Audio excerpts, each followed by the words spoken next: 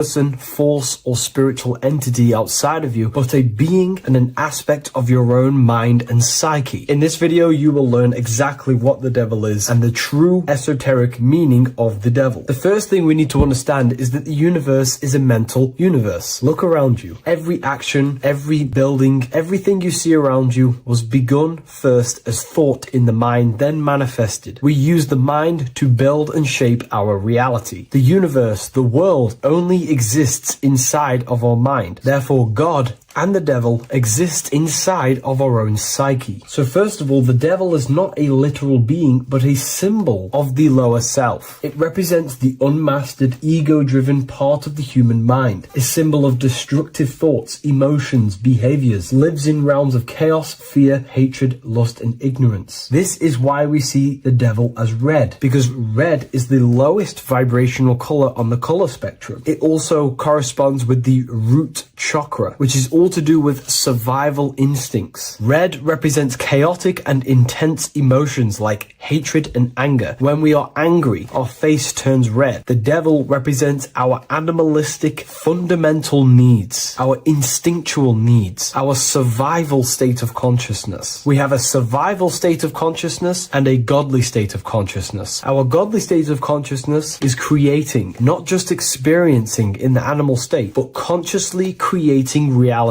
This is why we see the devil with a goat head, an animalistic head, and the head is where the brain is. The animal head represents living off instinct, the part of our mind that lives on urges, impulses, and instincts. Eating, sex, power, ego-driven actions, and ego-driven thoughts. Animals are only aware of themselves. Animals live on instinct. They have no ability to consciously create like humans. This is our lower desires for the material world. That's not to say the material world is evil. However, when our consciousness is only seeking material things, this leads us down a path of self-destruction, because nothing material can ever satisfy our soul. Everything material is temporary. Therefore, the devil represents the part of us that seeks only material desires, only material fulfillment, the ways of thinking where we only think about ourselves and ego-driven thoughts. It also represents the unchecked, unconscious self, where we have no mastery over our thoughts, over our emotional impulses, and no mastery over our actions. We're living in instinct and impulsive states, which causes chaos, selflessness, destruction, and keeps us bound to our lower material 3D state of consciousness. It's important to recognize that the word devil was never present in the earliest Gospels. Instead, what was mentioned was a spirit of evil. This distinction is crucial because it underscores that the idea of the devil, as popularly conceived, does not actually exist as an independent entity. Rather, it is a personification of the lower aspects of the human mind, a facet of our own consciousness. The term spirit of evil was not meant to denote a specific deity or being, but rather any force of negativity, whether it manifests as a destructive thought, emotion, or action. A spirit is a force, an energy, and we have three forces that create our reality: thoughts, emotions, and actions. We have full control over these three aspects, which transform and mold reality. A destructive thought, a destructive emotion, a destructive action is a spirit of evil, and it originates from the darker aspects of the human psyche. So now, because we're on the topic of the devil, we have to look at the pentagram, which is obviously connected to the devil heavily. The upright pentagram represents spirit, air, water, earth, fire. Upright, which represents spirit, the most important element on top of the earthly elements, showing spiritual principles over material principles. As spiritual beings as we are, we have to put our spirit first, our higher self first, and material things second. Why? Because material things never satisfy us long term. Seeking material fulfillment will leave us feeling unfulfilled in the long run and very unhappy, and we can lose ourselves in illusions. We have to put our spiritual principles first, seeking wisdom, knowledge, connection to the divine, and connection to our higher self. itself is what gives us true fulfillment in our hearts and souls. But when we see this pentagram inverted, we now have spirit on the very bottom, which now represents earthly principles on top of the spiritual principles. We're putting our earthly elements on top of our spiritual element, which this inverted pentagram represents no longer caring about spirit, no longer caring about our invisible internal world, and only caring about this external body, food, sex, material things, cars, money, and all the things outside of us, the world outside of our mind. This is what true Satanism is. Satanism is not worshipping an external deity, but it is worshipping the self, only fulfilling the ego's desires. This is what true Satanism is, and we have all been conditioned to live in this state. Satanists want us to believe that there is an external deity called Satan or the devil, and the reason they do this is because they trick us, making us believe that we are not Satanists, while they are actually conditioning us to be self-seeking, ego-driven people, where we only care about sex, food, material things, and money, which is actually conditioning us to be Satanists. 80% of the population today are unknowingly involving themselves in Satanism, which is ego-driven thoughts, actions, and emotions, dwelling and living in this state where we only care about ourselves. When we are spiritual, we realize we are all one. We are all one consciousness family, and we need to do things that help and contribute towards our collective experience, helping others instead of seeking to serve only the self. The angel is depicted with wings, which represents elevation, higher self. The devil is represented with an animal horns, which is on the ground. A goat is on the ground, which represents the lower self. This is the elevated mind and the lower material mind. Horus, the bird, higher self. Set, the ground animal, lower self. Jesus and Satan. These are two forces, two characters that exist within the human psyche, not real entities. They are forces of our minds, and there is a battle between our higher self and lower self all the time within our own minds. There's always a part of us that's telling to do one thing and another thing, to do something bad and to do something good. There is this battle inside of our own consciousness. Here we have the human spinal column. The human spinal column is showing you the higher and the lower self. The higher self represents the head. The head is where the mind is. This is the creative essence of the universe. This is where all material things begin as a thought in the mind. We create with the skull, with the brain. This is our higher self, the heavens, connected to the heavens, the sky. And the lower end of the spinal column is where our reproductive organs are, where our gut is. Our reproductive organs and our gut is all to do with survival. The lower end of the spinal column, lower instinctual 3D based consciousness. The lower end of the spinal column is where our lower self dwells. Eating, consumption, power, and sex, lust. These are all emotional forces and instinctual based organs that are not inherently evil, but when we dwell and live off this lower end of the spinal cord, it keeps us in low states of consciousness. Our goal to raise to our higher mind is to balance this, not to overeat, not to abuse power, not to abuse sex and lust, but to master these organs and gain the ability to say no to these organs so that we can raise to our creative side of consciousness. Instead of dwelling in our instinctual nature, we can turn to our creative nature and consciously become a builder and constructor of reality. This is the true way of raising consciousness. This is the stairway to heaven, out of the animal consciousness to the higher consciousness. To wrap all of this up, it's all about gaining control over our instinctual lower nature and allowing our spirit to rule over our body and not our body ruling over our spirit or mind. The moment you let a thought become instantly an action is the moment you are an impulsive person. We are all trained to be this way. It is okay if you are in this state. The moment you let a thought turn straight into an action without questioning, that is the mind controlling you and you not controlling the mind. We need to gain control over the mind, and we do this through many different ways, through meditations,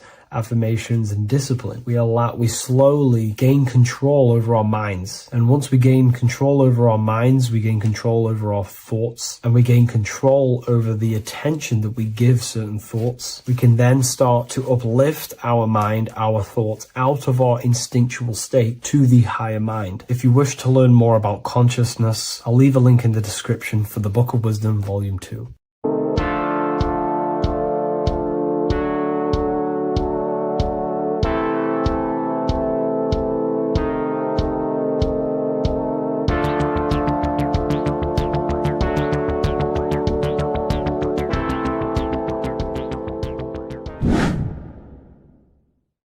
What is good, people? We're back with another video, and this is going to be talking about the connection between the micro and the macro. You are the universe, everything is inside of you.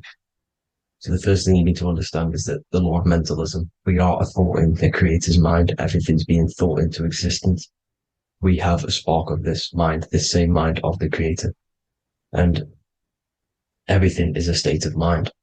Particles or atoms, whatever you want to call them, are a mental thing. They're a product of the mind. Everything's thought into existence. Thoughts influence everything. Thoughts are energetic effects which send out waves into the quantum field around you. And your consciousness is actually the universe experiencing itself, expressing itself, and viewing itself. So we are the creator, but viewing itself in separate bodies. And this is why they call the material world the world of illusions. Because everything's separate here, but we all forget that we are all one. We've all been brainwashed to think we're all separate, but we're all one. We're all the same mind, the same consciousness, everything. So everything's created out of toroidal fields. God created the toroidal field.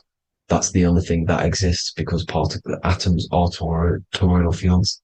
And it's the basis behind all creation. As you can see it in the owl's eyes, it creates the infinity symbol.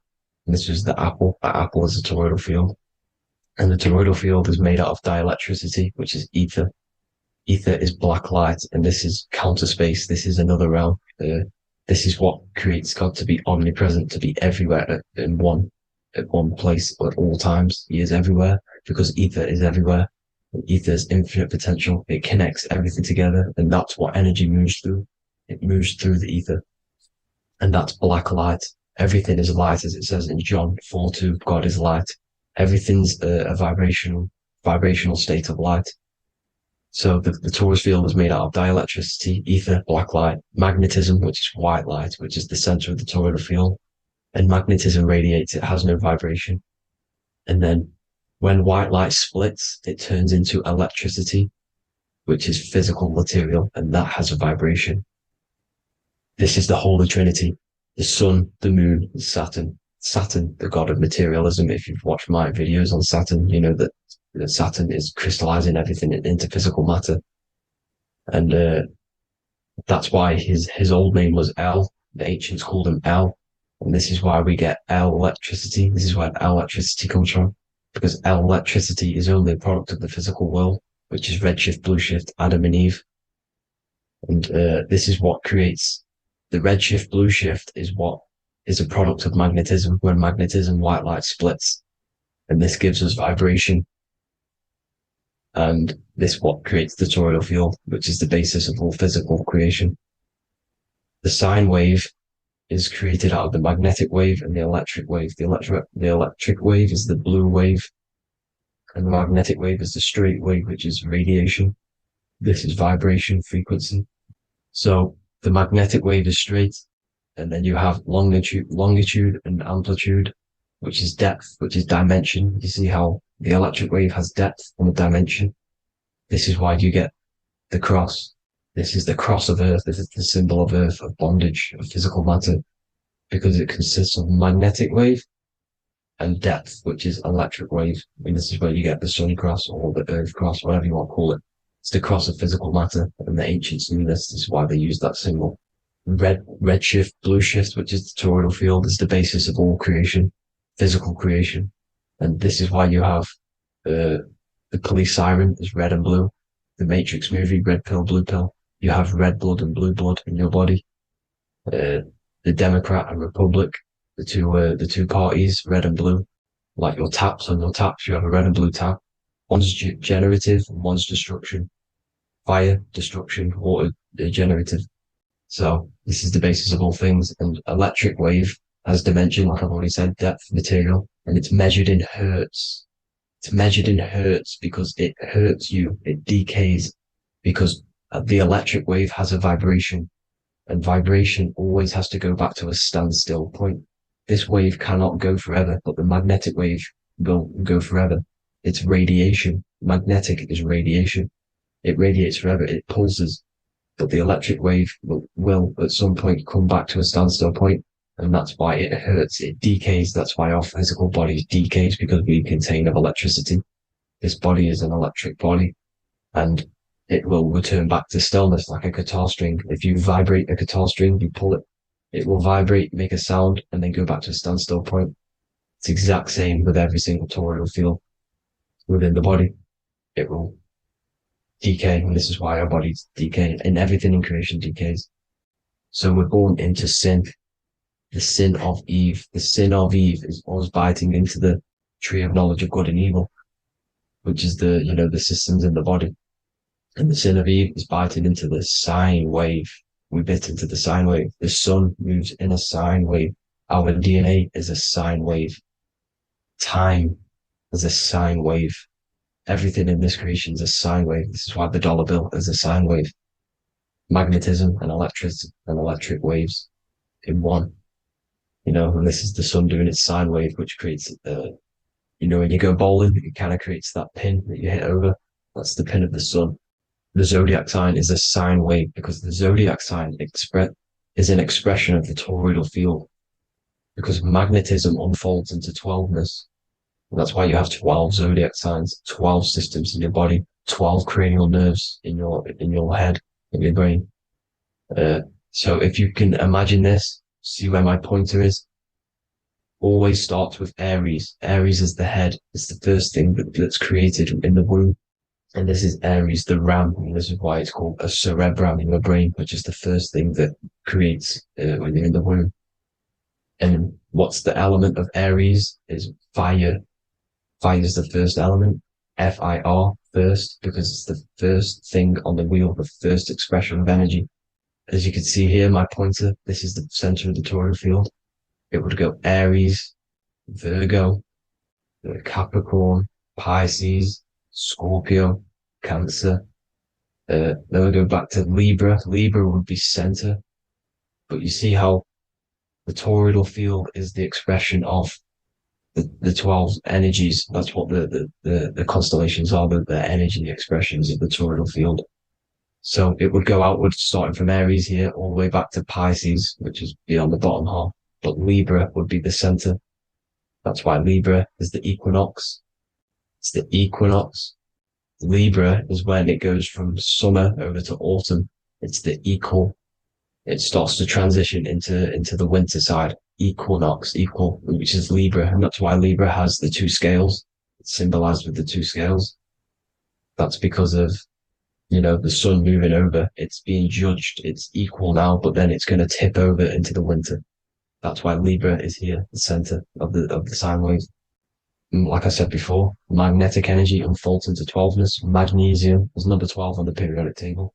It's the sacred number. And this is why the scientists are NASA is trying to bring in another constellation to destroy the holy science of astrology. So Aries rules the head, which is Mars. Taurus rules the neck, the lower head. Gemini, the two twins, which is your lungs, your two twins, your arms, two twins. Cancer, the breasts, the chest area. Leo, the heart, which is the sun, which is fire, the center of the toroidal field. Virgo, the belly, which is the intestines. Libra, the kidneys, the two scales, the kidneys, balancing out everything. Scorpio, the sex organs. Sagittarius, hips and thighs. Capricorn, I've missed that out, which is the kneecaps. Capricorn, kneecap. Aries, which is the ram, which is the cerebrum in your brain. And then Aquarius, the calves and the ankles, and the Pisces, the two fish, the 2 feet. So everything corresponds, as you can see here. This is an ancient way of depicting it, of the folded human. And this is everything. Each constellation rules that part of the body. gives energy to that part of the body, makes you do certain things. So magnetic energy unfolds into 12ness, electricity unfolds into sevens. That's why when you get electric, the light spectrum that we see, it consists of 7 colors. Why we have 7 planets. The 7 planets give us our 7 metals and the 7 solfeggio scale frequencies. So the rotor, this is the rotor, and rotor is an anagram for Torah, the Torah, which is I think it's the Hebrew Bible. Don't quote me on that, but it's one of the holy books. Which is the Torah, the Taurus. Everything goes back to the Taurus field because it's the basis of all creation. So the chief cornerstone, it says in the Bible that the builders rejected the chief cornerstone. The chief cornerstone, you are the builder. You decided to incarnate into the physical world, into the electric world, El, the world of El, Saturn. When you are created in the womb, it takes you 9 months for you to be created. So for example, if your parents, if you went into the womb here, it'd take you 9 months. So let's say you're born in Scorpio. So you'd go back 9 months, 1, 2, 3, 4, 5, 6, 7, 8, 9. You consist of all of these 9 energies because it takes 9 months or however long you took to be born. Some people are born earlier. You'd have to find out how many months you were in the womb for. But you consist of these 9 energies, and each constellation has a cell salt associated with it. And these cell salts are vital for your health, and your cells are the optimal health of your body. So the chief cornerstone that you rejected is these 3 cell salts, these 3 constellations. So you're mineral deficient in these 3 constellations. For example, fluoride, magnesium, phosphate, and potassium sulfate. So that's the chief cornerstone. And a cornerstone, people always get it rejected with the cornerstone. The cornerstone is not, it doesn't say the cornerstone in the Bible. It says the chief cornerstone. The cornerstone is a cornerstone of a building, but a chief cornerstone is the top of the pyramid. This is where we get the pyramid of the wheel. So you're mineral deficient in whatever 3 zodiac signs you're not. You were not in the womb for. This is the chief cornerstone you rejected. So the human body is the micro. It is the universe in a physical form.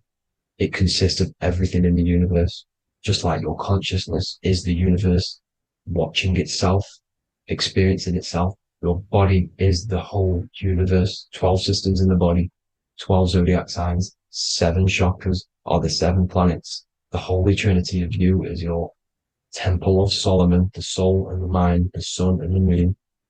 You know, everything is in you. You consist of everything, all the energies, everything. Heaven and hell. Heaven and hell is a mind state. It's a state of the mind. Head, H-E-A, which is heaven, and the heel, the bottom of your foot, is hell. And the bottom of your foot is the soul. So they're basically saying, well, it's wordplay. They're saying that your soul is in hell because, you know, with the elites being in control. So they call the bottom of your foot the soul, trying to say that you're in hell. The Christ is in you. And this Christ is Greek for what? Christos. And Christos is Greek for the oil. And this oil is produced in the cerebrum, the Aries, the ram, the cerebrum. It goes down the pineal. Well, the pineal and the pituitary are underneath the cerebrum. Goes down the pingala and the ida. The pingala being the positive charge connected to the pineal gland, pin, and the ida connected to the pituitary. And this is the 2 serpents going down the spinal column. And this is why Jesus goes from Nazareth to Bethlehem, and then Joseph and Mary are waiting for Jesus in Nazareth. Joseph and Mary are the pineal and the pituitary gland waiting for Jesus to come back up the River Jordan, or spinal column. So this is the oil. This is the story of Santa as well. Santa comes from the North Pole. Why? Because the North Pole of the Earth is the center of the toroidal field. And the North Pole of you is your spinal column, which is the North Pole of the toroidal field. The North Pole, he comes from the North Pole. This is the North Pole. This is the South Pole of the toroidal field. Comes from the North Pole, which is your mind. And he goes down the chimney and then back up the chimney. This is the chimney. And he drops off the present, which is the Christos, the oil. And this is why Jesus is crucified at 33, because he crosses over the vagus nerve at the top of your spine. When this oil comes back up the 33 vertebrae, these are your vertebrae here. When it goes up to the 33 vertebrae, it gets crucified at 33 because it crosses the vagus nerve, and he's crucified on the cross at 33. This is the story behind Jesus and Santa. The Ark of the Covenant in the Bible is the two hemispheres which cover the vital parts of your mind, the brain side, which is the cerebrum, the pineal, the pituitary, etc. So the two hemispheres are the two angels, the Ark of the Covenant. This is the Ark of the Covenant covering the two vital parts of your brain. So these are the optic thalamus is another part, and it protects the Christ oil, which is inside at the center of the brain. See, the Bible is all a massive metaphor about yourself because you are the universe. You are a microcosm of the universe. Your consciousness is experiencing itself, and the universe experiencing, and your body is the whole universe. Your head's heaven. So Moses crosses the Red Sea. These are the two hemispheres of your brain. This is the corpus callosum, the Red Sea. So he's pretty much saying that he's uniting the two hemispheres of your brain, because most people in this generation are stuck in the left brain, which is just logic, reasoning, science and maths, writing. And this is what school teaches you to do. It keeps you stuck in your left brain. And you want to cross over to you want to cross the Red Sea, which is the corpus callosum, to the right brain, which is awareness, art awareness, creativity, imagination, intuition, insight, using the higher mind, creativity, imagination. If you don't have intuition, then you can't read energy, you can't pick up on bad things. This is what Moses is symbolizing by crossing the Red Sea. And it's also the upper room where Jesus met the 12 disciples. 12 disciples are the 12 cranial nerves in your brain. It doesn't just represent the 12 zodiac signs. The 12 disciples symbolizes many different things. It's like I said, energy the universe consists of 12ness. So you have 12 cranial nerves in your brain, and that's the 12 disciples as well. And they want you stuck in your left brain, which is the five senses, materialism. So they say in the Bible that Satan blinds the mind. Satan is Saturn. If you've watched my videos, Satan is Saturn. And you consist of the whole Trinity, which is the sun, moon, and earth, the soul, moon, the soul being your sun, the solar, the moon being your mind, the earth, your physical body. And Satan blinds the mind. Why? Because we enter a soul system. This is a soul system, not a solar system. And Saturn is the Lord of the Rings, which is the outer ring. When your soul enters the soul system, your soul starts to materialize. It hits Saturn. Why? Because Saturn starts to materialize you. You take on the 7 virtues, which are the 7 planets, which are your 7 chakras. And to get out of this soul system, you must get out of your lower nature, your animal nature, which is lust, desire, greed. The number of the beast, 666, which is Saturn, Satan. So you enter the soul system, you take on the 7 energies, which you turn into physical matter. And this is your descension from heaven to say hell. And then you must raise back up from matter to spirit. They say Satan blinds the mind. Why? Because your mind gets materialized. Your soul and mind get materialized. And when you get materialized, it's an intense experience. You lose the divinity within you. You forget the divinity. So Satan, which is the first planet, the first energy you take on, the material body, he blinds the mind. He makes you forget everything, your divinity. Then you must ascend up Jacob's ladder, the 33 vertebrae, to heaven. And this is a microcosm of the macro, because you will ascend back up to heaven if you do this, when you leave your physical body, when your body decays. So when it talks about in the Bible, completely destroy them, the Hittites, the Amorites, the Canaanites, all the ites, this is what God says to the Israelites. It says completely destroy them. It's basically symbolizing saying destroy your lower nature. The Canaanites, cannibals. We're under a Canaanite system now, which is cannibalism. And this is flesh eating, lust, greed, all the demonic stuff, all the lower vibrational stuff, the lower nature, eating, sex and survival, the lower 3 chakras. You must get out of these lower 3 chakras and return back to spirit, which is heaven, which is spirit, love, being holy, being truthful, being passionate, going back to Satan blinding the mind, all of the planets are made out of these three symbols. Satan blinds the mind. And that's why Satan's symbol, this is the symbol for Saturn, Satan, the symbol of Saturn is the cross, which is physical matter, the earth, over the moon. The moon is your mind.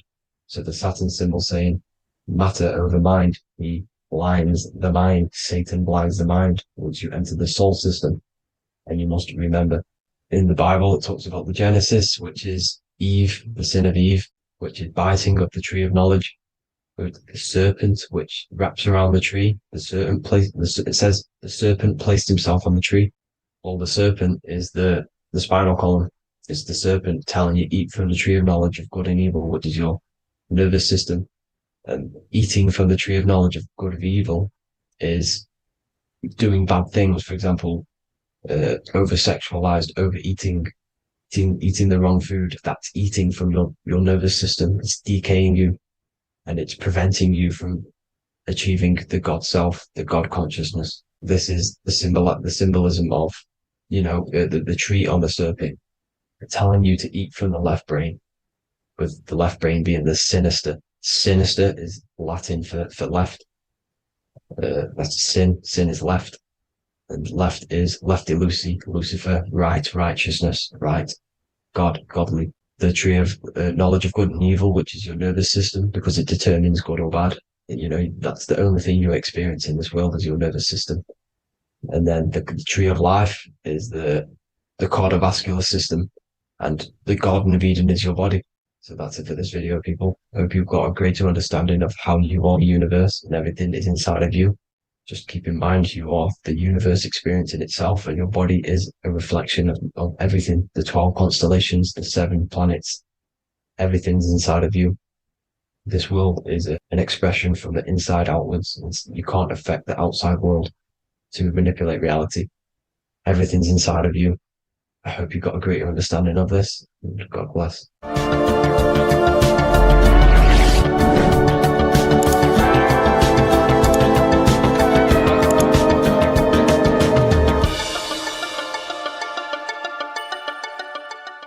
Neo is plugged into the matrix on the back of his neck. And if we look at the human brain, the back of the neck is the reptilian brainstem. And when one operates their life out of the reptilian brainstem, they are unaware, unconscious. They are consciously dead, because the reptilian brain does not really critically think. It acts on instinct, fight or flight mode. This is considered in the occult spiritually dead. When one is taking actions without intention, simply very reactive to life. They're not living, they're simply experiencing. When you're walking down the street and you see someone, and in your mind you think me versus them versus me. That is an animalistic way of thinking. I used to be trapped in this way of thinking, always thinking of fight or flight, always judging people, always reacting to the world, never consciously creating and commanding with intention in the world. This could be considered the matrix, when one lives unconsciously, simply surviving in the world. Another symptom of living in the reptilian brain could be obsession, a constant need to assert your power over others to feel safe or superior. Views relationships as power hierarchies, not as mutual connections. It could be a conquest for sex, lust, seeking validation through sexual activity. Sex becomes a tool for dominance, escape, and self-worth. Intimacy is avoided. Pleasure is pursued without emotional depth. Seeking pleasure all the time. This is all to do with the reptilian brain. Seeking safety. It could be compulsive eating or food hoarding, driven by craving and not actual hunger. Eat to soothe fear or emotional discomfort, often unconsciously. This is the unconscious. Fear-based decision-making. Every choice is shaped by perceived threat or insecurity or fear within the subconscious mind. Long-term vision is sacrificed for immediate safety and gratification. All called the reptilian brain. Territorial behavior overacts when personal space, possessions, or status is threatened, acts as though survival depends on ownership or status. Addiction repeats patterns to feel safe, even if they are harmful, avoids anything unfamiliar or unpredictable. Low empathy, no empathy or emotional care for one another and for fellow beings in the world, sees people as threats, tools, or competitors. This is all to do with the reptilian brain. Intense jealousy or possessiveness, sees others as rivals or objects to control, cannot tolerate perceived threats to loyalty or status, quick to be angry, slow to reflect, reacts with rage, withdrawal when challenged, lacks emotional regulation or deep self-awareness. So this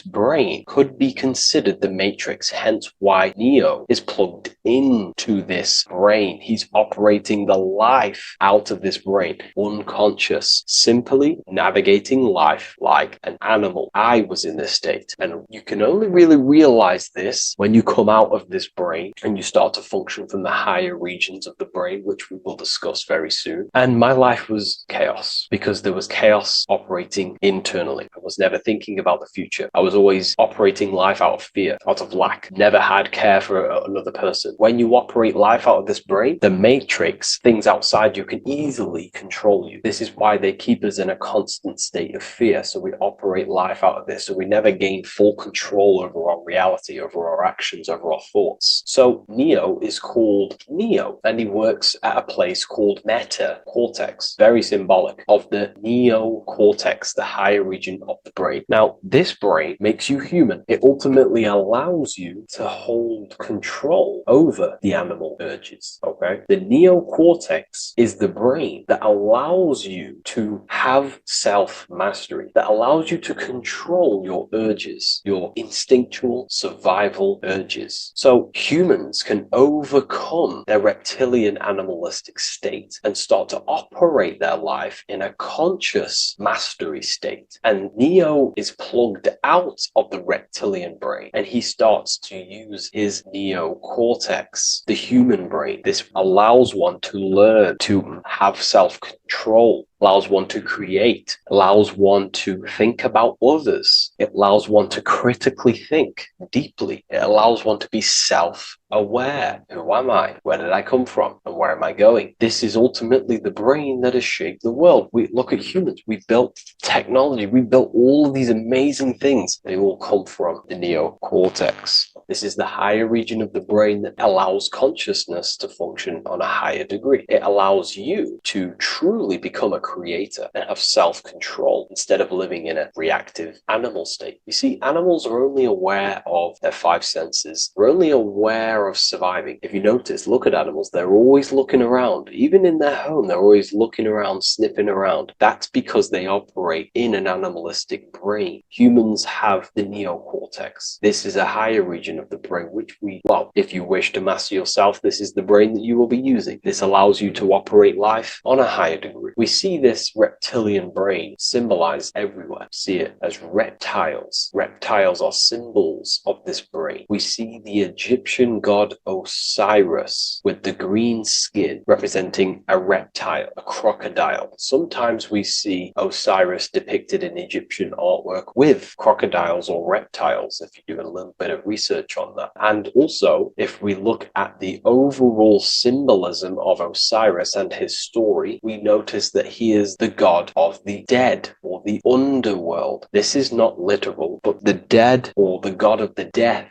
the god of the death of self, the dead of consciousness, because you are a divine being with limitless potential to create. And ultimately, to create, we have to master our reptilian brain. But when we function from this reptilian brain, we are dead to our higher powers of creation, of imagination, of actually gaining control and operating life from the higher mind, operating life as the divine being as you are. But if you operate life in Osiris, he is the god not dead. You are spiritually and consciously dead. You act unconsciously. You are dead, not physically, but mentally and spiritually. So what we're looking at here in the Egyptian artwork is the reptilian brainstem. We have the left hemisphere and the right hemisphere of the brain. Notice a curve. The feminine body is very curvy. This represents feminine. The masculine body is very liney. So if we study geometry, we know that lines are masculine, hence why the word masculine,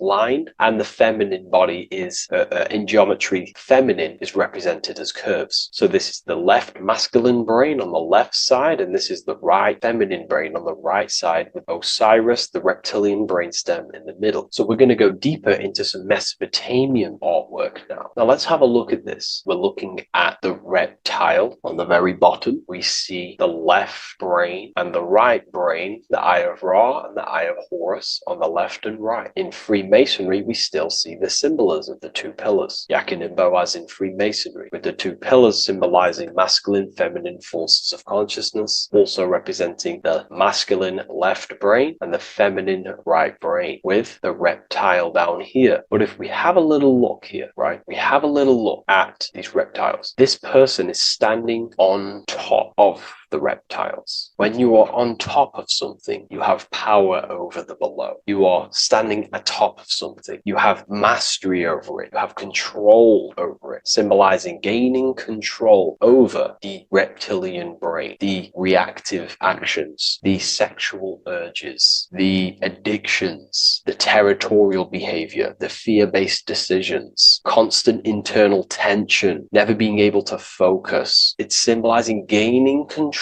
over these internal qualities that happen within us, in our mind, because the universe is mental. And if we do not gain control over this brain, it will dominate our mind, which will ultimately dominate our actions and destroy our life and live in an unconscious state. So this is basically instructions in this ancient Mesopotamian artwork of becoming self-mastery, to operate on a God consciousness level. So we have a person symbolizing your awareness, the internal you, having mastery over the reptilian urges, the reptilian brain, the reptile thinking. We have a person, a face in between, and it's standing in between these pillars, symbolizing balance of the brain hemispheres. Because the face, we see the eyes in the middle, we see the person is you, your consciousness, standing in the middle pillar. It's representing seeing reality as neutral. Everything in the world is neutral. It's the mind's perception that gives it a positive or negative charge. When we adapt this mindset, this view of reality, this knowingness of reality, we see the world for what it truly is. And if you see things as neutral, it allows one to transform the situations in your life accordingly, instead of simply choosing a side.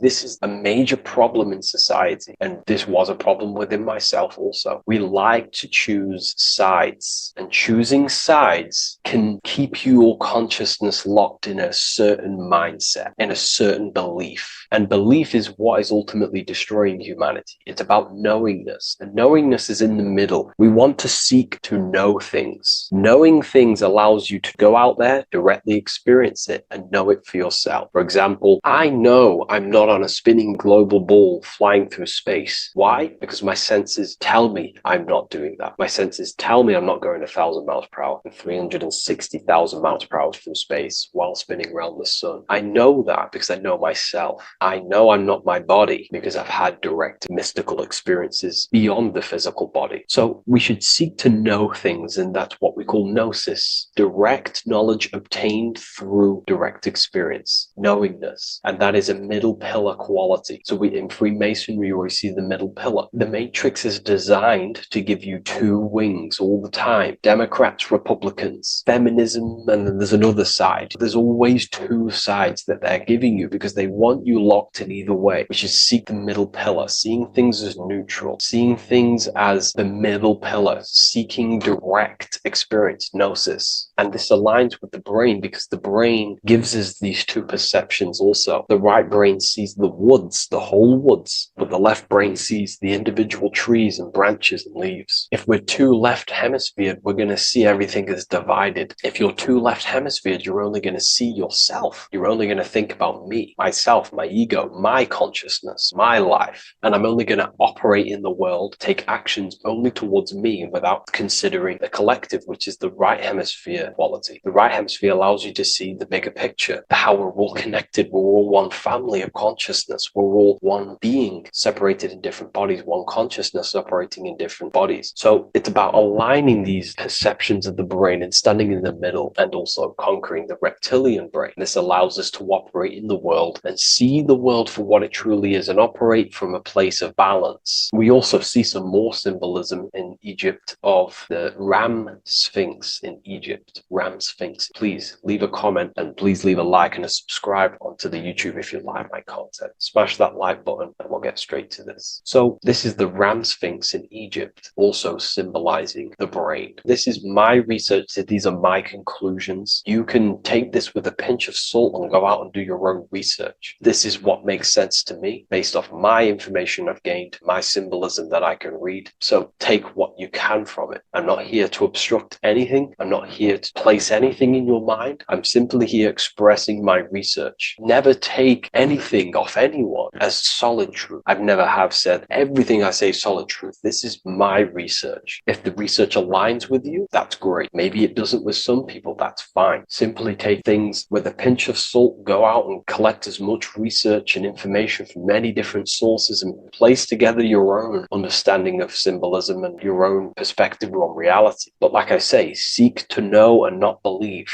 So this is the ram sphinx in Egypt. This is a more powerful symbolism of the brain. We have Osiris here, the god of the dead, which is the reptilian brain, and an Aries symbol here symbolizing the hippocampus in the brain. So this is the reptilian brain stem, heavily aligned with the reptilian brain stem here. We can see the connections if we look closely. So this represents the dead of consciousness. This is the dead of self, living in impulsive, animalistic state, the symptoms that I listed earlier. I'm not going to go over the symptoms again. And Aries symbolizes the hippocampus in the middle of the brain. It's the hippocampus. And Aries is a symbol of a state of being. Why? You see, ancients and the ancient Egyptians, according to my research, Freemasons still use this symbolism today. So what they do is they use the path of the sun to symbolize a state of consciousness or a journey in consciousness. So what do I mean? So Aries here is the transition from the winter arc. So this is the winter arc from Libra, Scorpio, Sagittarius, Capricorn, Aquarius, Pisces. This is when the sun is dead. This is when the electromagnetic waves of the sun are not very present. This is the winter. This is when there's more darkness in the world. However, from Aries, Taurus, Gemini, Cancer, Leo, Virgo, and to Libra, this is when the sun is giving more electromagnetic rays. Everything grows. Everything is reborn again. Everything's growing. There's more light. There's more warmth. You can grow crops. So this is very symbolic as a state of consciousness. Aries is used heavily to represent the rebirth of the sun, but internally as an esoteric interpretation of Aries, it symbolizes the resurrection of awakening of the self. It is the rebirth of the sun, of the soul, the rebirth of becoming aware out of the darkness into the light, living in the reptilian unconscious state, the unconscious, not being aware that I possess consciousness, not being aware of my thought, emotion, actions. And Aries is that symbol of the rebirth of the spirit, the rebirth of the self, becoming self-aware. So that's what we're looking at here with the ram sphinx. We're looking at Osiris, dead, the reptilian brain, operating life in an unconscious state, not really thinking, not self-aware of thought, emotion, actions, not aware of the soul, not aware of good and evil, not aware of the laws that are in the heart of love, not aware that there's always an intelligence in the heart telling us what's the right thing to do at all times, not aware of anything, just simply reacting to the world. But then we have a symbol of Aries above, which is the resurrection of self. So again, this is symbolizing by the Egyptians to me in my research, going from darkness to light. This is the resurrection of consciousness. consciousness, when we start to deepen our self-awareness, which is ultimately what I'm doing to you in these videos. Hopefully I can awaken some people's minds and make people think deeper. And that process of internally what's happening within you that's what Aries represents, when you're starting to say, wow, my mind's going deeper and deeper into the self, and I'm realizing more. That is what Aries symbolizes. When the sun returns, it's also a symbol of a sacrifice, because obviously when the sun returns back to Aries, we're sacrificing the winter, when we're transitioning, and all transitions require sacrifice. So in Aries, the Jews celebrate the Passover. It's the Passover of the sun, and what do? They eat lambs in the Passover Aries, because it's all symbolic of this internal process. In Aries, Christians celebrate with the Easter, which is the resurrection of Jesus, the resurrection of the sun. Remember, it goes deeper. There's deeper layers to this. It's the resurrection of the self and the mind deepening into a deeper awakening. So again, we're going from the lower regions of the brain, and when we start to critically think and become self-aware, we're starting to use the mid part of the brain, and the mid part of the brain then expands into the neocortex, which is the resurrection of the self. The mind is no longer functioning in just the reptilian brain, but then it's going into the light of the higher brain, the neocortex, and this is the reptilian brain. This is the midbrain, what we're looking at here with the Ram Sphinx. Yeah. So this is the resurrection. It's the transition point of going from the reptilian brain into the midbrain, into the neocortex. We're now resurrecting ourselves. Now, this is not putting anything negative on the reptilian brain. Without the reptilian brain, we wouldn't be able to live. We need the reptilian brain, but it's an abuse of the reptilian brain that can keep us in a very low state. It keeps us stuck in an unconscious state. But the reptilian brain is what's allowing you to breathe, to eat, to scan the environment for any threats. If there are threats, we do need the reptilian brain. That's not to say it's evil, but what I'm saying is an abuse of this brain, which is what most people are stuck in. They're operating their life out of this brain. And this is what the Egyptians,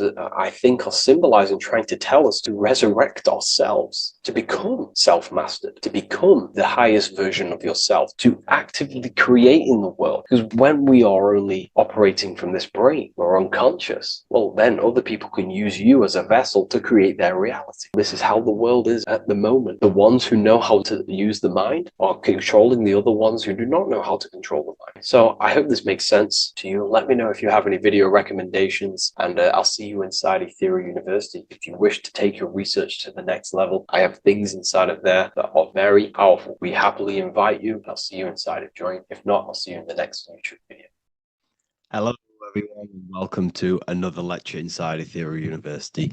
In this lecture, you will learn about the death process and how to prepare for it, and why that preparation is so important.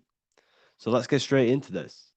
You must understand, as a spiritual creature that you are, you have a visible nature and an invisible nature. You never truly die. You are an eternal soul experiencing a temporary physical world. The inner world of thought and emotion is eternal, while the outer world of matter is mortal. Everything that is seen is mortal. Everything that is unseen by the eyes is immortal. When you die, your external physical world will be stripped away, leaving only your pure consciousness in its raw form, drifting within the astral plane. So here you see your physical external body and your internal world. And your internal world is your state of consciousness. It's your state of consciousness. Your thought and emotion is one overall state. Okay? So you must understand these planes. You have the physical body, the etheric double, an astral body, a mental body, and the Buddhic body. When you die, you leave the physical plane. Then you will more than likely leave the etheric plane, because the ether acts as like a portal. Everything comes out of the ether and returns back to the ether. I can break that down in another video in electromagnetism. But electromagnetism is ether, energy coming in and out of the ether. You will, every single day you die, every single day. There's a cycle of life and death occurring all the time. Every single day, you go to sleep, you go back, your consciousness slips back through the ether, and then when you wake up, your consciousness comes back through the ether into the physical plane. Death is just a bigger macrocosm of the microcosm cycle of life and death. So you will return back to the astral, which is the realm of imagination, infinite possibilities. And this is where thought forms start to manifest. Okay. So depending on how advanced you actually are mentally and emotionally, will depend how long you stay in the astral.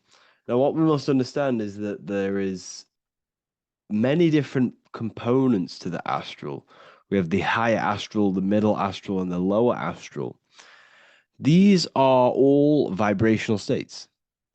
So if your mind and soul is operating in lust, lust, desire, hate, food, physical addiction, smoking addictions, then these are quite heavy.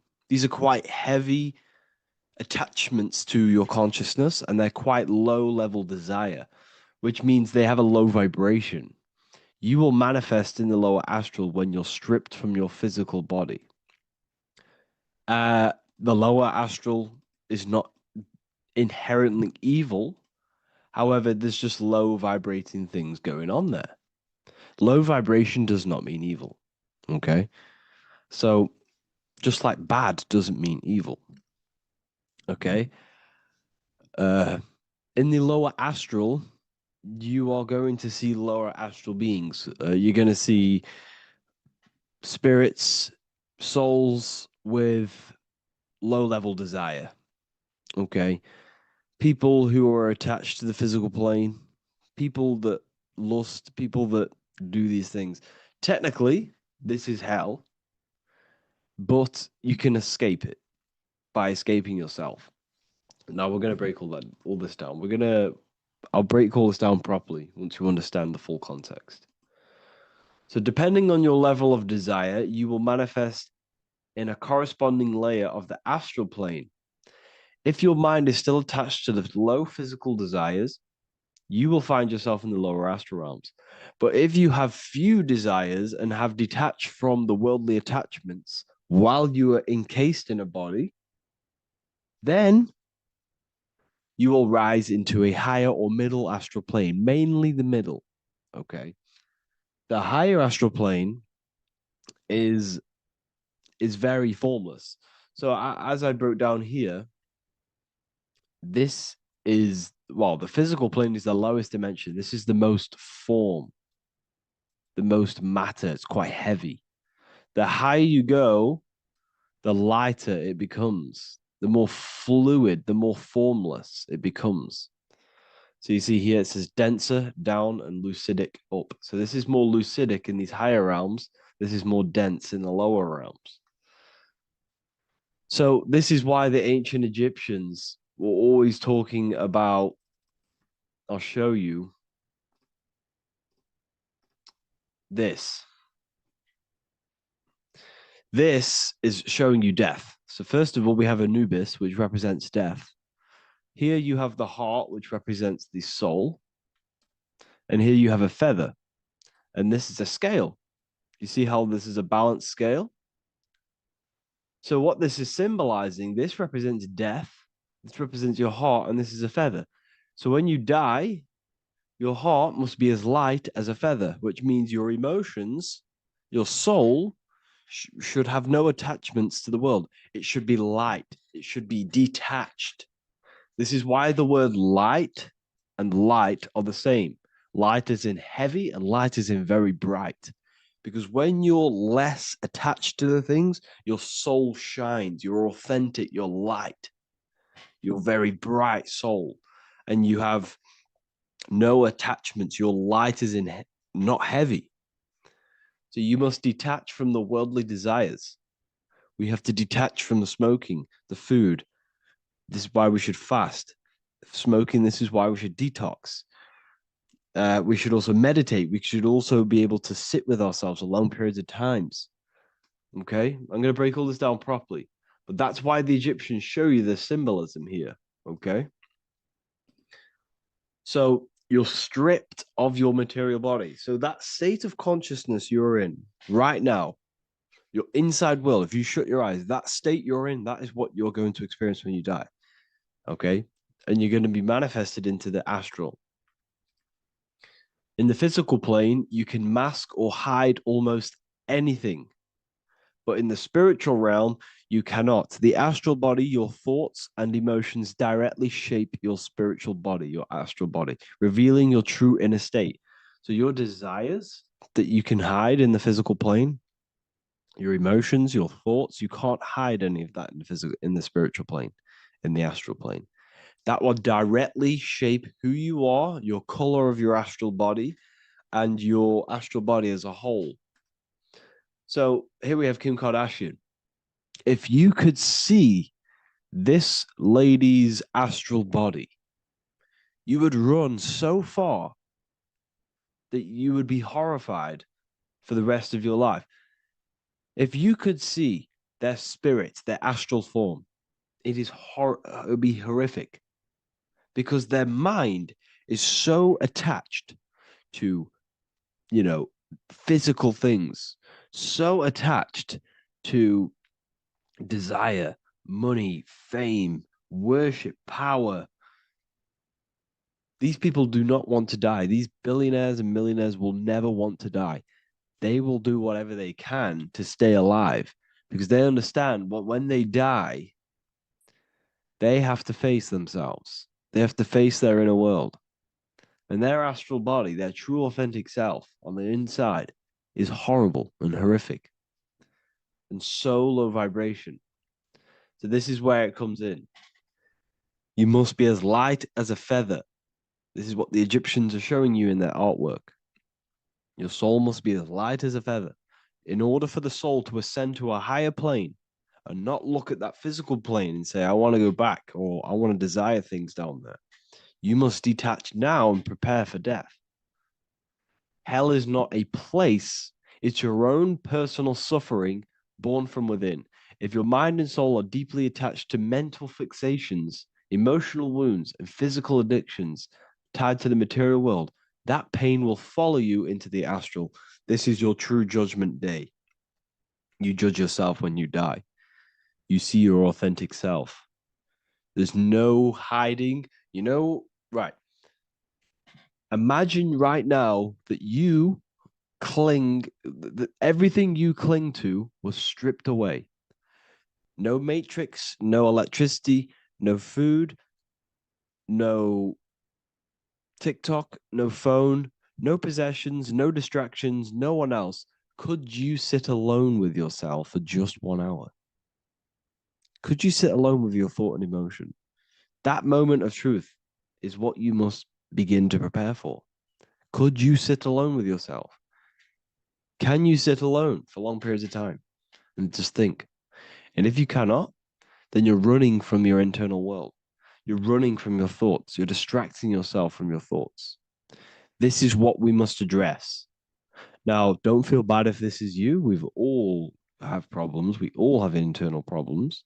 But this is what we have to face directly in order to prepare for life after death. We must meditate for long periods of time. Not even meditation. We should be able to sit with ourselves with no distractions and just think. This is what the people of the past used to do when we had no technology. People would sit and think for hours. This is what we need. Because if you cannot sit with yourself, imagine sitting with yourself with no physical body. That's the level that's going to happen. And we need to prepare for that. The soul and mind must become as light, as weightless, as radiant as a feather to ascend to a higher plane and move beyond the physical life. To rise, they must release heaviness, attachments, burdens, fears, and desires. The lighter and brighter your inner being becomes, the more freely it can rise into a higher state of existence. Ascension is not about going somewhere, it's about becoming something pure, clear, and luminous.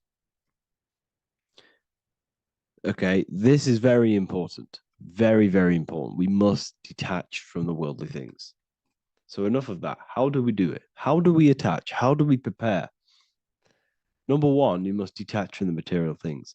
Start loosening your grip on things, possessions, titles, even identities. They are temporary Appreciate them, but don't let them define you. Let nothing outside of you define you. Nothing.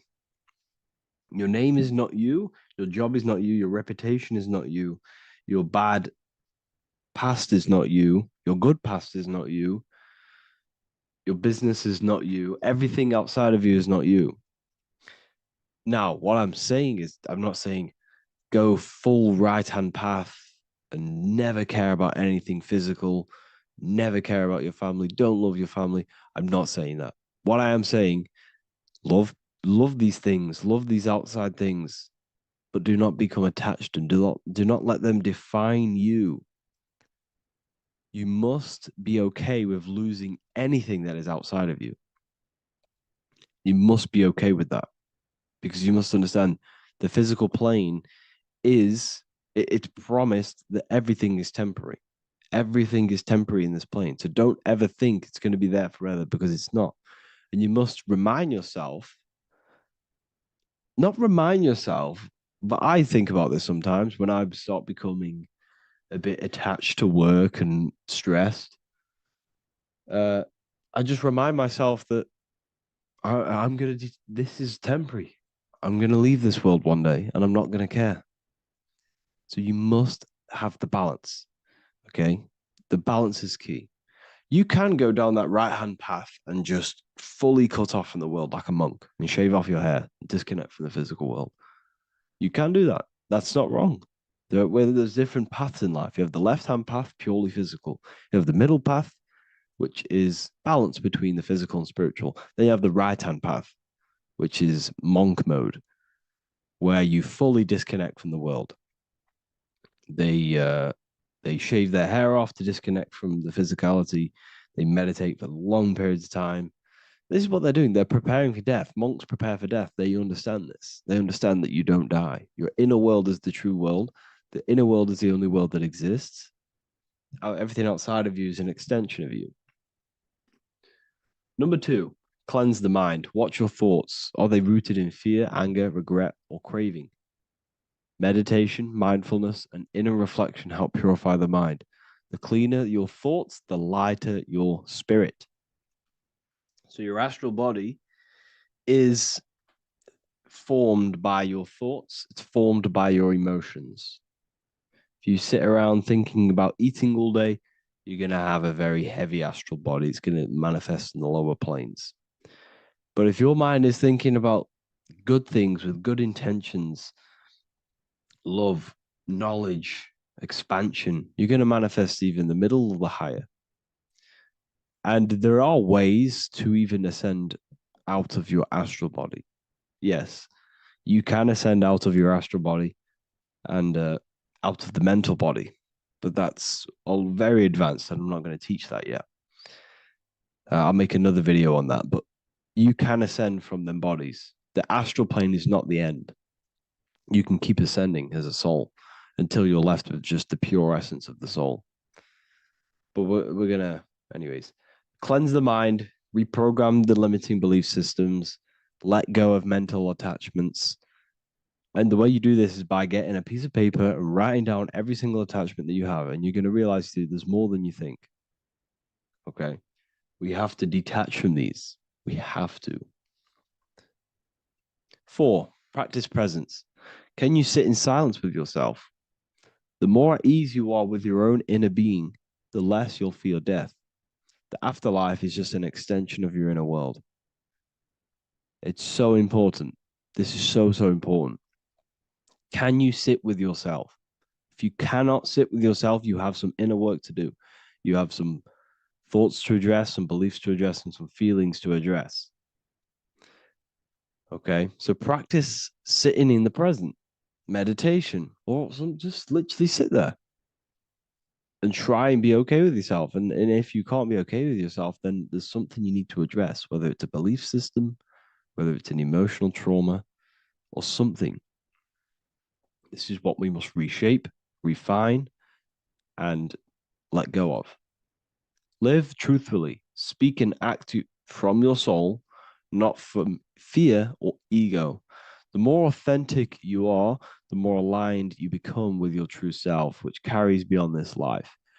The ego is your mind's perception of itself while being incarnated in this world. It's been shaped by your experiences, your thoughts, your beliefs, and your emotions. So your ego is basically this false thought form that you've created. It's a false layer of yourself that sits on top of your true authentic self. It's basically your physical character. When you were young, you had no ego. You were pure. You had a pure consciousness. But then as you grew older, your ego started to grow, and it still is growing because it was shaped by experiences, things you've gone through, things you've said, things you believe, things you think. It's created by you, by your mind. And the ego is close to the word echo. The ego is the echo. It's an echo. It's a layer. It's a false identity. It's a false layer that sits on top of your soul. And if you don't get rid of that ego, if you don't know how, well, not get rid of it, but balance it. If you don't know how to rise above that ego and you die, it's that ego that's going to be pulling down when you die. It's that ego that's going to be your suffering. Okay. 7, connect with the divine, whether through prayer, meditation, tune into something greater than yourself. The connection is the soul's compass beyond this world. If you can meditate and rise above them clouds of thought, that's the soul, that's the observer.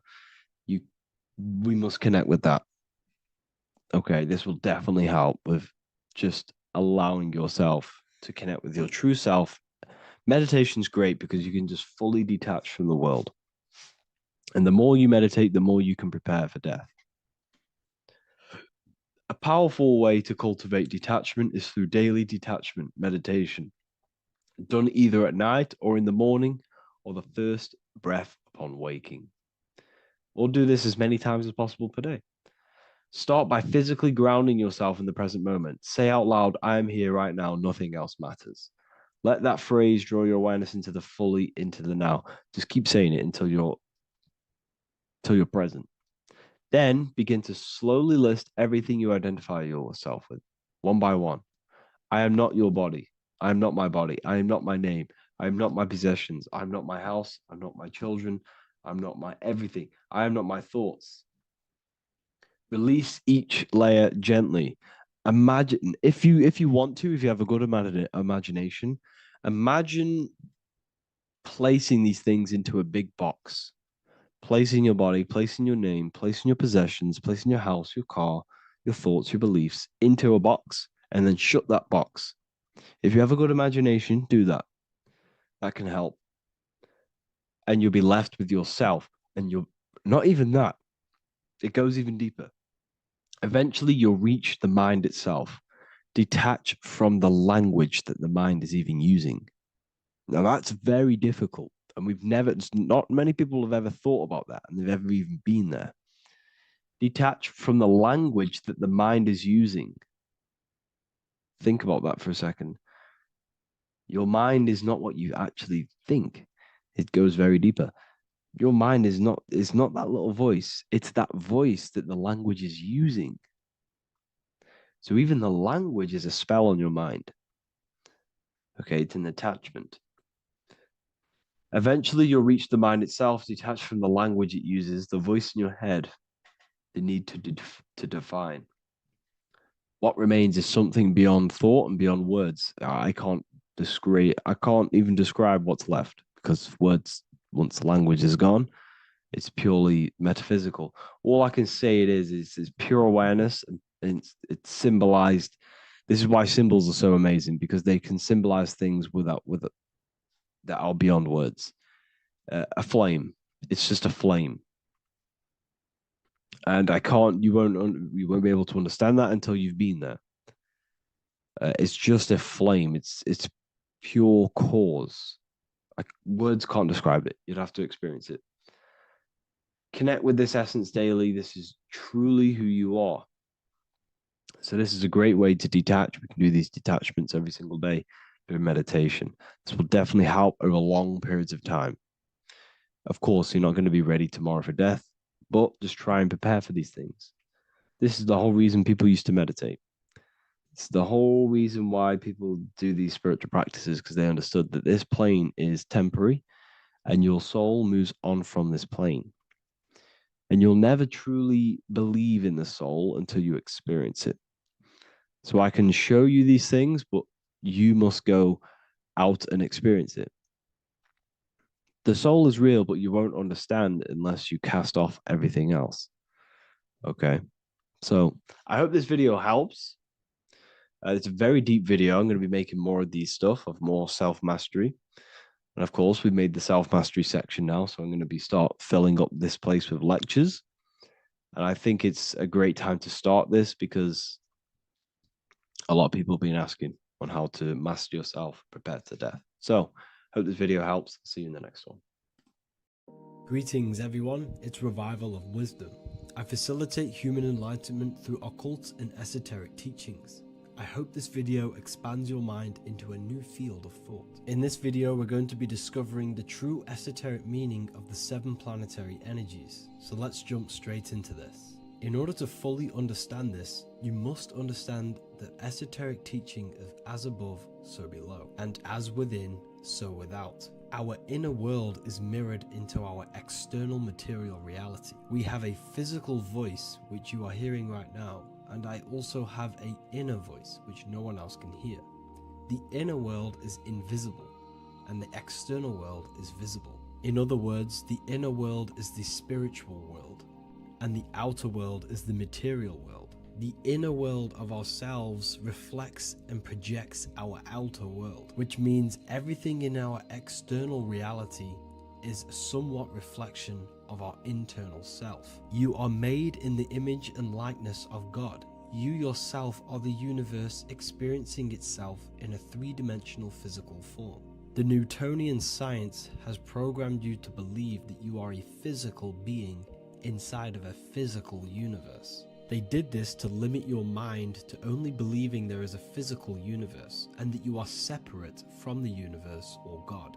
But you yourself are the divine essence of the universe, experiencing itself in a physical plane, which means everything you see is inside of you, including the stars, the planets, and the elements. As above, so below. As within, so without. An example of this is the 4 physical elements: fire, earth, water, and air. In the external world, these are physical elements. In our internal world, they represent the 4 bodies of consciousness. We have 4 different bodies. We have a material body, we have a spiritual body, an emotional body, and a mental body. The mind is not made out of the same substance as the body. The emotions is not made out of the same substance of the mind and the body. These bodies exist in 4 different dimensions, 4 layers of consciousness. With that being said, the 4 physical elements are inside of us. The earth is our material physical body. Fire represents our spiritual astral light body. Water represents our transformative and emotional body. Air represents the mental body, the communicative and thinking body. This is the teaching as above, so below. If that resonates with you and you can comprehend it, please leave a like and a subscribe to this channel to see more content. And feel free to leave a comment on any video suggestions. Okay, so now we've gone over the 4 physical elements and how they correspond with your inner world of consciousness. This is going to make it easier for you to understand what the planets actually are. The planets are a bit more in-depth and more detailed aspects of our consciousness. The 4 physical elements are generic, but the 7 planets go deeper. They are deeper aspects of ourselves. On a macrocosmic scale, the 7 planets rule the material realm. Every object, every animal, every plant, every stone, everything we see in this plane is governed and created under one of the 7 planets. I don't really like calling them planets. They are energies. They are spiritual forces that drive things into existence. An example of this is if we look at a tree. The roots of the tree are governed by Saturn. The stem of the tree is governed by the sun. The leaves of the tree are governed by the moon. Any offspring or fruit of the tree is governed by Jupiter. Any defense mechanisms of the tree is governed by Mars. The communication and networking of the tree is governed by Mercury. The smell and the look of the tree is governed by Venus. Everything we see in this material plane is governed by one of these specific energies. Everything material has a spiritual force that brings it into physical existence. This is the reason why we have 7 days of creation in the Bible.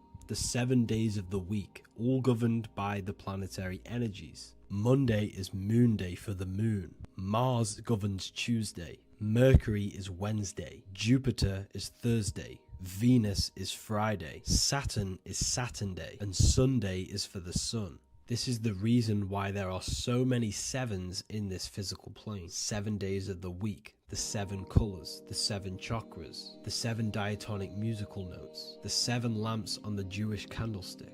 The G inside of the Masonic square and compass, G is the 7th letter. Now let's go a little bit deeper into every planetary energy. Saturn in the external material plane governs the foundational and enduring aspects of existence, such as roots of plants, the bones of our body, and even the insects that dwell beneath the ground. Saturn represents the dull, hard, and unyielding forces of life, symbolizing structure, limitation, and conditioning. Under Saturn's influence, things become rigid, bound by restrictions and boundaries. This is the reason why Saturn is known as Father Time, because Saturn rules anything that is a restriction and a limitation, which is time. The whole of this material plane is governed by time. You will be born and you will die. This explains why there is so much Saturn symbology in this material plane. Saturn is one of the most important planetary energies. You are a spiritual being in a physical body. Your light, your consciousness is bound to the physical body until you learn how to escape the physical body. The body is a limitation for our infinite minds and spiritual bodies. Our infinite mind is stuck in this material body, governed by Saturn's limitation of time, matter, and space. Now let's dive into what Saturn means to our consciousness within our internal world. We've gone over what Saturn means in the external world. What does it mean to our consciousness? Internally, Saturn embodies the conditioning within our consciousness. When the Saturnian aspect of our consciousness dominates, we become overly rigid, fixated, and restricted in our thinking and actions. For example, Saturn's influence is strongly felt in today's world, where many people's minds are confined to societal norms and conditioned responses. Saturn is the aspect of our consciousness, our minds, such as limiting belief systems and limiting thoughts and emotions. This is the negative thought that you can't get rid of, that's holding you back. This is a Saturn aspect of our consciousness. However, this is not a negative thing. The Saturnian aspect of our consciousness is a great teacher, guiding us through difficult life lessons that ultimately lead us to growth and expansion. Saturn's energy allows us to experience and overcome fears and limitations so our minds can expand into new fields of thought, into new life. Although Saturn's energy is harsh and often challenging, it helps us develop resilience, discipline, and wisdom. However, in the modern day, this Saturnian energy has overpowered the minds of the masses, fostering excessive rigidity and limitation. This is why we see so much Saturn symbolism. It's literally everywhere because our minds are being dominated by the Saturnian limiting aspect of our consciousness. Now, let's move on to the moon. The moon, or lunar energy in the external material macrocosm plane, governs the elements of water, influencing the natural cycles such as the ocean tides, which rise and fall in harmony with the moon's phases. Beyond water, the moon also guides instinctual behaviors such as animal migrations. Birds, insects, and other creatures rely on the moon's subtle energies to navigate their journeys. For example, dung beetles use polarization patterns in the moonlight to orient themselves and travel safely home. The moon creates the months. M-O-N is moon. There are 28-day cycles, and this 28-day cycle of the moon is reflected in the woman's body, known as the menstrual cycle. The moon is a feminine energy, governing the feminine elements such as water and the feminine cycles of the body. The moon is the womb.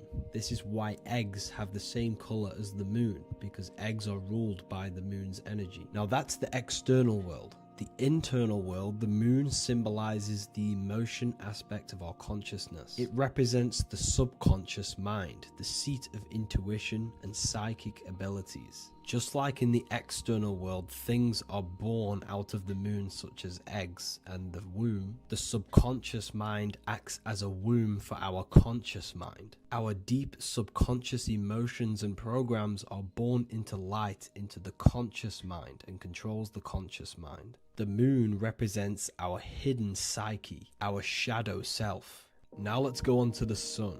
The sun represents the life force. In the material external world, the sun is ruling over pretty much all life. The sun gives life to all things. Without the sun, animals could not exist, the human body could not work, and plants would not grow. The sun is the life force. It's the soul of the world. Now, in our internal world of consciousness, the sun represents our passion, our drive, our conscious mind. The aspect of our internal world that wants to drive things and give life to physical manifestation.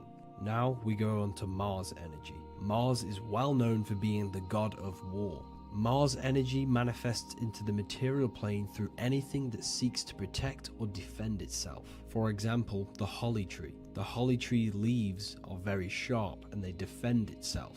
Anything that is protective in the material world has Mars energy and is governed by this specific aspect of consciousness. For example, any predators or animals such as hedgehogs with spines on their backs for protection. Mars represents all things that is driven by conflict, aggression and defense. Now internally, inside of our inner world, Mars symbolizes the aspect of our consciousness that is focused on self-preservation and protection. Mars governs our ego, the instinctual urges of anger or maintaining reputation. Mars is not evil, it's necessary. Sometimes it's necessary for us to protect ourselves. Mars is the aspect of our consciousness that is anger, rage, the desire to fight or conquer. When this energy is activated within our consciousness, we become defensive, assertive, and even combative, ready to dominate others and destroy obstacles in our way. Now let's move on to Venus energy. Venus in the external material world manifests its energy through the aesthetics of creation. This planet governs the beauty and harmony found in nature, including the nurturing environment of a mother's womb where life begins. Venus embodies the essential love, not only in romantic relationships, but also in the bonds between family members and all living beings. Venus represents relationships. We have relationships between plants, animals, they all depend on each other to give life.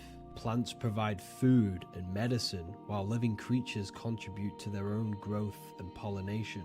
Internally, Venus represents the aspect of our consciousness that yearns for relationships and connections with others. This is an aspect of our consciousness that encourages to care for our physical appearance and embracing beauty. Aesthetics play a role in our interactions and self-expression. This is why there is a beauty brand called Venus. Now let's move to Jupiter energy. Jupiter in the material plane manifests its energy as forces of fortune, abundance, and wealth. This energy manifests itself as plants, as fruits that we can consume and eat in abundance. Anything that is nourishing and cultivated by the earth for humanity and animals. Jupiter embodies the giving energy that provides for and sustains life, fostering growth and ensuring that resources are available to all. Its influence is seen in the natural cycles of abundance, where fruits must grow and ripen before they are enjoyed, symbolizing the importance of effort and patience. Internally, in our spiritual world, Jupiter represents the aspect of our consciousness that yearns for abundance and seeks growth in various aspects of our lives, including wealth, knowledge, and personal development of the mind, spirit, and the soul. This is the aspect of our consciousness that wants to gain wealth, that wants to gain expansion and abundance in our lives. However, when Jupiter's energy dominates our consciousness excessively, it can lead to feelings of stinginess and greed. It represents material possession.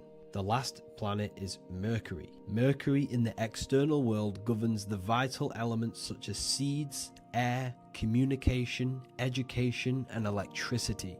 Known as the messenger of the gods, Mercury rules over intellect, communication, and the transmission of knowledge. Mercury's state of consciousness manifests itself in the material plane as the network between trees and plants, how they all communicate together. It represents the intelligence behind all physical things. It's the intelligence behind the seed that allows it to grow into a plant. Mercury's creative energy is manifested in the nervous system of the human body and all living animals. The intricate messenger that transmits signals from the body to the brain and then to the mind.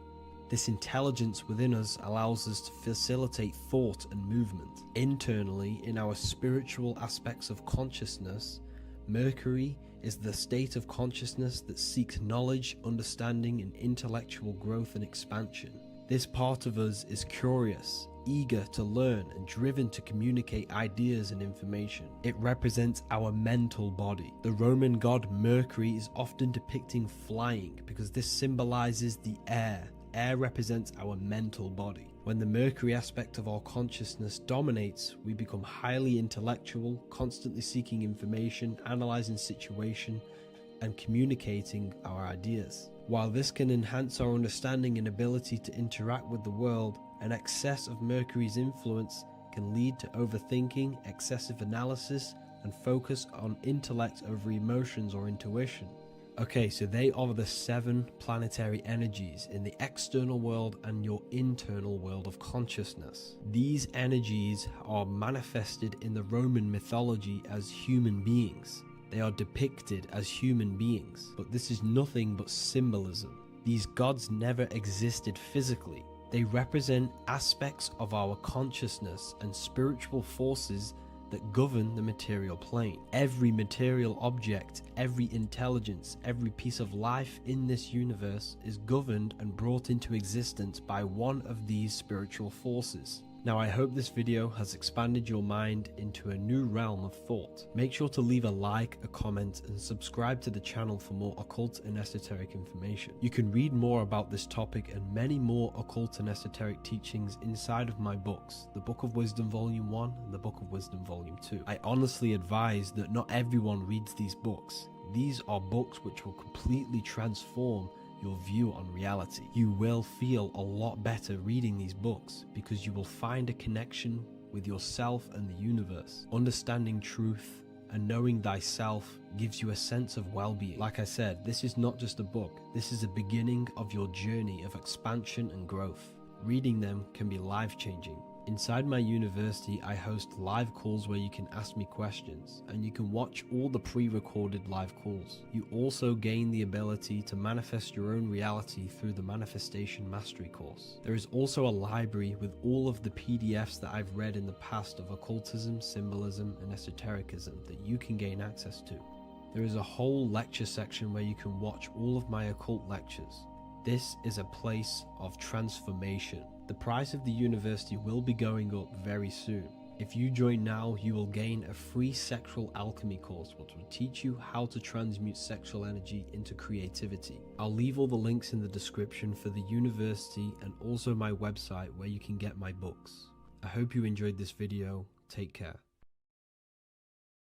In this video, we're going to be talking about the evolution of consciousness. You are born human. However, you possess consciousness, which is the awareness behind your being, the awareness behind your thoughts, the experiencer behind your 5 senses, the experiencer, the observer behind your thought, emotions, and senses. You are an eye, an invisible consciousness looking through a lens, which is your body. Your body produces this physical world that you experience. Your brain produces this world. Your brain and body is a technological computer. However, you are an infinite, ever-expanding consciousness behind this physical body. And there is an evolution of consciousness, a cosmic journey of expansion. And this is why we see so much pyramid symbolism in the occult and esoteric world, and especially within Freemasonry. Because the pyramid represents climbing, an evolution, a raising state of consciousness, a journey. Steps symbolize a journey upwards. This is the raising and the evolution of consciousness, our inner world, the transmutation of our inner selves, of our souls and consciousness and our minds. So when we see this pyramid, we're seeing a evolution, a way up to source consciousness. And the eye in the pyramid represents your source consciousness. It represents illumination.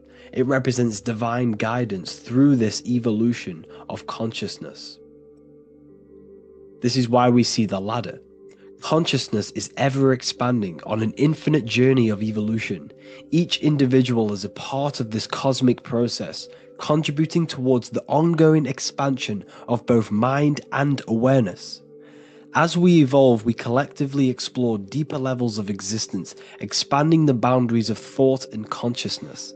The mind has the ability to expand infinitely into new realms of thought, into new dimensions of mind. The mind cannot be filled up. It is not a physical substance.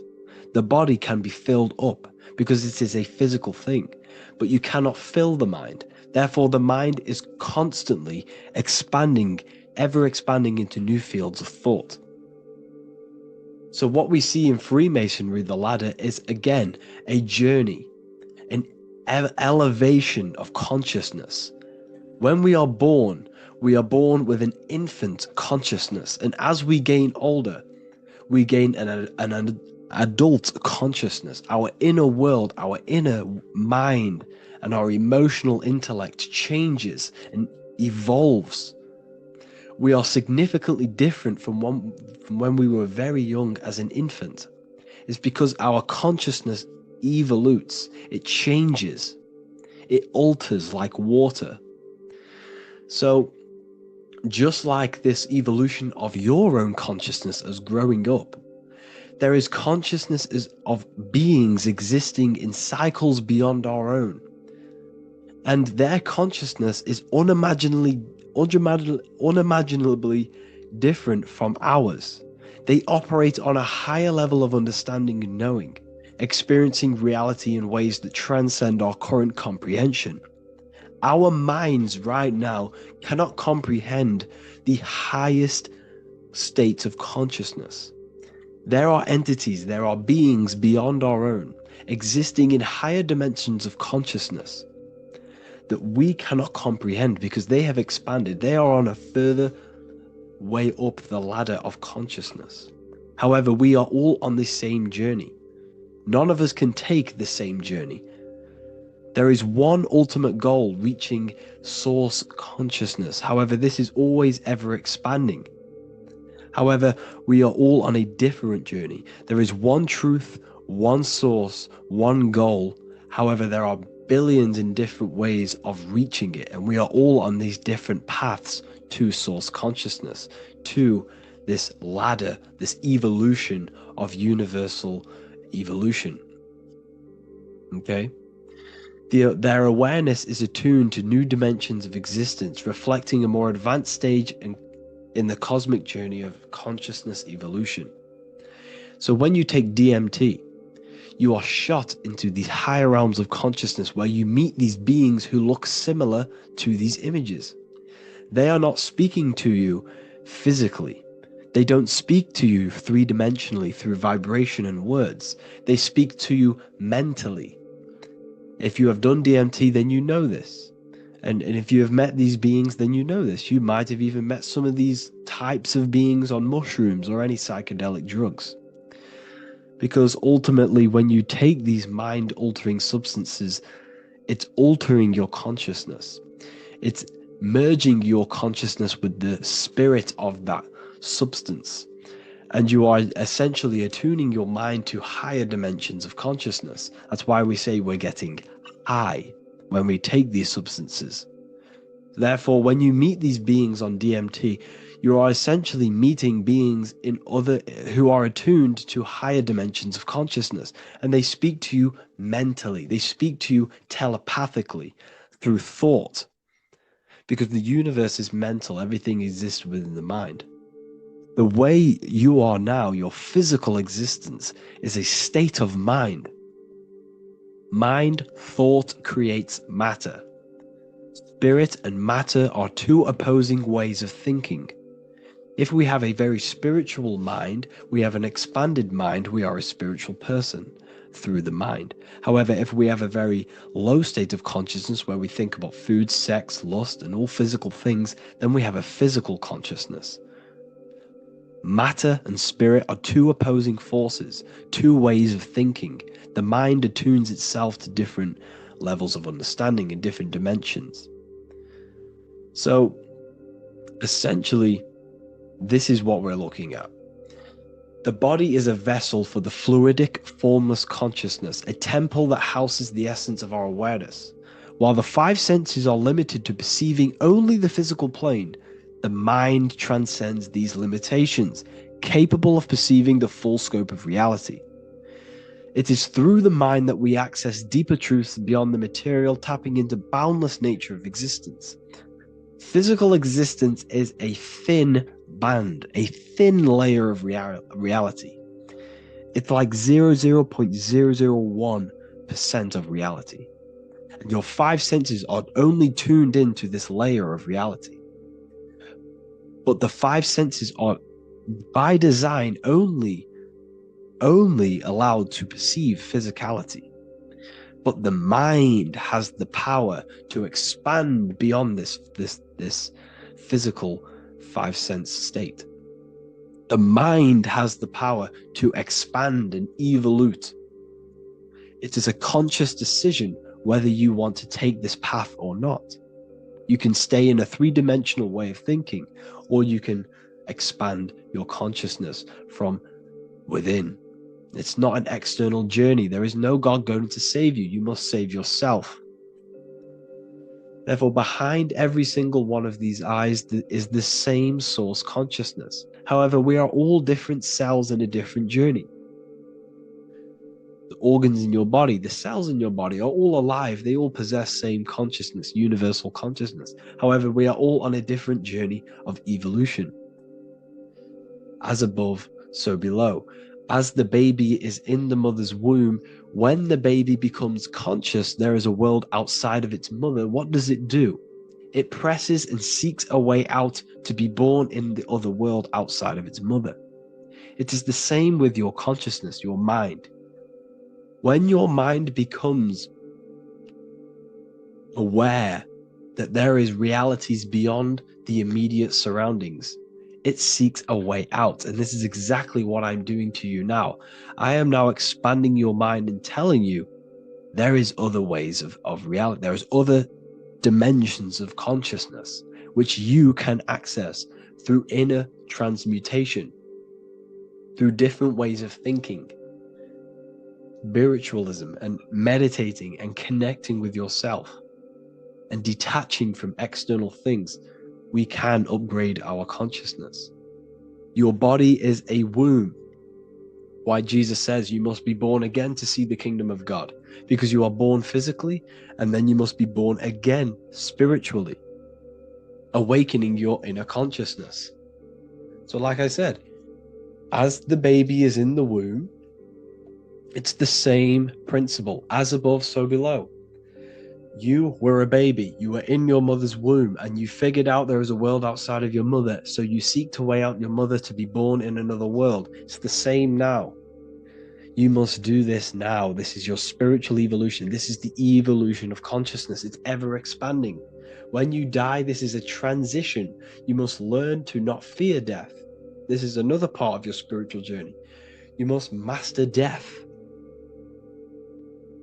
Therefore, Like I said before, the mind has limitless capacity to expand into new realms of thought, continuously exploring uncharted ideas and concepts without boundaries.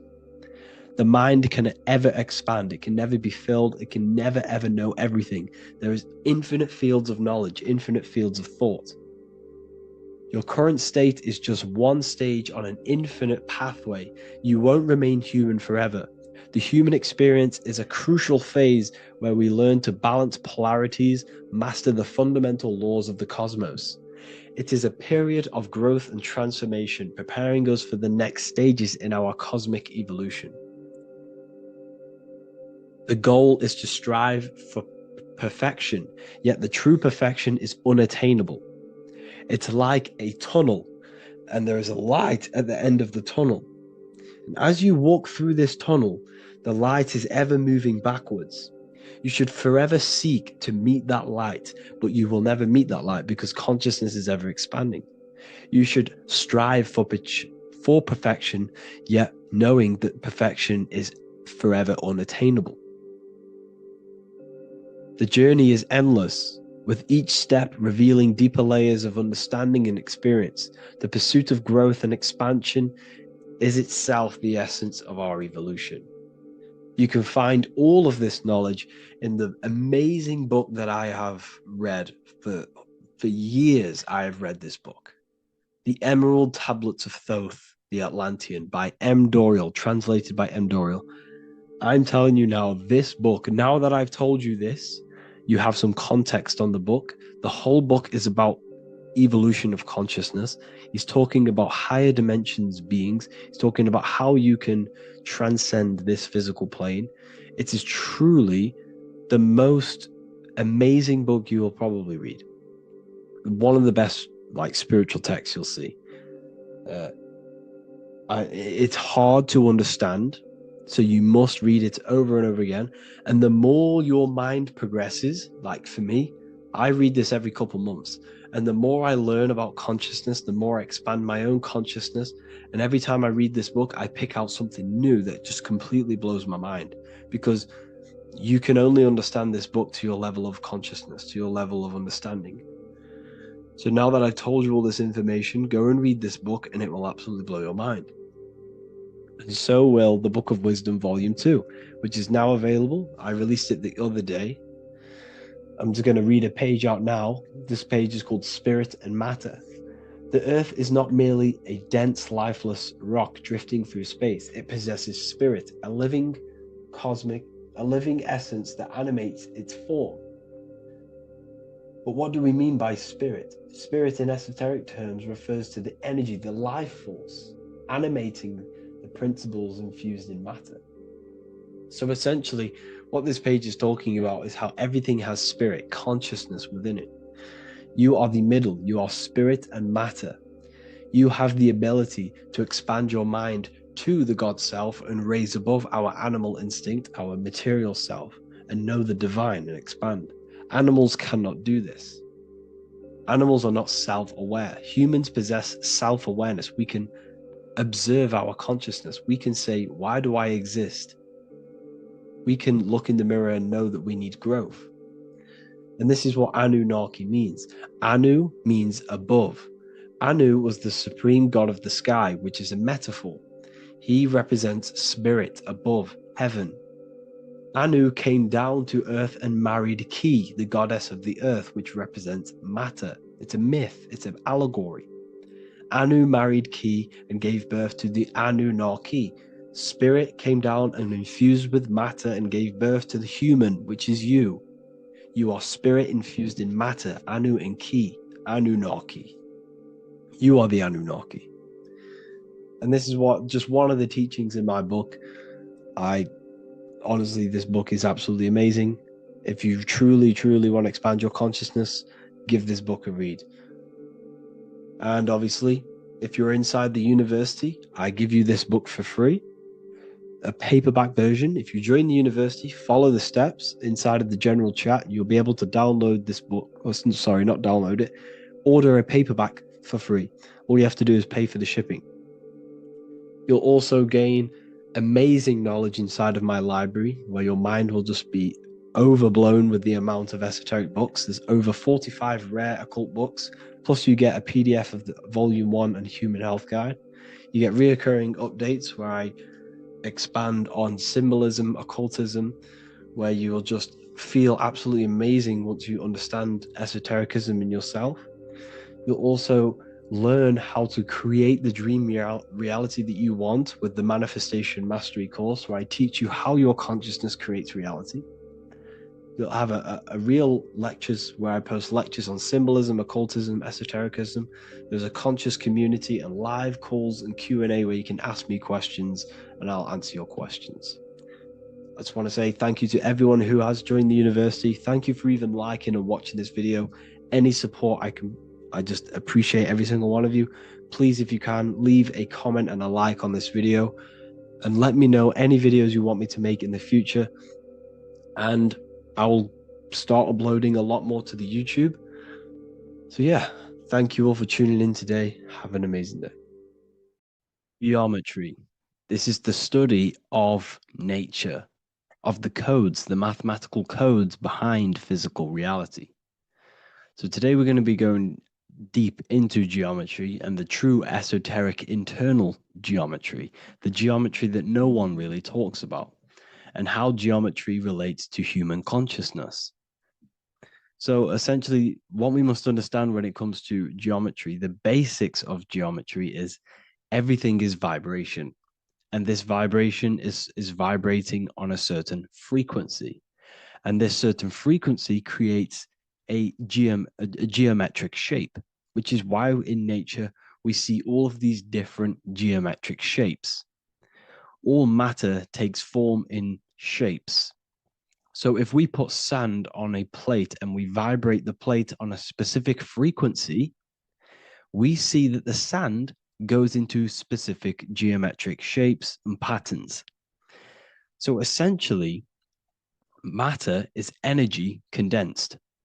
It's energy vibrating on a low frequency, vibrating at a certain frequency. So matter is condensed energy. And each geometric shape is manifesting and showing a specific energy. Some shapes carry more energies than others. For example, the cube is what traps energy. A square is what traps energy. So geometry and the flowers are basically how energy manifests itself into physical matter. We are in a world made out of energy or light. Light is energy. So everything is vibration, everything is frequency, and everything is energy. Even the words, each atom in our body, everything. So everything in nature has these mathematical energetic codes. So geometry is basically the study of nature and the shapes that are in nature and their energetic principles. Because like I said, matter is energy. So this is what we call cymatics, when we place water in a petri dish and we shine light on top and we vibrate the water. And we can capture, this creates certain patterns. Each frequency, like you see here, has its own pattern. So what we are seeing here in the physical plane is essentially energy condensed into physical reality. We see it in the turtle. We see it in every single form in nature. Now, external geometry and normal geometry, we normally get taught that this is God's way of creating physical reality, which is essentially true. However, it's far more deeper than that. Far, far, far more deeper. Okay, so what geometry truly is, it's not God's codes to reality. What we must understand is what the brain truly is. And what we must understand is that we are not in the world. We are not in the universe. The universe is us ourselves. And the world is produced by our brain itself. Okay? So the way you must understand how the brain works, so what you visually see, so geometry is to do with what we visually see. And what we visually see is heavily connected with our eyes, which are an extension of the brain. The eyes are the brain. And essentially how we see is energy enters the eyes, and each eye goes to the optic nerve. And this energy is transferred into electricity, which travels to the back of the brain, to the visual cortex of our brain. And this is where the image is produced, what we see. Therefore, the world outside of us is truly inside of us. It's a projection from within the brain. The brain is an energy condenser, a decelerator, an energy decelerator. Everything outside of us is basically formless energy. It is formless energy vibrating at a certain frequency. So what the brain is, it's sucking in this energy, this light, and turning that frequency, that code, that light code, into a physical reality. It's condensing the energy and turning it into a visual image inside of the brain. Therefore, everything outside of you is not what it looks like. Everything outside of you is basically energy, infinite energy. And our brain is condensing this into a physical reality and projecting it outwardly, which you experience your visual field. Okay? And the ancients knew this. So this is basically called the sigil of Lucifer. Lucifer is known as the light bringer. Lucifer in Latin means to bring the light. This is the sigil of Lucifer, which shows the visual field and the brain. We also see this in the Google Play symbol. It's a powerful symbol showing you the visual field, which is basically a symbol that tells you that reality is inside of the brain. The brain is what produces reality, but consciousness is not produced in the brain. The brain is essentially a consciousness downloader. It's a computer, and it's a reality simulator. The body is a simulation of physical reality. You are inside of the body experiencing the body simulation. The body produces this reality. It's a piece of technology. So Lucifer is to bring the light. Lucifer is the light being produced in our brains. Okay? So this is why they say Lucifer can tempt you. Lucifer can be the devil because it represents physicality. It represents the false light. Lucifer can trick you because it represents the physical world can trick who you truly are. So now that you understand how the brain is basically an energy decelerator and it creates and simulates a reality to your consciousness, you are no longer a person in a universe. You are the universe itself experiencing itself. Therefore, geometry is heavily linked in with the brain. Geometry is essentially how your brain and how your eyes decode energy. So what you are seeing is the mathematical codes of your brain creating reality. So what they teach you is the external is that geometry is God's way of creating this world, and these are the mathematical codes God's created. But now I'm telling you the internal. This is the truth. Geometry is how your brain mathematically condenses energy and light into a physical reality. So therefore, your brain is a computer program. So now geometry is nothing outside of you. Geometry is not something created by something else. It's created by your brain. Your brain produces these patterns through mathematical codes by breaking down energy into physical reality. And this is why you see geometry in everything around you. This completely changes your view on geometry. It's in your ear, it's in your face, it's in everything. Geometry is everything. Okay? So now that you understand this, now, as we were talking about the visual field earlier, the ancients knew about this. The ancient Egyptians knew about this. We can see this symbolism inside of the casket, the Egyptian casket. See, this crossover represents the visual field. This represents the back of the brain. This is the left hemisphere, the right hemisphere. And now some of the most simplest teachings in geometry is that straight lines are masculine and curved lines are feminine. And we even see this in the human body. The feminine human body is curvy and the masculine human body is liney. And even with the genital reproductive area, we have a line and a curve, 0 and 1, the binary code of all creation, 0 and 1, because that's basically all that exists. Nothingness and one, nothingness and God, nothingness and consciousness. That's all that exists. Now that I've told you that, the basics of geometry and the line and the curve and the feminine and the masculine, what do we have here? You see this stick here? This is a curve. And what's the right hemisphere? The right hemisphere is the feminine, the feminine energy, the feminine aspect of our brain. Then we have a straight line. This is straight lines. Now this represents the left brain. So the Egyptians are showing you the left masculine brain and the right feminine brain because of the curve and the straight line. And this is the visual field, the crossover. So there's a crossover in the brain.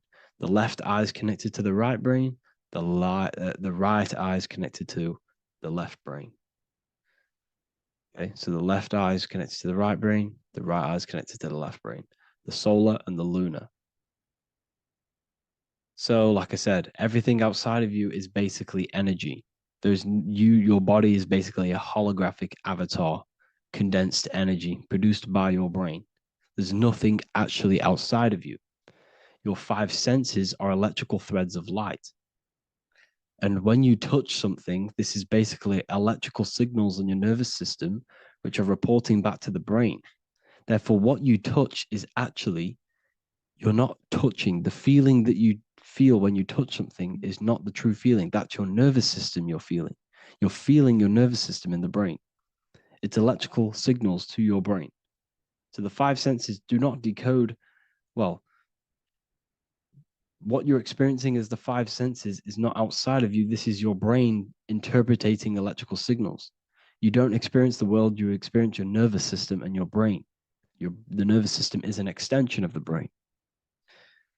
So this is the truth. This is not woo-woo spirituality. This is true consciousness science that I'm teaching you here. Okay? So nothing is truly outside of you. It is a universe. You yourself are the universe, the fabric of the universe itself. The only thing that exists outside of you is essentially energy. That is it. And your body and your brain condenses this energy into reality. So when we look into architecture, why is architecture, the ancient architecture, so important? Because what did I tell you at the beginning? Shapes and physical matter is condensed energy. Each shape holds specific energy. Some shapes hold more energy, emit more energy. Some shapes condense energy. Some shapes transfer energy. Each shape, each geometric shape has an energetic principle because matter is essentially energy. So when we look into cathedrals and the ancient buildings, they were filled with geometric patterns, geometric shapes, because they understood the energy principle. Architecture is basically solid energy. It's physical energy. If we create this pattern here is an energy code.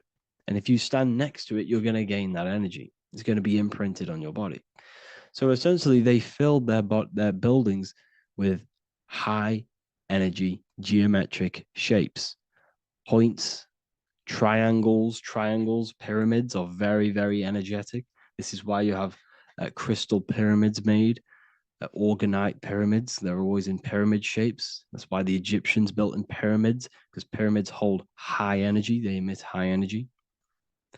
So this is why you see all these different geometric patterns. Okay. So in the real reality, in the energetic plane, this building would basically look like this: lines and grids of energy. Okay, this is what it would look like in the energetic plane, a blueprint of the energy body. So, as you see here, these are the different frequencies in a petri dish, of water in a petri dish. And you can see they are specifically aligned up with these specific patterns. You can see geometry even within geometry. It's fractal. So essentially, when you would stand inside of these buildings, they would imprint the energy of the building in your body, because your body is healed through energy. You have an electromagnetic field around your body. So by creating buildings with geometric patterns, we are essentially increasing the energy of the building, because the building itself is energy. Okay. So when we fill it with geometric patterns, we're increasing the energy. We're giving it a certain energetic imprint. So when you stand inside of that building, you're being imprinted with that energy. Okay. So especially with these windows, these stained glass windows. Well, why are they stained glass? Well, color is frequency. So when you have all of these different colors, and not only were they just painted, some of these colors are specific gemstones, crystals, natural stones, which all hold energetic principles. Each crystal is vibrating on a certain frequency. Wood has its own frequency. Metal has its own frequency. What you must understand is that everything in nature is not just a piece of matter. It's vibrating. The atoms of wood are vibrating on a certain level, which give it a certain energetic principle. Each crystal is vibrating. The atoms of the crystal are vibrating on a certain frequency, which give it a certain energetic principle, quality. So each thing, this is why the ancients were obsessed with natural stones, natural things, crystals, natural metals, and they wore different metals, different things like copper on their bodies, because they understood the atoms of these natural things are vibrating, which give certain qualities to you if you wear them. So you're not wearing it, you're basically putting that frequency onto your body, because they understood this is energy. If I put copper on my body, I'm not putting copper on the body. I'm putting the frequency and the energy of the atoms onto my skin. And that frequency of them atoms are going to vibrate my skin, that frequency, and heal my body. So this is why this is so important. So each building is an energetic code. Okay. So when you stand in these buildings, it can heal your body. This is why when people walk into these ancient churches, they feel like they've met God. They feel a certain way. They feel so amazing when they enter these churches. They feel holy, for example. It's not because God's there. It's not because these man in the sky dwells in these holy places. It's because the energy of these buildings affect our consciousness. They increase your energy. They raise your vibration. They heal your body. They heal your cells. They imprint the water in your body, especially with these stained glass windows. Like I went a bit on a tangent there, but these stained glass windows were encoded. Well, they use different gemstones, different lights, different colors. And when the sun would shine through this window, well, what's the sun? The sun is light. Light is energy. The sun's light would go through this filter of the window of the crystals and the different gemstones and the different colors, and the sun's light would be encoded, imprinted with these crystals, with these colors and these natural glasses, which have healing energetic principles. And when you are inside that building, the sun's encoded energy of the window would be imprinted into your body, into your energy field, and it will heal your energy field, and it would heal your body, your cells on a cellular level. Because your body is what? 60 to 70 to 80, some people say 80% water. And water is encoded with vibration. If you say certain things into water, it gives it a specific geometric pattern. like I broke down in the beginning. If you say love to a water and then freeze it, it will go to this. If you say hate, it will go to a distorted pattern. So when you are in these buildings, you're being imprinted by the energetic codes of these buildings, the energetic principles of the windows, of the structure itself. The ancients never used to build in squares. Their buildings, their insides were never square rooms because they understood squares trap energy. They always had pointed roofs so energy can escape. So there's many little things that we need to look into geometry. For example, when you see magicians, when you look at ancient magic, why do they stand in circles with different geometric patterns? They use different geometric shapes. Why? Because shapes are energy. They hold specific energy. So when the magician stands in a circle with a pentacle, they're working with the energy of that pentacle. You can work with different energies based upon the different geometric shapes that you draw. And you can use this in your structure, in your architecture, in your work, and it can influence everything. So this is the true geometry. I hope you gained a deeper understanding on geometry and how it relates with you and your consciousness. Like I said earlier, your brain produces geometry. It's basically how your brain decodes energy.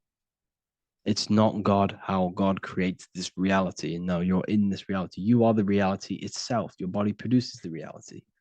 Therefore, geometry is one with you. So therefore, if I play with the geometry of the buildings, for example, like the government have, everything's in squares. If you look outside, everything's a square, everything's a rectangle. You go to a city, every window is a rectangle, every building is a rectangle. You live in a box room, everything is boxed and squared off in this reality, in this modern society. Why? Because they're trapping energy. The box is the cube is the most simple geometric shape, which basically condenses energy and it traps energy. And if you subconsciously see squares all the time, your phone's a square, your TV screen, everything's a square, your keyboard, your desk. Go and look at the ancients. They never used to build in squares and cubes. And if you go into nature, you'll never see squares and cubes.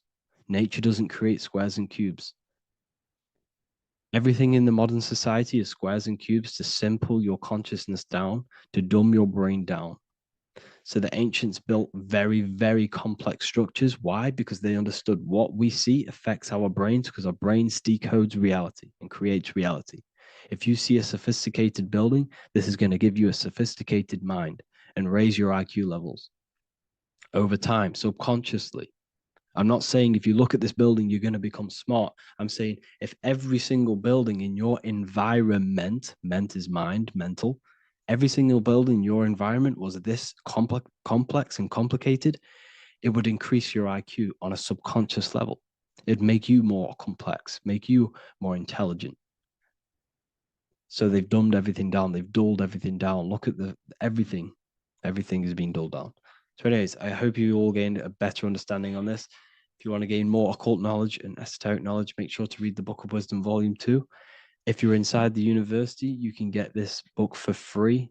Go to the general chat area and follow the instructions and you can order yours for free. Truly life-changing stuff, because the issue is with the world is that no one really understands who they are, what they are, and why we are here. That is the issue for people's depression, for people's wrongdoings. They don't understand who they are, what their emotions are, what their mind is, what their body is, what reality is.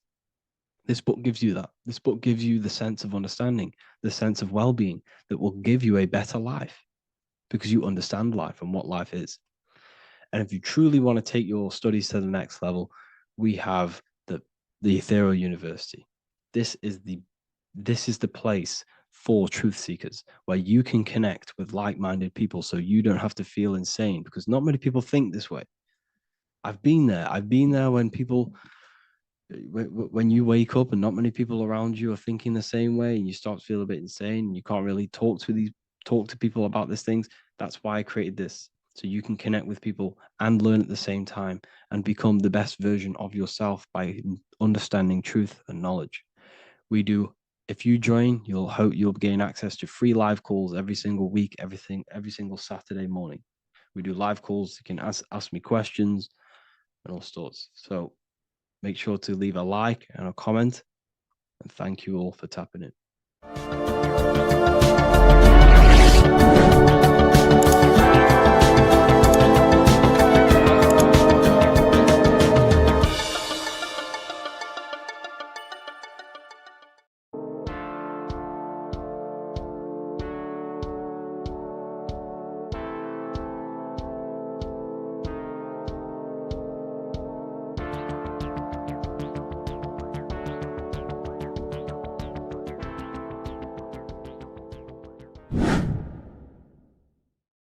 What is good, people? It's Revival of Wisdom. Today we're going to be talking about Saturn. I've done this video in the past. However, this video is going to contain a lot more in-depth explanation of Saturn. So the 33rd degree Mason, Manly P. Hall, said, Saturn is the key to crystallization, physical matter.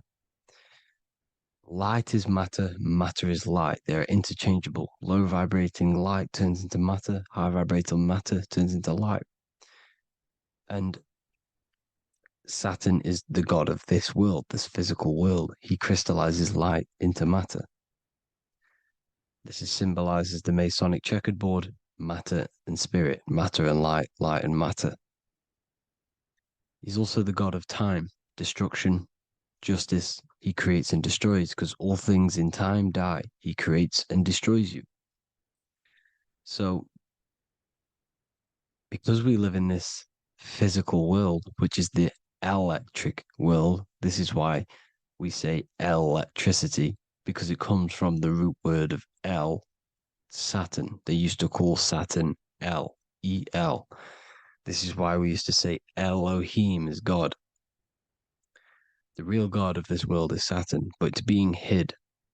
This is being hid. Jesus is Saturn. All of this is Saturn. It's all Saturn worship. It's the real God of this world, So, physical matter is a result of two opposing forces equalized on the plane of inertia, because everything is created out of electromagnetic toroidal fields. And these two poles equalize on the plane of inertia, which gives you planet Earth, plane of inertia. The plane of inertia is what Saturn is. It's the ring around the center of the plane of inertia. Thank you to Walter Russell saying, physical matter is a result of two opposing forces on the plane of inertia. This is what Walter Russell says, so please check out his work. He's got many books, many books on light and electromagnetism and stuff like that. So I advise you to check him out. So the torus field gives you the binary code 0 and 1, the female vagina and the male phallus. This is the code for this world. Saturn crystallizes physical matter.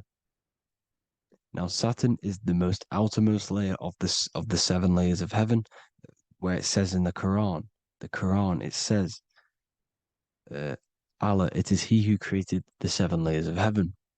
Saturn is the outermost layer. He's the top. He's the most high. So when we say the most high, we're referring to Saturn. He's the most high before the firmament, before the stars. So Saturn is the god of this world. He's the Lord of the Rings. He wears the crown. The crown is the rings. Crown, Chronos. So the planets are luminaries. They are lights. They are beings. They are energy, conscious energy. And we're in the heart of the solar system. Saturn is the outermost layer. He is the one of this world. He's the god of this world. Now, on the North Pole of Saturn, you have the hexagon. Add up all the sides. It creates the 6-pointed star. Or it can be created as a cube. The cube is very important. The 6-pointed star is very important. 6 points, 6 triangles, 6 side, 6, 6, 6. Black cube adds up to 6 in gematria. Now, what did I say in the beginning? Saturn crystallizes the physical world. He creates physical things out of light. You are a light being. This is why we say human. Hue means the light spectrum. Hue, man, we are light manifested into physical forms. Human. And we are incarnated through Saturn. Satan, same thing. The number of the beast is 666, and the 666 comes from the 6.6 triangle, 6 sides of Saturn, 666. We are all known as carbon-based life forms. Carbon, the atomic structure of carbon, is 666, 6 protons, 6 electrons, 6 neutrons. We are materialized into our physical bodies through Saturn, through the number of the beast. These bodies are the beast, it's the animal. The divine, the Christ, is the consciousness within, because you are a physical, spiritual being combined into one, hexed into one. Hexagram. This is a hexagram. You're hexed into physical matter, spirit and matter, light and dark, combined into one. Now you contain of the mark of the beast, the mark of your body. Your body's the beast. It says in the Bible, Satan, who is the god of this world. This world. There are many different worlds, but this world is run by Saturn, and it says that in the Bible. Saturn is Satan. It's the same thing. And look at the crown of thorns are wrapped around the heart. The soul is in the heart. The mind is in the brain. The soul is wrapped around the rings of Saturn. You're wrapped in physical matter. This is what it's showing you. This is symbolizing the rings of Saturn wrapping you. And the cross on top is the cross of the cube. The cube, the black cube of Saturn, unfolds into a cross. So Satan, who is the god of this world, Corinthians 4:4 in the Bible, Satan, who is the god of this world, has blinded the minds of those who don't believe. Saturn blinds your mind because the god of this world materializes you, and he blinds your mind when you incarnate into physical matter. When you enter this soul system, not the solar system, you hit Saturn first. He materializes you. And look at the symbol for Saturn. This is the symbol for Saturn. All of the planet symbols are created out of the Holy Trinity. The earth, moon, and sun. Body, mind, and soul. The sun is your soul, the moon is your mind, the earth is your body. Your body's made out of the 5 elements. The sun is your soul because the sun is life force, gives life to everything. Your sun is a soul. Your soul is the sun of your body. The moon is the mind. The moon is the moon of your body, the mind of your body. Intelligence. So all of the symbols of the planets are created out of these. The Saturn symbol is created out of the Earth cross, matter, and the moon crescent, moon, mind, matter over mind. This is why Satan, who is the god of this world, has blinded the minds of those who don't believe. He blinds your mind. Look at the symbol, it's showing you.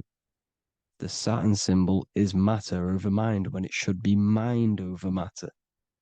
So we descend into a soul system, into our 666 Saturn carbon suit bodies, and we are matter over mind. Then we have to move up the spine to go back up to spirit, to mind over matter, where you manipulate your own reality. Now look at this. It creates the number 5. 5 is the number of change. You're moving from this side of the number sequence over to the right side. You're moving from the spiritual into the physical world. You're incarnating into the 5 elements, the 5 senses. So the cube, the black cube of Saturn, is another major symbol. Very important symbol. Here you see the cube, and the color black is associated with Saturn because Saturn's associated with death. He creates and destroys. Light and dark. Death is associated with black, spirit, because you can't see spirit, which is blackness.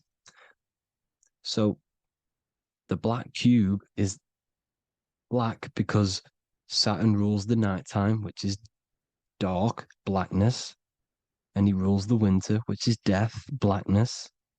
So Saturn is the black cube. Cubes have 6 sides: up, down, right, left, back, and forward. Cubes are 6-sided. Everything is 6-sided inside of this creation because you're incarnating, you're materializing, crystallizing into the cube, the world of the cube. Everything's a cube. Everything's got 6 sides. Here's Leonardo da Vinci showing you that you're in the cube. Leonardo da Vinci did this famous painting. You're in the cube, you're hexed into physical matter, or you're incarnated into the 3rd dimension, the 3-dimensional world, which is a cube, 3D. And black cube adds up to 6 sides of the black cube.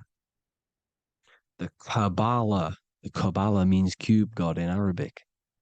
And look at what they do. They worship the cube, the black cube, and they stand in rings like the rings of Saturn. Australia, Denmark, Manhattan, Santana all have these black cubes. You go to New York, you will see the black cube there as well. These black cubes are everywhere because it is the real God of this world, So look at the cross. The cross unfolds into the cube.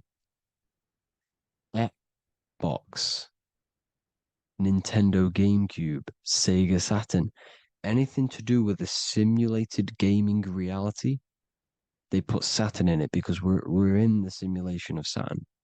This is a simulation.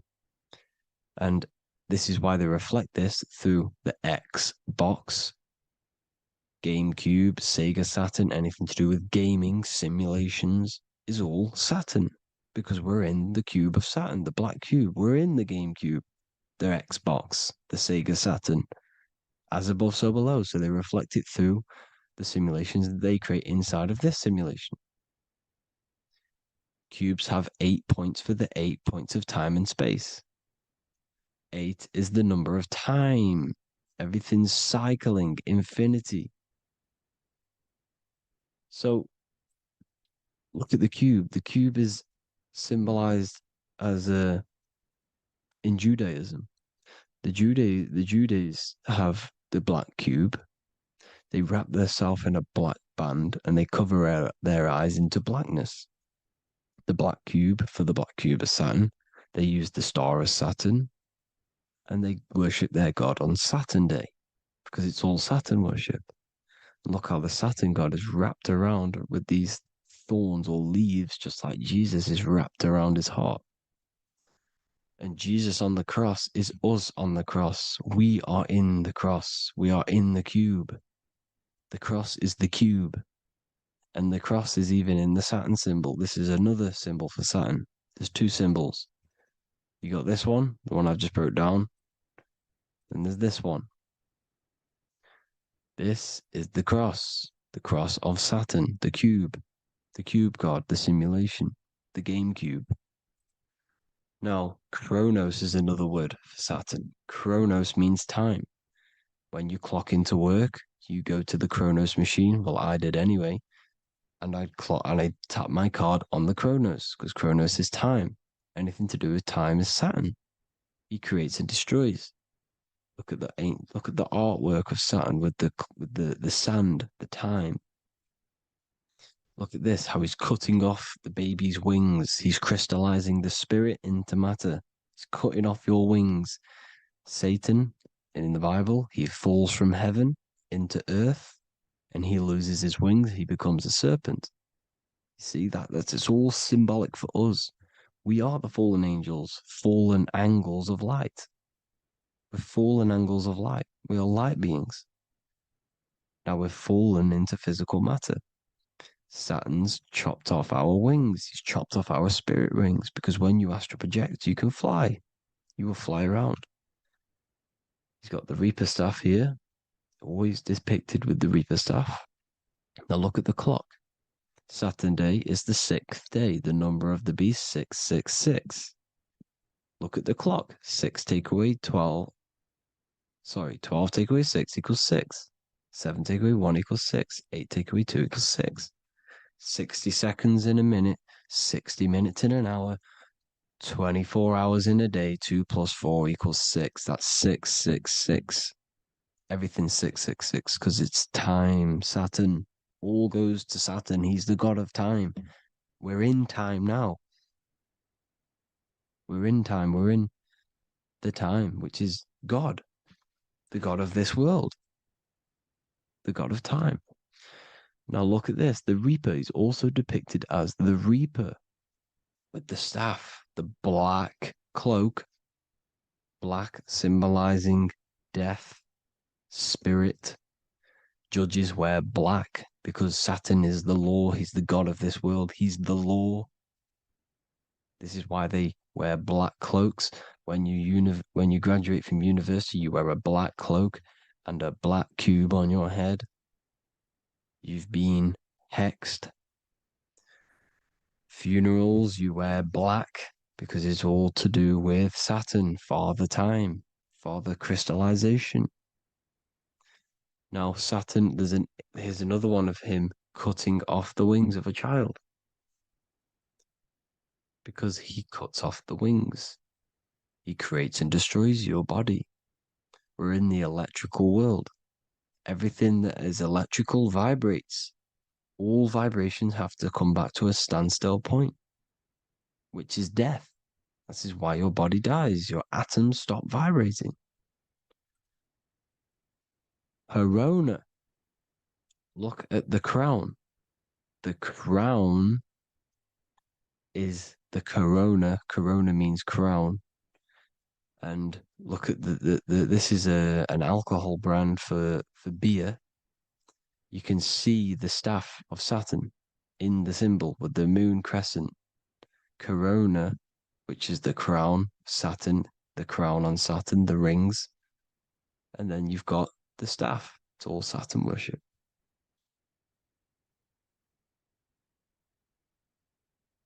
Is the black cubes of 9/11. 2 black cubes. This was a ritual for Saturn. It's all ritualistic. And look at the Star of David, the Star of Saturn. It's not the Star of David. Creates IXXI, the sigil of Saturn. IXXI means 9/11 in Roman numerals. 9/11. It's all a ritual for Saturn, and they have the 2 black cubes of Saturn. Now look, XX. There's more symbolism of Saturn now. We're going deeper. XX is more symbolism for Saturn. The sigil of Saturn is XX, as above, so below. Same with the Star of David. You split it in the middle, as above, so below, as above, so below. XX, this is a Knights Templar Cross of Lorraine. XX, Knights Templar, High Order of Masonry. They all worship Saturn. Well, Saturn's the real god of this world. X Eon with the XX. XXL magazines, which is all to do with famous rappers and stuff like that. When you die, you put XX on the eyes because it's Saturn. He's the Reaper. Is Jesus with the XX crown with the thorns around his heart, around his soul, with the cube on the top, the cross cube. Lil Uzi Vert with the XX Cross of Lorraine. Jay-Z with his alcohol brand, XX Cross of Lorraine. The X Factor with the rings of Saturn. All Saturn worship. The seal of Melchizedek is also Saturn. This is the cube. This symbolizes the cube with the 8 points for the 8 points of space and time. And this is the cube. It's another ancient symbol for Saturn. Here you see the star of Saturn with the Melchizedek symbol around it, which is all to do with Saturn. Here you see an altar, the Holy Grail, the Melchizedek symbol on it, and they're worshipping it.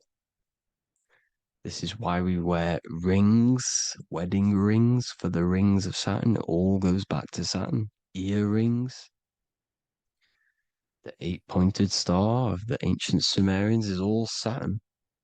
It's all Saturn.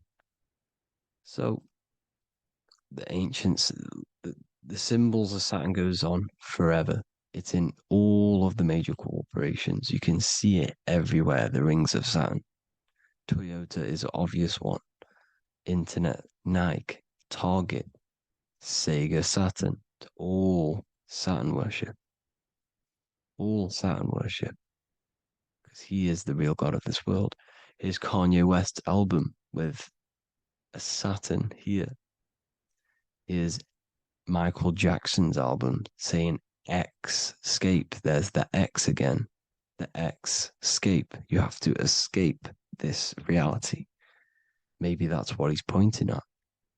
Here you see it on the dollar bill. The star of Saturn. Here you see it again on the dollar bill. So that is it for today's people. I hope you all gain some insight on Saturn. Please like, comment, and share if you can. Subscribe if you like the channel. Please have an amazing day. God bless.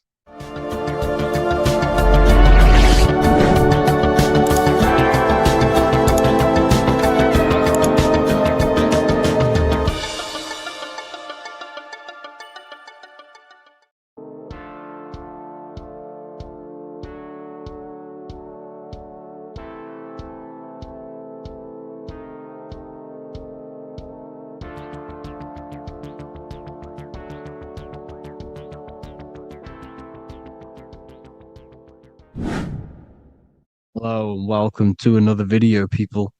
Before we start, please like, comment, and subscribe if you wish to see more content.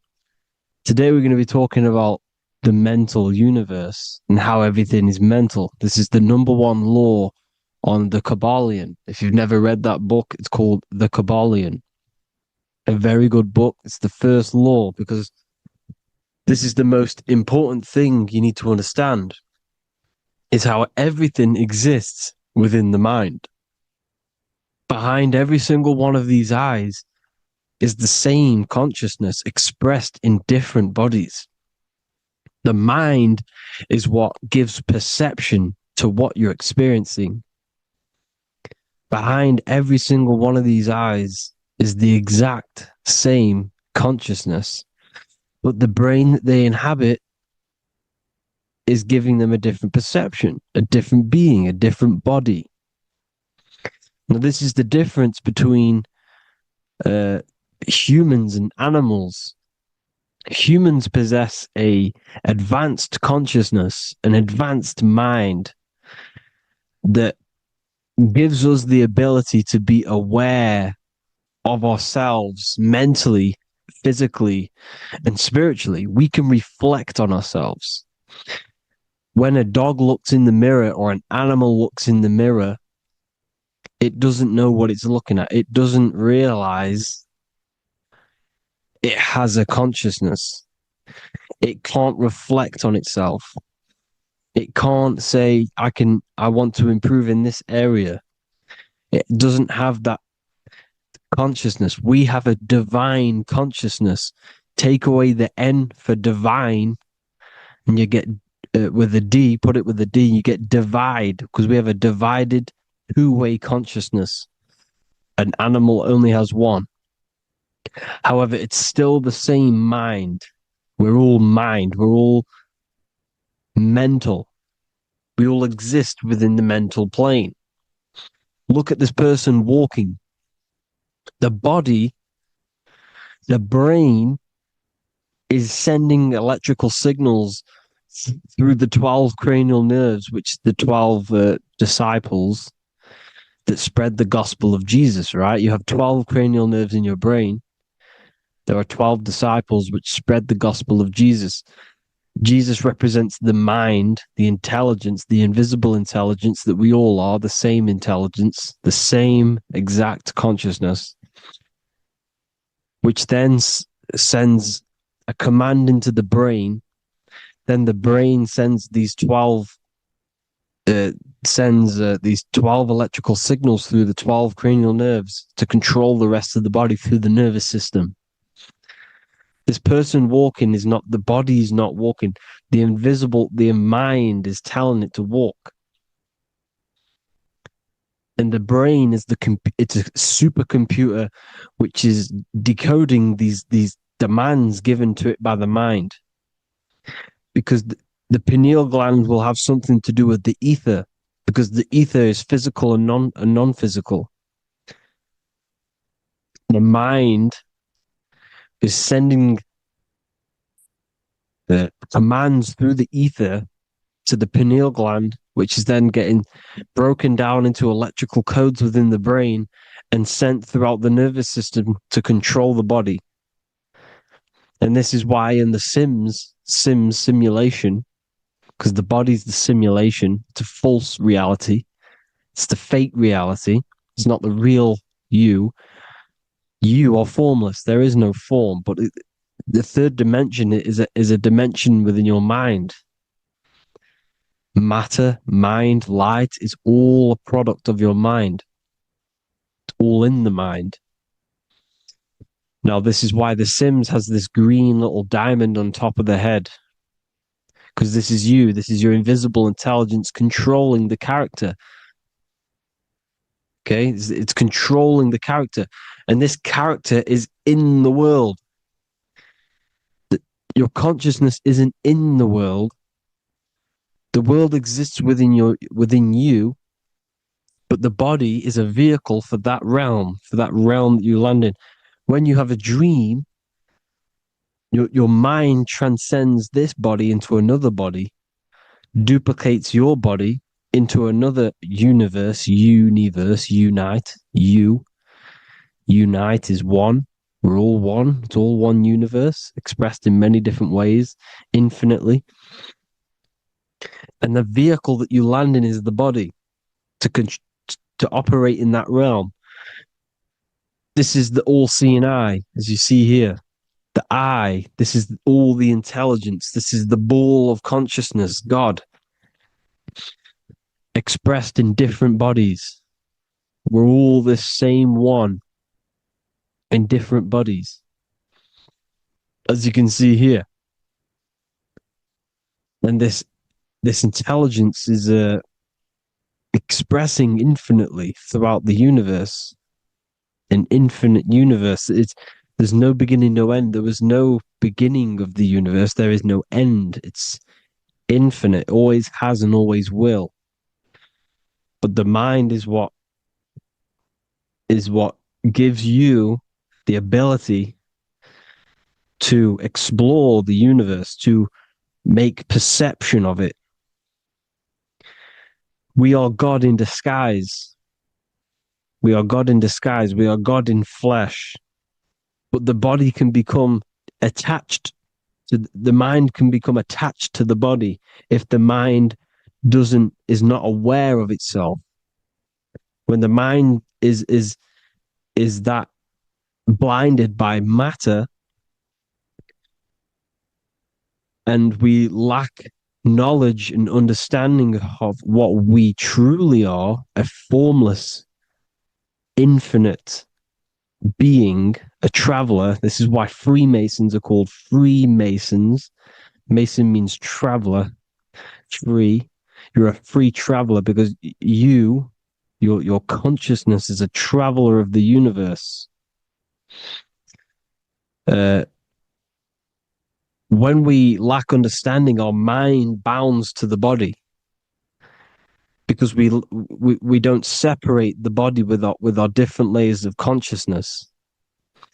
When we separate them and identify that we are mind, body, emotion, you then can apply this knowledge to when you want to astral travel and explore the different realms of your mind, because the mind is the universe. People, this is what we need to understand.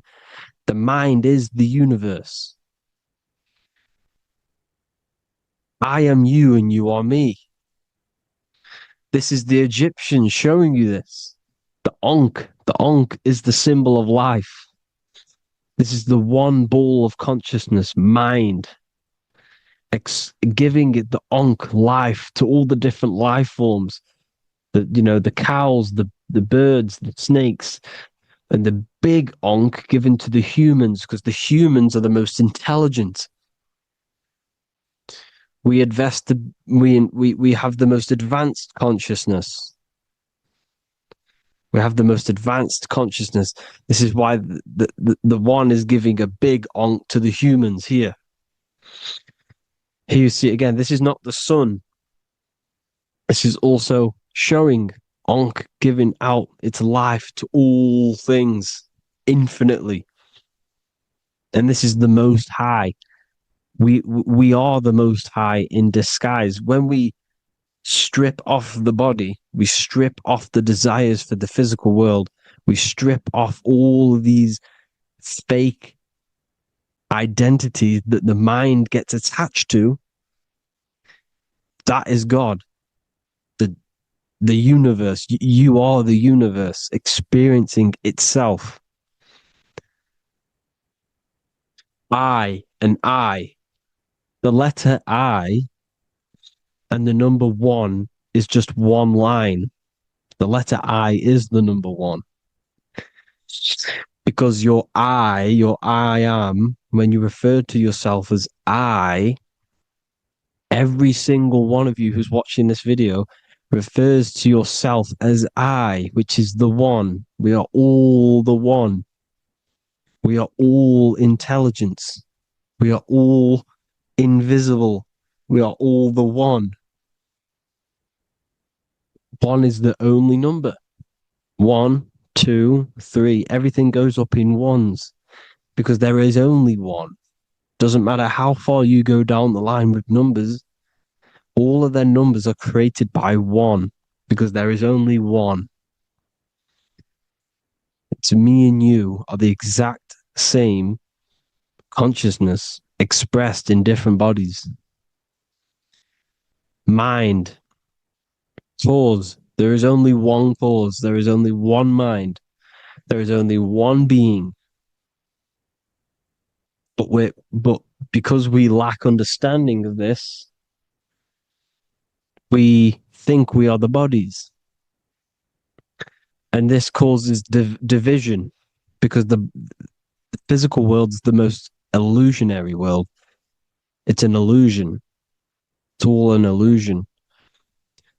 Now you see with the two, you look with the two eyes, but you see with the inner eye, the mind.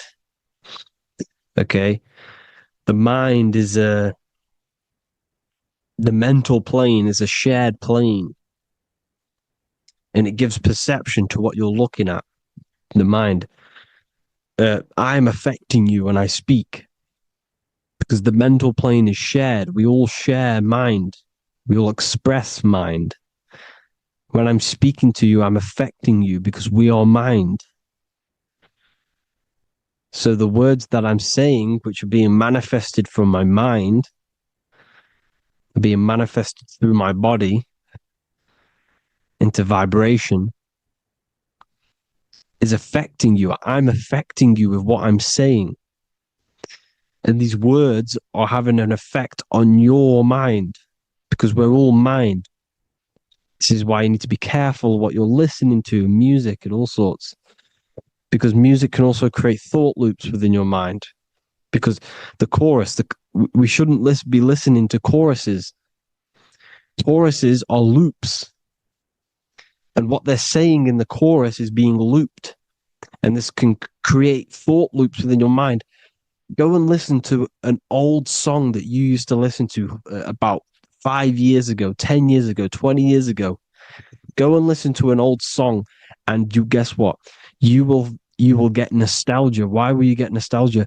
Because that song will trigger the thoughts that you were thinking in that time of listening to that song.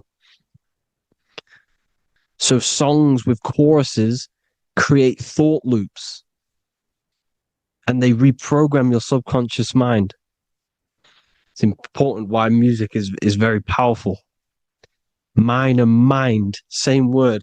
See, language is the truth, people. This is why I use language in all of my presentations, especially the English language. It's riddled with occult truth. I is my me, I, you and me, or I, one. We are not the name, we are I. Every single one of you is I, because we are all the one, all mind.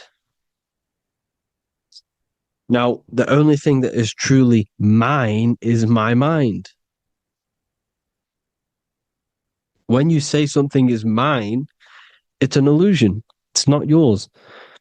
The only thing that is mine is mind, my mind. Okay? It's my mind. It's the only thing. It's the same word, mind and mind. Like I said before, everything's one. Hot and cold is different degrees of the same thing, of the one substance, of degrees. The 7 colors are different frequencies of the one white light.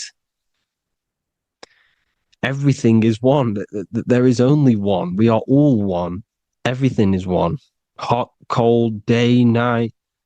It's the same degree of one, which is mind. The mind's perception is what's giving it, labeling it hot or cold. The mind's perception of colors is what is giving it red or purple, hot or cold. There is only mind. The mind gives things perception. There is only one, that is mind. The conscious and the subconscious mind. The male and the female, these are married. The subconscious mind is your hidden part of the mind.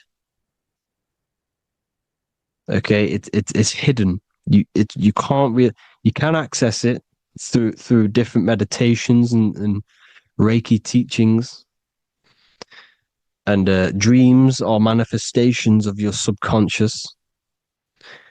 This is how you know mind and matter are one, because your mind creates matter in dreams. Your subconscious manifests everything in a dream, in the astral realms.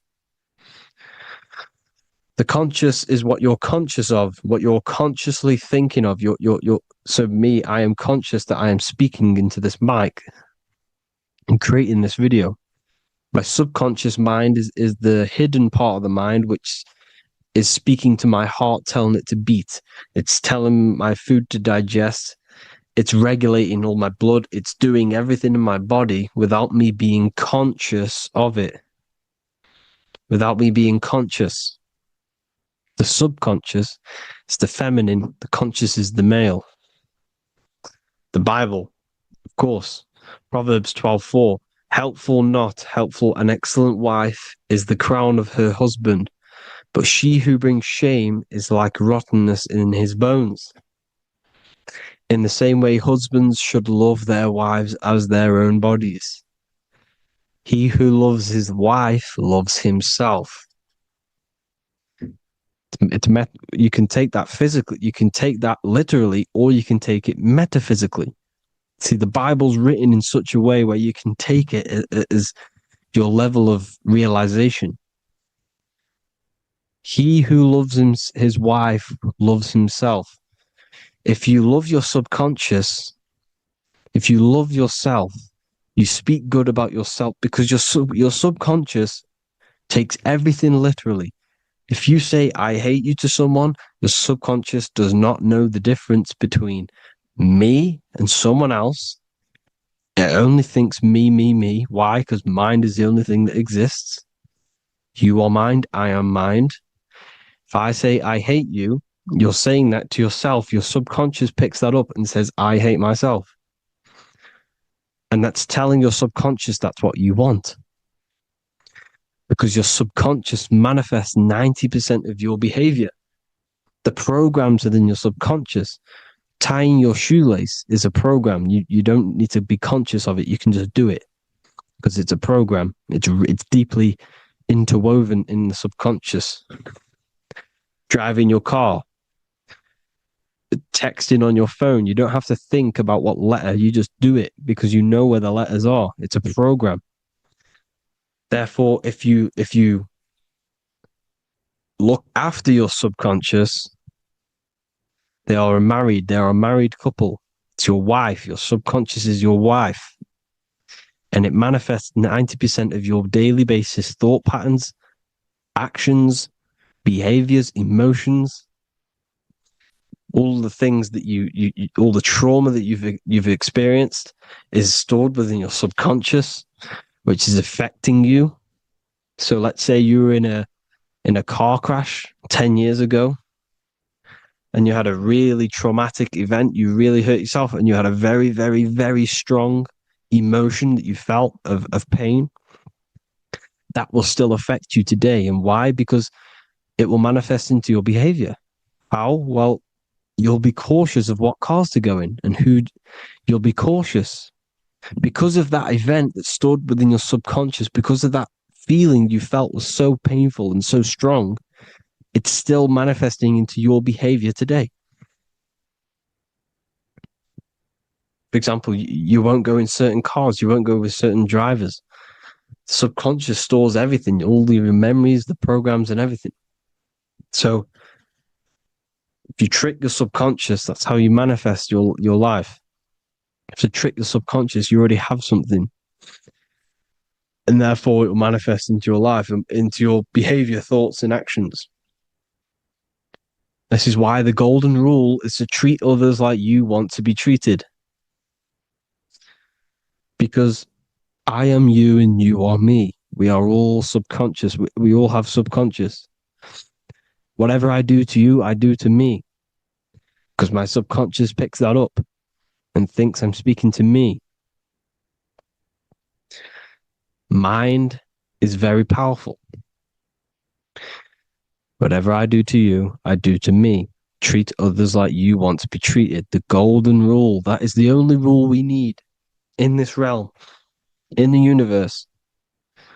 If everyone understood this rule and how the subconscious works and how karma works, we'd live in heaven on earth, the Garden of Eden, the golden age. As a man thinketh in his heart, so is he. Proverbs 23:7. Where your heart is, there will be your treasure. Your heart's the emotions. This is the storehouse of emotions. This is where you feel emotions. You have to let your emotions move through you, not become you. You can't let your emotions become you. But except be like the sky and let them pass through you. Be like the clouds and the stars passing over. Let them pass through you. Do not let them become you. And this is how emotions can take over your mind. We are driven by, when a man is driven by emotions, he has no self to control. You must control the mind, because the mind can be corrupted. Because your thoughts are electrical in the brain. Your thoughts come from the mental plane. So how the mind works is that you place your attentions on something in the mind, and infinite information just flows in. Think about it. When you think of a certain topic, as soon as you think of that topic, information comes flying into your mind. Different ideas, ping, ping, ping. It's all connected. It's why we call it a mindset, because your mind sets itself to frequencies. And when we think of something, we tap into that frequency, and just the universe, the mind, the mental plane just flows in information based on that frequency and that thought. The universe is just information. All of the information out there, nothing is new. It's all there. You just have to tap into it. You can tap into these different thoughts, and it's all there. Everything already exists within the mental plane. You don't think anything. You receive thoughts. We all share the mental plane. We affect each other. I'm affecting you. Listening to me is affecting your mental plane, your mind. The physical plane is the lowest plane. It's the world of effect. Everything you see in the physical plane is the effect of mind. Like I said, the person walking is the effect of their mind telling the body to walk. The physical plane is the lowest dimension of your mind. Mother Earth. We are in a mother. We're in the womb still. The earth is feminine. It looks after you. It provides you with food for free. It grows on trees with water. It's Mother Earth. It's the womb.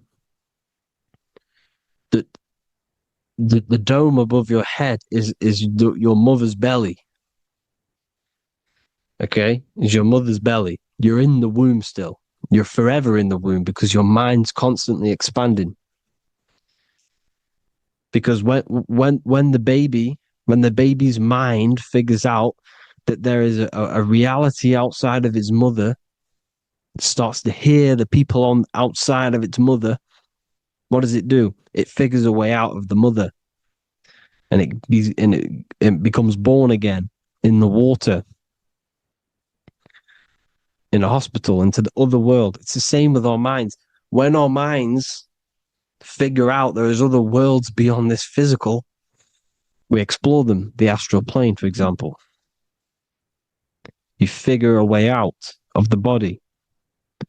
Because when you're the firmament, look at the word firmament, meant at the end. Firm is firm, something strong, something like a rock is firm. If your mind is firm like a rock, you will be stuck under the firmament. So, for example, people who are very programmed and can't think outside the box, they have a firm mind and they'll be stuck under the firmament because your mind is the only thing that's keeping you under the firmament. It's the only thing. When you're doomed, doom is dome. This is the dome, which is your head. Your head is the dome. Above your head, above the earth is the dome, the ethereal barrier. But that's just an external manifestation of your head. You don't leave the earth, you leave your body to leave the earth. Because your body is the earth. It's a dimension within your mind. So when you're doomed, you're domed. Your reality is your level of realization. You realize something, or when you have an idea, the mind, in the EYE or I, same thing, mind, it's all mind. Reality is your level of realization. You realize there's other worlds. That's your reality. Your perception's your reality. Mind in Latin is mens. Jesus was known as the fisher of men, which is the fisher of minds. He was fishing minds worthy of knowing the higher truth, the deeper occult knowledge. Jesus figured out that we are all God. And he got killed for it because in that age they were trying to suppress this information. Jesus figured out he was God because we are all God, every single one of you, and they killed him because we're all mind. We are not the body. We're the invisible intelligence, which is God. But you are not God if your mind is attached to this physical world, to the worldly pleasures. If you master your mind and travel the depths of your mind, that is God. Mental and men. Look at the word mental. It has men in it. Men in the Bible means mind. Here you see Masonic. The Masonic symbol with the eye, the mind. Looking over everything is the one. Everything comes from the one. All the lines coming off it. Giving its life to all of the life forms. Down here on the bottom, you have duality, black and white. Up here, you have singularity. One and the two. Unification and division. The lower self is divided into the left and the right. So the Bible even says, I forgot what verse it is, but it says, it's better to go through life with one eye than to have two and be cast into the fiery abyss of hell. I'm not sure what verse it is, but you can research it yourself. It's better to go through life with one eye, to be unified consciousness, dimension. No brainer. The language tells you the truth, people. Dimension. The dimensions are in your mind. Entertainment. Entertain the mind. Disappointment. It's all in the mind. Environment. The environment that you are in is a product of your mind. Within, rearrange spells high twin.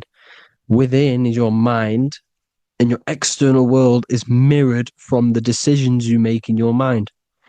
Advertisement, commitment, it's all mind. Everything is mind. Everything. So, this is important. The collective thoughts and collective beliefs.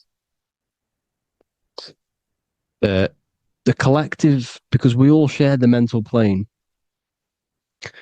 And because of this is why we are in a weakened state of consciousness at the moment. Because the collective thoughts and the collective minds overall are asleep. And they don't believe in anything. You see, everything is true within the mind. You think of something, it is there instantly. You think of a chair, it's there in your mind. You think of anything, it's there instantly. So everything's true within the mind. Anything can happen in the mind. Anything can happen on the physical plane if the collective consciousness, the collective minds, believe it to be true. This is why back in the days, in the ancient days, you look at all the old world stuff, you see all this crazy technology, and it's because as a collective, as humanity back then, they believed that they had much more open minds. Therefore, the things manifested in the physical world were a lot more out of the box, so to say, compared to today.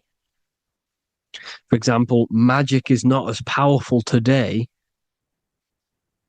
because the masses don't believe in it. It's still powerful, don't get me wrong, but if the masses believed, or if everyone knew magic could be real, because it is, anything's real in the mind, it would be a lot more powerful. You see? So and what they're trying to do is create a hive mind worldwide. They're trying to make one religion, an external god. What happens when you worship something external? You give energy to it, because where attention goes, energy flows. Where your mind gives attention to, energy goes there. And when we all believe in external gods and give our worship and our power to these external things, we all give energy to it, which will manifest as a demon in the astral planes. It's a hive mind. They're trying to make a hive mind to summon our energy. Trying to summon our energy. And it through mind, through collective thoughts, the hive mind. They want one religion, one government, one currency, one belief system. And that will create a hive mind, which will limit our consciousness, which will limit what we can do in the physical world. Because if everyone doesn't believe in certain things, it cannot happen, because it's all in mind. Mind is so powerful. I am you and you are me. I hope you all enjoyed this video, people. If you haven't already, join the Wisdom Academy.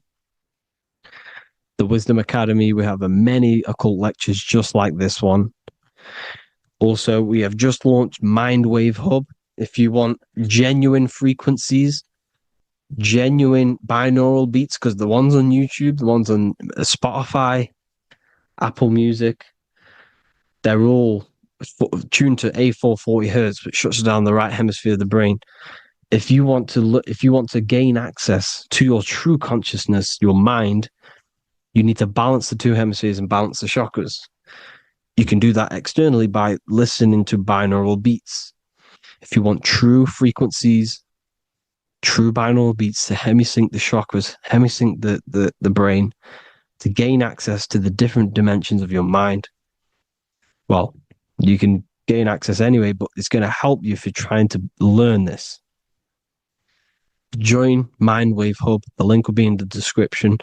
Listen to the binaural beats, meditate to them, listen to when you go to sleep. They'll massively benefit you. Thank you all, people. Hope you had an amazing, lesson. Hope you learned a lot. And please subscribe. God bless you all.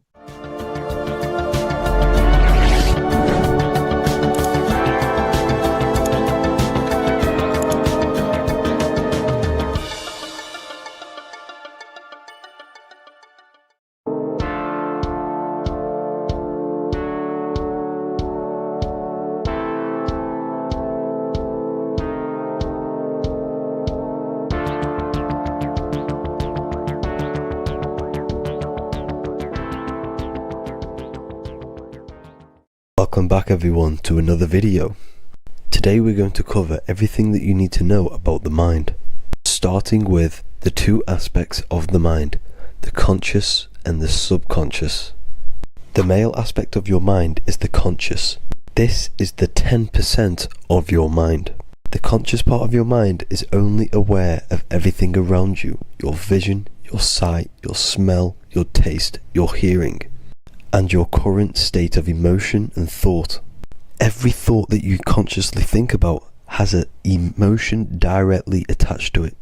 That emotion is then impressed onto the subconscious part of the mind. The subconscious part of the mind is the female aspect of your mind.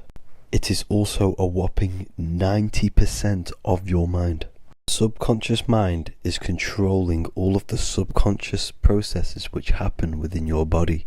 For example, your subconscious mind is controlling your heartbeat, your digestion of food, and all of the things that you do not have to tell the body to do. It is the hidden part of our mind which is controlling all of the hidden things. The subconscious mind is like a recording supercomputer. Everything that you have experienced in your life is all recorded and stored within the subconscious mind. One of the most important things about your subconscious mind is that it stores your mental programs. Everything in the subconscious mind manifests into behavior and actions within the body. Your daily basis routine and habits are all mental programs within your subconscious mind. These mental programs are created by mainly two ways. 1, repetition, and 2, emotional impact. The repetition is fairly simple to understand. The more you do something, the more it impresses onto your subconscious mind and becomes a program. That program will then manifest into your behavior. However, with the emotional programs, they work a bit different. The stronger that you feel an emotion, the stronger it is impressed onto the subconscious mind. And then that emotion becomes a program. For example, you had a very traumatic moment happen when you were a young child. The emotion that you felt was so strong in that moment that it impressed into your subconscious mind so hard that you can recall that moment like it was yesterday. That traumatic event that happened to you when you were young will still manifest into your daily basis behavior even to this day. However, it manifests subconsciously. For example, if you were in a car crash, you will be wary to enter cars with certain people. All because of that traumatic emotion that you felt and impressed onto your subconscious mind. Another example of the subconscious manifesting into our behavior is posting on Instagram. Most of the time, the reason why you post is because your subconscious mind is seeking gratification. So before you actually do something, question yourself and find out the root cause of why you are doing this. Another thing that you need to understand about the subconscious mind is that it takes everything you say and hear literally. So for example, if you go and say, you are an idiot to someone, your subconscious mind will only pick up the word idiot. It only knows yourself. It doesn't know anyone else. You are casting a spell on yourself just by saying that to someone else. This is why the golden rule is to treat others like you'd like to be treated. Now, you can rewrite these programs which are already in your subconscious mind. However, it does take consistency. You have to change these programs which have been running for years. And by changing these programs, you change your behavior, because these programs manifest into your behavior. The best way to do this, personally, is to listen to affirmations first thing when you wake up in the morning, and do this for 10 minutes every single morning. Then at night time, you want to think and feel that you are becoming the reality that you desire. The more that you feel this reality, the more it will become a program and impress your subconscious mind. For example, you're trying to gain financial freedom. If you trick your subconscious mind into creating a program saying that you are financially free, this will manifest into your behavior. You will start doing more work. You will start looking for ways to make money.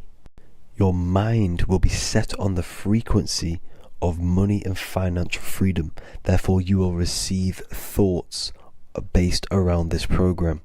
If you take enough action, your life will dramatically change because of this program that you created in the mind.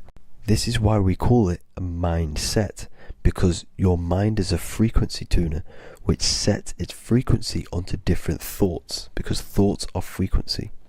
If you fill your mind with a specific frequency, you will gain thoughts and ideas based around that frequency. To create a stable mind, you need to master your emotions. You need to change your mindset. Everything that you experience is neutral. Based upon the mindset that you see it, you either give it a positive or negative charge. By understanding this deeply, you will then control your emotions. I hope you gained some wisdom and enjoyed this video. Please, if you can, leave a comment and a like, and subscribe to the channel if you like this content. Love and light to you all.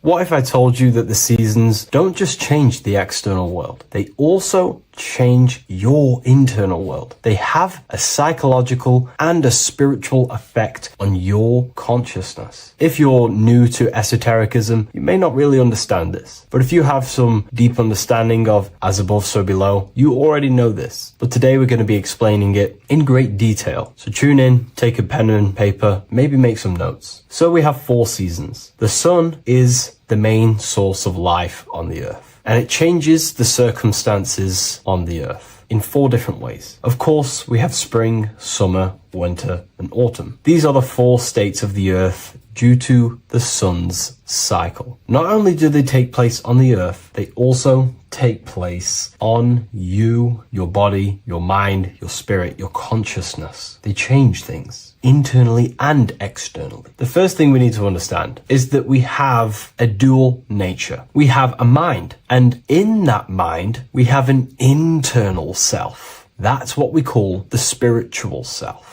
It is the individual that exists within their own mind, within their own consciousness. It is the self that imagines, thinks, feels. That's the spiritual self. And internally, that self is the true self. When it's detached from the false identifications, of course, such as the ego. But the true self dwells within the mind, and that's the immortal self. That's the self that will never die, never perish, that will always be there, and it always has been there. The internal self. But on the other side of the mind, the outside of the mind, we have this, what we call our physical human body. This is our external physical body. So outside of us is a physical reality, but inside of us is a spiritual non-physical reality. reality. Inside of us cannot be measured. Outside of us can be measured. So we have an internal world and an external world. I think this is the reason why the word individual has the word dual at the end. Dual meaning opposing or two. We have a dual nature. Inner world, in the mind, and a self out the mind. And the mind acts as some sort of doorway. It is a doorway into ourself. So in esotericism, this is what it's all about. It's about we work with the internal world. We try and figure out who we are from the inside out, not who we are outside of us. Because we realize that the external world is nothing but a crystallization of what's happening inside of us. Our lives are a result of every single thought that we thought in the past. So let's not get off track here. Let's carry on. As I was discussing the seasons, we have an internal world in the mind and a self outside the mind. And this is reflected even in the cycles of the heavens. This is how you know the universe is intelligently designed, and the law of correspondence corresponds with everything. The law of correspondence is as above, so below. It's not a Hermetic principle. It's not a Freemasonic principle. The law of correspondence, as above, so below, is just the law of life of the universe. It is in everything. So the daytime, the sun, this is external impressions or expressions, should I say. We express ourselves outside the mind, in the outside world, in the material body, taking actions outside of us during this daytime. The sun represents outward expression, the daytime. This is when we wake up, we're conscious, we do things outside of our mind. But then the nighttime comes around and it becomes dark and the moon rules over the nighttime. And we return back to our internal world. We return back to the darkness. We return back to the internal self, the self in the mind. Really is fascinating. And this is as above, so below. This follows the correspondence. This follows the law. Although that the outside world has a cycle of day and night, so does our own mind have this cycle. As above, so below. As within, so without.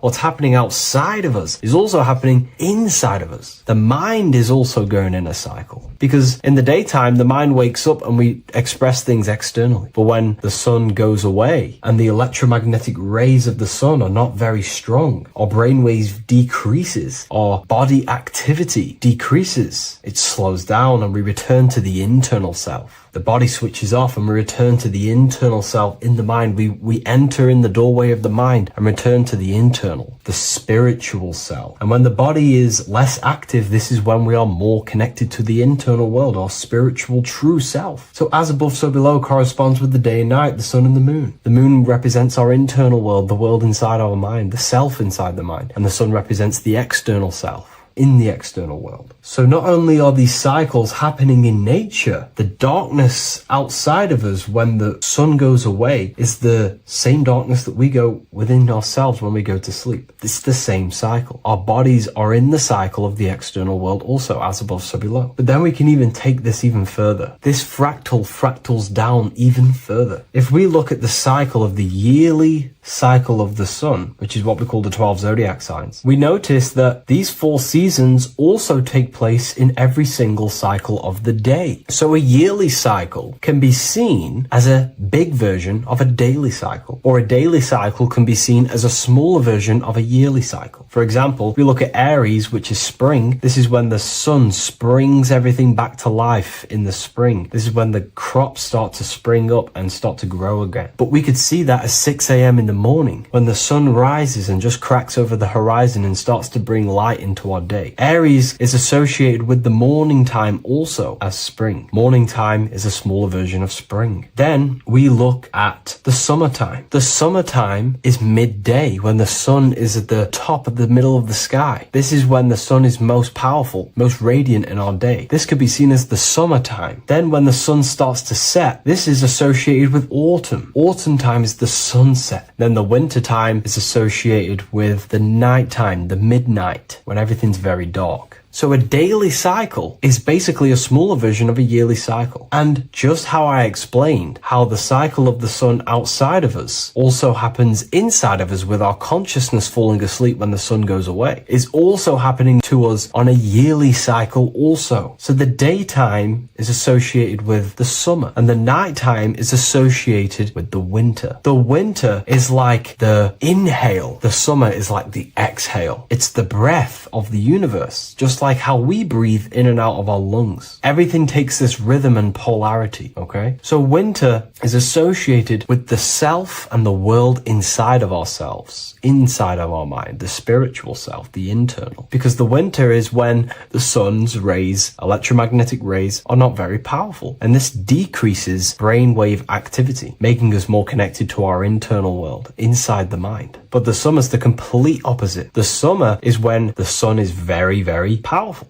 And the sun's powerful electromagnetic rays increase brain activity, making us more actionable in the physical world outside of our mind, in the external world. So summer is the daytime and winter is a big version of the nighttime. Vice versa. Just like how in the winter, we're more in the house. We're inside buildings because it's very cold outside. Animals hibernate. They go inside. They go into little places. They collect all their food and prepare for the winter. They go inside. They go in darkness to hibernate. So does our consciousness, our spirit, the self inside of our mind. We can use these cycles to our advantage, to evolve spiritually, to connect and be more balanced. You know, I've mentioned a lot of this inside the university to my members, to the family inside of there. We discussed this. We had a great discussion about this. And, you know, the live calls we have are priceless. The conversations you can have with someone when they're awake, you never forget them. You always have deep, meaningful conversations. And we discussed this deeply, and we were going into some interesting things about how we can use these types of changes in the seasons for our spiritual growth. We even discussed about spring and autumn and how they're associated with the different spiritual bodies that we have. But anyways, let's not get off track. Lucid dreaming,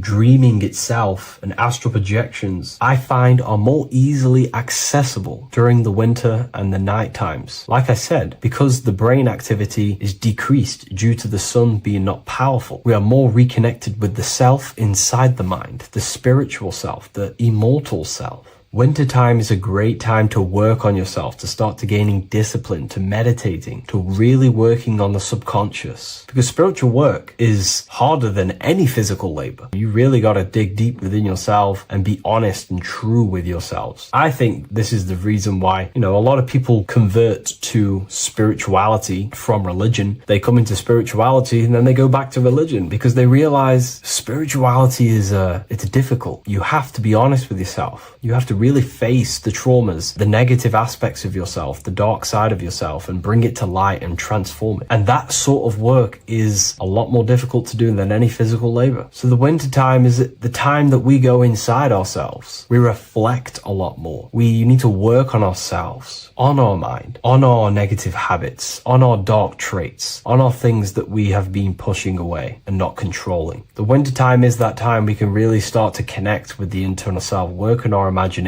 work on our mental willpower, work on all of these things like lucid dreaming, astral projections, and purifying ourselves, removing any mental barriers, any negative belief systems that may be subconsciously holding us back. It's easier to access the subconscious in the nighttime and in the winter, especially the winter. That's why I made this video, because we're in autumn now. We're transitioning into the winter. So I thought I'd share this with you all. And it's important to understand that you are a microcosm of God. Like I said, the law of correspondence associates with everything in the universe, people. Everything. And that's the best thing with the law of correspondence. And I've been using this for the past 3 to 4 years, right? The law of correspondence has determined and filtered out so many lies that was given to me, that's given to you, that's given to everyone in the world. The law of correspondence is like a filter. If someone gives you a piece of information, for example, gravity, and it does not apply with the law of correspondence, then you know it's a lie, because it's a universal thing. What happens inside of me also happens outside of me. What happens in my astral world happens in my material world, more than likely. As above, so below corresponds with everything. The same structure in my veins, in my nervous system, is the same structure in the trees, in galaxies, in everything. As above, so below, the universe is a fractal universe. Therefore, the point that I was getting at is that you are a microcosm of God. The same mind that God manifested things through thinking. He thought the stars, the earth, nature, the human body, designed everything with the God mind. He thought everything into existence. And that mind then powers that God used to to manifest everything into physical existence through the power of thought is the same mind that you possess, but on a smaller scale. God manifested the macrocosm through thought, as the universe is a mental universe. Everything you see around you was thought, then manifested into physical reality. God manifested the macrocosm, the world, through thought, and that same force of thought you use to create the microcosm, to create your own world. You think your life into reality, your world into reality. Your body is a microcosm, a miniature universe. Every thought you think commands 50 trillion cells in your body, and your cells religiously execute on every command that you give it. You're in charge of 50 trillion cells. You're literally commanding a whole civilization inside your body. And this is how you are a reflection of the divine. The God mind created the macrocosm, the world, and you create your own world inside that world using the same power as thought. Very powerful. So everything that happens outside of you is also happening inside of you. The law of correspondence is the most important, the law that you could possibly learn, because it makes everything so clear for you in the universe. Makes life so clear. You see the reality for what it truly is. It's a reflection of the higher dimensions. Just like how reality right now is a reflection of what's happening inside of people's minds and consciousness. We can't blame the elites for all the negative things that's happening in reality, because all the negative things that's happening in reality is the negative things that's happening in people's minds. We need to take control of ourselves. So with that being said, thank you all, everyone. If you wish to read more, 90% of you watching this video have already got this book. I want to say thank you for your support. It means the world to me. It makes me research more and write more books. And the book of symbolism is coming very soon. So thank you, everyone. I'll leave a link in the description for the university, for the live calls, and for the book if you wish to join. Have an amazing day. You're living in 4 planes of existence right now, but most people are only aware of one. And that's why they feel lost, disconnected, and stuck in cycles they can't explain. If you don't understand the blueprint of reality, you'll keep trying to fix the physical, while the real causes lie in the unseen dimensions that you have direct access to. You must understand that the universe only exists in the mind. Everything is a projection of consciousness. Therefore, consciousness produces everything. Our internal world is consciousness. Our external world is this physical body, physical world.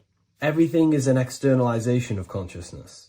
For example, this was a thought. Now it's made physical. But before this was invented, it was existing in someone's mind, in consciousness, invisible. Then it was made manifest, made physical. So everything in this physical plane is the effect. The cause is consciousness, mind, the mental plane. So now I'm going to explain these different dimensions of consciousness. You don't just exist in this physical plane. The physical plane, in fact, is the lowest plane there is. It's the illusionary plane. So first of all, we have the Buddhic plane. This is the nothingness. So think of it like this. Absolute nothingness. If you turn off thoughts, there is nothingness. This is the void.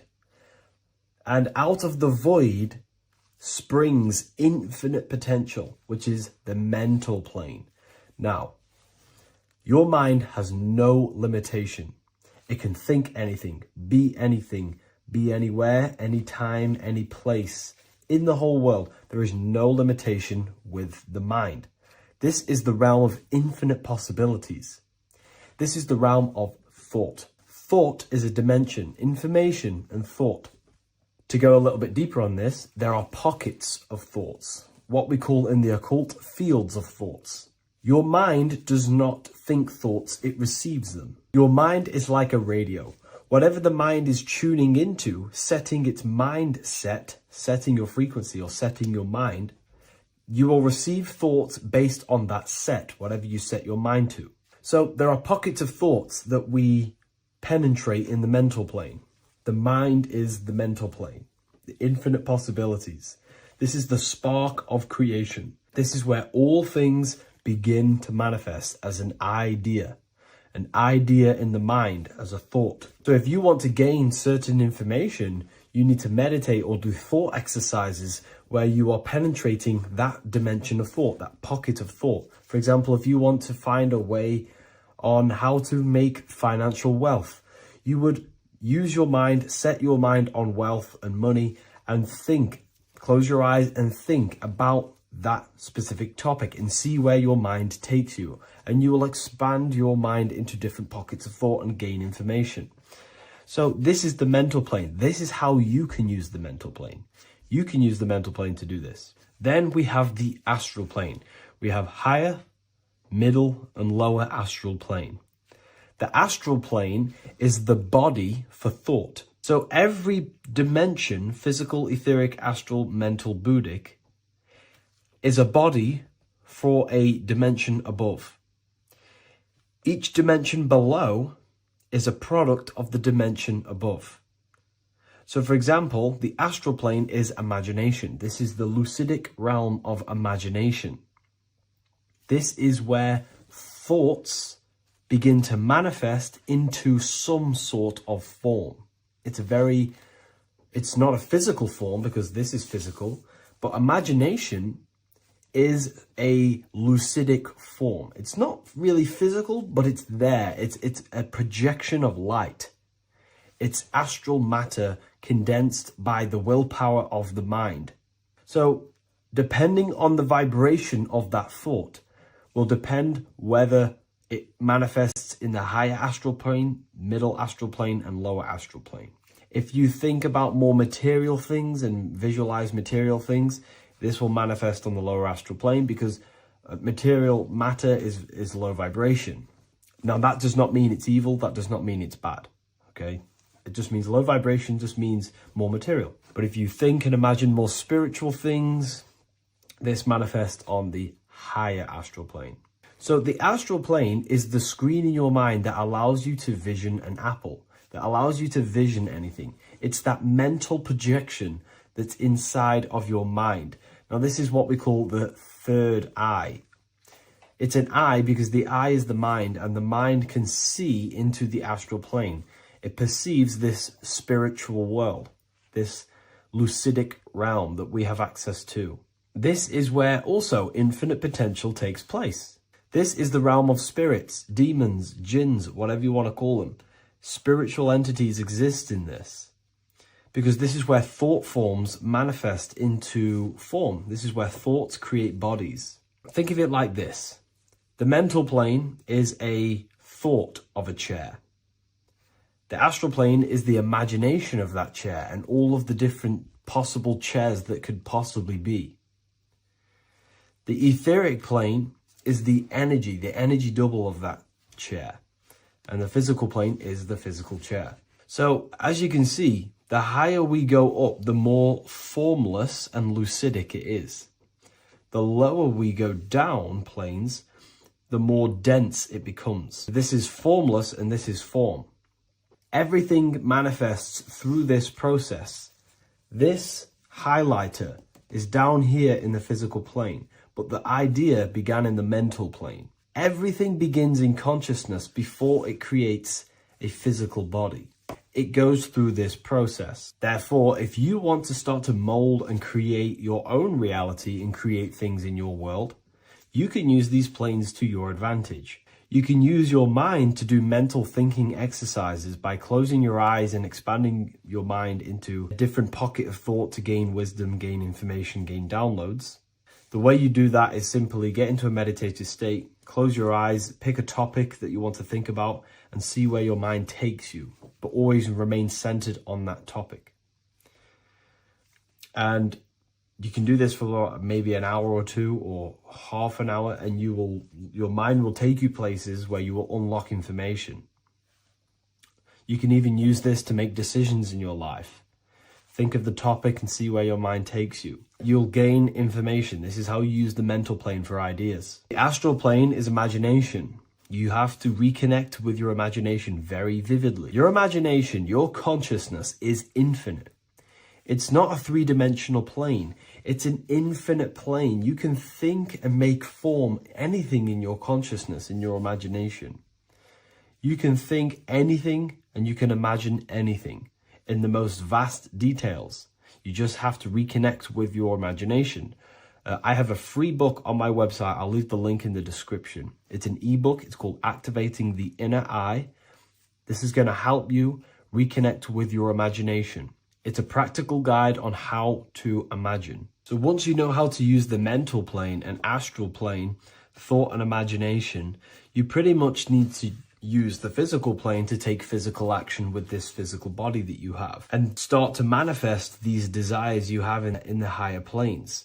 Now, it's very important that we master the mind, because the mind is the very fabric of reality. We become what we think about. Your life is a product of every thought you thought in the past. It is the mind that directs the flow of consciousness. And wherever this consciousness is flowing is what you will create in your life. Consciousness is the most potent force in the universe, and the mind is pretty much the universe in a microcosm form.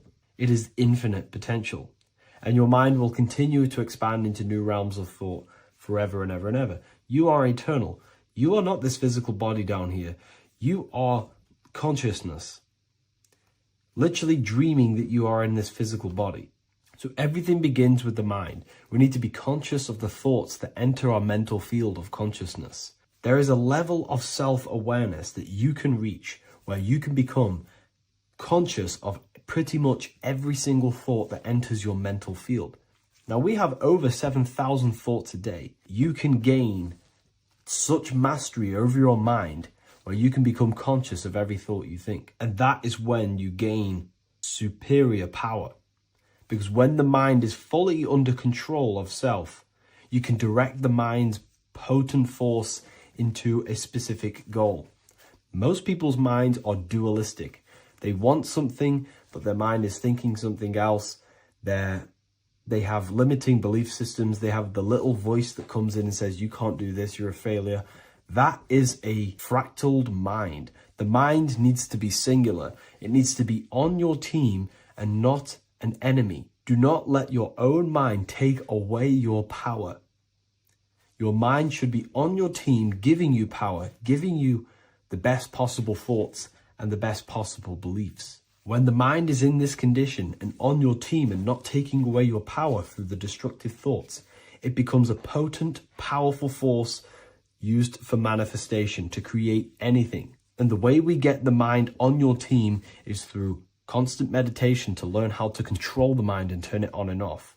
Subconscious reprogramming through visualization, affirmations, cultivating emotions associated with your goal. All these three ways we can reprogram the mind slowly over time so that it becomes powerful and becomes on your team and doesn't give you negative contradicting thoughts. When the mind is fully aligned on one thing, it can create massive empires and things in your physical reality. So I hope this video helps, and I'll see you in the next one. Hello and welcome to another video and another lecture from Ethereal University.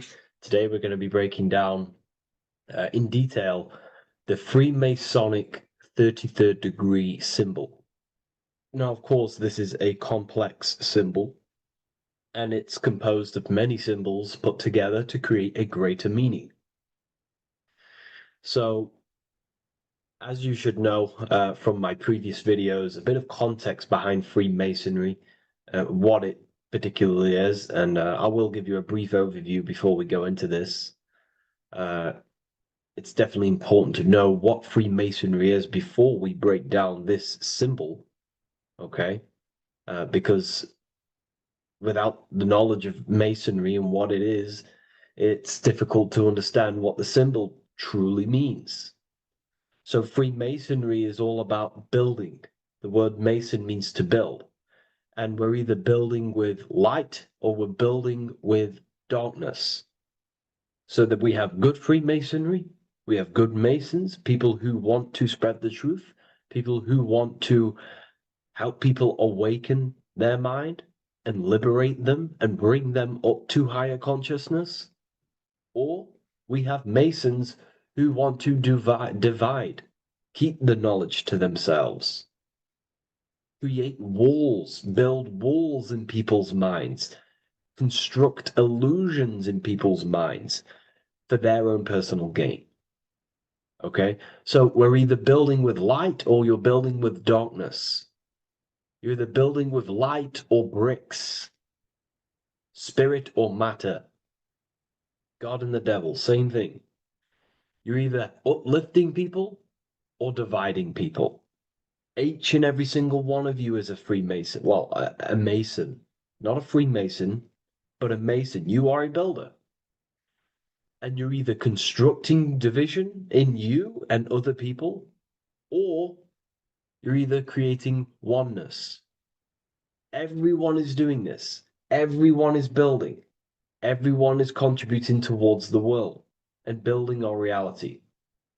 So Masonry is a craft, and that craft is to craft a better mind and heart, a higher consciousness, a higher understanding of the self, building a higher perception of yourself, getting to know who you actually are, why you are here.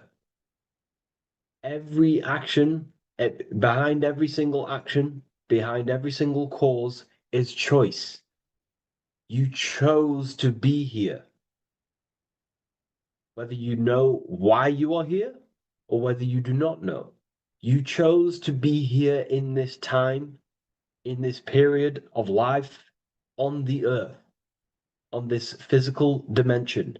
You chose, the mind of yours chose to be here in this body at this specific time. You are playing a role, you are building in this world at this specific time. So Masonry is all about getting to know the self, to know what you actually are through gnosis. Gnosis is direct knowledge obtained and extracted from direct experience. Knowledge extracted from direct experience. Knowingness. You know you have hands. You don't believe you have hands. You know you have hands. That's what knowing thyself truly means. To go within the self. To dwell in meditation for long periods of time. Not even meditation. To dwell, closing your eyes and thinking internally. Not thinking externally about anything outside you, but thinking and questioning internally, and you shall find answers. Seek and you shall find. If your heart is truly set on knowing, on getting to know true knowledge and knowing yourself, then you will find it. Okay, so because that's what the heart is. The heart is where we find our treasure. That's why it's inside of our chest. Our chest holds the treasure. What is your treasure? Your treasure is your physical manifestation. And whatever you act, whatever your heart cares about, your body follows.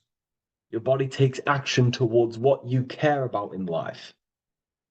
This is why we say follow your heart, because your body follows the heart, what you care about.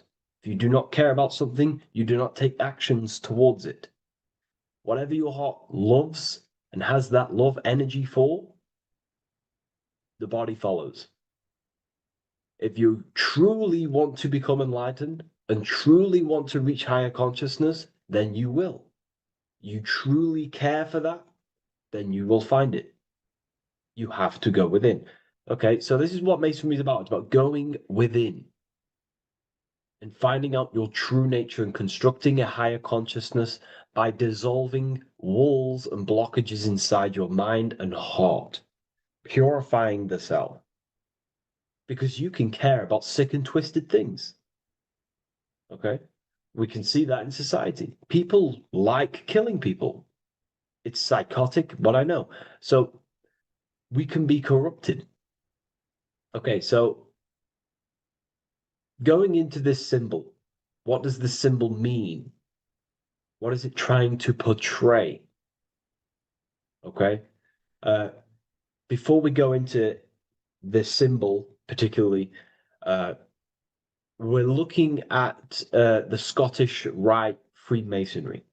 So we have the first degree all the way up to the third degree is Blue Lodge Masonry. Then from the fourth degree of Freemasonry to the 32nd degree is what we call Red Lodge Freemasonry. the red lodge degrees. So again, that is that symbolism of that red and blue, the left and right, masculine, feminine, water, fire. It's that symbolism again of the two polar opposites of reality, of masculine and feminine qualities, solar and lunar. The left and right hemispheres of the brain, the inner and out world, inner and outer world, the brain and the heart. These are all polarities, okay? Spirit and matter. We have to unify these.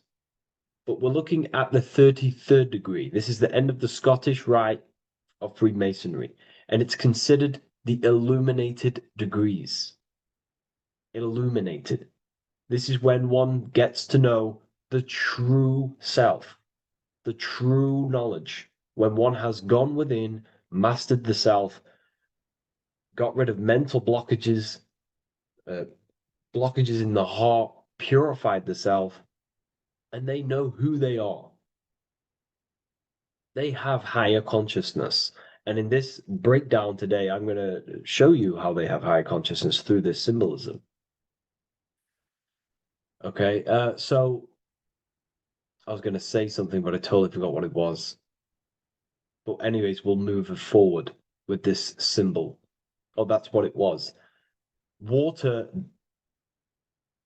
melts. Well, ice melts at 33 degrees, symbolizing ice represents solid matter, ego, the physical body, left brain thinking, physical reality identification, identifying self with the ego, the name, the job, the reputation. That's the ice, that's solid, that's ego thinking, left brain thinking. When we identify ourselves with the body, our ego, our name, our job, our reputation, our family, that is ego. That is pure earthly survival base level consciousness. This is the degree, this is the level of state of mind that we need to rise out from and figure out what we are, what you actually are inside you. When you turn off your thoughts, what are you then?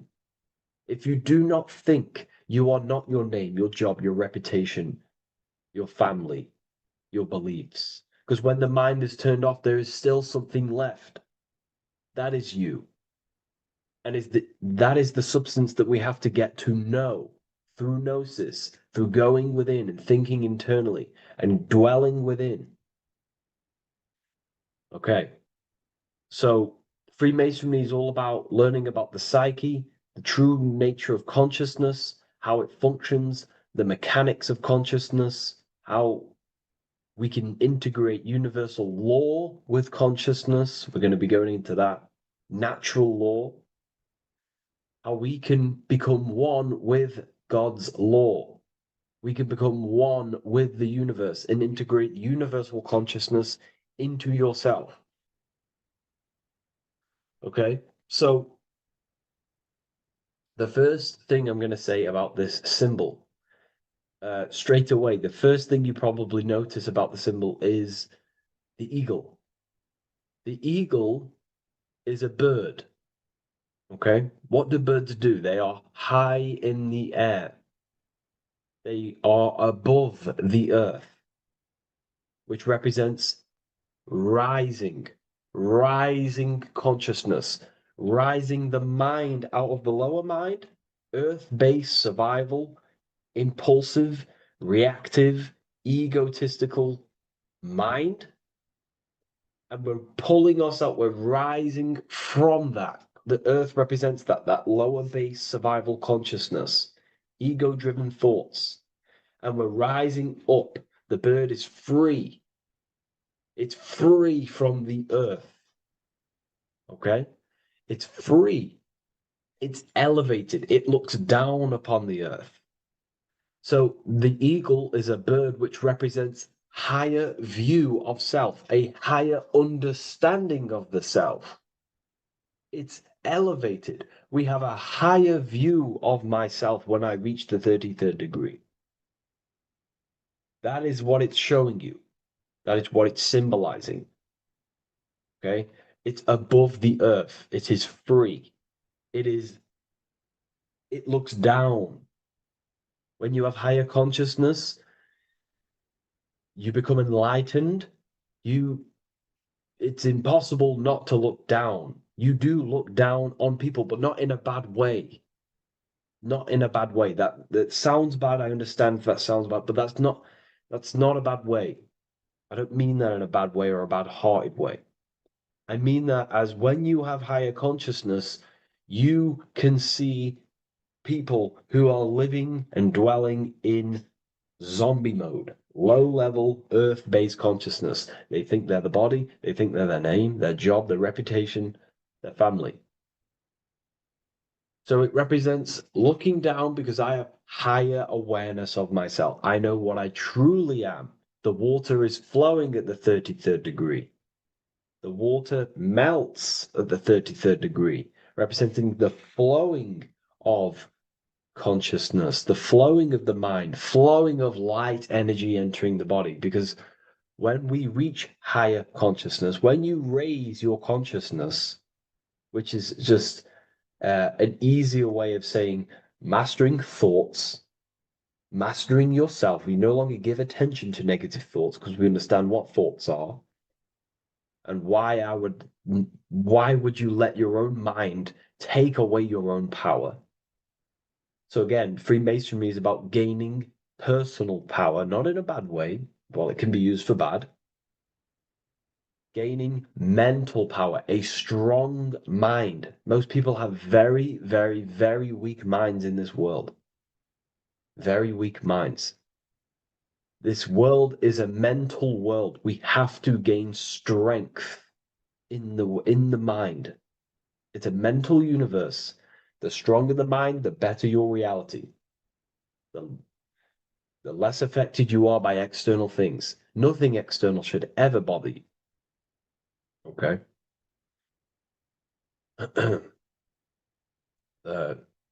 So it's about gaining mental strength, mental clarity. So again, the bird is elevated, it looks down, it has a higher awareness, it sees things from above, it sees the world for what it truly is. That's the eagle. Okay? It's the higher view. This is the illuminated degrees. So we're looking at now the sword.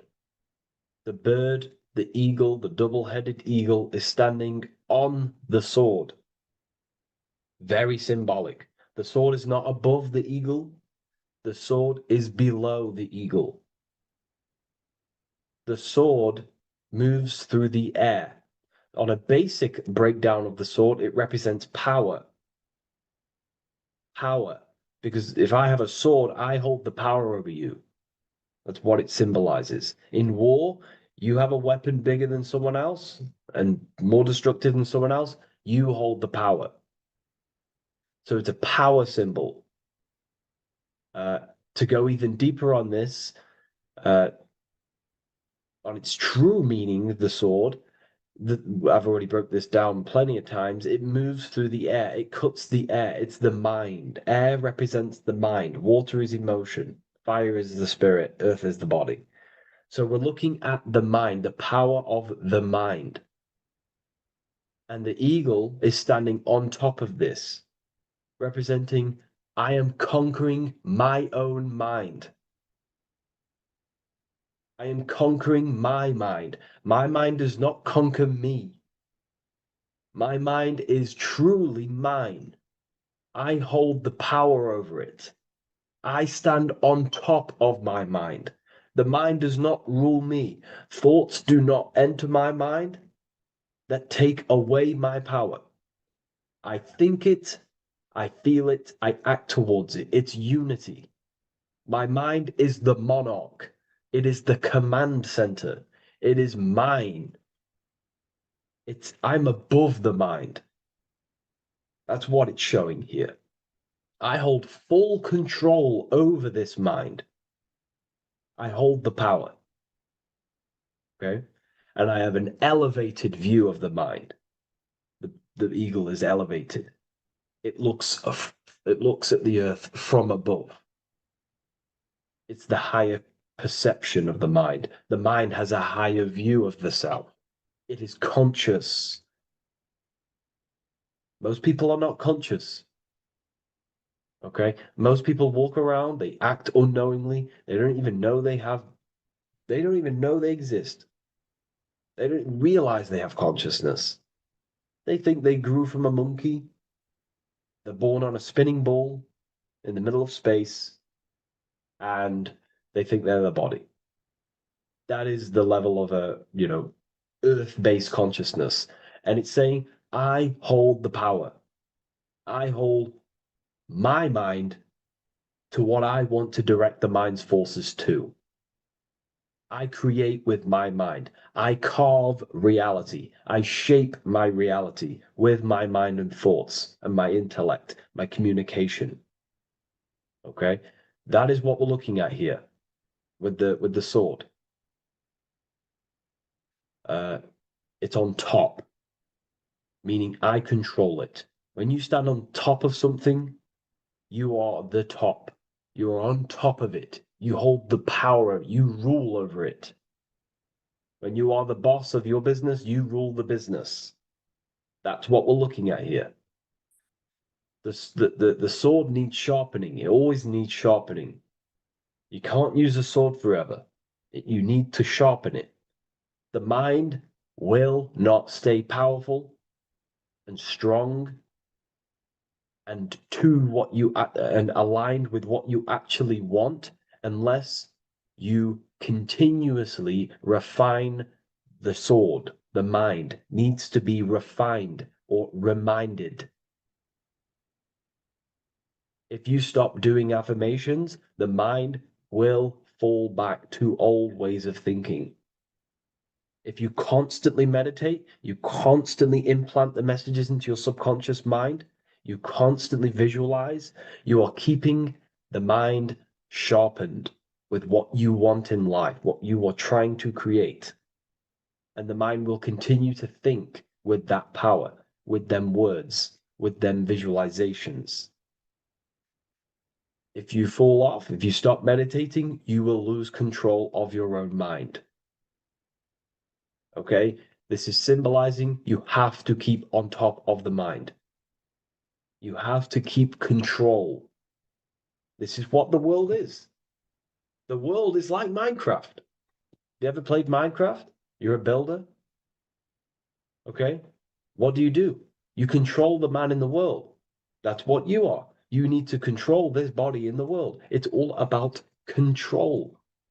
You are in a game. It's like Grand Theft Auto. You don't know how to use the buttons. You're going to create chaos, and you're not going to have that much fun in the world in GTA if you don't know how to work the buttons. Same with this world.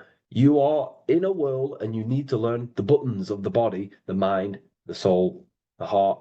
How will these things function so you can actually live a better life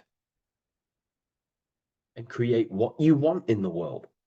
Aligned with natural law, of course, unless you want to walk down the path of Satanism. So this is what we're looking at with the sword. Now, moving on, we're looking at this little banner here. This says "God and my right" in Latin. God and my right. What is your right? Natural law is your right. What is natural law? You already know the natural laws. We all intuitively know the natural law. What is natural law? Do good. We all subconsciously, on a soul level, we know to do good. We know to do right. It is wrong to hurt people. It is wrong to control people.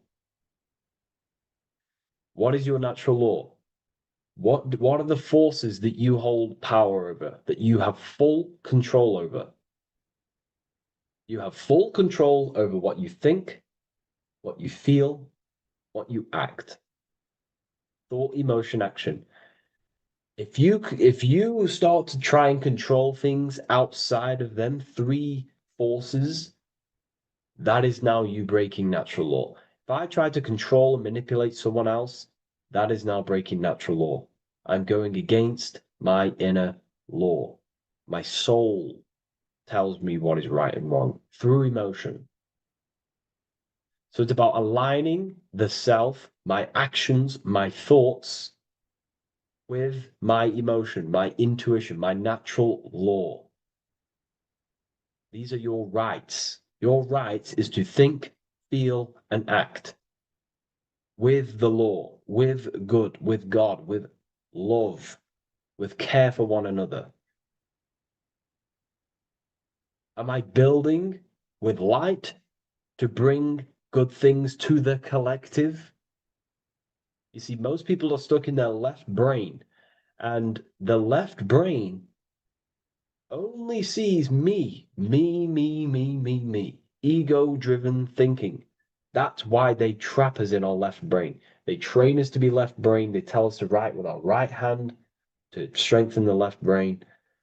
They call it writing. Everything in this matrix is to activate your your left brain. Why?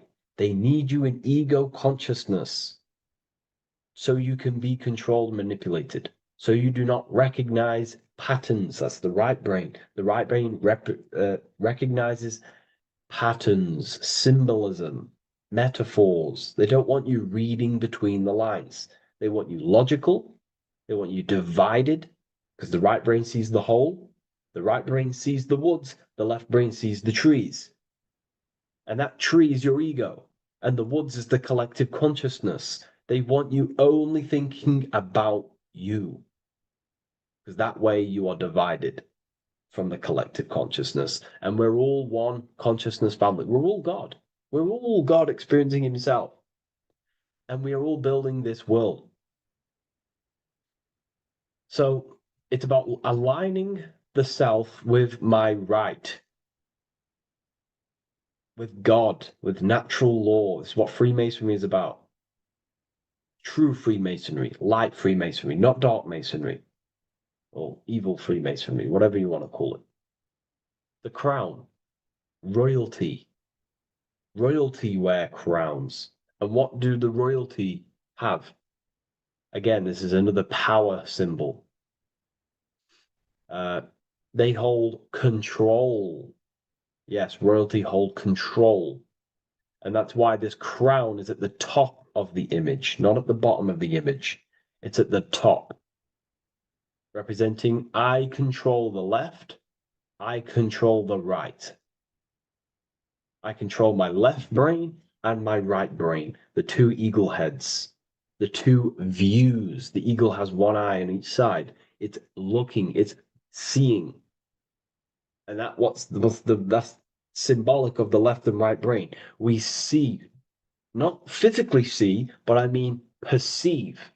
We perceive reality with the left brain and we perceive reality with the right brain. And it's about unifying these two brains so we can see and perceive reality from a true lens. Because if we see reality only from the left brain, and a left brain dominated brain, we see everything as divided. But if we see everything from a right brain perspective, we see everything as whole. When everything is in the middle, you need to see reality from the middle. Yes, I have my own personal consciousness, and yes, there is a collective consciousness. So I need to balance between that.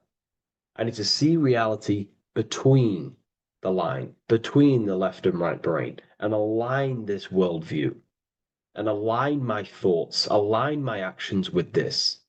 Because if you're left-brained dominated, you're only going to take action on ego. You're only going to take action on me. You're only going to think about me. But if you're right hemisphere brained, you're only going to take action for the collective, which is, yes, that's good, but you also need to think about yourself. Why did you come here? Your life has a meaning as well. It's not just about the collective, it's about you as well. But we need to balance this. You see? This is what we're looking at. The crown is in the middle, representing the balance, the power over the two. Okay? It's the balance, it's mastery, it's control. Royalty hold control over society, royal families. So it's about controlling the self. It's control over the eagle, control over the sword, over the mind. It's about personal power we're looking at here, self-control. Now we're looking at a upright triangle, which represents the element of fire, which is masculine. Masculine is all to do with action, the physical body. We're looking at fire, which represents spirit or transformation. Fire is a very transformative element. It transforms things. Okay, so we're looking at self-transformation through action. This is what we're looking at here. Fire is a very, very masculine force, a very penetrating and transformative force. So we're looking at transforming the self, not through knowledge, but through action.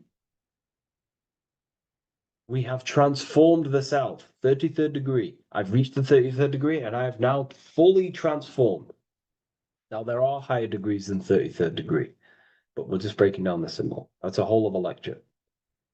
But this represents full transformation. 3, another, if you watch my video on numerology, you know 3 is all about what? Transformation. Thoughts, emotions, actions. These are the transformative forces that turn and create reality. Jesus dies and dies and resurrects after 3 days. Transformation from dead to the awakened. Brahma, Vishnu, Shiva. God is threefold. 3, 3, 3, 3, 3, 3. Electricity, magnetism, dielectricity.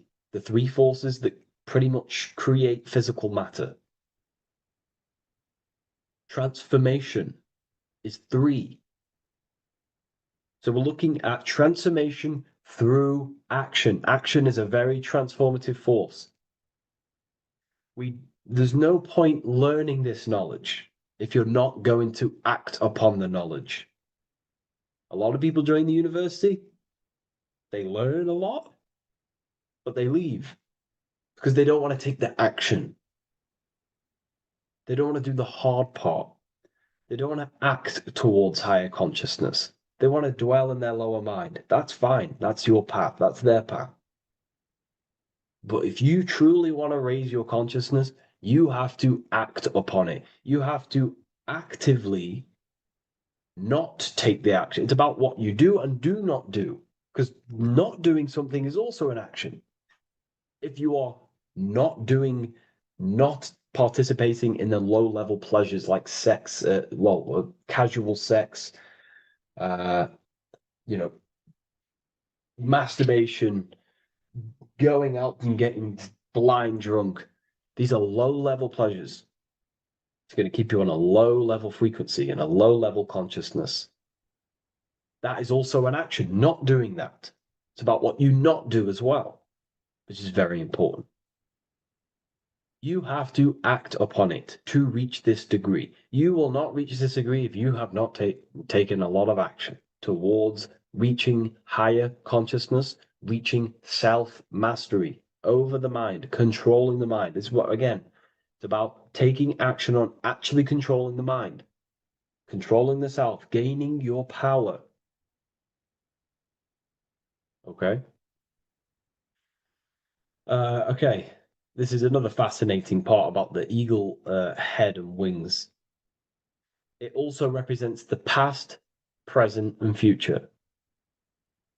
The crown is, again, symbolic of the crown chakra. This is all to do with knowledge. So we're looking at knowledge of the past, the eagle on the left looking behind, and the eagle on the right looking forward. So we're looking at the crown, knowledge of the past and the future. Looking at your past is very powerful. What has led you to this very point in your life? What actions have taken you to this point? And not only you, remember, there is a collective. Remember, you always have to keep that in mind. Every action you take, you have to always align it with the collective consciousness. It's not just you in the world. We have a collective. So how did you and how did the collective get to this point in life, in this present? How did we get here? How did we get into this mess? Humanity is in a mess. A straight up chaotic mess. And if you think everything is perfect and everything's divine and everything's just, there's some people out there in the spiritual community saying, everything's divine, everything's meant for this purpose. No, there are people actively manipulating and using mind control methods to control this reality. How have we got into this mess? So we have to look into the past to analyze patterns so we can take action now in the present to change the future of the collective and your personal life. That's what we're looking at here. So the eagle looking left is looking in the past, representing analyzing the past, analyzing the actions in my life and the collective life. The actions that led to this mess now, to this state now. And what can I do now with my knowledge to change the future to a better future, aligned with, again, natural law, aligned with goodness, aligned with God, aligned with care and love for one another and the self. So it's all about knowledge of the past and knowledge of the future. And what I can do now to take action, the triangle pointing at the middle, which is the present, what can I do now to change the future? To create a better future, to transform the world. 33, transformation. To transform the future. Okay, this is what we're looking at here with the two double-headed eagles as well. Again, this is more art. This is a lot more complex symbolism here. But again, we have the Earth hemisphere here. And what? The eagle above. It is raised above the earth, above material pleasures, above the material thinking self, above the ego. Not to say get rid of the ego. We need the ego.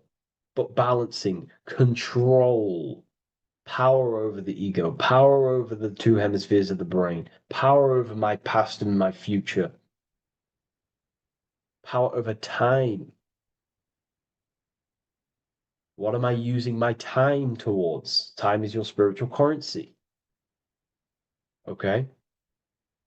It's elevated. It sees things from a higher perspective. It is higher consciousness. We're also looking at the astral body. Birds on a deeper level represent the astral body. So symbols have layers of meaning. The deeper you get into the occult.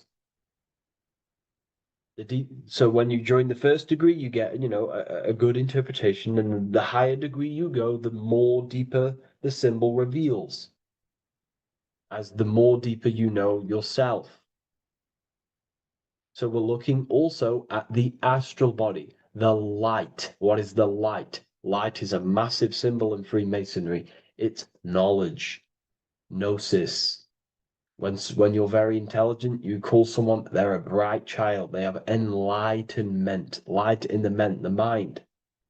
Looking at light, a lot of knowledge, a lot of self-knowledge of the self, of the psyche, how I function, what I am, knowledge of the astral body, rising above the earth, astral projection, exploring your true nature, exploring consciousness. This is what we're looking at here. And in order to explore your astral body and explore the astral realm, you have to control the sword, the mind. And you can then explore. You are free like a bird to fly. This is all symbolic of rising consciousness. All symbolic. So I hope this video has gained a bit more clarity on this symbol and given you some insights. And I will see you in the next one. Thank you for tuning in today.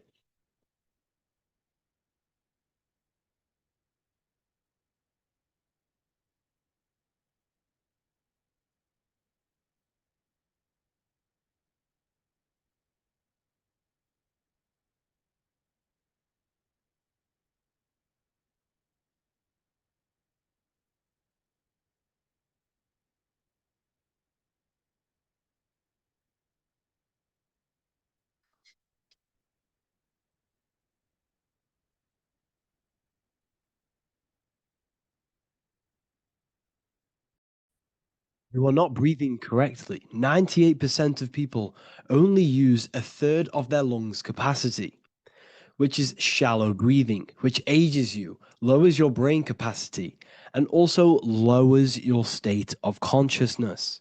So it's essential that you breathe consciously on a day-to-day basis, because this is what truly elevates your consciousness. I am going to give you the key for you to raise your consciousness just through breathing alone. Such a simple thing, but yet the most effective way for raising your state of consciousness and becoming more spiritually and mentally advanced.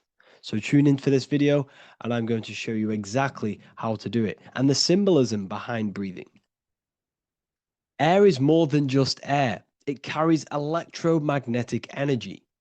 So now I'm going to give you the science behind this spiritual truth.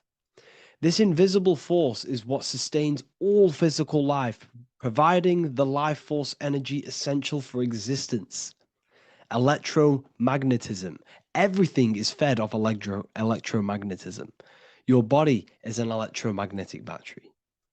Now, we can prove that air carries electromagnetism just by doing a simple test, a simple scientific experiment, by getting liquid oxygen and pouring it between a north and south magnetic pole, two polar opposite magnets. We see that the liquid does not fall straight through it. It is sucked. It is magnetically attracted to these two opposing forces, opposing magnets. This is proof that air, liquid oxygen carries electromagnetism. When you are breathing electromagnetism, the essential life force behind all living beings.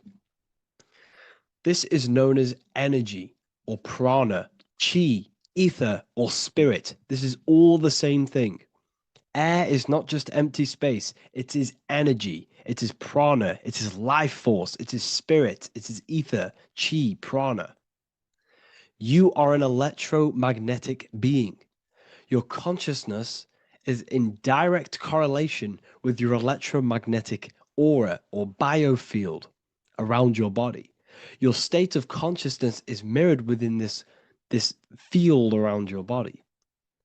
Now, your breath, when you breathe in, you're breathing electromagnetism or life force. Breath is the vital link between the physical and the spiritual, bridging the body with the soul. Through breath, we connect with both tangible world and deeper, the unseen realms of energy and consciousness. Breathing deeply and properly elevates our consciousness, enhancing the brain's functions, heightening the sensitivity of our five senses. It also brings a profound calmness to the mind, creating a state of clarity and inner peace. Like I said earlier, breathing properly is the fastest way to elevate your consciousness. It is the fastest way because breathing, when you stop breathing, what happens? You lose physical consciousness. Your body will shut down if you do not breathe in this vital electromagnetic energy in the oxygen.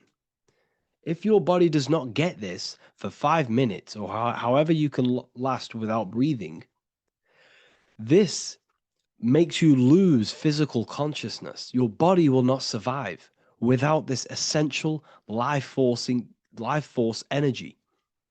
Therefore, air is one of the most overlooked things. This is why we see the symbolism of Buddha having a big belly. Why does he have a big belly?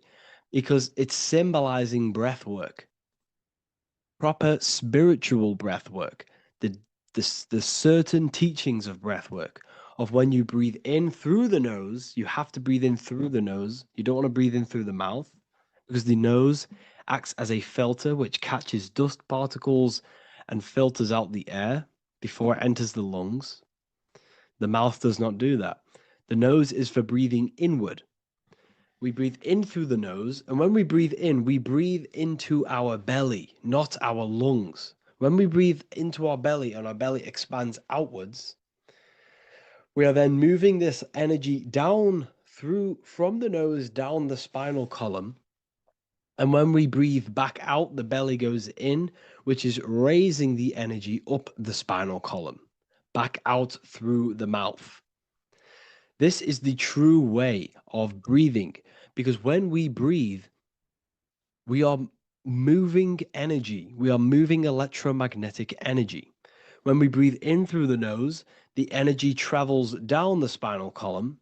And when we breathe out, we are raising this energy back up the spine, some of it going out the mouth, and some of it reaching the brain, activating dormant brain cells in the brain.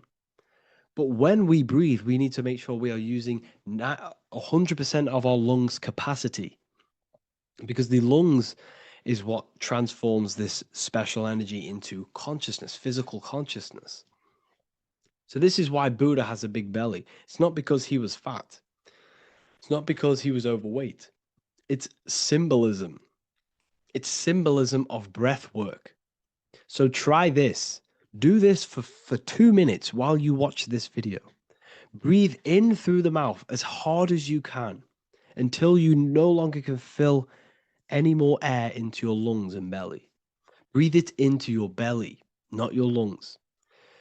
And breathe out through the mouth. Do this for 5 minutes or 2 minutes, however long. I promise you, breath affects your consciousness. You will notice the difference. If you do it quicker, the quicker it'll affect your consciousness, and you might go lightheaded. But that lightheaded is you activating your spirit, your energy body. So try this just when watching this video. When you breathe consciously, you are renewing both your energy body and astral body, aligning your consciousness with a higher state. This practice feeds new life force energy into the body, revitalizing and enhancing your overall well-being. Like I said, your brain requires the most amount of oxygen. When we have shallow breathing, this is reducing the brain's capacity. Because when we are not breathing properly, which 98% of people are only using a third of their lungs capacity, we are essentially only using a third of our consciousness, because your breath is directly correlated to your consciousness, your state of consciousness. When you breathe in through the mouth, out through the mouth, out in through the nose, out through the mouth, consciously and deeply for 5 minutes, you will notice that your senses are more powerful and sensitive. Your brain is quicker.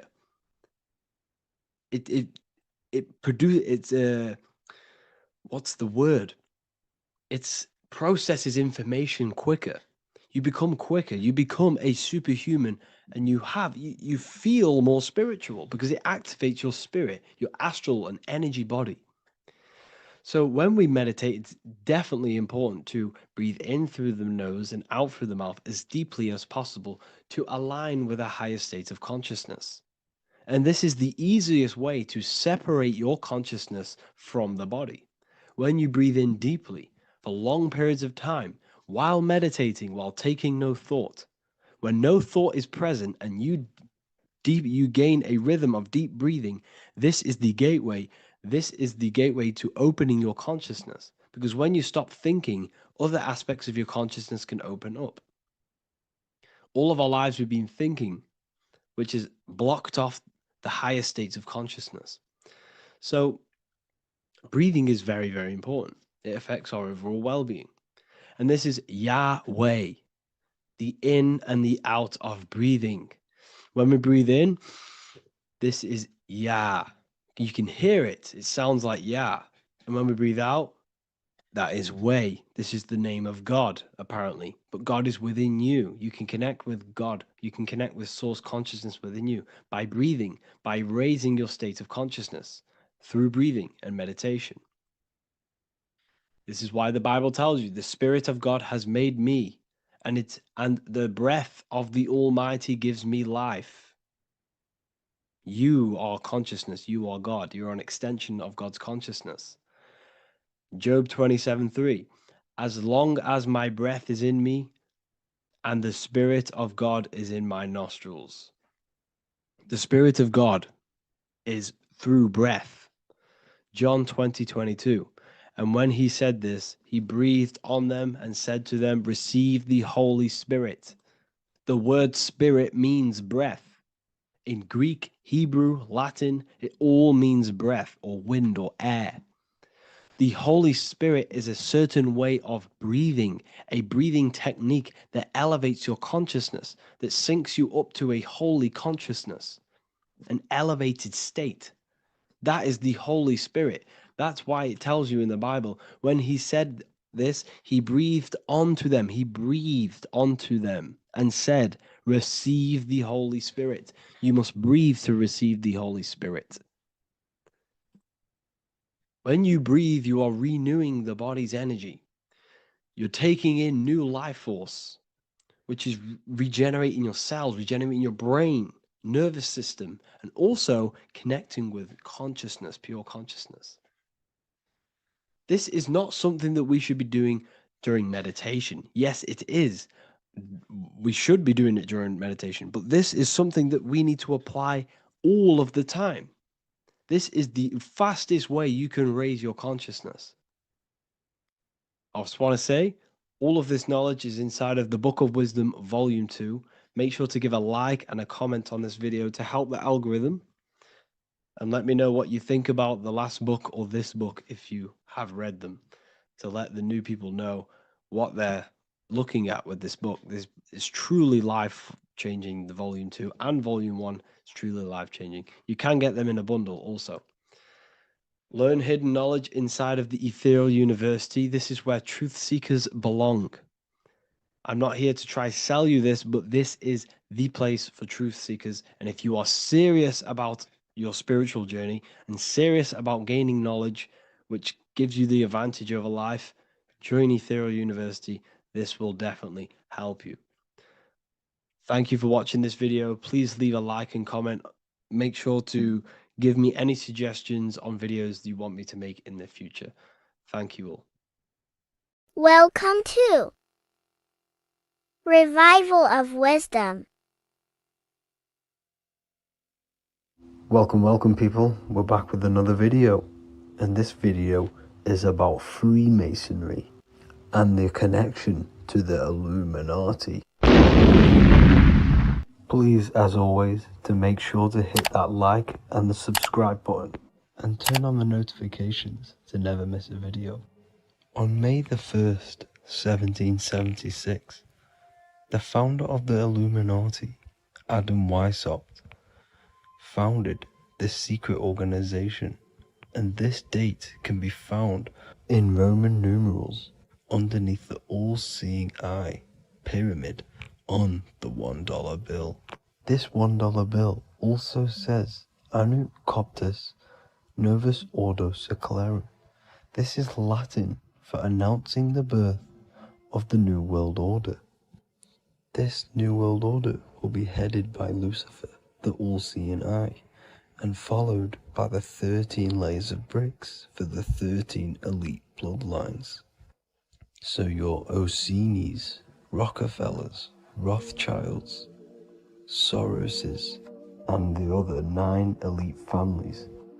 So when Adam Weishaupt created the Illuminati, he made it consisting of high-level degree Masons, French and Latin philosophers, and many more powerful people to all become one society. So this is why you see Masons using this same symbol of the all-seeing eye inside the pyramid. But not all Freemasons are part of this Illuminati secret society.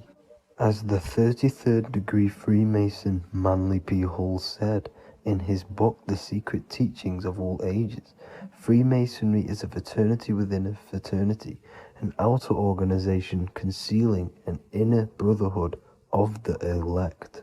So what he's saying here is that Freemasons have to go up the degrees of Freemasonry, and once they hit the top, they either get elected or not into these secret societies like the Illuminati, Skull and Bones, and Knights Templar. So when you see celebrities doing this one-eye symbolism, either covering one eye, doing the triangle, or doing 666 over one eye, this is showing and reflecting the symbolism of Freemasonry. They have taken the oath to never speak on anything they learn about Freemasonry.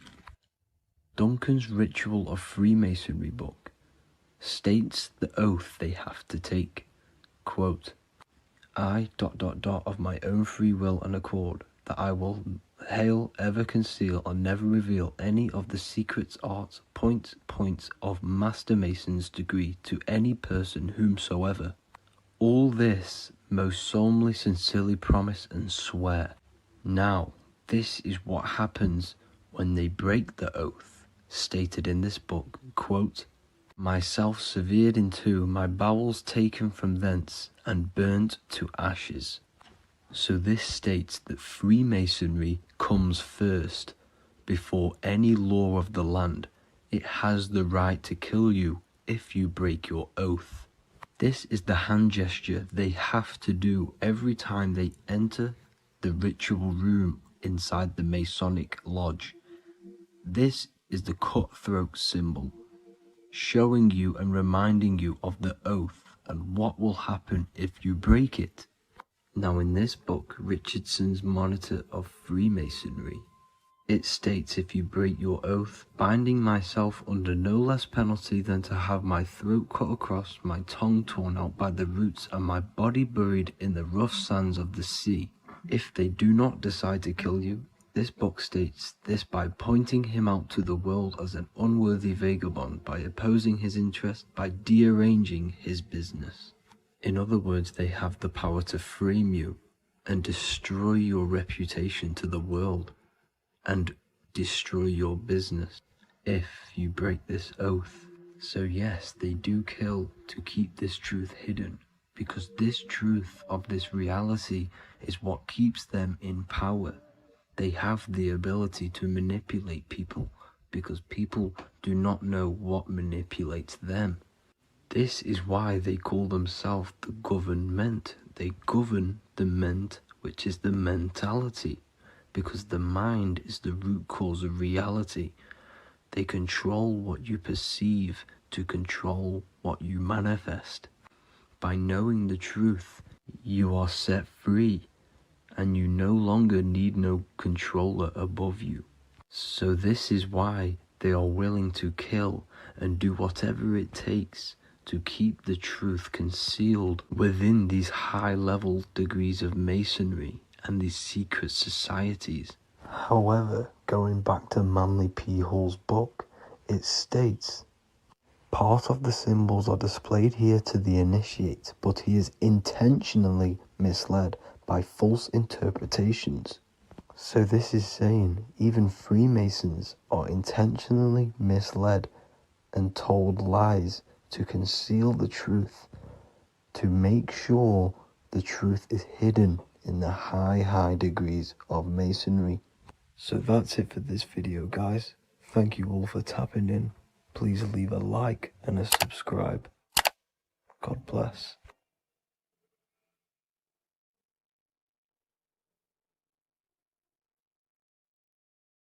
എല്ലാവർക്കും നമസ്കാരം. എന്റെ പേര് Harry B. Joseph revival of wisdom എന്നും അറിയപ്പെടുന്നു. Wisdom വാല്യം 1ഉം 2ഉം എഴുതിയത്. ഈ വീഡിയോയിൽ നിങ്ങൾക്ക് ഇന്ന് ഉപയോഗിക്കാൻ തുടങ്ങാവുന്ന ഏറ്റവും അടിസ്ഥാന ധ്യാന സാങ്കേതികതയെക്കുറിച്ച് നമ്മൾ ചർച്ച ചെയ്യാൻ പോകുന്നു. ഈ ധ്യാന സാങ്കേതികത എന്റെ യാത്രയിൽ എന്നെ വളരെയധികം സഹായിച്ചിട്ടുണ്ട്. ആത്മീയമായി പരിണമിക്കാൻ തുടങ്ങിയപ്പോൾ ഞാൻ ആദ്യം ഉപയോഗിച്ചത് ഇതാണ്. ക്രമേണ എന്നെ തന്നെ നിയന്ത്രിക്കാൻ ശ്രമിച്ചു, കാരണം ആത്യന്തികമായി ഇതെല്ലാം ഇതാണ്. നിങ്ങളുടെ യാഥാർത്ഥ്യത്തെ നിയന്ത്രിക്കാൻ കഴിയുന്ന തരത്തിൽ സ്വയം നിയന്ത്രിക്കുക. അതിനാൽ ഏറ്റവും അടിസ്ഥാനപരമായ ധ്യാനം എന്നത് നിശബ്ദ ധ്യാനമെന്ന് ഞാൻ വിളിക്കാൻ ഇഷ്ടപ്പെടുന്നതാണ്. ഇത് ഏറ്റവും എളുപ്പമുള്ളതാണ്, തുടർന്ന് ധ്യാനത്തിന്റെ മറ്റ് മേഖലകളിലേക്ക് നീങ്ങാൻ ആവശ്യമായ കഴിവുകൾ ഇത് നിങ്ങൾക്ക് നൽകുന്നു. ഇത് ധ്യാനത്തെക്കുറിച്ചുള്ള ഒരേയൊരു വീഡിയോ മാത്രമല്ല, ഇത് ഏറ്റവും അടിസ്ഥാനപരമായ ഒന്ന് മാത്രമാണ്. മറ്റ് വീഡിയോകളിൽ നിഗൂഢ അനുഭവങ്ങൾ നേടുന്നതിനുള്ള കൂടുതൽ നൂതന സാങ്കേതിക വിദ്യകളിലേക്ക് ഞാൻ പോകും. എന്നാൽ ആത്യന്തികമായി ഇന്ന് നമ്മൾ ചർച്ച ചെയ്യുന്ന ഈ ധ്യാനം നിങ്ങളുടെ യാത്ര ആരംഭിക്കുക എന്നതാണ്. ഈ ധ്യാനം ചെയ്യുന്നതിന്റെ ചില ഗുണങ്ങൾ ഞാൻ നിങ്ങൾക്ക് നൽകാൻ പോകുന്നു. ഈ രീതി എന്റെ ജീവിതത്തെ എങ്ങനെ മാറ്റിമറിച്ചുവെന്നും എനിക്ക് സ്വയം നിയന്ത്രിക്കാൻ സഹായിച്ചുവെന്നും ഞാൻ കണ്ടെത്തി. വ്യക്തിപരമായി പറഞ്ഞാൽ എന്റെ ആത്മീയ പ്രക്രിയയിലോ ഉണർവിലോ 4 വർഷമായി. ഞാൻ എല്ലായ്പ്പോഴും വ്യത്യസ്ത സാങ്കേതിക വിദ്യകൾ ഉപയോഗിക്കുന്നതിനാൽ ഞാൻ അമിതമായി ചിന്തിക്കുന്ന സമയത്ത് ഈ ധ്യാനം ഉപയോഗിക്കാൻ ഞാൻ ഇഷ്ടപ്പെടുന്നു. ഞാൻ ഒരു ദിവസം മാത്രം ധ്യാനിക്കുകയോ എല്ലാ ദിവസവും ഒരേ കാര്യം ചെയ്യുകയോ ചെയ്യുന്നില്ല. എന്റെ ബോധത്തെയും ഞാൻ എന്നെത്തന്നെ എങ്ങനെ നിരീക്ഷിക്കുന്നു എന്നതിനെയും ആശ്രയിച്ച് ഞാൻ വ്യത്യസ്ത സാങ്കേതിക വിദ്യകൾ ചെയ്യുന്നു. ഞാൻ എന്തെങ്കിലും സൃഷ്ടിക്കാൻ ശ്രമിക്കുകയാണെങ്കിൽ ധ്യാനത്തേക്കാൾ ദൃശ്യവൽക്കരണത്തിലാണ് ഞാൻ കൂടുതൽ ശ്രദ്ധ കേന്ദ്രീകരിക്കുന്നത്. എന്നാൽ എന്റെ ചിന്തകളുടെ നിയന്ത്രണം നഷ്ടപ്പെടുന്നതായി എനിക്ക് തോന്നാൻ തുടങ്ങിയാൽ, അല്ലെങ്കിൽ ഞാൻ നെഗറ്റീവായി ചിന്തിക്കാൻ തുടങ്ങിയാൽ, അല്ലെങ്കിൽ ഞാൻ വർത്തമാന നിമിഷത്തിൽ വളരെ സന്നിഹിതനല്ലെങ്കിൽ വർത്തമാന നിമിഷത്തിലേക്ക് എന്നെത്തന്നെ തിരികെ എത്തിക്കാൻ ഞാൻ ഈ ധ്യാനം ചെയ്യും. ഈ ധ്യാനത്തിന്റെ പ്രധാന നേട്ടങ്ങളിലൊന്ന് അതാണ്. നിങ്ങളുടെ മനസ്സ് ഏറ്റവും ശക്തമായ കേന്ദ്രത്തിൽ നങ്കൂരമിടാൻ, വർത്തമാന നിമിഷത്തിൽ നിങ്ങളെത്തന്നെ നങ്കൂരമിടാൻ സഹായിക്കുക എന്നതാണ്. ഭൂതകാലത്തെക്കുറിച്ചോ ഭാവിയെക്കുറിച്ചോ അമിതമായി ചിന്തിക്കുകയാണെങ്കിൽ മനസ്സ് ശക്തമല്ല. അതെ, നമ്മുടെ ഭൂതകാലത്തിൽ മോശം ഫലങ്ങൾ സൃഷ്ടിച്ച നമ്മുടെ ചിന്ത, വികാരങ്ങൾ, പ്രവൃത്തികൾ എന്നിവ മാറ്റാൻ കഴിയുന്ന തരത്തിൽ ഏതൊക്കെ ചിന്തകൾ, വികാരങ്ങൾ, പ്രവൃത്തികൾ എന്നിവ നമ്മെ ഈ ഘട്ടത്തിലേക്ക് നയിച്ചുവെന്ന് കാണാൻ കാര്യങ്ങളെക്കുറിച്ച് ചിന്തിക്കുന്നത് നല്ലതാണ്. വർത്തമാനകാലത്ത് നമുക്ക് അവയെ മാറ്റാൻ കഴിയും, അങ്ങനെ ഭാവിയിൽ മികച്ച ഫലങ്ങൾ സൃഷ്ടിക്കാൻ കഴിയും. അതെ, അത് നല്ലതാണ്. നിങ്ങളുടെ ഭാവി ദൃശ്യവൽക്കരിക്കുന്നത് അത്ഭുതകരമാണ്, കാരണം ദൃശ്യവൽക്കരണം എന്നത് നിങ്ങളുടെ ഭാവിയെ രൂപപ്പെടുത്താനും ബോധത്തിന്റെ ഉയർന്ന തലങ്ങളെ ഭൗതികത്തിലേക്ക് താഴ്ത്താനും നിങ്ങൾക്ക് നൽകിയിരിക്കുന്ന ശക്തിയാണ്. എന്നാൽ ഇന്നത്തെ ഈ ധ്യാനം വെറും നിശബ്ദ ധ്യാനം മാത്രമാണ്. ധ്യാനിക്കാൻ തുടങ്ങുന്ന ഒരാളായി നിങ്ങളുടെ യാത്ര ആരംഭിക്കാൻ ഇത് നിങ്ങളെ സഹായിക്കും. ഈ ധ്യാനം വളരെ ലളിതമാണ്. നിങ്ങൾക്ക് ഒരു ദിവസം 5 മിനിറ്റ് പോലും ഇത് ചെയ്യാൻ തുടങ്ങാം. നിങ്ങൾ 5 മിനിറ്റ് ചെയ്തു കഴിഞ്ഞാൽ നിങ്ങൾക്ക് 10 മിനിറ്റിലേക്ക് പോകാം. തുടർന്ന് ഈ ധ്യാനത്തിന്റെ അടിസ്ഥാന കാര്യങ്ങളിൽ പ്രാവീണ്യം നേടാൻ തുടങ്ങിക്കഴിഞ്ഞാൽ 30 മിനിറ്റ്. എന്റെ യാത്ര ആരംഭിച്ചപ്പോൾ ഈ ധ്യാനം ചെയ്യുന്നതിലൂടെ ഞാൻ അനുഭവിച്ച പ്രധാന നേട്ടങ്ങളിലൊന്ന് ബാഹ്യകാര്യങ്ങളുടെ സ്വാധീനം കുറവായിരുന്നു എന്നതാണ്. പ്രവർത്തിക്കുന്നതിനു മുമ്പ് ചിന്തിക്കാൻ ഇത് എന്നെ പഠിപ്പിച്ചു. മിക്ക ആളുകളും ധ്യാനിക്കാൻ തുടങ്ങുന്നതിനു മുമ്പ് അവർ വളരെ പ്രതികരണശേഷിയുള്ളവരാണ്. ഞാൻ ഇങ്ങനെയായിരുന്നു. എന്നാൽ ധ്യാനം നിങ്ങളെ മനസ്സിനെ നിശബ്ദമാക്കാനും മനസ്സിന് മുകളിൽ ഉയരാനും അനുവദിക്കുന്നു. നമ്മൾ നമ്മുടെ വികാരങ്ങളെയും ചിന്തകളെയും പ്രവൃത്തികളെയും ഓഫ് ചെയ്യുകയാണ്. നമ്മൾ നിരീക്ഷകനുമായി ബന്ധം നേടുന്നു. ചിന്ത അനുഭവിക്കുകയും വികാരങ്ങൾ അനുഭവിക്കുകയും നിങ്ങളുടെ പ്രവൃത്തികൾ അനുഭവിക്കുകയും ചെയ്യുന്ന നിരീക്ഷകൻ. അതുകൊണ്ടാണ് ഞാൻ മുമ്പ് പറഞ്ഞിട്ടുള്ളത്, വിഷാദം നിലവിലില്ല. സാങ്കേതികമായി അതില്ല. നിങ്ങൾ മനസ്സിനെ ഓഫ് ചെയ്യാൻ പഠിച്ചാൽ ചിന്ത ഓഫാക്കുക, വിഷാദം വിൻഡോയിലൂടെ പുറത്തേക്ക് പോകുന്നു. നെഗറ്റീവ് ചിന്തകൾ വിൻഡോയിലൂടെ പുറത്തേക്ക് പോകുന്നു. നമ്മുടെ മനസ്സിനെ നിയന്ത്രിക്കാൻ നമ്മൾ പഠിക്കുമ്പോൾ നിങ്ങൾ അതിന്റെ നിയന്ത്രണം നേടിക്കഴിഞ്ഞാൽ നിങ്ങൾക്ക് ഏതെങ്കിലും നെഗറ്റീവ് വിഷാദത്തിൽ നിന്നോ ഉത്കണ്ഠയിൽ നിന്നോ പ്രതിരോധശേഷി ലഭിക്കും. ഞാൻ നിങ്ങൾക്ക് നൽകുന്ന ഈ ധ്യാനത്തിന്റെ മറ്റൊരു നേട്ടം നിങ്ങളുടെ ചിന്തകളെ നിയന്ത്രിക്കാൻ ഇത് നിങ്ങളെ അനുവദിക്കുന്നു എന്നതാണ്. ചിന്തകൾ നിങ്ങളുടെ മാനസിക ബോധമണ്ഡലത്തിലേക്ക് പ്രവേശിച്ച് തുളച്ചുകയറാൻ ശ്രമിക്കുന്ന കാര്യങ്ങൾ മാത്രമാണെന്ന് ഈ ധ്യാനത്തിലൂടെ നിങ്ങൾ മനസ്സിലാക്കുന്നു. ചിന്തയെ നിശബ്ദമാക്കാൻ നിങ്ങൾ പഠിക്കുമ്പോൾ നിങ്ങൾക്ക് എല്ലാ നെഗറ്റീവ് ചിന്തകളെയും ഫിൽട്ടർ ചെയ്യാനും നിങ്ങളുടെ എല്ലാ ശ്രദ്ധയും നല്ല ചിന്തകളിലേക്കും നിങ്ങളുടെ ശാരീരിക യാഥാർത്ഥ്യത്തിലേക്ക് സൃഷ്ടിക്കാൻ ശ്രമിക്കുന്ന ചിന്തകളിലേക്കും നയിക്കാനും കഴിയും. അതിനാൽ ഈ ധ്യാനം ചെയ്യുന്നതിനുള്ള ആദ്യ പടി വളരെ ലളിതമാണ്. നിങ്ങളുടെ മുറിയിലോ വീട്ടിലോ നിങ്ങൾ എവിടെയായിരുന്നാലും ശാന്തമായ ഒരു സ്ഥലം കണ്ടെത്തുക. നിങ്ങൾ ഒരു തുടക്കക്കാരനാണെങ്കിൽ തീർച്ചയായും ഇത് വീടിനുള്ളിൽ ചെയ്യുക, കാരണം അത് കൂടുതൽ നിശബ്ദവും ബാഹ്യമായ ശ്രദ്ധാശൈഥില്യങ്ങൾ കുറവുമാണ്. നിങ്ങൾ കൂടുതൽ പുരോഗമിക്കുമ്പോൾ നിങ്ങൾക്ക് പുറത്തോ എവിടെയെങ്കിലുമോ ഇതെല്ലാം ചെയ്യാൻ തുടങ്ങാം, കാരണം എല്ലാം അടച്ചുപൂട്ടാൻ നിങ്ങൾ നിങ്ങളുടെ മനസ്സിനെ പരിശീലിപ്പിച്ചിരിക്കുന്നു. നിങ്ങൾക്ക് സുഖമായി ഇരിക്കാൻ കഴിയുന്ന ഒരു നല്ല ശാന്തമായ സ്ഥലം കണ്ടെത്തിക്കഴിഞ്ഞാൽ നിങ്ങൾക്ക് ഇരിക്കാൻ തുടങ്ങാം. നിങ്ങൾക്ക് ഇത് കിടന്നുകൊണ്ട് ചെയ്യാൻ കഴിയും. ധ്യാനാത്മകമായ ഇരിപ്പ് പോസ് ചെയ്തുകൊണ്ട് നിങ്ങൾക്ക് ഇത് ചെയ്യാൻ കഴിയും. ഇത് പൂർണ്ണമായും നിങ്ങളുടെ ഇഷ്ടമാണ്. ഞാൻ വ്യക്തിപരമായി ഞാൻ ഇരിക്കാൻ തുടങ്ങി, പക്ഷേ ഇപ്പോൾ ഞാൻ കിടക്കുകയാണ്. ഇത് പൂർണ്ണമായും നിങ്ങളുടെ ഇഷ്ടമാണ്. ഇതിന് നിയമങ്ങളൊന്നുമില്ല. ഇത് വെറും ആത്മീയ തമാശയല്ല. ഞാൻ നിങ്ങളെ പഠിപ്പിക്കാൻ പോകുന്നില്ല. നിങ്ങൾക്ക് ഈ നിഗൂഢാനുഭവം ലഭിക്കും. ഈ ധ്യാനം വളരെ ലളിതമാണ്. നിങ്ങളുടെ മനസ്സിനെ നിയന്ത്രിക്കാൻ ശ്രമിക്കുന്നു. നിങ്ങളുടെ ചിന്തകളുടെ മേൽ നിയന്ത്രണം നേടുന്നതിനുള്ള ആദ്യപടിയാണിത്. പല കാര്യങ്ങൾക്കും നിങ്ങളെ വ്യതിചലിപ്പിക്കാൻ കഴിയാത്ത ശാന്തമായ ഒരു സ്ഥലത്ത് നിങ്ങൾ ഇരുന്നുകഴിഞ്ഞാൽ നിങ്ങൾ ലൈറ്റുകൾ ഓഫ് ചെയ്യുന്നതാണ് നല്ലത്. രാവിലെ ഉണരുമ്പോൾ അല്ലെങ്കിൽ ഉറങ്ങാൻ പോകുന്നതിന് തൊട്ടുമുമ്പ് ഇത് ചെയ്യാൻ ഞാൻ വ്യക്തിപരമായി ശുപാർശ ചെയ്യുന്നു. ഞാൻ ഇത് പറയാൻ കാരണം ഈ സമയങ്ങളിൽ തലച്ചോറിന്റെ തരംഗങ്ങളും തലച്ചോറിന്റെ പ്രവർത്തനവും കുറയുന്നു എന്നതാണ്. സൂര്യൻ അകലെയായിരിക്കുകയും ചന്ദ്രൻ അസ്തമിക്കുകയും ഇരുട്ടാകുകയും ചെയ്യുമ്പോൾ സൂര്യന്റെ വൈദ്യുതകാന്തിക രശ്മികൾ തലച്ചോറിൽ സ്വാധീനം കുറയ്ക്കുകയും തലച്ചോറിന്റെ തരംഗ പ്രവർത്തനം കുറയുകയും ചെയ്യുന്നു. നാഡീവ്യൂഹം വിശ്രമിക്കുന്നു. നിങ്ങളുടെ മുറിയിലെ ഏതെങ്കിലും ലൈറ്റുകൾ ഓഫ് ചെയ്യുമ്പോൾ നിങ്ങളുടെ തലച്ചോറിൽ ബാഹ്യ സ്വാധീനം കുറയുകയും നിങ്ങളുടെ തലച്ചോറ് അത്ര ഡീകോഡ് ചെയ്യുന്നില്ല. ലൈറ്റുകൾ ഓണാണെങ്കിൽ ഇവ മസ്തിഷ്ക തരംഗങ്ങളെ ബാധിക്കുകയും തലച്ചോറ് ഉൾക്കൊള്ളാൻ ശ്രമിക്കുന്നത് വർദ്ധിപ്പിക്കുകയും ചെയ്യും. ഇതെല്ലാം തലച്ചോറിനെ പരമാവധി ഓഫ് ചെയ്യുക എന്നതാണ്. നിങ്ങളുടെ പഞ്ചേന്ദ്രിയങ്ങൾ അങ്ങനെയായതിനാൽ കഴിയുന്നത്ര നാഡീവ്യവസ്ഥ ഓഫ് ചെയ്യുക. നിങ്ങളുടെ പഞ്ചേന്ദ്രിയങ്ങൾ അക്ഷരാർത്ഥത്തിൽ നിങ്ങളുടെ നാഡീവ്യവസ്ഥയിലെ അസന്തുലിതാവസ്ഥയാണ്. നിങ്ങളുടെ നാഡീവ്യവസ്ഥയിൽ ഇപ്പോൾ ഒരു അസന്തുലിതാവസ്ഥയായി മാറിയ എന്തെങ്കിലും നിങ്ങൾ സ്പർശിക്കുമ്പോൾ നിങ്ങളുടെ നാഡീവ്യൂഹം അത് കണ്ടെത്തി നിങ്ങളുടെ തലച്ചോറിലേക്ക് അയക്കുന്നു. നിങ്ങളുടെ മസ്തിഷ്കം അതിനെ ഒരു ഇന്ദ്രിയമോ സ്പർശനമോ ആയി വ്യാഖ്യാനിക്കുന്നു. നമ്മളെല്ലാം ഓഫ് ചെയ്യാൻ ശ്രമിക്കുകയാണ്. അതിനാൽ നിങ്ങൾ ഒരു ശാന്തമായ സ്ഥലത്ത് എത്തിക്കഴിഞ്ഞാൽ ലൈറ്റുകൾ ഓഫ് ആകും. നിങ്ങൾക്ക് ഒരുതരം ഉറക്കം വരുമ്പോൾ നിങ്ങൾ കണ്ണുകൾ അടയ്ക്കുക. ഞാനിപ്പോൾ ഒന്നും ദൃശ്യവൽക്കരിക്കാൻ നിങ്ങളെ പഠിപ്പിക്കാൻ പോകുന്നില്ല, പക്ഷേ നിങ്ങൾ ആദ്യം ചെയ്യേണ്ടത് വളരെ ലളിതമാണ്. നിങ്ങളുടെ ചിന്തകളെ നിരീക്ഷിക്കുക. ഒരു ചിന്ത നിങ്ങളുടെ മനസ്സിൽ പ്രവേശിക്കും. അത് നിരീക്ഷിക്കുക, തുടർന്ന് അത് ഓഫ് ചെയ്യുക. ഒരു ചിന്തയും ഇല്ലാത്ത ഒരു ചെറിയ ഇടവേള, ഒരുപക്ഷെ 1 സെക്കൻഡ് അല്ലെങ്കിൽ അര സെക്കൻഡ് ഇടവേള ഉണ്ടാകും. മനസ്സിൽ പ്രവേശിക്കുന്ന ആദ്യ ചിന്ത നിങ്ങൾ ഓഫ് ചെയ്യുമ്പോൾ മറ്റേ ചിന്ത നിങ്ങളുടെ മനസ്സിൽ പ്രവേശിക്കുന്നതിന് തൊട്ടുമുമ്പ് ഒരു ചെറിയ വിടവ് ഉണ്ടാകും. ആ വിടവാണ് നിങ്ങൾ നിരീക്ഷിക്കേണ്ടത്. അപ്പോൾ മറ്റൊരു ചിന്ത വരും. ആ ചെറിയ വിടവിലേക്ക് നിങ്ങളുടെ ശ്രദ്ധ ഒന്നുമില്ലായ്മയിലേക്ക് തിരിച്ചുവിടുക. മറ്റൊരു ചിന്ത വരും. ഈ പ്രക്രിയ തുടരുക. നിങ്ങളുടെ മനസ്സിനെ നിരീക്ഷകനിലേക്ക് തിരിച്ചുവിടുക. നിരീക്ഷകനാകുക. നിങ്ങൾ ക്രമേണ പുരോഗമിക്കുമ്പോൾ നിങ്ങൾ ഈ ധ്യാനം തുടരുമ്പോൾ ഞാൻ പറഞ്ഞ അര സെക്കൻഡ് അല്ലെങ്കിൽ 1 സെക്കൻഡ് ദൈർഘ്യമുള്ള ഈ വിടവ് പതുക്കെ വികസിക്കാൻ തുടങ്ങുകയും വലുതായിത്തീരുകയും ചെയ്യും. നിങ്ങളുടെ ധ്യാനത്തിലേക്ക് 10 മിനിറ്റ് കഴിഞ്ഞാൽ ഈ വിടവ് വലുതും വലുതുമായി മാറും. ഒരു ചിന്ത നിങ്ങളുടെ മനസ്സിൽ പ്രവേശിക്കും. ഒരുപക്ഷെ 10 മുതൽ 15 മിനിറ്റ് വരെ ധ്യാനത്തിലേക്ക് കടക്കാം. മറ്റൊരു ചിന്ത നിങ്ങളുടെ മനസ്സിൽ പ്രവേശിക്കാൻ 1 മിനിറ്റ് എടുത്തേക്കാം. ഇതിൽ നിങ്ങൾ കൂടുതൽ പുരോഗമിക്കുന്തോറും കൂടുതൽ പരിശീലിക്കുക. നിങ്ങളുടെ മനസ്സിനെ കൂടുതൽ പരിശീലിപ്പിക്കുക. ഈ വിടവ് വലുതായിത്തീരുകയും നിങ്ങളുടെ ചിന്തകളിലും വികാരങ്ങളിലും പ്രവൃത്തികളിലും നിരീക്ഷകനാകാൻ പഠിക്കുകയും ചെയ്യുന്നു. നിങ്ങളുടെ ശ്വാസത്തിൽ ശ്രദ്ധ കേന്ദ്രീകരിക്കരുത്. ഒന്നിലും ശ്രദ്ധ കേന്ദ്രീകരിക്കരുത്. വെറുതെ നിരീക്ഷകനാകാൻ ശ്രമിക്കുക. ധ്യാനത്തിലെ നിങ്ങളുടെ ആദ്യപടിയാണിത്. നിങ്ങൾ ഇത് തുടർന്നാൽ നിങ്ങൾ ഉറക്കത്തിലേക്ക് പ്രവേശിച്ചേക്കാം. ധ്യാനാവസ്ഥ എന്ന് വിളിക്കുന്ന അവസ്ഥയിലേക്ക് നിങ്ങൾ ഒരു ചിന്തയുമില്ലാത്ത ഒന്നുമില്ലായ്മയിലാണ്.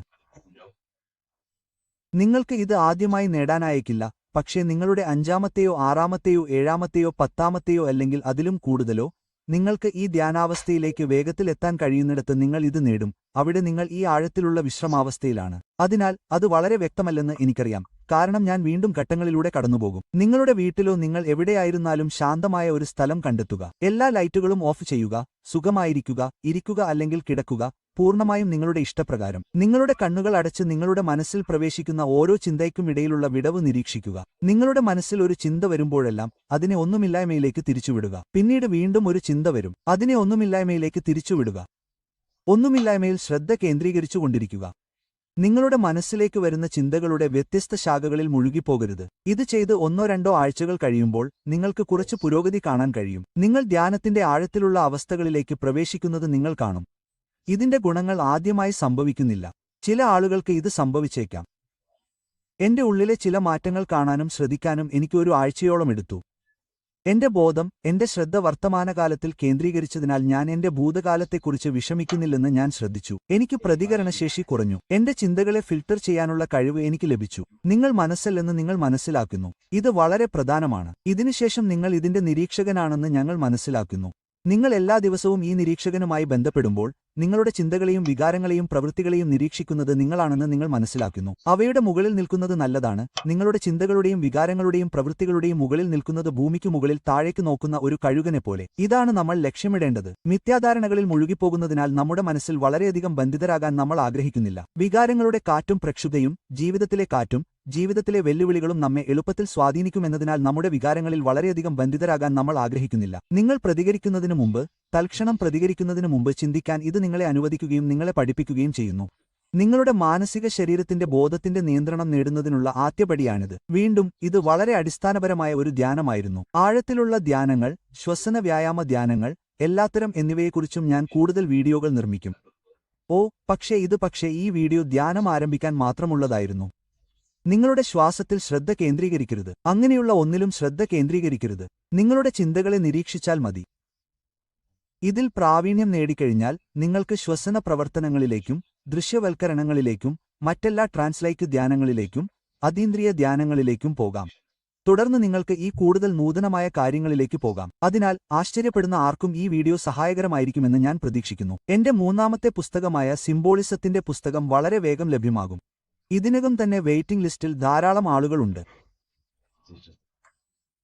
വെയിറ്റിംഗ് ലിസ്റ്റിൽ ഒപ്പിടാൻ ഞാൻ വിവരണത്തിൽ ഒരു ലിങ്ക് ഇടാം.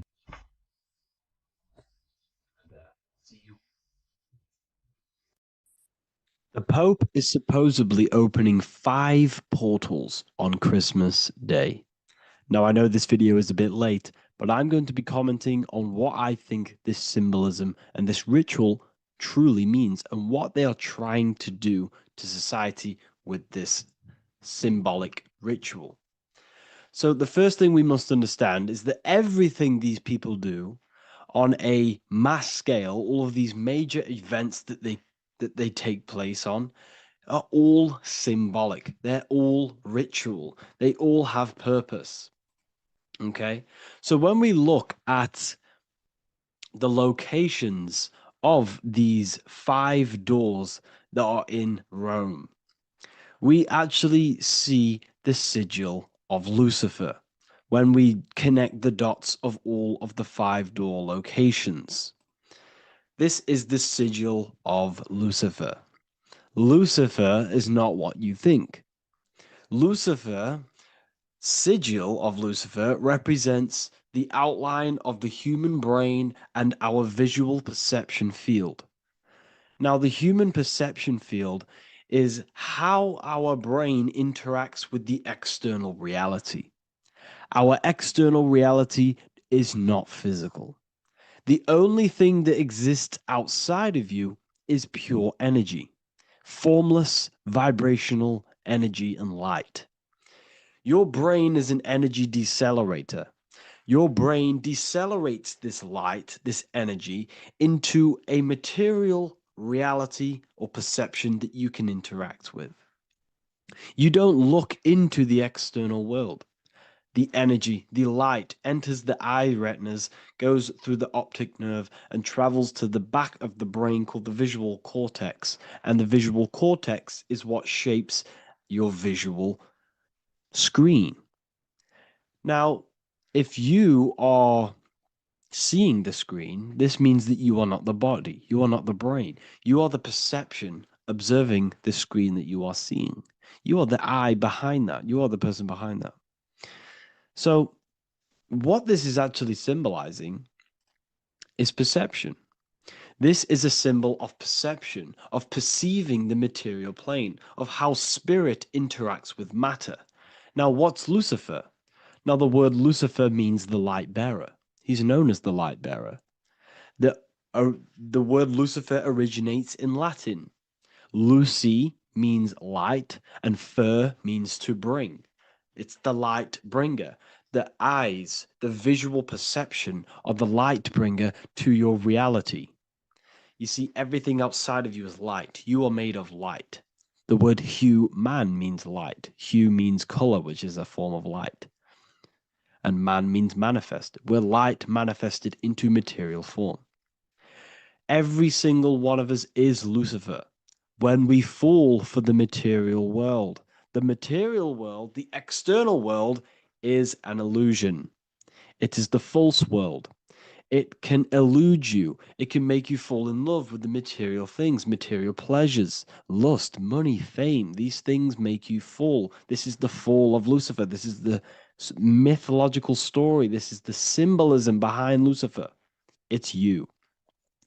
Are you falling for material pleasure because you are a divine spiritual being from the higher planes, not from this plane? Now, if you let your divine being fall for this material plane and fall for the evil that can take place in this plane, then you are Lucifer. It represents the false light, the false reality. This symbol, the sigil of Lucifer, it symbolizes the interplay between light, consciousness, and the perceptual experience of the physical reality. The external world is truly internal. What we visually perceive is essentially light waves carrying information, which then gets processed by our brain, the central computer of our nervous system. Okay? So, how many doors are open? 5 doors.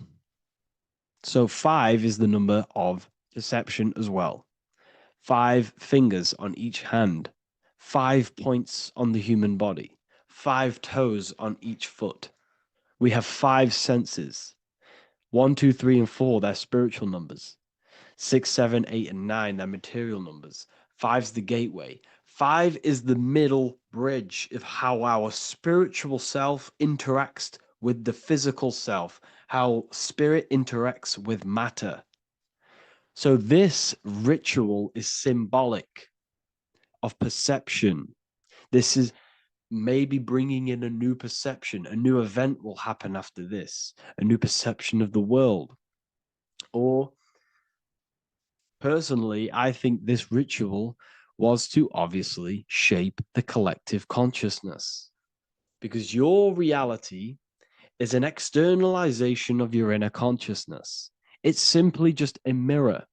Your material life, your material world outside of you is simply a mirror reflecting with mathematical and geometric precision of your internal consciousness. Your consciousness is creating and causing the effect called reality, physical reality. Your life is a result of every thought you thought in the past. Therefore, with that being said, everyone who perceives this ritual of, the Pope's opening 5 spiritual portals, who's letting in demonic energy into the world, they're going to let demonic energies and demonic spirits all in the world. Well, what if I told you the only portal they're opening is a portal in your own mind for negativity? By you believing in negative forces coming into the world and going to possess everyone, that's opening up your own mind. The collective spiritual community has been brainwashed in thinking there's going to be demonic energy. Therefore, what will happen? There will be demonic energy. Not because the Pope opened up a portal to the demonic energy, it's because everyone opened up their own minds to the demonic energy. Therefore, we as a collective consciousness shape the external world on a macrocosm scale. For example, the microcosm is your personal life. Your personal life. You have created it through consciousness. Your belief system is just externalized in your world. But on a collective scale, we all believe in money, for example. And because we all believe in money and we believe that this piece of paper holds value in our minds, okay, in the mental plane, this has an effect on the physical plane by shaping the physical plane by being ruled by this belief on a macrocosm scale. Yes, I know that money doesn't exist. It's just a belief in my mind. But that doesn't have an effect because the collective consciousness believes that money has effect has power. When it doesn't, it's just a piece of paper with a belief behind it. If the collective consciousness stopped believing in money, then the collective consciousness would have broke the spell and we would have no longer had a material plane ruled by money. You see, our beliefs is ruling and shaping our physical plane. This physical world outside of you is truly just an effect of the mind, an effect of our consciousness, our inner world. So I believe this ritual was done to change our perception, to make us think the Pope is bringing this spiritual energy and negative forces into the world. And it's just simply us creating the negativity in the world by believing in this, by thinking this. Remember, they have the power to send messages into millions of people's minds through media. And then messages are then believed, and that belief is shaping our world. What have I told you? That the New World Order is not manifested by the elite, it's manifested by you and us. We're all manifesting the New World Order. They can't manifest it. We can, because we are the ones believing it. We believe it. It is reality. It shapes our own prison. We're all shaping our own prison by believing in the prison, by believing in money. So this ritual was all to do with perception, creating a new perception, creating fear in our minds to, of course, distract us from what's really going on. This is all a ritual to implant messages in your own mind. So I hope you all understand this video, and I hope you all gain some insight, and I'll see you inside the university. Before you call the Baphomet evil, make sure that you watch this video until the end so you gain a full understanding on what the Baphomet truly is. No, I am not a Satanist. I am simply an esoteric and occult researcher. I've been looking into symbolism for a very long time, and I can reassure you that this symbol does not represent the devil, does not represent any negative figure. It's a very deep, occult, esoteric symbol. What we first need to understand about the Baphomet, it is indeed a symbol. Every symbol we see around us is neutral. The pentagram, the Baphomet is neutral. It depends how you use it, whether it is used in a good or bad way. Everything is neutral. It's your mind's perception that gives it a positive or a negative charge. First of all, let's break down the Baphomet symbol. Let's look very closely at the Baphomet. We have clearly the four physical elements corresponding to the Baphomet. Here we clearly have the fire element. The wings represents the air, the flapping in the air. The fish scales, which is the water. And this dome figure representing the earth. The soul is incarnated into four bodies. We have a mental body of consciousness, intellect. We have an emotional body of consciousness, which is all to do with intuition and energy. We have a spiritual body of consciousness, our astral body, and a physical body of consciousness for the physical earth. Earth corresponds with your body, air corresponds with your mind, fire corresponds with your spirit, water corresponds with your emotions. So the Baphomet is showing you the four elements of the soul, the four bodies of the soul that we are incarnated in. Now, let's look at this moon figure. We have the moon. The moon represents the internal world. It represents what we cannot see. The sun represents our conscious mind, what we can see, what we're aware of, the physical world. The moon represents what we are not aware of. It represents our internal world. Remember, we have two worlds. You're an individual. You have a dual nature. Individual. You have an internal world. When you close your eyes, you have an internal voice, an internal world of thought and emotion, and an external world of this material body. The moon represents the internal. The moon on top represents the moon controlling the mind, represents the inner world controlling you. Now, this is very symbolic in the occult world. If the inner world is controlling you, then you have no control over reality. This is the devil horns. You know the devil horns? The moon crescent? This represents you are the devil. You're being controlled by your thoughts, by your emotions, by your psyche. Then we have the moon below, which represents control over the inner world. We have control over our thoughts, our emotions, our impulses.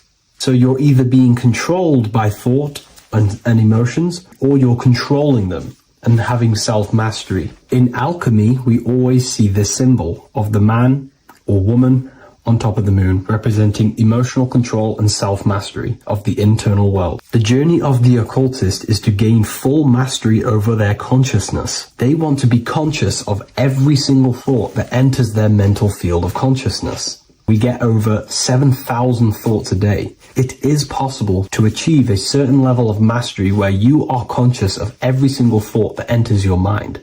This is one of the end goals of self-mastery and occultism, as this gains your personal power. When one achieves this, they are then able to direct the mind in one place and one place only, becoming more effective in manifestation and creation, because we are microcosms of the divine. We are creators. This is the gesture of as above, so below. The inner world and the outer world are mirrors of each other. The inner produces the outer. Your physical life circumstances are a result of every thought you thought in the past. The inner projects the outer.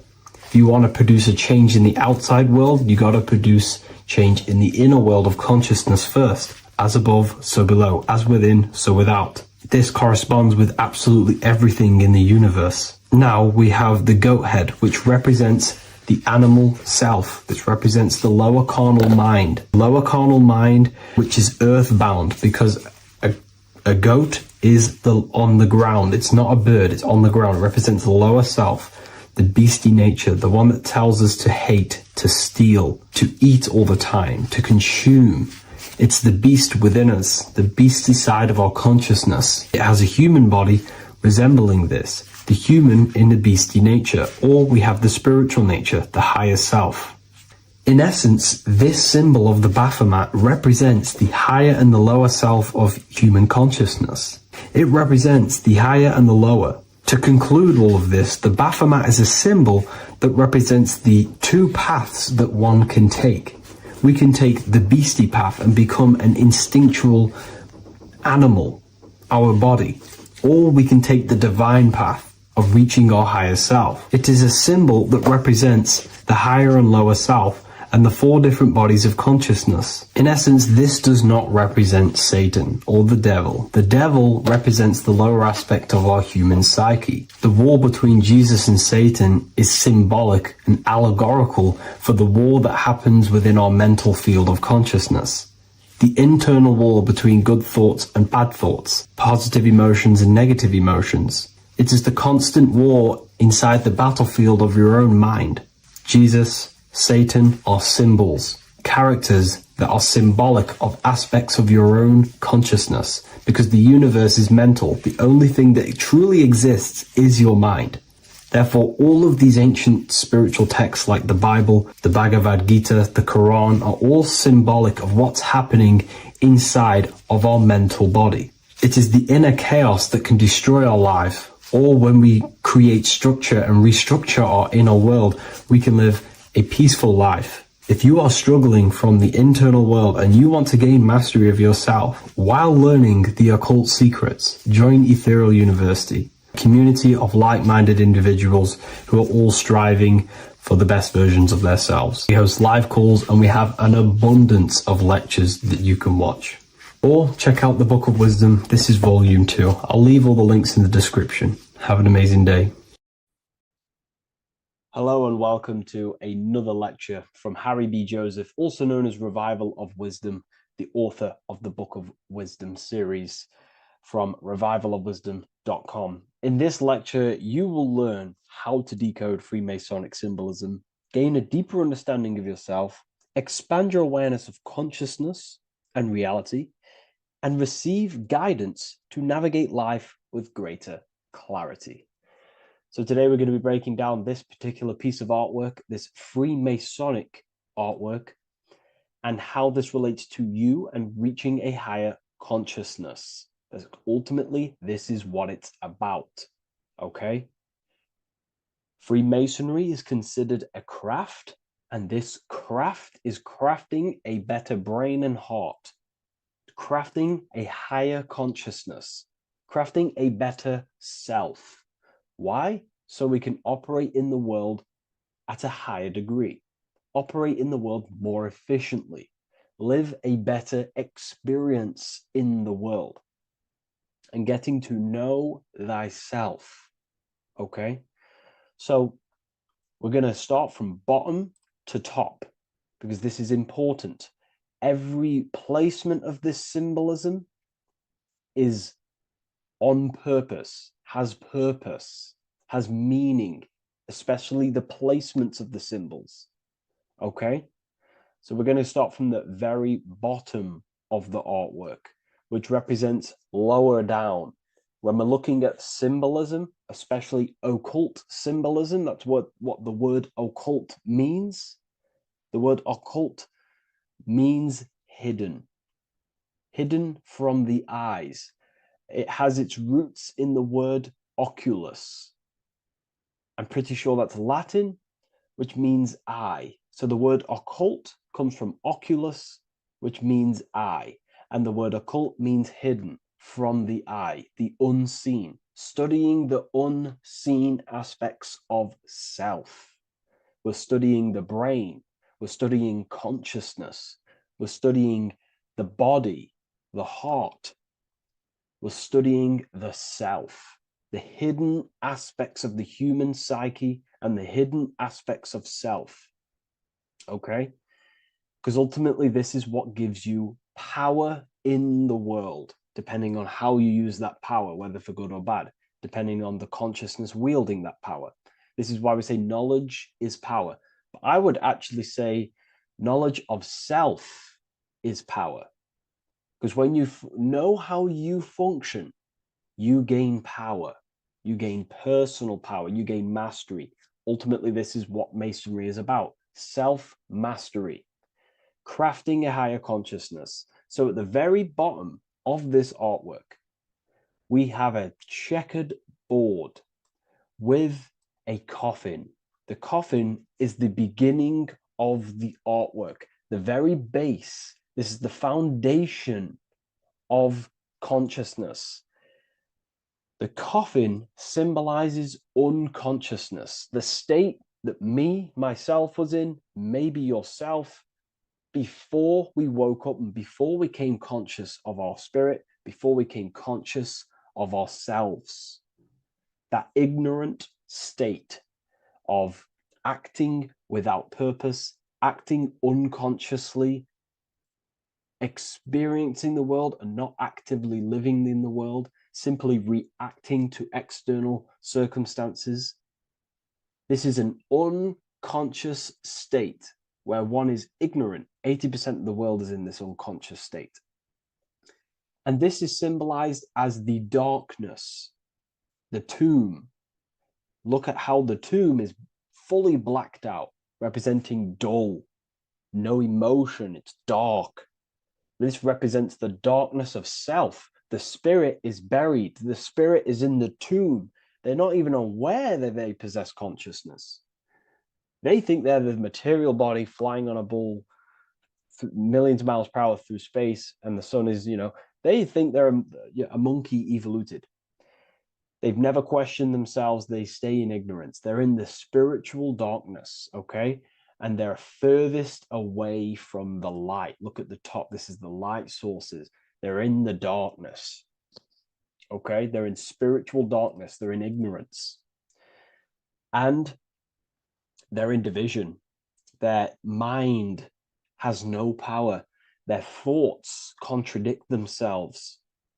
They say they're going to do something, but then their mind tells them, oh, I'm going to fail. Or I want to do this, but my mind says this, and I believe this about myself. They want to, they want to write a book, but their actions are scrolling on TikTok, and their emotions about, feeling about their past person in their life. That's division between the self, that's divided consciousness. They also have a divided brain hemisphere. They do not see reality through a true lens, because the brain acts as like a lens on how we perceive things. And if the brain hemispheres are not aligned, then we cannot see reality the way it actually is and truly presents itself, neutral. If we're left hemisphere dominated, we see everything as divided. Nothing's interconnected, nothing's a whole. But if they're, right hemisphere dominated, they see everything as a whole. We need to look in the middle of that, okay? So we'll go into that a bit later. But ultimately, they're in a divided state of consciousness. They're in ignorance. But the tomb is symbolic of that. The tomb is, you're not even aware they are divided. They think everything's right in that state. I was like that. My family is like that. They're not even aware of themselves, and you try and say something to them, and they don't even know they're in division. They don't even recognize that they're in a bad, low, earth base consciousness. Okay? So when we get out of the tomb, which is representing by a spiritual awakening, we get out of the tomb, we realize, wow, I possess consciousness. I've woken up. You're waking up to the things in the world, and you wake up and start to see the world for what it truly is. When you become aware and you rise out the tomb, you're born again. You start looking within. You start to become conscious of your thoughts. You start to become conscious of your actions. You start to become conscious of the evil in the world. You start to become conscious of the things. You rise out the tomb. You start to become conscious of your intuition. You then step on the checkered board. The checkered board is now you realizing you're in a divided state. Okay, so you're now putting down the ego, because remember, when you're in the tomb, the ego is fully in domination over consciousness, over your consciousness. It doesn't allow you to say that you are wrong. It doesn't allow you to think that there's evil in the world. It doesn't allow you to believe you have a spirit. It doesn't allow you to see that there is maniacs running the world and trying to control you. The ego is so stuck. But when we start to realize this is part of our awakening, we start to realize that the ego is trying to keep us safe at all times and keep us locked in that state of thinking and believing that we were in before. It's always seeking safety. Okay? So when we come out the tomb, we start to put down the ego and start to, how do I say this? We start to acknowledge that we were wrong about the world. And that is a lot about awakening. You have to acknowledge that you do not know everything. There are people with such higher knowledge. Okay? So when we come out the tomb, we put down the ego. We start to actually say, I was wrong about the world. I was a victim of mind control. I was in ignorance. I was in darkness. Spiritual, I'm divided. My thoughts, emotions, and actions are not aligned. My intuition and my action are not aligned. I'm not taking action on what I know is good. I'm taking actions against what I know is good. That's a sin. That's a sin against the spirit. Okay? So when you acknowledge this, you acknowledge you're in division, you then take the first 3 steps, which is the Freemasonic Blue Lodge degrees. These 3 steps. Okay? Ultimately, this checkerboard represents illusions as well. You're in an illusion. Okay, this is why we see it heavily used in the music industry. It represents base consciousness, base level awareness, 5 sense thinking. It represents you versus me thinking, walking down the street and thinking everyone's trying to hurt you, and it's always you versus me, judging people in your own mind. That's low thinking, lower thought. And not to notice squares. Squares are an unnatural state. They're an unnatural shape. We do not see squares or 90-degree angles in nature. It's the lower mind. So it represents base consciousness, base level awareness, only aware of the physical body, only aware of the 5 senses, never looked within. That is the base. And this is the foundation we have to rise up to the light from, up to higher consciousness. So this gives us a strong foundation when we realize this about ourselves, that we were in division. Our thoughts, emotions, actions were not aligned. Our brain hemisphere was not aligned. I'm not thinking with love in the heart. Okay? So that is the state we're in. Now, hopefully that's cleared things up about the chessboard. Before we move on, please leave a like, maybe a comment if you wish for me to discuss anything in the further lectures. Please smash the like button, and it would really help me out. And share this with a friend who is interested in the occult. Okay, so the steps are the first steps of the Freemasonic degree, the 3 Blue Lodge degrees. Now, this can be represented as the number 3, a very powerful number, a very symbolic number. Number 3 is the 3 expressions of consciousness. How do we express consciousness? How does consciousness express itself? Well, there are 3 ways. We think, consciousness thinks, consciousness feels, and consciousness acts. They are the 3 expressions that we express our awareness and consciousness. So we're looking at thought, emotion, action. We're also looking at the 3 brains: the reptilian brainstem, the mammal limbic brain, and the neocortex.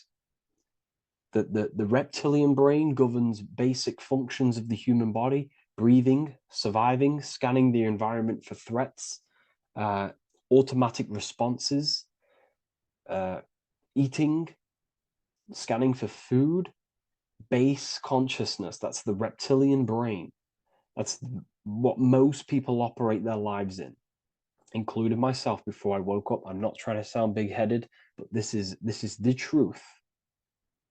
Ignore my tone of voice, ignore my voice, focus on the words I'm saying. If you're judging, that means you have divided thinking. It's always you versus me. So we need to get out of that thinking of you versus me all the time. That's lower consciousness. That's animal thinking. That's earth thinking. We're unified. We need to reach a higher consciousness and do not waste our mind's potential on low-level earth divided thinking. Okay? So we're looking at the reptilian brain, the mammal brain, and the neocortex. Now, the neocortex is ultimately what makes us human. It allows consciousness to operate on a higher degree. Okay? This is what makes you human. The neocortex. The neocortex. The reptilian brain, like I just said, governs natural survival instincts and the respiratory system, things along them lines of basic awareness, basic functions to operate and survive in the world, in the physical plane. And the neocortex is what allows us to critically think. Okay, it's what allows us to be human, be aware of ourselves. Okay, not. I don't think animals have neocortexes. Don't quote on me on that, but this is the part of the brain that makes us human, and it allows us to think deeply, to create masterpieces like we can. Humans have massive potential in creation. Look at the world we live in. This is because of the neocortex. It allows us to critically think and self-reflect. Now, when we start to operate from higher thought, we start to think with higher thoughts, the higher parts of the mental dimension,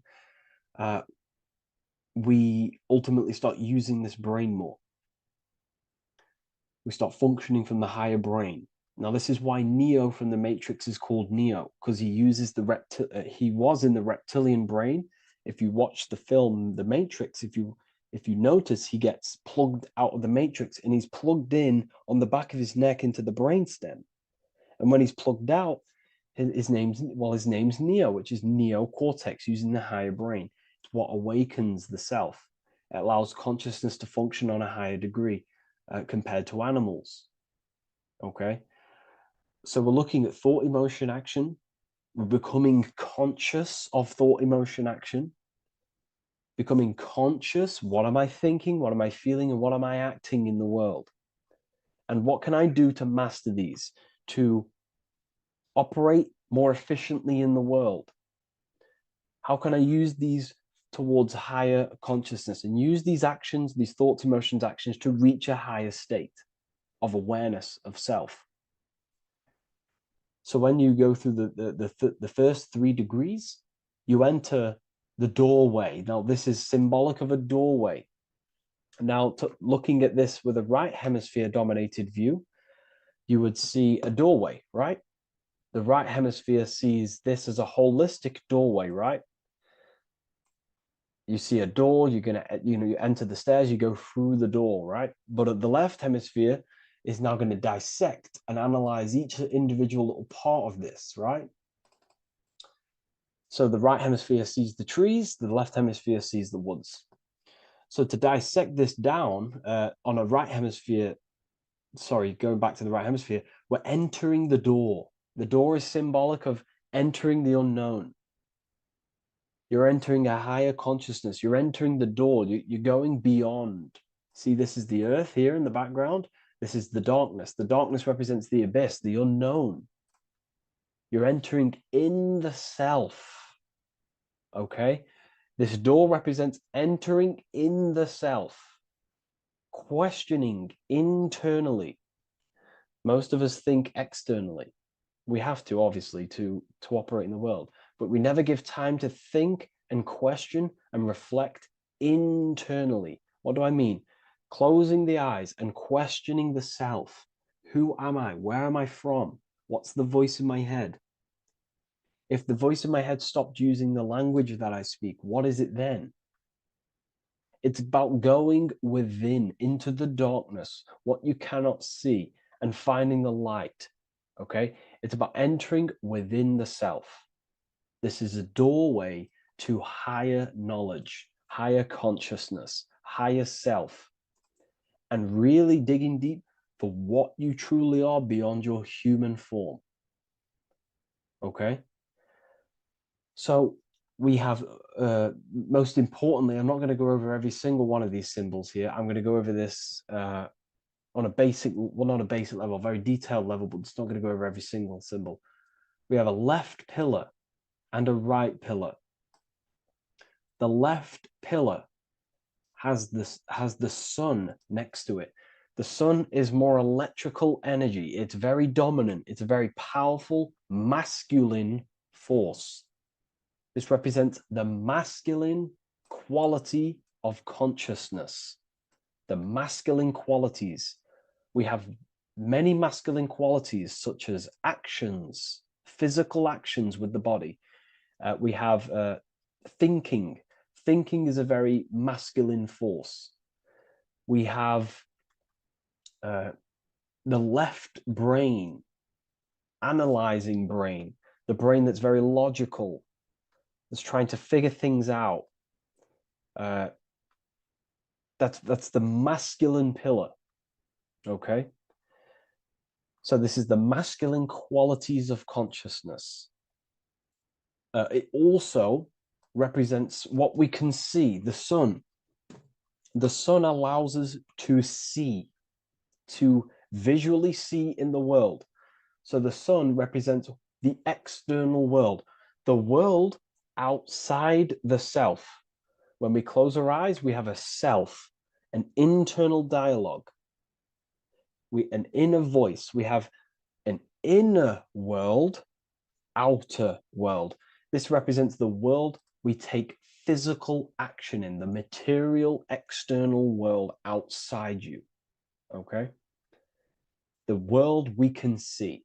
And then on the right pillar, we have the moon, which is associated with feminine qualities of consciousness. Now, the moon is in the night, what we cannot see. The moon is the nighttime.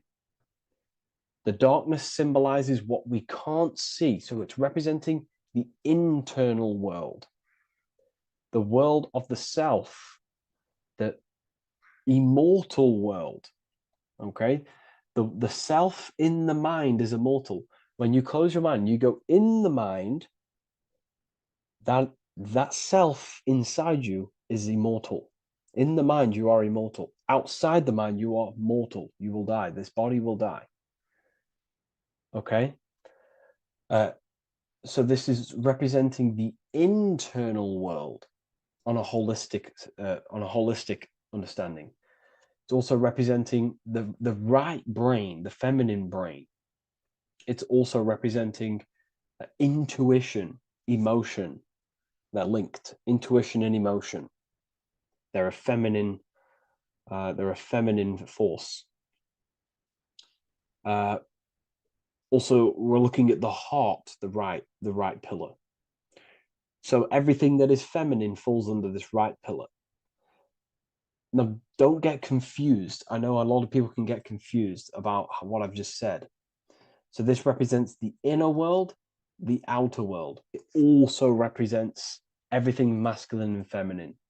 So thought is, although it's an internal quality, it would fall under the left pillar, because thought is a masculine force. It's a penetrating force. So try not to get misunderstood with that. On a holistic scale, it's also represented inner world, outer world, and how they are reflections of each other. Now, these pillars, they're the same height, they're the same structure, but just different in sun and moon, which represents their reflections of each other. Their reflections, the inner world reflects in my outer world. My external world, what I see outside of me, is a reflection of my thoughts and my internal world. So the inner reflects the outer. The inner reflects the outer. As within, so without. So we're also looking at the right and left brain. I've already gone over that.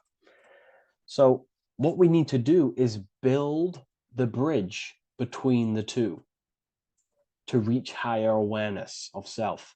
Because ultimately, remember, we're still divided.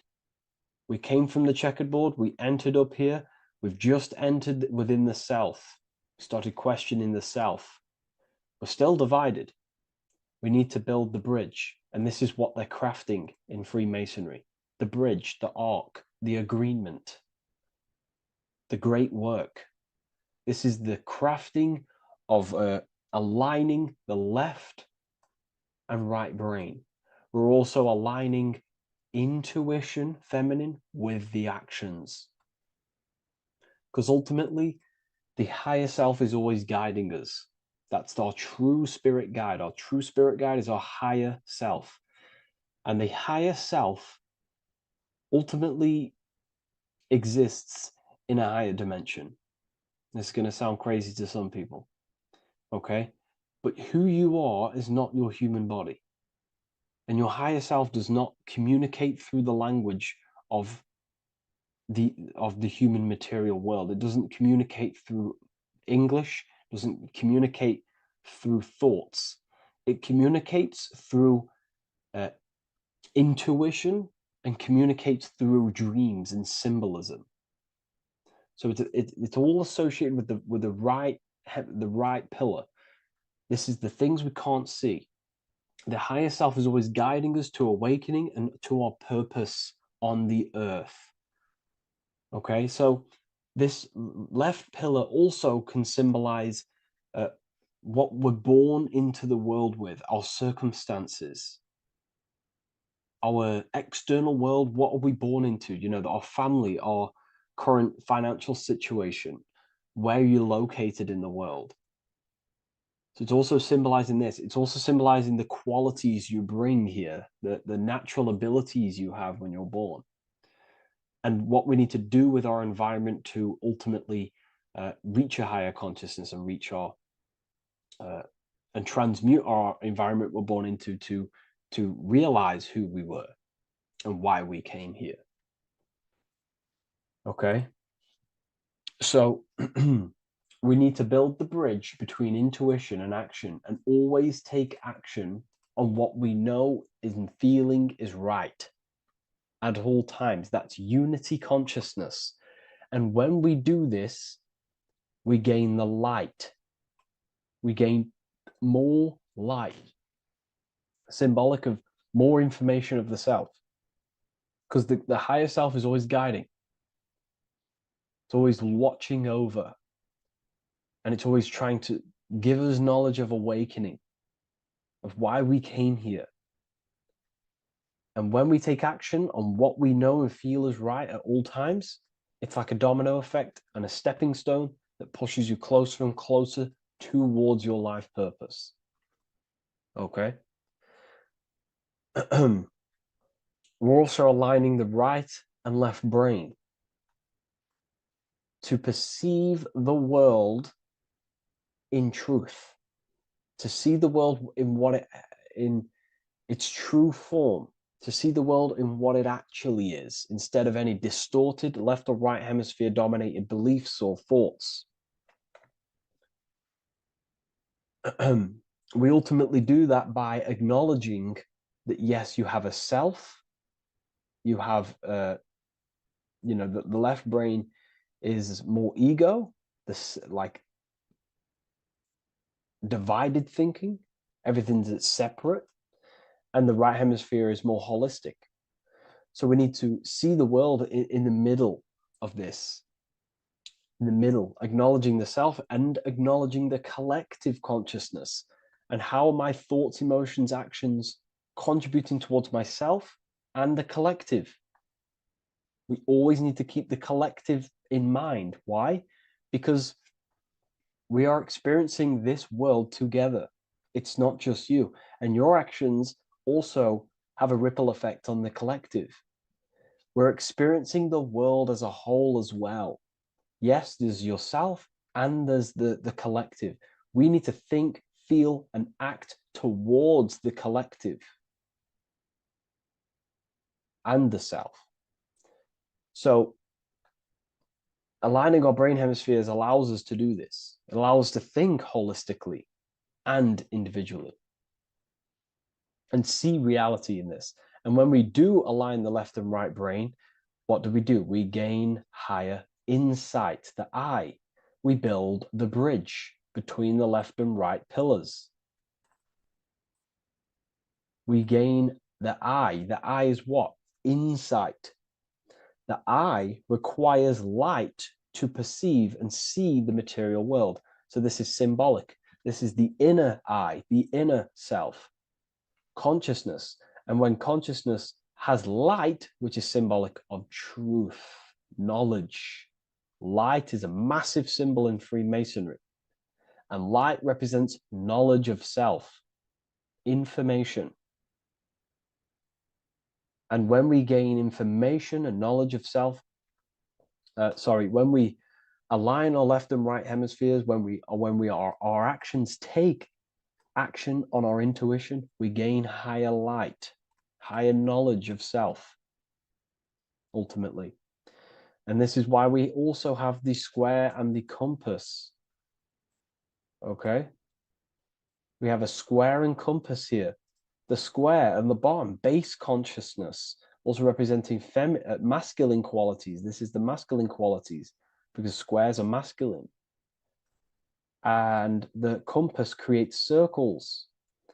So we have the circle on top of a square. Circles are divine. This is oneness. The circle is one line. The square is 4 lines. It's divided. So we need oneness over division. We need to unify the masculine and feminine qualities. Masculine and feminine qualities, okay? This is in the middle because the compass would fall on the right pillar and the square would fall on the left pillar. And it's unifying. It's representing unification of these 2 pillars of masculine and feminine qualities of self to ultimately rise towards this light, out of the darkness and into the light. Okay. Let's go back. The G. This is very important. This is one of the most important teachings I could possibly give you about the G. The G is the generative principle, is what generates things. And the force within you that generates things is care and the heart energy. The heart ultimately expresses our actions. We think, if we care, we act. Everything in your external world is in front of you because your heart cares. You care about the video and gaining knowledge. You're now here watching this video. That's the care energy expressing actions. So in order for us to truly get out of this divided consciousness, we have to go through the G. We have to go from base consciousness, the square, divided, through, we go through the G, because we have to care. And if we care, we'll reach the higher mind and gain higher self-knowledge and master the self. You cannot do this if you do not care. And if you do care, you will take action towards it. If you're watching this and you don't actually truly deeply care, you won't take the action, you'll just gain the knowledge, which is ultimately useless. You have to take action on this knowledge. And if you do not, there's no point watching the video. It's difficult. It's difficult. It's not easy. And things, throw us off our path sometimes. I understand. I'm not saying I'm perfect, but we ultimately have to give care towards reaching higher knowledge. Seek and you shall find. If you have the care about reaching higher knowledge of self, you will seek it and you will take actions towards it. Okay. We see this everywhere, and I mean everywhere. The Temple of Solomon has the two pillars, Jachin and Boaz pillars, feminine and masculine qualities. Sol, O, Mon. Sol is sun, Mon is moon. It's building the temple, which is, the temple is the inner self, ultimately. It's symbolic. The temple's not a real place. The temple of self, building the Temple of Solomon and reconstructing the Temple of Solomon, is about reconstructing the self through masculine and feminine qualities. We see it everywhere. And this is very symbolic, like very symbolic. We have the two pillars, we have building the bridge, and we have a stairway that goes to what you can't see, because it's going to the unknown. You have to have faith. Okay? What I'm about to say is very important. You don't know what higher consciousness is, okay, until you get a little bit higher.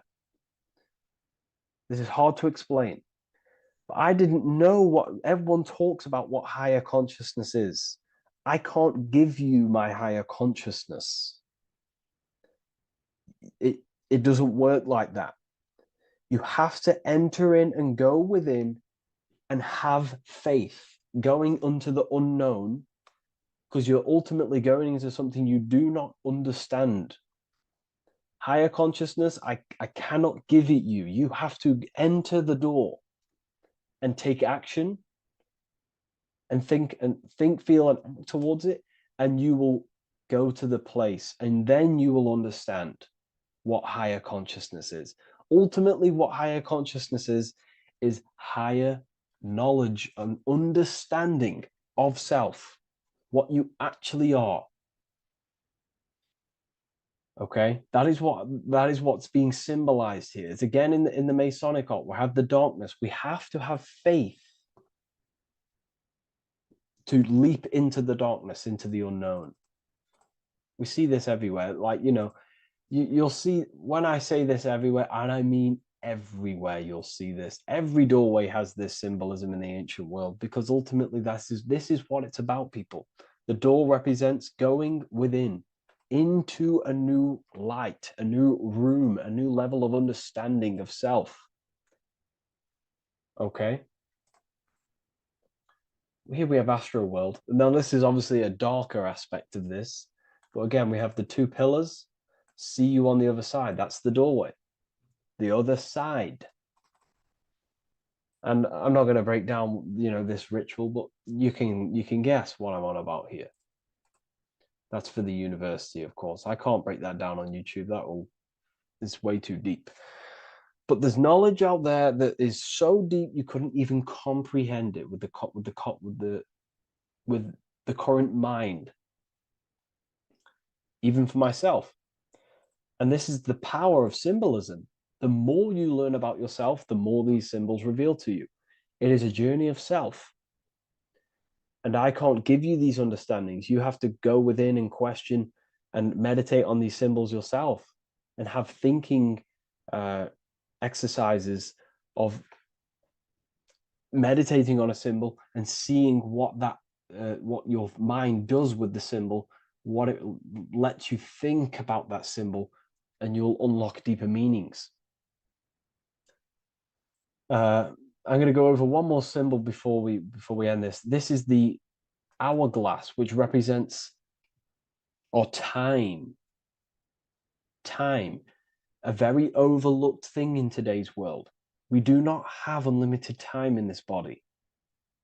You have limited time. You will die. You will die. You have limited time in the external world. This is why it's on the left pillar, located on the left side, the external world. You are limited. The scythe represents you will be harvested. Your body will die. It'll be harvested. You will die, and you need to fulfill your mission here. You came with a purpose. You have to find that purpose by going within the self and questioning and taking action on what you know and feel is right. Unity consciousness, aligning thought, emotion, action. So if you wish to learn deeper insights, gain exclusive lectures, astral projection, self-mastery, I've just started a new section on mind control methods and how people are using this in society and becoming conscious of it. I've now opened 5 spots at a limited special price for Ethereal University. Use the code MIND, all capital letters, MIND, all capital letters at the checkout. And there's only 5 of these codes. Whoever uses them gets them. It's ultimately going to give you 20% off the university for as long as you're subscribed to the university. We go so much deeper in the university. Remember, social media is just the tip of the iceberg. Tip of the iceberg information. There are certain things I can't talk about, but I'll see you inside, and I hope you enjoyed this video. Please leave a like, comment, and a subscribe.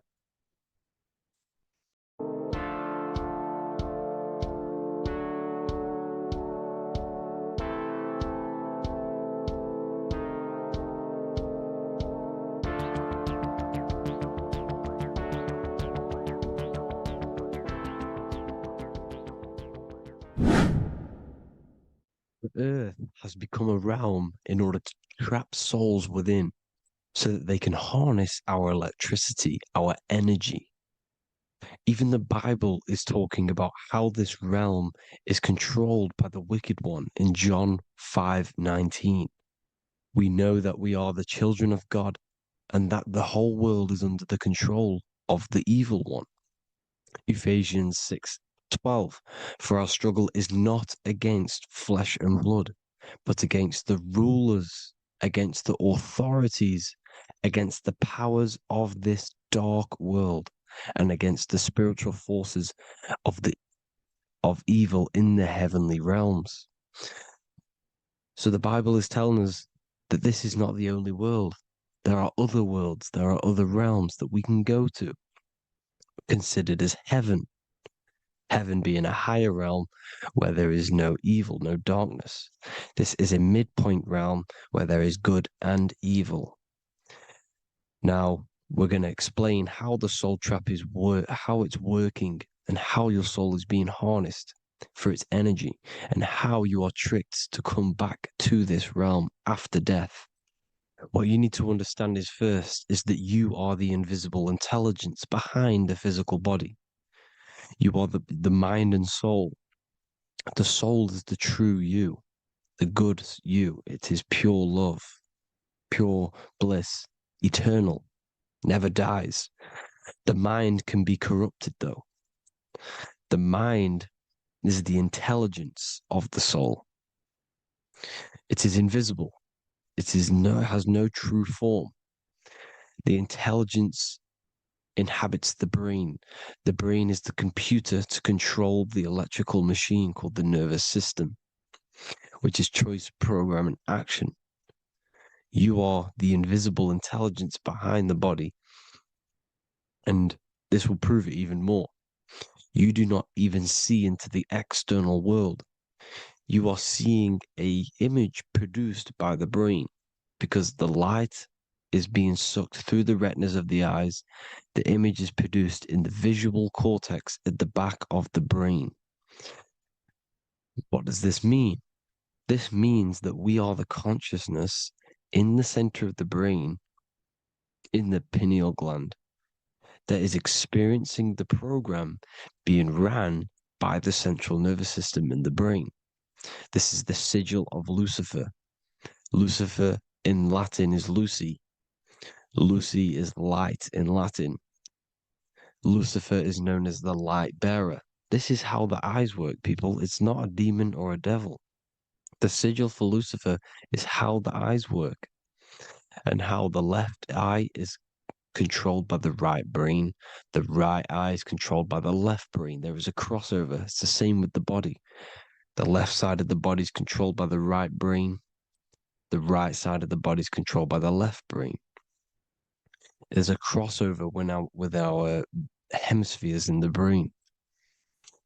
Now, this empty chamber in the center of the brain is where this universal cosmic intelligence is held, known as the most holy place in the Bible, the throne of God.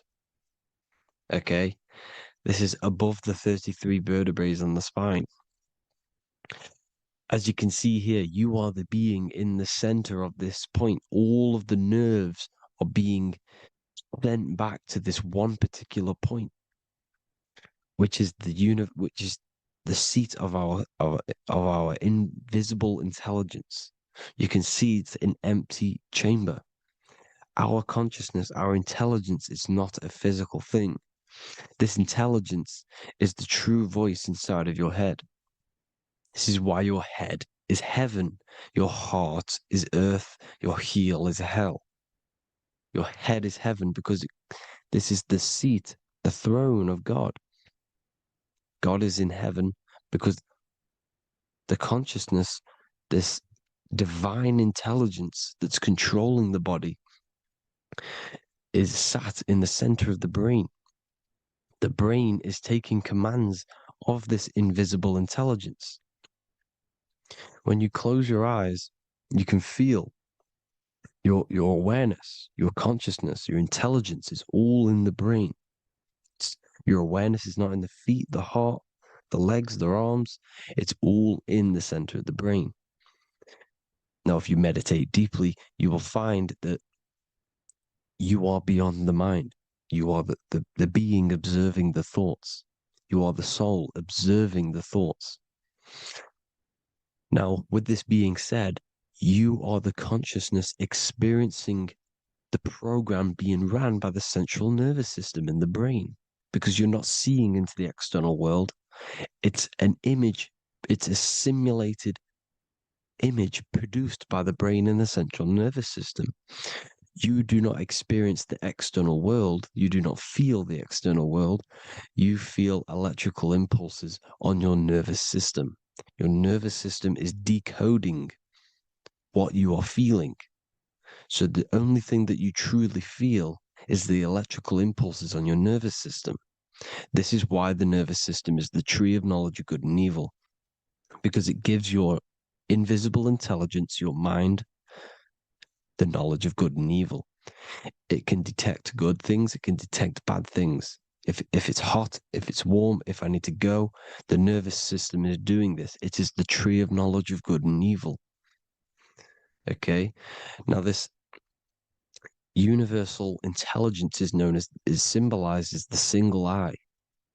Okay? Matthew 18:9. It is better for you to enter life with one eye than to have two eyes and to be thrown into the fire of hell. What does this mean? It's symbolic, it's metaphorical, people. It is metaphoric. Your universal intelligence is the single eye, the one eye. It's the balance between the two poles, between the left and the right, the good and the evil. It knows the right thing to do all the time. This is our inner guide. The inner self is the inner guide. And when you are operating your life off duality, using your two eyes, you'll be thrown into the fire of hell, lower states of consciousness. Because you're split. You need to live in oneness, even, balance. Matthew 6:22, the light of the body is the eye. The light of the whole body is the eye. You are a light being. Human. Hue means an attribute of a color. Man is the word manifested. We are light manifested into physical form. Depending on your vibration is depending on what color that you are vibrating on, which is a hue, a human. If therefore thine eye be single, thy whole body should be full of light. Again, it's talking about the single eye, oneness, completeness. When you balance the hemispheres of the brain, we'll go over that later. But anyways, the body is the earth. This is what we need to understand, people. The body is running the simulation, the program that our consciousness is experiencing. So when we leave the body during death and astral projection, we leave the earth. This is how it works. The body is the vehicle for the earth, for this realm. Everything exists within our mind. You have the soul, mind, and body. The soul is the observer, the watcher, the true being. This is why she has many different heads, because the soul inhabits different bodies. This is the serpent, which means knowledge, which is the mind, wisdom. And this is the body, soul, mind, and body, Brahma, Vishnu, Shiva. The mind is the bridge between the soul and the body. So what do I mean? When you astral project, you are using your mind to project your awareness, your observing consciousness outside of the physical body. The mind is the projector, projecting consciousness. By using your mind, you can project your consciousness outside of the body, which is known as the astral realms, which is known as walking on water. Jesus was never walking on physical water, people. It's metaphorical. Believing the physical body. The water is the ether, which is the veil between the physical and the astral realm. It's a fluid substance. It's on either side. It's physical and astral. The ether is the fifth element that they hide from us. Why? Because they're trapping you in the physical. They are hiding all of these realms. Etheric, astral, and mental. People think their mind is their brain. It's two separate dimensions. These are completely different dimensions. The mind is way more intelligent. The mind is formless. There is no form to the mind. You can think anything you want. You can manifest anything you want within your mind. It is not a physical object. The physical realm is being controlled by the mind. Everything's being controlled by the mind. Everything exists within the mind. This is why the Egyptian says the universe is mental. So when we project our consciousness outside of the physical, we go to the astral. The ether is the water that Jesus is walking on. This is the veil between the physical and the astral world. The word together has ether within it because it joins the two worlds together, together, the astral and the physical. The word either is ether because the ether is on either side, physical and astral, physical and spiritual, physical and non-physical. In the astral realm, the mind can manifest anything we want. We incarnate to restrict our minds. This is why Saturn, if you go and watch my video on Saturn, how Saturn is this simulation, Okay. Our minds can manifest anything we want in the astral plane in the click of a finger. However, when we incarnate in matter, we now have to labor for our manifestations. This is why Saturn's known as the great teacher in astrology, because he teaches you a lesson. When your mind incarnates into matter, it's teaching your mind a lesson, the knowledge of good and evil. This is why the Bible says, you shall be gods and know the knowledge of good and evil. When you incarnate here, you have to know the knowledge, you need to know the knowledge of good and evil to become a god. Okay? Now, the square is the physical plane, the triangle's the ethereal plane, the circle's the eternal plane. The circle has no beginning, no end, it's eternal. The physical plane is the square, it's limited. The square is limited. The cube is the geometric shape which gives rise to matter. Now, the term think outside the box has truth in plain sight.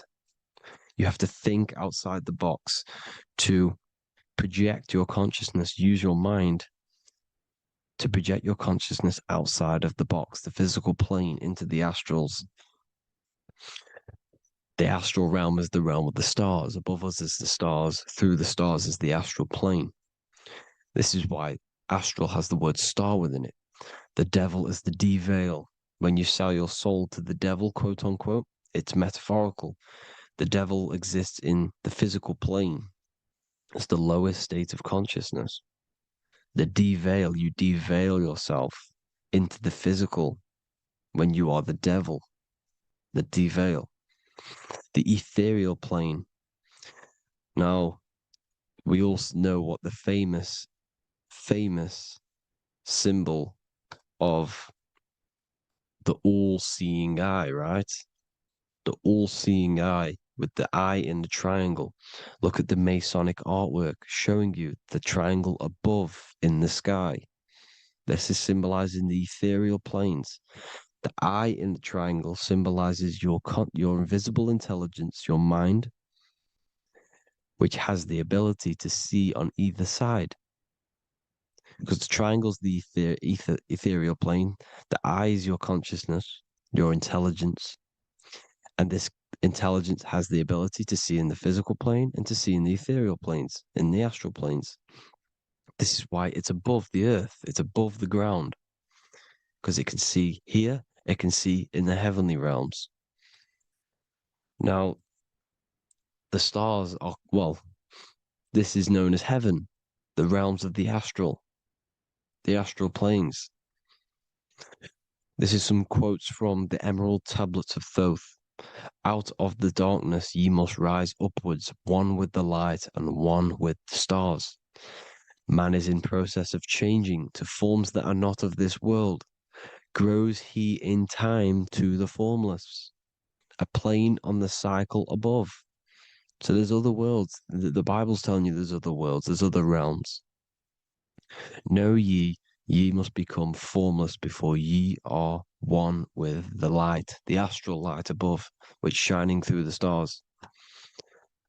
Not of the earth are ye, earthy, but a child of the infinite cosmic light. You are the invisible intelligence controlling the physical body. The body's not you. It's the vehicle that your soul lands in when your mind projects your consciousness into that realm. Free from the body, I flashed through the night. Unlocked at last for me was the star space. Wow, that's powerful. The star space, the astral planes. This is what it's talking about. We are all a star. We descended from the astrals, which is the star. We are all a star. Look at the ancient paintings of Jesus' birth. It's the star beaming his consciousness down into the physical plane. Here's another one. Here's some Freemasonic artwork showing you, again, the ether, that invisible intelligence, the eye, manifesting itself inside of here, in the physical realm, where the people are. You see? It's the same here. This is Jesus. Here's the bird symbolizes the Holy Spirit, your invisible intelligence, descending into the waters, the ether, the ethereal everything. The ether's the base of all physical matter. His Truth in Plain Sight, Mr. Bean, the famous TV program in England, in the UK. He begins the program like we all begin the program from falling from the stars. He falls down with a beam of light. And this is truth in plain sight. This is false. The aliens don't exist. They're a lie, alien. But this symbolizes the star beaming our consciousness. And when we die, this star will suck us back up. Just like this UFO is doing. It's truth in plain sight. So, this is some more Freemasonic artwork, going from duality to singularity. Sun, moon, masculine, feminine. Right hemisphere, feminine, left hemisphere, masculine. The consciousness in the center, the balance point. Here's another more Freemasonic artwork. The two pillars, left and right hemispheres, and the invisible intelligence between the left and right hemispheres, the light of the body. This is why light's coming off it. Because it's light, it's pure light. The blazing star. The stairs go from the checkered board, the duality, up to oneness, in between the sun and the moon, the masculine and the feminine. This is symbolizing going into oneness. What did the Emerald Tablet say? You've got to become one with the stars, one with the one with the self. Balancing the two hemispheres so that you can gain, because when the two hemispheres are balanced, you can gain a more deeper connection with your invisible intelligence. Same with the chakras. When the chakras, the 7 seals in the Bible, these are 7 seals because when you conquer the 7 chakras, when you balance the 7 chakras, you then gain a more deeper connection with your internal self, because your mind is not filled, it's not being ran, it's not being dominated by these 7 deadly sins, the 7 seals, the 7 chakras. These are 7 energy centers which are concealing our true form. Balance makes us have a stronger connection with our true cosmic intelligence. Heaven is even. This is why Jesus is pointing at the heart. The even point is the heart. You got to balance the chakras and live from the heart, because the heart is the earth. You're in good and evil. The body manifests the lower and the higher self. The higher self is in the higher parts of the body. Wisdom, intuition, expression. The lower self is in the lower parts of the body. Sex, food, and power. This is how they are trapping your soul, people. Like I said, the mind is the bridge between the soul and the body. So by tricking the mind, not giving it the right knowledge, and keeping the mind stuck in the lower 3 centers, thinking about power, food, and sex, this is low vibrating energy. It's going to keep your mind addicted to the physical realms. Okay? This is why you need to go even, balance, heaven. Okay? I will explain the soul trap in a second, how it fully works. But I'm telling you all the science behind it so you can understand. When you are doomed, you are domed. This is the dome, the firmament, the firmament, the mind. Ment is mind, firm is firm. A firmament is doomed under the firmament. You must have a loose mind, an open mind to expand your consciousness beyond the stars, beyond the ethereal barrier. You have to vibrate higher than this world. Your consciousness must be expanded more than the physical plane. You need to learn how to astral project. You need to learn how to leave the body, how to operate outside of the body, so that you, when you do leave the body, you will have recognition. You'll have knowledge. You'll have practice. But this is as above, so below. The woman's belly is the earth. It's as above, so below. It's a microcosm of the macrocosm. We are the children in the womb. We are the people in the earth being ready to be born into the heavenly realms. As above, so below. It's a microcosm, macrocosm. Everything is in everything on a bigger and a smaller and a larger scale. Now, when the baby figures out that there is a world beyond its mother, what happens? The baby starts to move around and tries to get out of the mother. Because once it starts to hear the external world, starts to hear people, it's going to wonder, what's outside of why am I in here? What's outside? So the baby will force its way out of the mother. It's the same with our minds, as above, so below. When our minds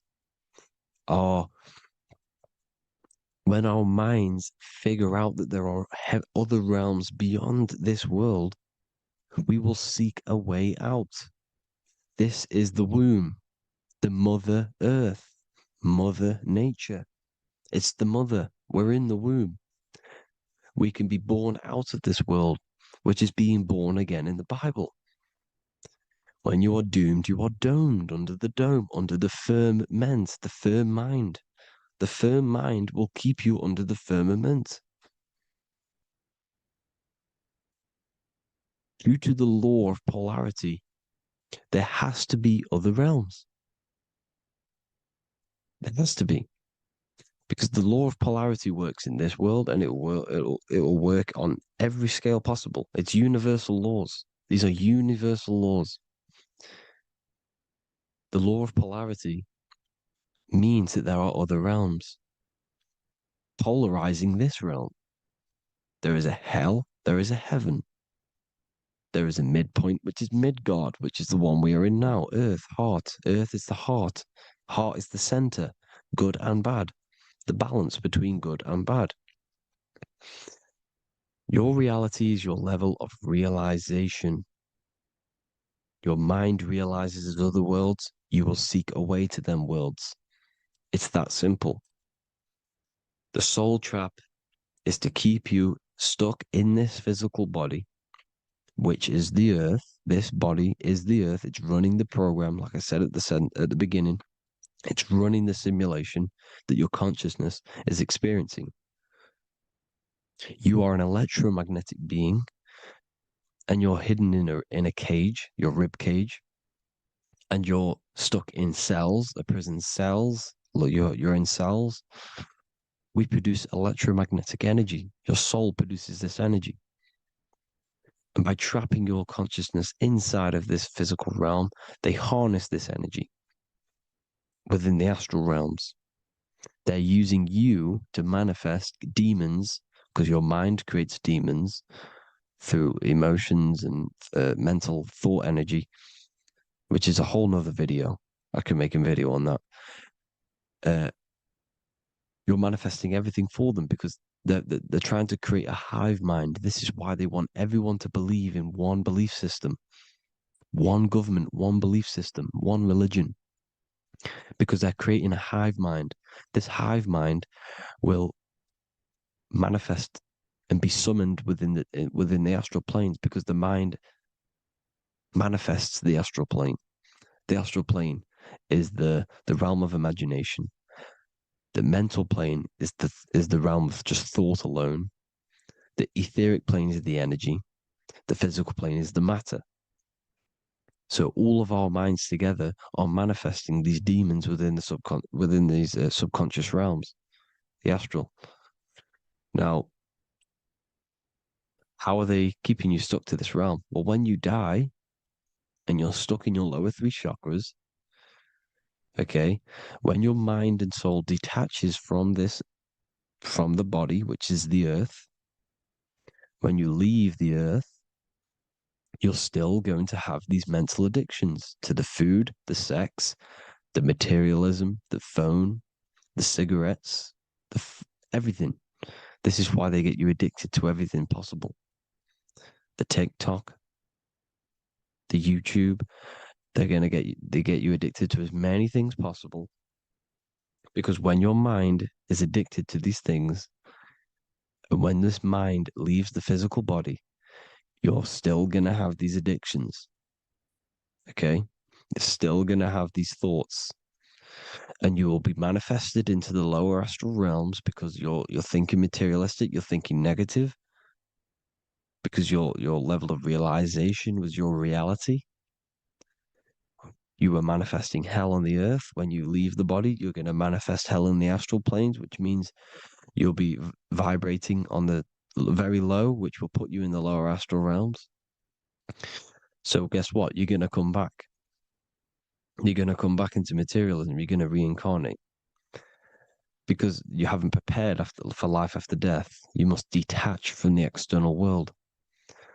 Okay? Moon is mind. The sun is the soul, the earth is the body, the moon is the mind. This is why we say lunatic. In your mind, you have a specific mood. Moon. Money, M-O-N, is the moon. Money exists in the mind. They get you addicted to the money. The Bible's telling you this. Do not conform to the pattern of this world, but be transformed by the renewing of your mind. It's telling you. Of this world, but be transformed by the renewing of your mind. Who knew that the Bible was this deep?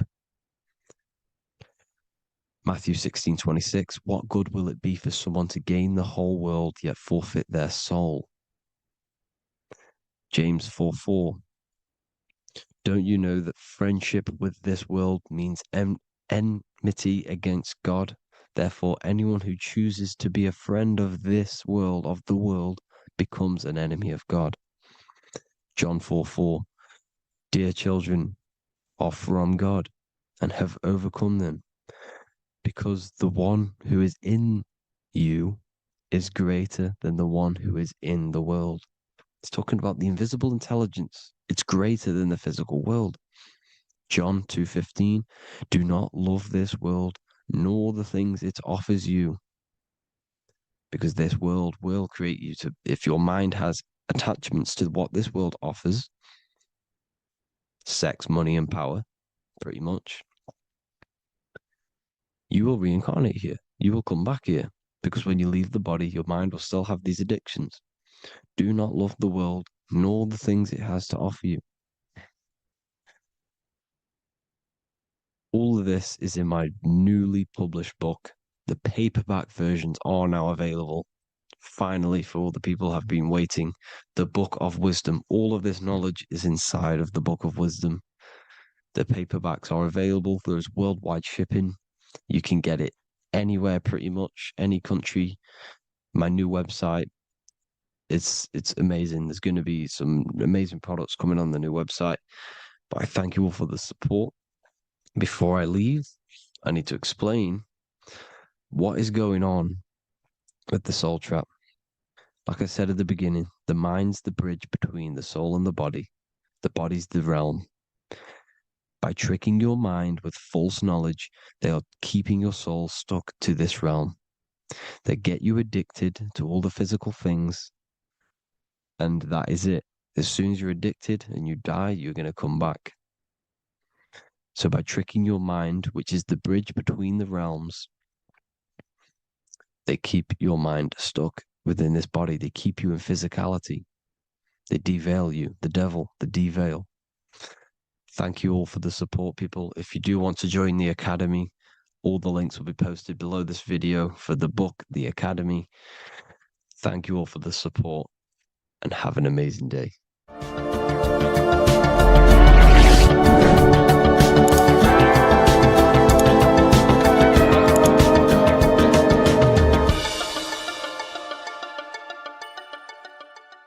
Religions were made to hide the truth about yourself, God, and the universe. You see, religion teaches there is a God separate from you. He created the universe separate from himself. They did this to truly disconnect you from consciousness, from God, and from yourself. Now let me explain. It's going to be very difficult to understand this from a left hemisphere dominated perception. The left hemisphere sees everything individual. The right hemisphere sees the whole. For example, if you're walking through a woods, the left hemisphere sees individual trees, leaves, twigs, and branches. The right hemisphere sees the interconnectedness of the whole woods. We've been trained our whole life to be trapped in the left hemisphere, to think logically, scientifically, with evidence. This way of thinking traps you in illusion, division, and separateness from everything. Plus, in science, they teach you the universe exists outside of you. You exist in a universe, and the universe exists whether you exist or not. This is completely false. You are the universe experiencing itself. There is only one person in the universe. There is only one awareness in the universe, and that is God. That is your consciousness. Not your name, your job, your reputation, your thoughts, your beliefs. That is not God. God is the infinite awareness that you are, the alertness, the essence of life. You are an individual. You have a dual nature, an inner world, consciousness, and an outer world, this physical body. The inner world is the immortal, consciousness, awareness. This physical reality is for the immortal within us to experience and enjoy. And the immortal consciousness, the immortal self, the individualized expression of the only thing that is truly real, which is God, consciousness, is seeking a way to understand itself through infinite vantage points. The same consciousness inside of you, inside of the dog, the squirrel, the plants, the stars, the same awareness is in absolutely everything. Only the right hemisphere can see this connection. The universe is one mind separated into the infinite bodies and life forms. This is why scientists tell you that the universe is forever expanding. It's truth in plain sight, because the universe is the mind, and the mind is always seeking more vantage points to understand itself. And the mind is always expanding into new realms of thought. The mind cannot be filled up. It does not exist in space. However, human awareness, human consciousness is very sacred. And the reason why I say that is because humans possess a two-way consciousness, unlike a dog, an animal, or a squirrel, for example. The dog looks in the mirror. It is not aware of itself. It doesn't look in the mirror and see that it needs to improve something. However, humans, we can look in the mirror and say, who am I? Where do I come from?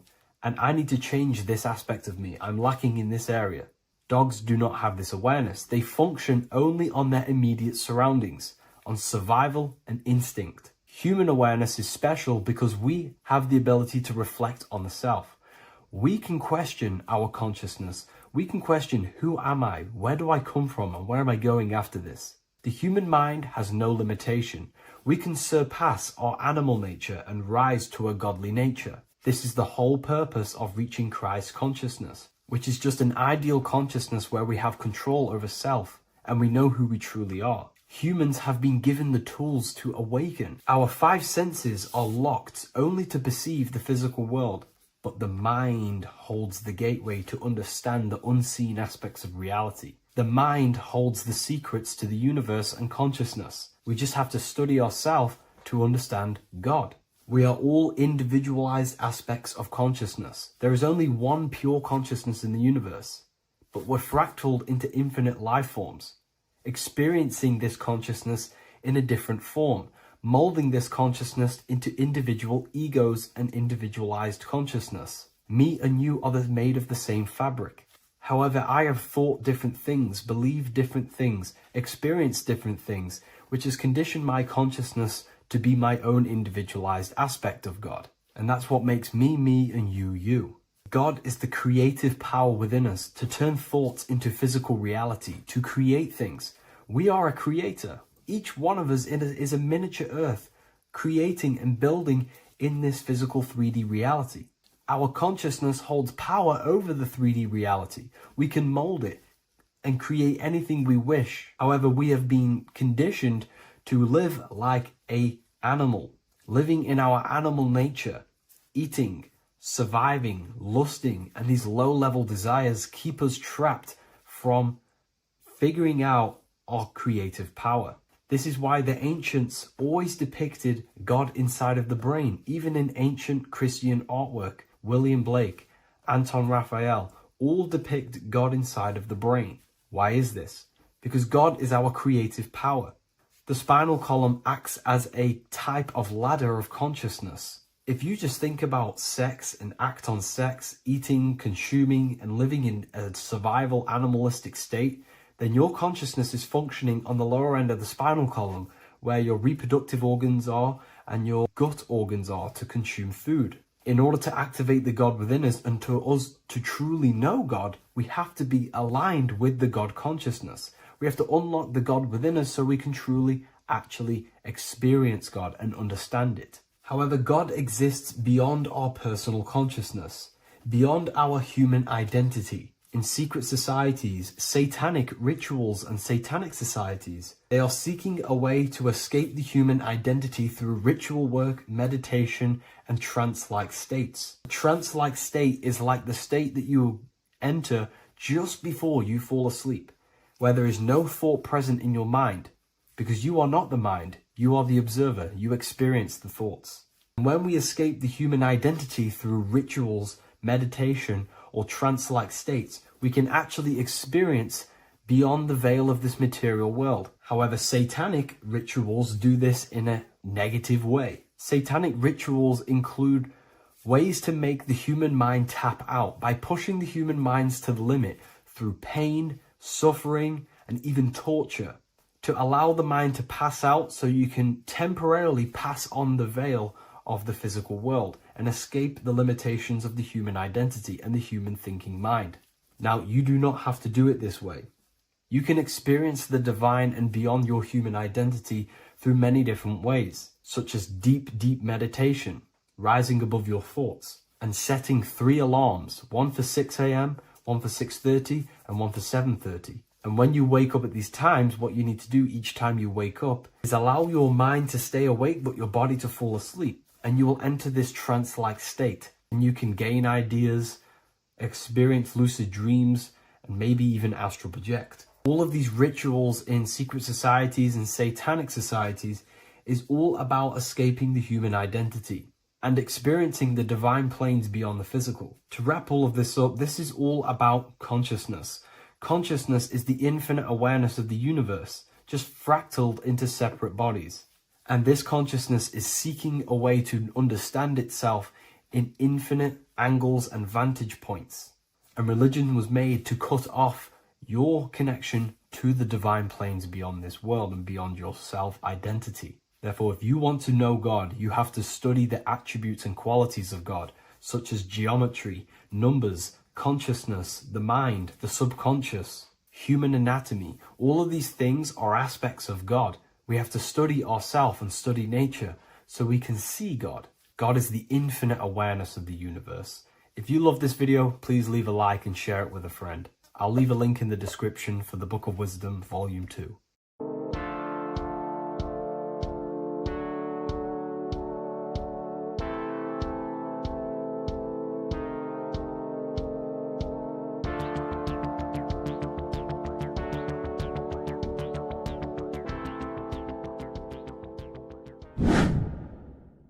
Welcome back, people, to another occult lecture by Revival of Wisdom.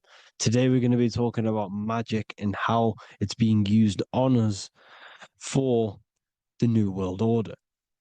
Magic has the word mag within it, which is magnetism. Magnetism is the force. Magic is influencing forces, natural or supernatural forces, and using it for a certain agenda to gain something out of it.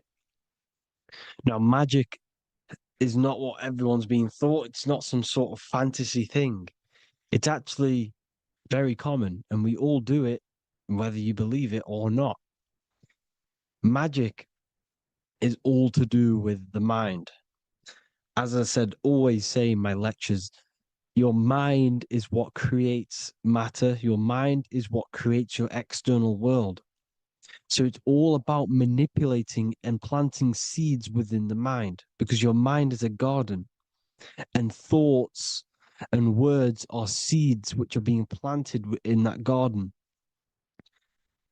Your life, your physical life, the people you have in your life, your friends, your car you own, the job you have, is all a reflection of the thoughts that you've been thinking in the past. You are where you are in life because of the thoughts that you've been thinking. Therefore, your life is a direct reflection and manifestation of your mind. The Garden of Eden. Okay? The mind is what they are targeting. What you see, say, and hear has a direct effect on your mind. Me talking to you is influencing you. The words I'm saying is planting seeds within your mind. Now it's up to you to consciously act on these thoughts or these words, or to maintain these words. As above, so below. As within, so without. What's inside of me is outside of me. What comes into the storehouse comes out of the storehouse. You have the left, you have the right, you have the up, and you have the down. As above, so below. Whatever is in your mind will be expressed in some sort of way, consciously or subconsciously, spiritually or physically. The mind is what manifests everything. And this is what we need to understand. We need to understand is that the mind is not physical. All things spiritual manifest physical. All things seen come from the unseen. The words you're thinking, that everything you have is coming from the unseen. The actions that you do come from the unseen mind. Another expression for as above, so below is you are the universe itself. You are a universe, a mini universe. But just because you are mini does not mean you are the whole thing. If I take a little piece of infinite, let's say there's an infinite light source. Let's say I take a little chunk of that infinite light source. That little chunk I took is still infinite because it's been taken from infinite. You are the universe.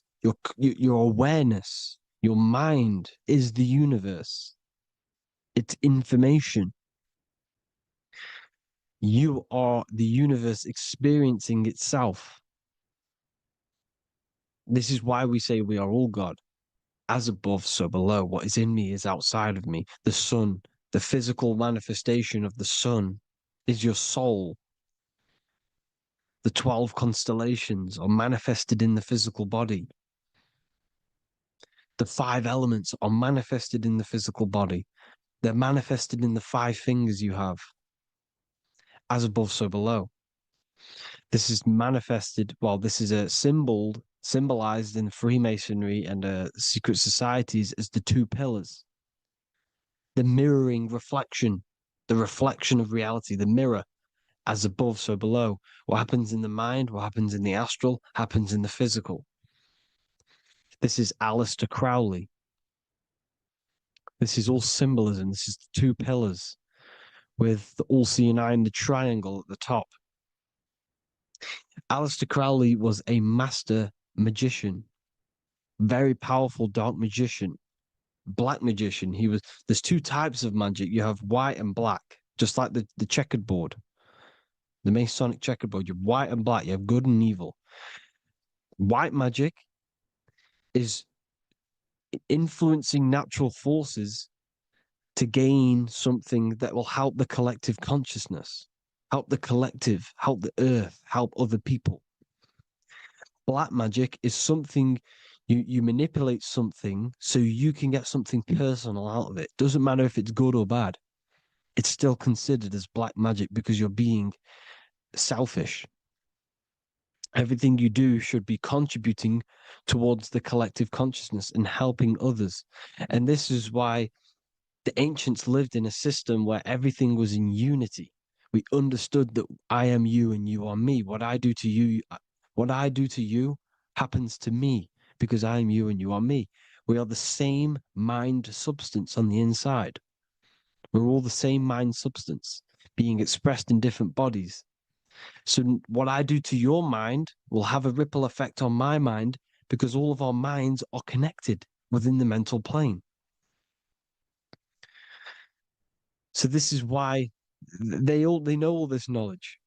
to know all this knowledge. So yeah, this is the mirroring effect of reality, the two pillars, or symbolizes the number 11. The number 11. We'll go deeper into that. The technology we're using is magic. It's a form of magic. Television is tell a vision. They're telling a vision into your subconscious mind, into your memory. And when you turn on the television, you get a program because they're telling a vision to create a program within your subconscious mind. You see, the conscious mind is only 10% of your mind,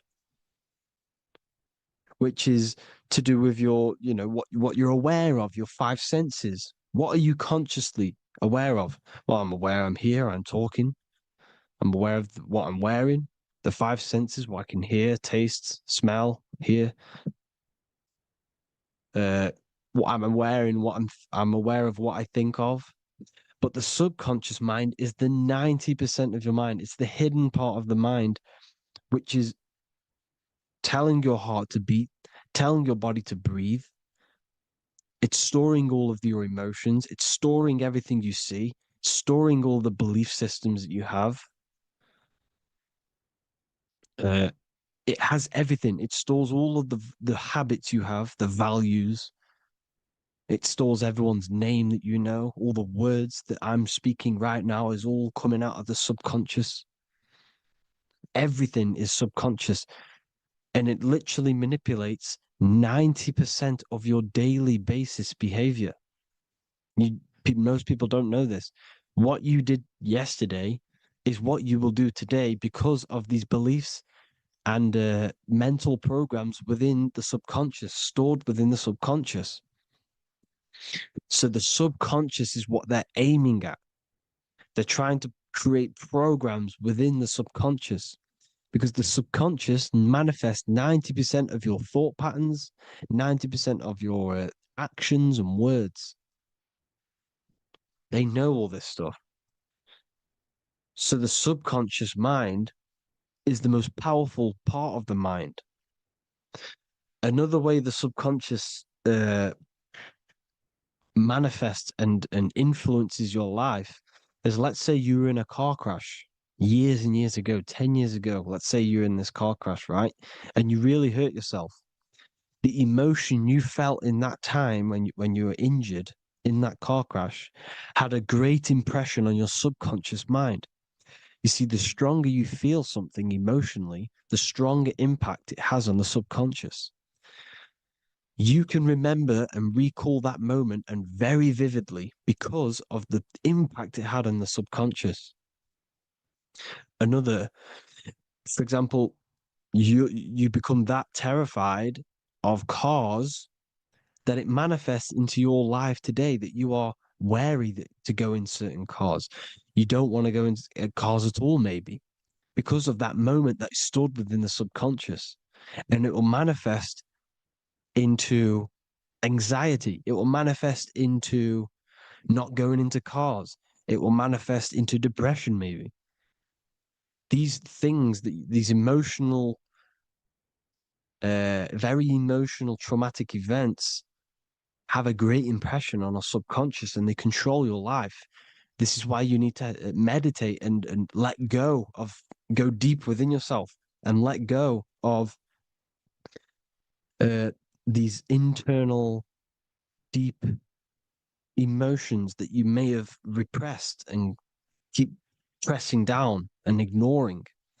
But you need to address it and let go of these subconscious impressions you have, which are controlling your life, like anxiety, depression. All of these things are stemming from things that are stored within your subconscious years and years ago, more than likely.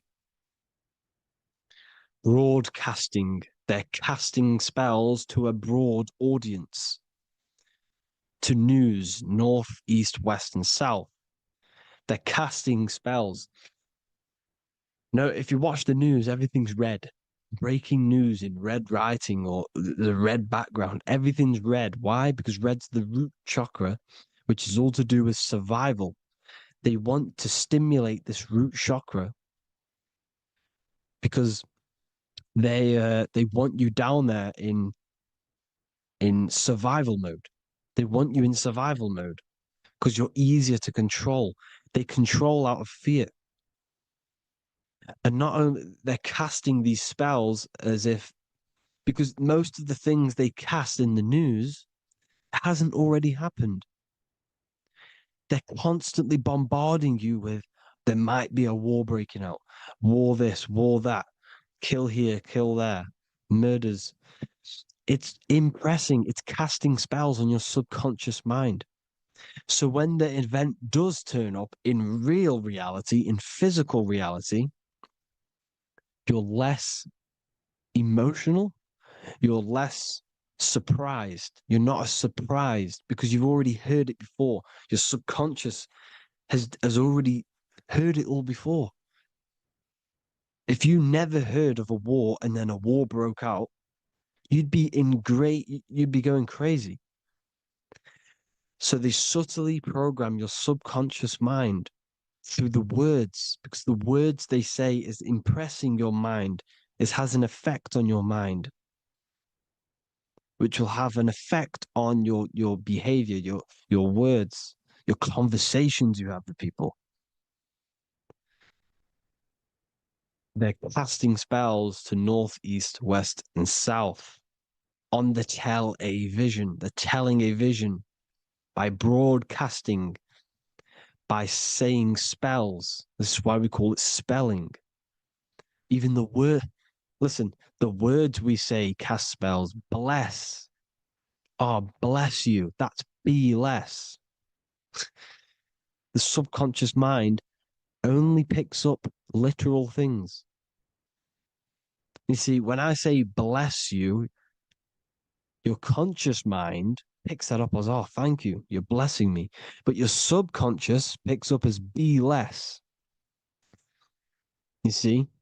Because the subconscious it has no filter. It's just, it is what it is. Everything is factual in the subconscious. Therefore, if I call you an idiot, your subconscious, my subconscious will think I'm talking to myself and calling myself an idiot, and it will take that as true. That is truth. Everything is truth within the subconscious. And the subconscious manifests your behavior. The devices this is the biggest one. Black scrying mirrors, device, the devil's vice, the device. Okay? Black scrying mirrors, black screen is scrying.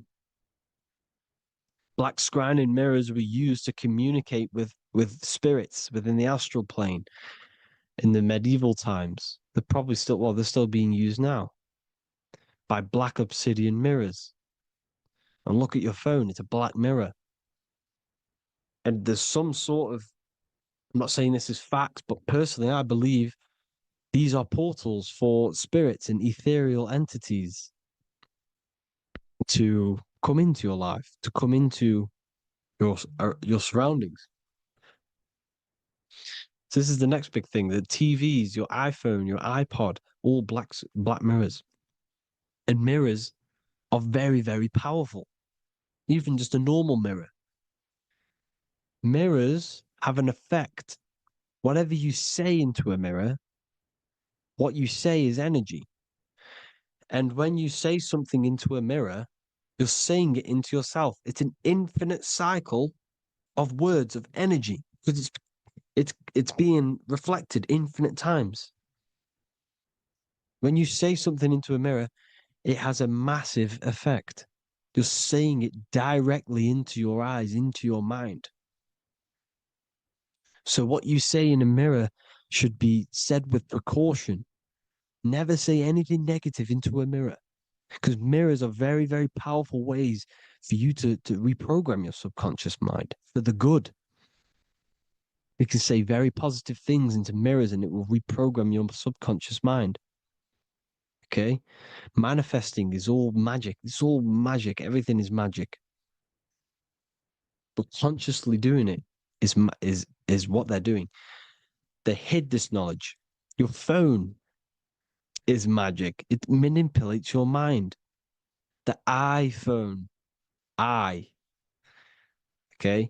See, magic isn't all of this with wands and see, Harry Potter, okay, that was created to give you this perception of a mystical and amazing form of magic with magic wands and all sorts of stuff like that. Yes, that stuff was true when the collective conscious minds were on a higher level and our belief systems believed in these things, because the universal mind, all of our minds contribute to reality.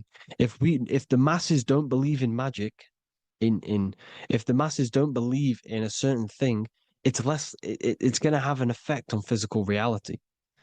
So when the collective minds are higher and have more open minds, things like Harry Potter can come true.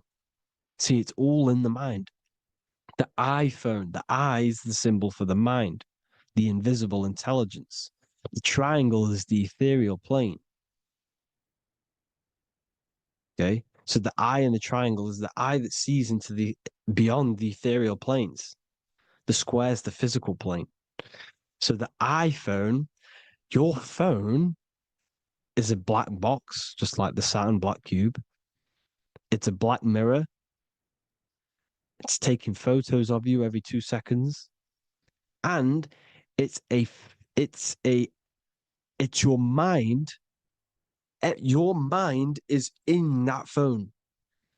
Everything you like, everything you text, everything you type in Google, everything you say to someone, every conversation is all recorded on the phone.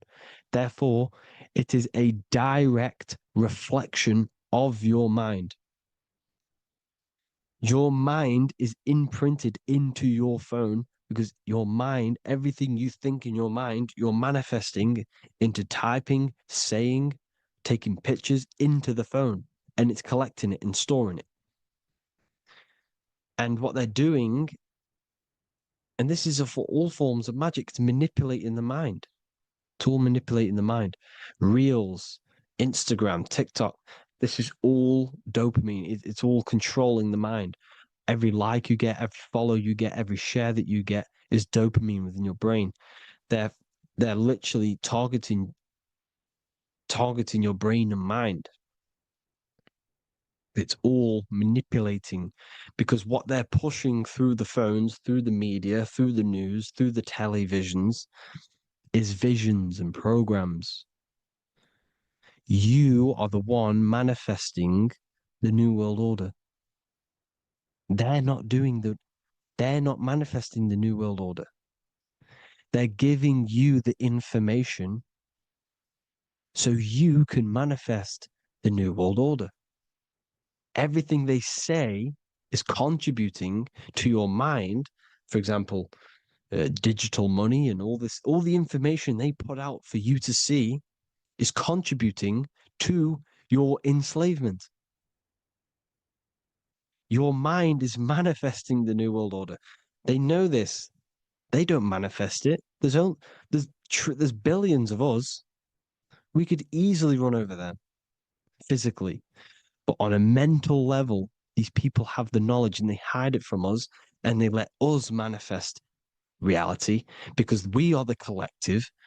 They give us the information which manifests their agenda. It's all magic through the phones, the media, the television. So your phone is a manifestation of your mind. It's a record of your mind. Hollywood, holly tree, holy tree. They used to make wands out of holy trees, because it was the most holiest wood, the best for casting and transmitting energy. So they used holly trees to cast spells. That's what Hollywood is. And in Hollywood, they have the red tear, the blood drop next to the Hollywood sign, because it's all satanic. They're all black magicians. They use Hollywood to cast the spells through the music, through the films. You see, music is a form of magic. All of this is magic. Everything they do is a form of magic because they want an agenda behind it. But it's not black magic. They're letting us create our prison. This is what you have to see. Yes, they're evil, but they're not doing anything evil, or else they would face the karma. They let us manifest this agenda through giving in the information, by telling you what's going to happen in the movies. Everything that happens in a movie, it's all there on purpose to program your subconscious, to plant a seed within your garden, your subconscious, your mind. Because when the mind has already seen something, when it comes up and turns up in physical reality, you will be less shocked and you won't rebel. So they lure you slowly. They make you aware of these things over time. They make you gradually think it's okay. Like the technology, we never used to use these phones. How did we become so addicted and reliant on them? Well, because first they gave you a little flick phone. Well, no, sorry, they gave you a phone in your house. And then once you got used to that, they say, oh, here's the newest version of a little flick phone. You started texting your friends. Everyone was loving it in high school. They could now meet up without saying, let's meet on the weekend at this point at this time, like your parents probably did. Or maybe some of you watching this, you probably had to tell your friend to meet on the weekend at a certain time because you had no way of communicating. So everyone got these phones and got addicted to them. Then they slowly got addicted to the new iPod with the touch screen. Now they invented touch screen. Then everyone got addicted to touch screens. Then because all of this is producing dopamine in the brain, which creates you to become mentally addicted to things and physically addicted, chemically addicted. Because dopamine's a chemical. Your subconscious becomes a program within your subconscious, and your body becomes chemically addicted to these phones. And these phones are the enslavement of humanity, technology. Without this, we wouldn't be in this mess without technology. Because they're creating a hive mind. We're creating a hive mind. So back on track anyways, they program you. Look at the films, 9/11, all produced by Hollywood. Here's the 11, like I said at the beginning, the two pillars which reflect reality. What happens in the mind happens in the physical. What happens in the astral happens in the physical. Okay, what happens in the physical happens in the mind. It's the two pillars, the mirrors. 9/11. 9 + 1 + 1 is 11. Flight 11 was hijacked. New York is the 11th state. New York adds up to 111. This is not a coincidence. It's all a form of magic. It's a ritual, energy harvesting ritual, because your mind produces energy. Your mental attention produces energy. And they're feeding off this energy in the astral plane, these demons. Music is the most powerful. Personally, I think the music is one of the most powerful forms of magic they're using. Okay? Music is hypnosis. It puts your brain in a hypnotic state. It influences your electromagnetic field through vibrational energy. It reprograms your subconscious mind. Why do you think you remember the lyrics? You see, your subconscious stores all of the memories. Remember, the subconscious manifests 90% of your behavior. So therefore, the music you're listening to is manifesting your behavior. You wondered why some people wonder why they have drug addictions and they can't get out of violence and they can't get out of all this negative mind space. It's because the music they're listening to is creating a negative mind space. The words you listen to have plant seeds within your mind. So the reason you remember the lyrics is because that song created a program within your subconscious. Yes, that is what happens. You can use magic to reprogram your mind, but you can use music to reprogram your mind because it's all forms of magic. It's using natural mental energy forces to manipulate the physical reality. You manipulate your mind, you manipulate reality, physical reality. Okay? So the music, another very, very big one. When you turn on the radio, it's just all talks about alcohol, drugs, and sex because they want you down in the lower three chakras. They want your mind attached to matter when it's mind over matter. Your mind's not physical. You see, the word spirituality is the new trend. It's not about your spirit. It's not about your spirit. It's about your mind. It's not about, you know, uh, spirituality and looking after your spirit. And they've got you focused on your spirit. Why? Because they hide your mind from you. You see, a lot of people think their mind is their brain, but the mind is everything. There is no physical reality without mind. You can have a brain. Imagine if you had no mind but a brain. It wouldn't work. The mind is everything. The mind controls your avatar. It begins in the mind before it happens in the brain. Then the brain manifests through the body. The brain's just an electrical computer. So that they've got people scared. Or do I have a soul or not? And all this stuff. Listen, if you have a mind, you have a soul, because you are not the mind. This is why everything is sort of an illusion, because beyond the mind is your soul. But what is the soul without a mind? You can't have a soul without the mind. But if the mind didn't exist, the soul doesn't exist. You are the person listening to your mind. I shouldn't say person because you're not the body. You're the entity behind the mind. But if you didn't have that mind, you couldn't understand what you even were. You would just be an observer who couldn't think. So yes, we all have a soul. If you have a mind, you have a soul. Everything is mind. Everything has mind. Mind creates everything. God is mind. And then manipulating your mind through TV, your phone, every little thing. The school, it's all about the mind, people. Control your mind, you control your reality. Just the last thing, here you go. Aleister Crowley, the dark magician, Kanye West doing the exact same thing because they're implementing magic in the music. Here's the Beatles with Aleister Crowley in the background. Bet you never noticed that.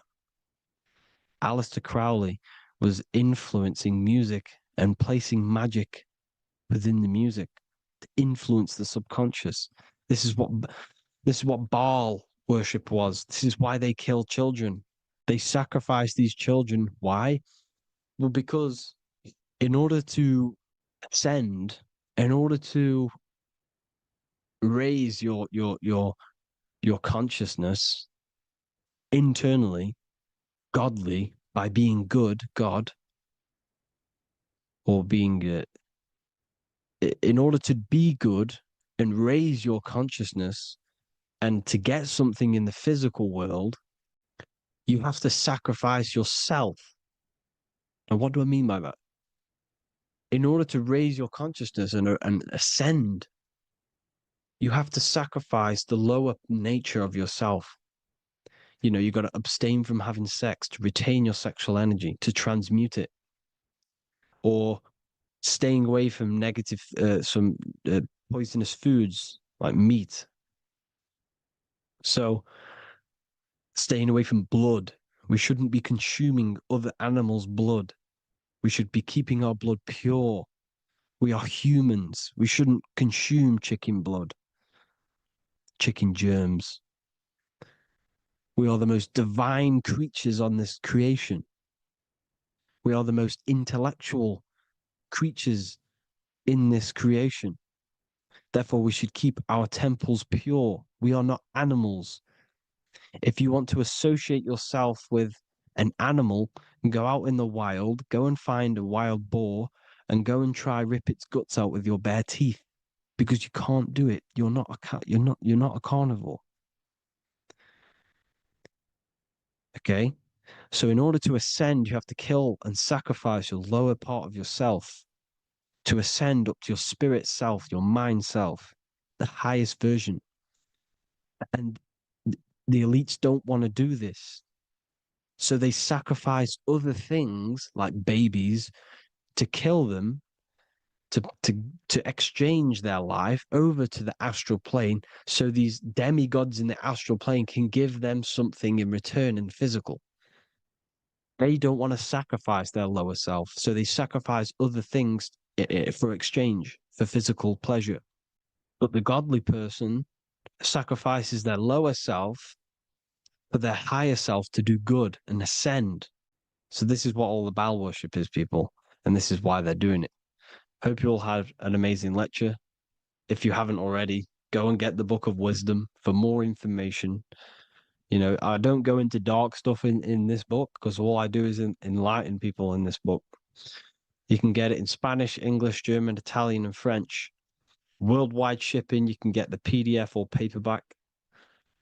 Or there is also a new one called the Human Health Guide 2.0. It gives you a list of all the foods, grains, oils, nuts, you know, everything that's alkaline and positive for the body and not man-made and hybrid.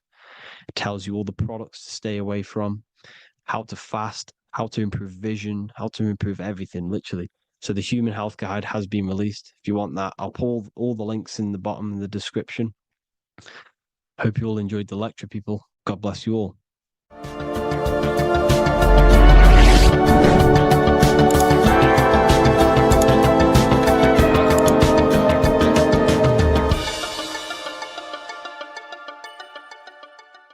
Welcome to Revival of Wisdom. Welcome people, we're back with another video. Please make sure to hit the like, the subscribe button, and turn on notifications to never miss a video. The Vatican is a giant key from a bird's eye view, and it also contains an 8-pointed star. The Anunnaki Sumerian gods also depicted this 8-pointed star. The sky god Anu from the Anunnaki also uses the 8-pointed star for his symbol. And even Freemasons depict an 8-pointed luminary with a ladder and a key.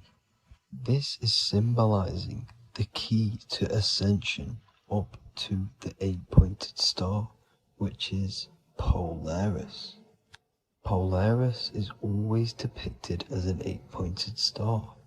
Polaris is the standstill star at the very center of our realm, which is perfectly aligned with the North Pole.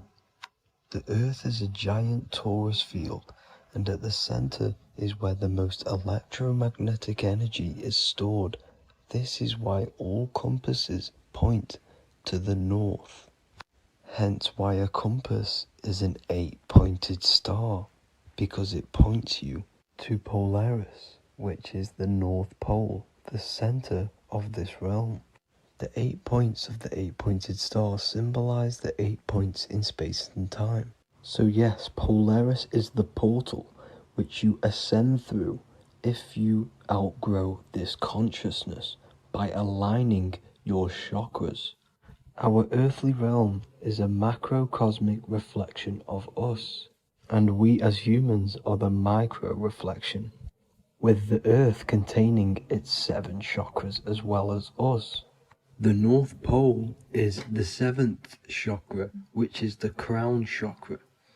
So the key to ascension is held by the Vatican, hence why it's a giant key, because they mislead the masses through their religions, which teaches the masses to look outside of themselves. As stated in the 20,000-year-old emerald tablets, written by the Egyptian god Thoth. On earth man is in bondage, bound by space and time to the earth plane. Encircling each planet, a wave of vibration binds him to his plane of unfoldment. Yet within man is the key to releasement. Within man may freedom be found. So the 7 planets are associated with each 7 chakras. The lowest chakra being the root chakra, which is associated with Saturn. This is why the elites love Saturn and reflect it in all of their symbols. Because the chakras are an ascension of spiritual principles, starting from the material and ascending up to the spiritual, the crown chakra. However, evil love bondage, and they are trapping souls in the physical realm by stopping and provoking the ascension process. They do this by abusing the energy of Saturn, and Saturn is associated with the lowest chakra. The lower 3 chakras are associated with survival mode, which keeps the consciousness in a constant state of fear and only aware of its surroundings. Once you start to ascend up your chakras, you become more consciously aware of spiritual deeds. And this is the process of returning back to your true spiritual form. Going back to Polaris and its connection to ascension, Kanye West symbolizes this on his music video 24. As you see him rise up into the sky, you see an 8-pointed shape around him, which symbolizes the 8-pointed star, as you see the beam of light. And even NASA symbolized this in their Space Delta logos, a bear holding a key with an arrow up to Polaris, the 8-pointed star. Here's another NASA logo of an arrow from the Earth to Polaris. The series Lock and Key on Netflix is all about portals and doorways, and they have the Kundalini energy as one of their keys. Kundalini energy is the energy which rises up the spine, the 33 vertebrae, and activates the third eye. The third eye is the spiritual gland which connects humans to other spiritual realms. We are not the body. Our spirit, our soul inhabits the body. We exist physically, spiritually, and mentally. Therefore, we are multidimensional. The intellectual and spiritual inhabit the body. Therefore, this is just an avatar within this timeline. However, within each and every one of us, we all have the key to releasement, as says in the Emerald tablets. This releasement is ascension, up until higher states of consciousness. As stated in the Emerald tablets, man is in process of changing to forms that are not of this world. Grows he in time to the formless, a plane on a cycle above, and another one saying, man is a flame bound to a mountain, but we in our cycle shall ever be free. Know ye, O man, that when ye have progressed into the cycle that lengthen above, life itself will pass to the darkness, and only the essence of the soul shall remain. That's it for this video. I hope you all enjoyed. Please feel free to leave a like, subscribe, and comment any subjects you want me to talk about. God bless you all.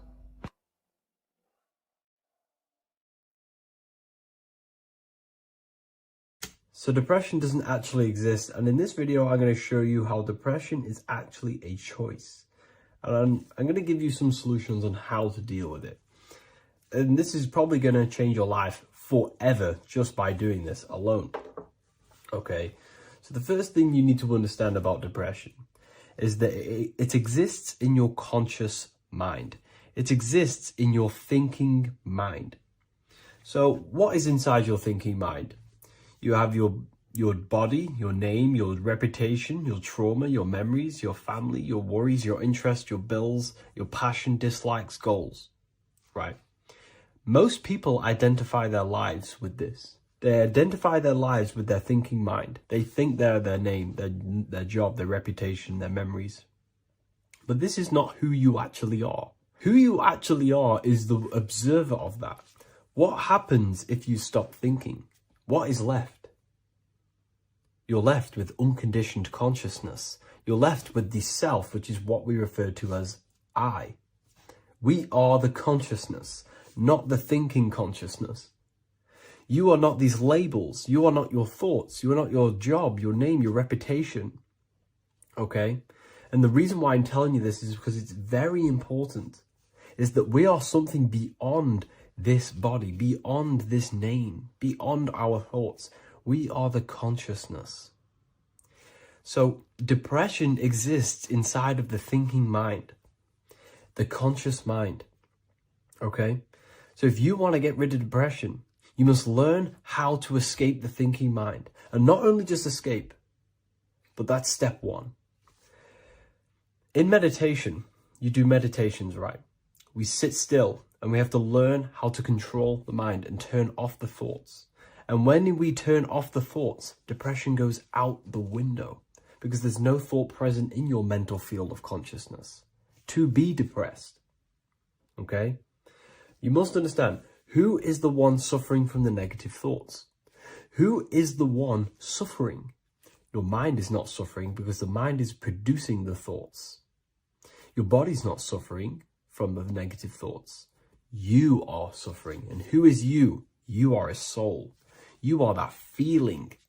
You are that person beyond the thoughts, beyond the feelings, beyond that. You are the one experiencing. You are that. Meditation gives us the ability to turn off the thinking mind. This allows us to escape our thoughts. Okay?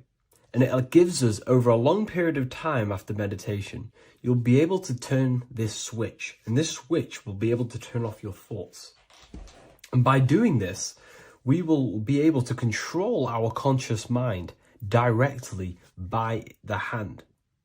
So when you notice yourself gaining them negative thoughts, we can then turn off the switch of turning off the conscious mind and rising to our authentic self and knowing the thoughts are just illusions. Now, let me tell you something that's very powerful. Most of your thoughts are coming from beliefs. Most of your feelings are coming from beliefs. So if you have a feeling of lack, this is coming from a belief that you don't have much.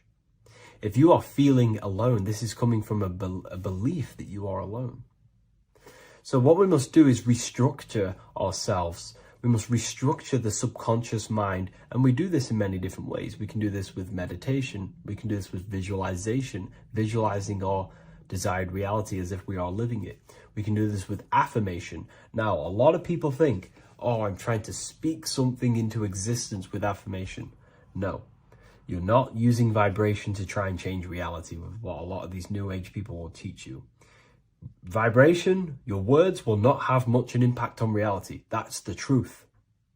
But what they do have an impact on is reprogramming and recrafting and refining your mind.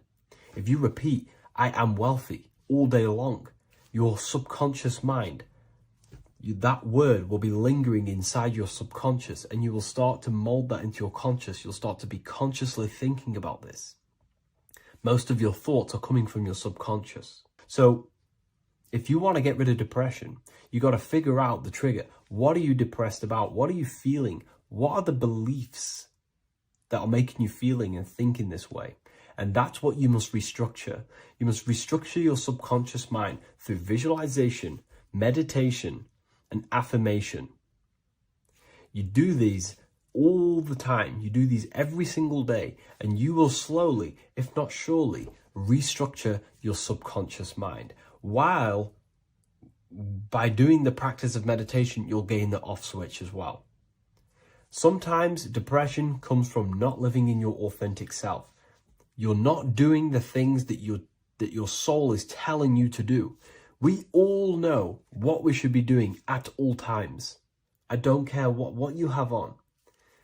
We all know we should be doing something. We all know that we have there's a higher aspect of our mind that tells us, oh, we need to be doing this, but I'm actually sat here on my phone. Oh, I shouldn't be eating this, but I'm doing it anyway. There's always that higher voice. And that is the voice that has to be connected to. And when there is not when your body's not acting out the voice of the soul, then the soul becomes sadder, sadder, and suffers more and more and more. There has to be a connection between the soul, the mind, and the body. They have to work in unity. Okay? So I hope this video helps with depression, with whatever you're going through mentally. There's an ancient symbol hidden in plain sight, one that holds the key to transformation, power, and unlocking your true potential. It's been used for centuries by mystics, rulers, and even modern science, but almost no one understands its true meaning. Once you do, it will change the way you see yourself and the world forever. Stay with me, because this could be the key to your own awakening. The symbol of the snake, or the serpent, is a very powerful symbol that refers to something within you, that we all are on this journey. So first of all, we see this symbol in ancient Egypt on the top of the pharaoh's head. We also see this with Buddha, with the snake on top of the Buddha's head and below. We also see this in Rome, with the Roman god Mercury holding the staff with the snake. We see this in Adam and Eve's story, with the snake tempting Eve. We even see this today on the medical facility. What does this mean? Why is this symbol being used for thousands and thousands and thousands of years? It has a very deep esoteric meaning. We see this in the caduceus staff, and we even see the snake representing the kundalini. What does the snake actually mean? A lot of people think it represents the kundalini, which it does. However, there's a deeper interpretation of this symbol, and it goes very far beneath the surface of what the snake actually represents. Okay? So first of all, when looking at symbols, we need to observe what the snake does in nature. The serpent sheds its skin. The serpent shedding its skin is a sacred symbol of an inner transformation. It transforms from its old self to a new self. It sheds layers of itself.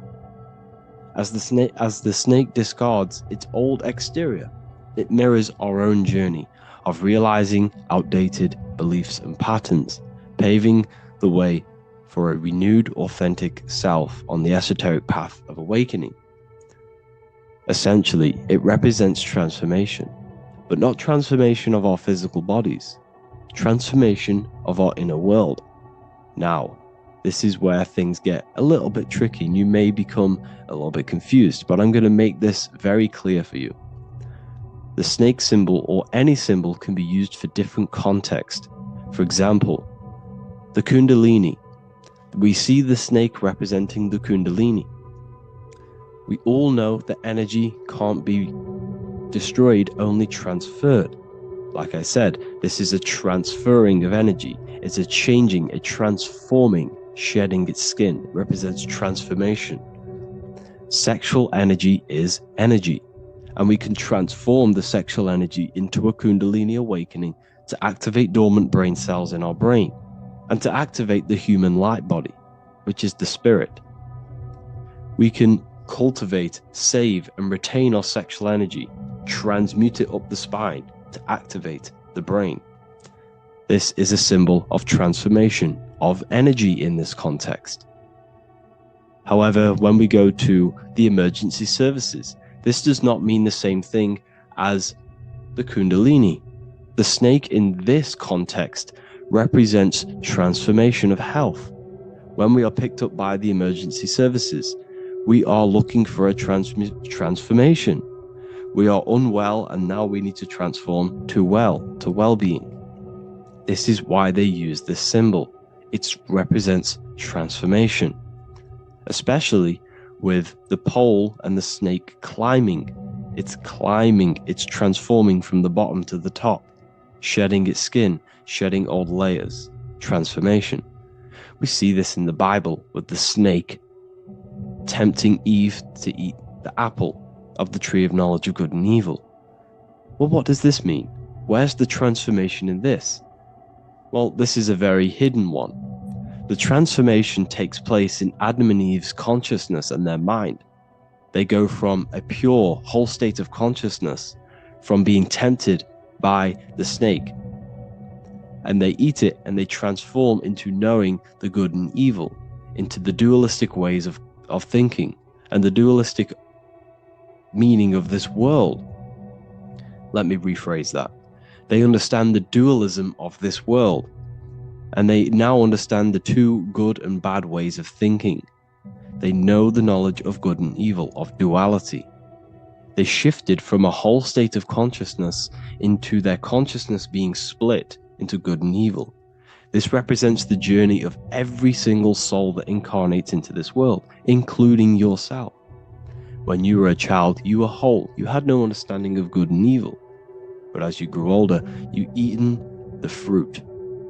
You grew to understand the knowledge of good and evil. Your consciousness split from a whole into a separate and divided way of thinking and divided understanding of the world. We suppressed aspects of ourselves to fit in with society norms. And we just limited ourselves with limiting belief systems. We knew the knowledge of good and evil.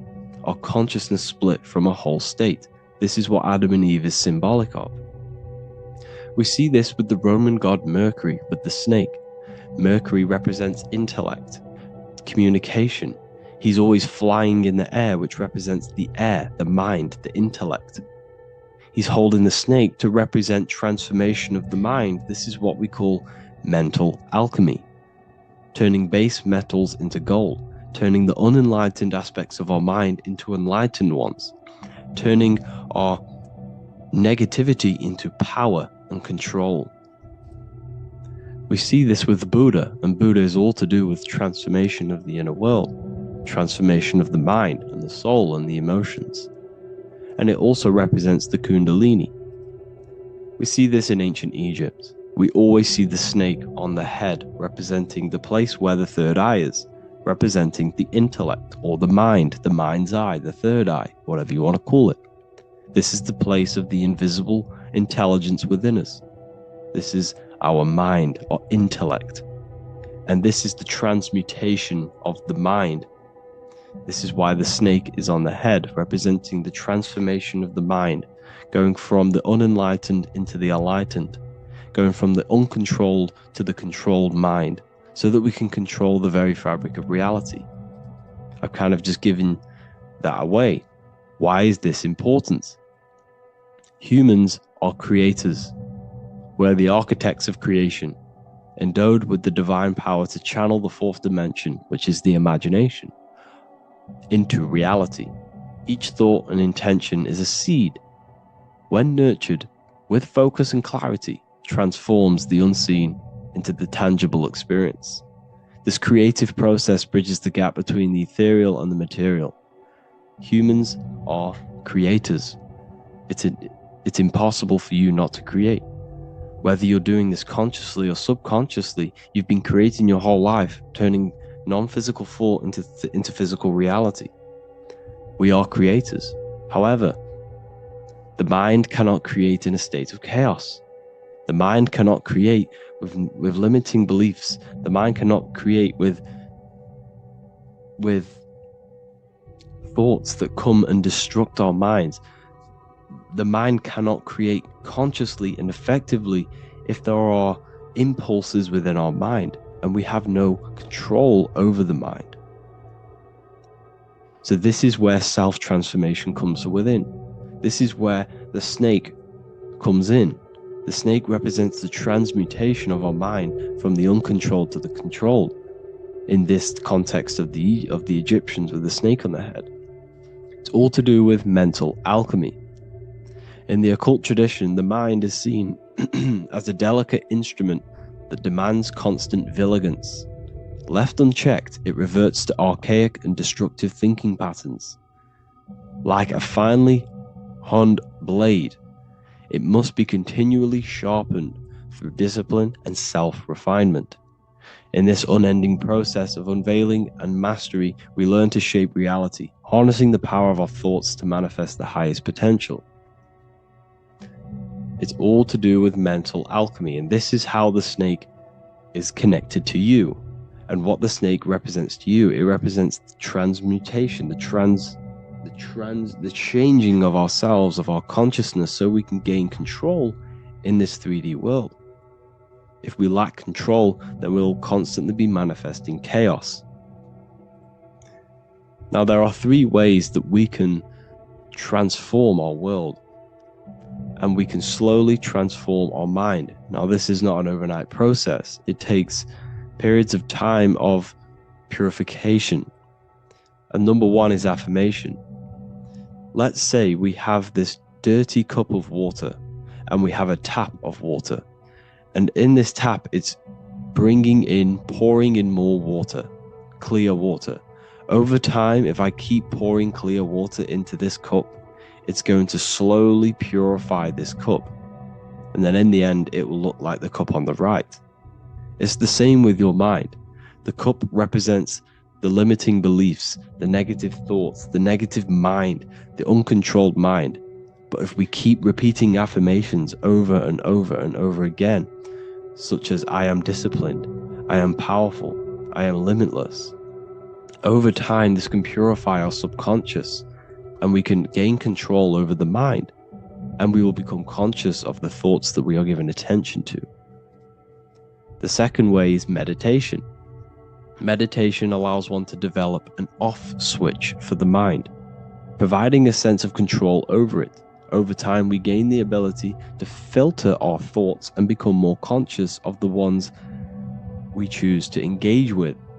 Meditation, over a period of time, will give you this button that allows you to filter out negative thoughts. If you have a negative thought in your mind, you'll be able to become conscious of this and redirect your mind's attention.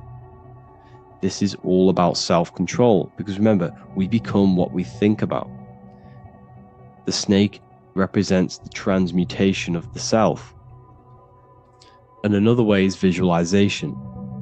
Visualization allows your subconscious mind to experience the reality you desire, accepting it as truth. As the subconscious becomes more immersed in this imagined reality, it works to manifest it into your conscious experience. Your visual eye, visual eye. You're using the mind's eye to see and mold your future. That's what imagination is for, to create in your future. You can become your future now in your imagination. And this can slowly purify your consciousness, slowly purify your mind, which will then, if you do all 3 of these over periods of time, you will see great transformation from the inside out. And your outer world will start to mirror your inner transformation, because it's as within, so without. You change your inner world of consciousness, of thought and emotion, you'll change your external reality and your circumstances. So I hope this lesson has gave you a great understanding of what the snake actually represents. And now that you see it, you will see this everywhere. Every time you see a snake, you know it represents the transformation. So please, if you can, leave a like, comment, and subscribe, and turn on the alerts to make sure you never miss a video. And if you have any video suggestions, feel free to make a comment and I can make a lecture on it. I appreciate you all watching this video today, and I'll see you all inside my university if you're inside, and I'll see you all in my Telegram if you join. And I'll see you in the next video, of course. Thank you and take care. What is the difference between higher consciousness and lower consciousness? In this video, I'm going to be breaking this down in great detail so you can understand what higher consciousness actually is, because this word is thrown around a lot in the spiritual community. So I'd love to break this down and make this clear to you. My name is Harry B. Joseph, also known as Revival of Wisdom. I am the author of the Book of Wisdom, Volume 1 and 2. I've been studying the occult for the past 4 to 5 years and have personally been using the occult esoteric knowledge on myself and implementing it in my life. When I say the word occult simply means hidden. It comes from the Latin word oculus, which means eye. It simply means hidden from the visible eye, what you cannot see. So we're studying things of the human psyche, the things that we cannot see, such as thought, emotion, desire, the astral forces, imagination. We're studying the things that cannot be visibly seen, but they affect what can be seen in the material world. The most important thing that helped me understand life is that life is a mental game. It's a mental universe. Every object you see was first thought in the mind before it came a physical reality, which means mind and matter are not separate. They are one. Matter is the crystallization and the expression of mind. Therefore, higher consciousness corresponds to the mind of the individual. First, let's start off with lower consciousness. The external world is the effect. The cause is the mind. The internal world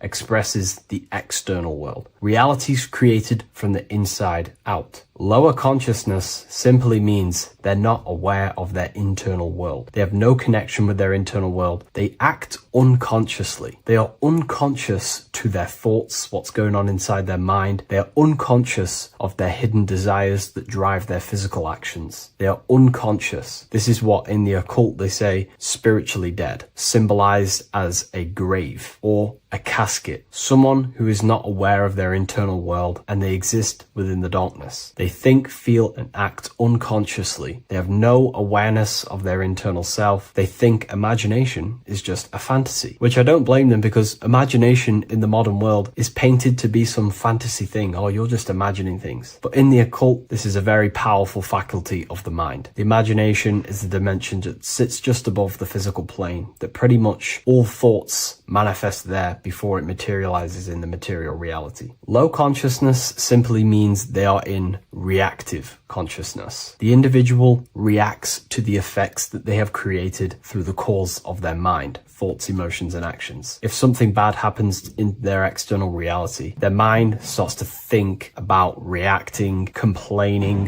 which ultimately creates a negative cycle of manifestation. They're simply blaming the effects outside of them that are the causes of the individual's mind. They are in reactive consciousness, which pretty much has no personal power. A low consciousness also means you are emotional, reactive. You're easily triggered by situations or people. Anger, fear, defensiveness arises quickly, often before conscious thought. This is associated with the reptilian brain. The reptilian brain does not think, and it is the modality of consciousness that keeps the individual not critically thinking, simply just reacting to the world. They make decisions based on instinct. They make decisions based on fear. This is a low consciousness. Another symptom of low consciousness is that the individual only thinks in reaction to their five senses. They only think in the terms of their five senses. They sense something in their five senses and they simply just react and they think around the five senses. They do not use their spiritual faculties such as imagination, willpower. Low consciousness people are mainly stuck in their ego. The ego inside of the occult and esoteric teachings needs to be overcome. We have to face our ego because the ego tells us we already know everything. I don't need to know anything else. I have my belief system. I'm happy with believing whatever. Everything else is just a fantasy. I believe everything that's already told me within school. And the ego stops them from expanding their mind into the esoteric teachings or more things about life. They're ignorant to gaining more knowledge because they think they already know everything that has been given to them within institutions such as schools. In the occult, we have to face our ego and submit to it and say, we do not know everything. There is so much more that we need to learn about ourselves to expand as an individual. A low consciousness person or individual is reactive. Their thinking dwells in the past or worries about the future. The now is rarely accepted as it is. They're never in the now. They're either thinking about the past or the future. A low consciousness is also attachments to self-image, beliefs, opinions, roles, history, and is mentally rigid. Their mind doesn't want to expand. They're stuck on a certain belief, a certain thing, and they're not open to accept anything else inside their mind. And a challenge to them feels like a personal threat. And instead of being self-aware and responsible, they see others as the cause of their unhappiness and the negative things that they are manifesting in their reality. A low consciousness also seeks for validation outside of themselves. They try to cover things up with materialism or whatever it is. But now let's move on to a higher consciousness. consciousness. This is what we call causal consciousness. Causal consciousness is a state where the mind of the individual is mastered. Their mind does not dwell on the effects of the external world because the individual who has a higher consciousness understands that the world outside of them is the effect. It is the world of form. Force and form are two dualities within the occult that are very important. Everything outside of you is form, everything inside of you is force. The forces inside of you create the form outside of you. The person with a low consciousness simply just reacts to the external world, creating a constant cycle of negativity. But the person with a higher consciousness understands that whatever happens outside of them cannot be changed. It is already manifested. Therefore, there is no point in complaining. If the person with a higher consciousness understands if they don't like something, they can change it internally. If they can't change it, then they change their mental attitude towards it. This is the law of polarity. Light and darkness are the same thing, but just different degrees of light, which means we have the ability to shift our mindset and perception towards things to make sure it's positive. The person with a higher consciousness, even though something bad may happen to them in the world of effect, they can change their mindset towards it and ultimately change their actions to change that reality. There's no point reacting. It's simply what we do to create the change. A higher consciousness means their mind is ordered and disciplined. They do not think random thoughts. The person with a higher consciousness and a trained mind in the occult has a mind of a powerhouse of control. They understand that the mind is the cause of all things, therefore we have to gain mastery and control over the mind, or else it will produce constant chaos. Their mind is ordered and disciplined. The person with a higher consciousness is always self-aware. This is very important. The person with a lower consciousness never is self-aware. They give attention to random thoughts, they give attention to negative thoughts, they give attention to negative imaginations, they start daydreaming about worrying about the future or the things that happened to them in the past. This is all useless. You're using the creative powers of consciousness for the negative. The person who is trained in the occult and has a trained mind with a higher consciousness understands that their mind is the cause, and they are always aware of the thoughts that they are entertaining inside their mind. There is a level of mastery where one can achieve the conscious awareness of every single thought in their mind every single day. Now, this is very difficult to achieve, but this is one of my goals personally. It is the thought that it is the seed of creation. And if we give random thoughts attention, these seeds can be planted in our subconscious and ultimately drive that effect into our reality. The trained mind, thought and intention manifest more effectively because they arise from unity, not fragmentation. You become the conscious creator rather than the unconscious reactor. Higher consciousness also means that you know what to do to produce a change in your reality. If there's something bad happening in my reality, I know that there's some sort of change that needs to happen within me. For example, if I start a cycle of negative thoughts, I know that there needs to be some mental work constructed on my mind. This will happen. On your path of self-mastery, you will fall back into old thinking patterns or something that happened to you in the past. These little patterns will show up again. But when you have a higher consciousness, you know exactly what to do to execute on changing that part of yourself. For example, if I catch myself thinking negatively for the past 2 days, I know I need to do affirmations and to reprogram my mind to counteract them negative thoughts. Or if I start overthinking and I start to lose control over my mind, then I know I need to do a meditation of stillness where I think about nothingness and develop my willpower. A higher consciousness knows where these things are coming from because they understand themselves. Higher consciousness also means they have unity consciousness. This is what the triangle is. Unity consciousness. The I within the triangle. The I in the triangle is the number 1. The triangle is the number 3. These are the 3 expressions of consciousness: thinking, feeling, and acting. And they are one force. If they have a goal in mind that they want to create, a desire in their heart to manifest, they unify all 3 forces of consciousness towards that goal. They think, feel, and act. A person with low consciousness is divided within their own consciousness. They think about creating a business, they feel like they're hungry, and they act scrolling on TikTok. This is what you call divided consciousness. And this is what creates chaos in reality. Their 3 forces and 3 expressions of consciousness are not working together. When we align thinking, feeling, and acting all towards one thing, you can quickly start to generate realities and create worlds. So a person with a higher consciousness will be working. They may get the thought of playing video games, but then they remind themselves of think, feeling, and acting and get back focused on whatever they're trying to create. A person with a higher consciousness will pause before reacting. There is a stillness between stimulus and action where awareness chooses rather than reflex response. A person with a higher consciousness consciousness has no fear inside their consciousness, inside their mind, because they understand that fear is the mind killer. It kills the creative powers and forces of the mind. Fear is an illusion, and again, going back to the law of polarity, the person with a higher consciousness understands the laws. That if there is fear, then there is ultimately an opposite of that, which they can transmute their mind from fear into the opposite, which would be strength. They start to fear something, they instantly shift their consciousness into the polar opposite of that, instead of dwelling on fear, which destroys the creative power of the mind. A person with higher consciousness understands they will never die, because they have truly access to mystical experiences, which proves to them that they will not die. The person with the higher consciousness does not identify with the ego, the name, the job, the reputation, because they understand these are constructs of the mind. When you turn off the mind, you are left with the observer. You are no longer the mind, you are the observer of the mind. The person with the higher consciousness seeks to be the observer of their life, looking over their thoughts, emotions, and never dwelling in them too much, because when you get caught up in your emotions, you will be moved by the wind of the emotions. They are the observer of them, and they are connected with their soul. They are connected with the observer. The person who has low consciousness is constantly in battle with their thoughts, emotions, and the things that are happening outside of them. Their emotions blow them away like the wind or the seas of the ocean. But the person with the higher consciousness understands they are the observer. They can watch over them. They are like a bird looking over the earth. Now, I'm not saying this is easy to gain this level of mastery,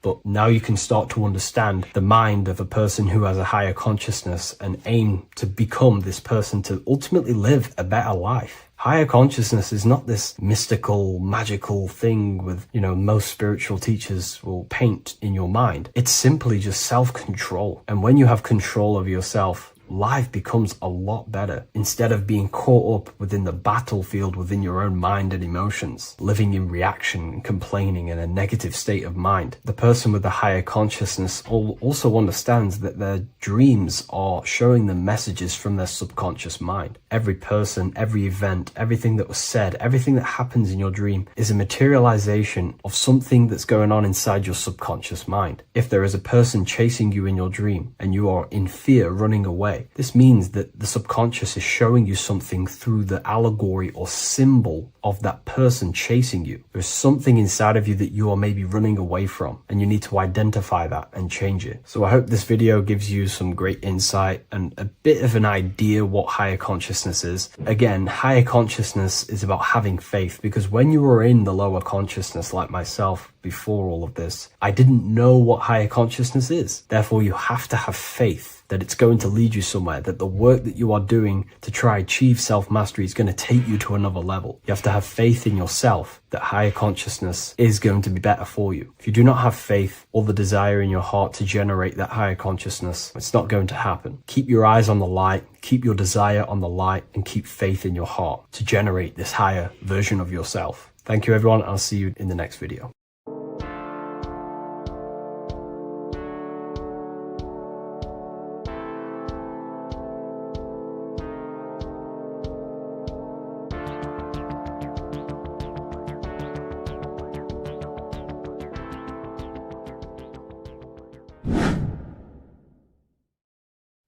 What is up, people? How are we all doing? Today, we're talking about the flat earth cosmology. So let's jump straight into this. Please drop a follow and leave a like to help the algorithm. So we live in a torus field. Everything's made out of torus fields. And every torus field has motion. It's what it is. It's the motion of energy. And every torus field has a center, which is the black hole. It's a womb of creation. It's counter space. Now, this is why the North Pole is magnetic, because the center of this torus field is the most magnetic part, the strongest part of the field. So this is why all compasses will point you to the center. And the Earth's magnetic field is spread across the whole of the Earth. And it's spinning, as you can see here. It's like a tornado at the center. And this tornado is the force which is spinning the sun and the moon around us. You got the sun, the moon, Polaris, just like in the Masonic cosmos here. The sun, the moon, Polaris, the all-seeing eye. Now we'll get into Polaris a bit later, but the sun is the magnetic force. Sorry, is the electric force. because every field is electromagnetic. Now, the sun is electric. It's positively charged. It's going to give you energy. It's feeding energy. The moon is more magnetic energy, which is taking your energy away from you. And this is why you become sleepy when the moon comes out. Because it's taking away your energy. So these two forces is the balance. It's the yin and yang. It's the balance. Everything in this creation is balanced. Because the torus field is the earth is the plane of inertia, the 0 point within the field. Because physical matter is a result of two opposing forces equalized on the plane of inertia. And that is where matter crystallizes into physical results. And this physical plane is the plane of inertia, planet Earth. And at the center of this plane is the black hole, the womb of creation. And outside of this black hole gives birth to light. So the torus field is constantly rotating, going into counter space, the black hole, and then out of counter space gives birth to the white hole, white light. You see?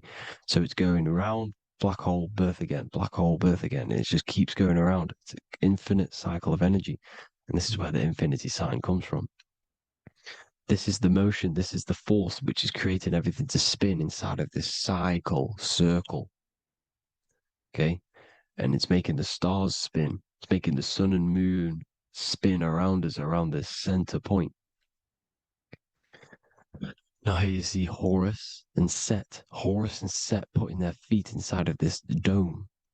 This is the royal arch, the arch of the dome above us, which like you see in the Masonic cosmos, the royal arch of Freemasonry. This is the dome above us, the firmament that the Bible talks about.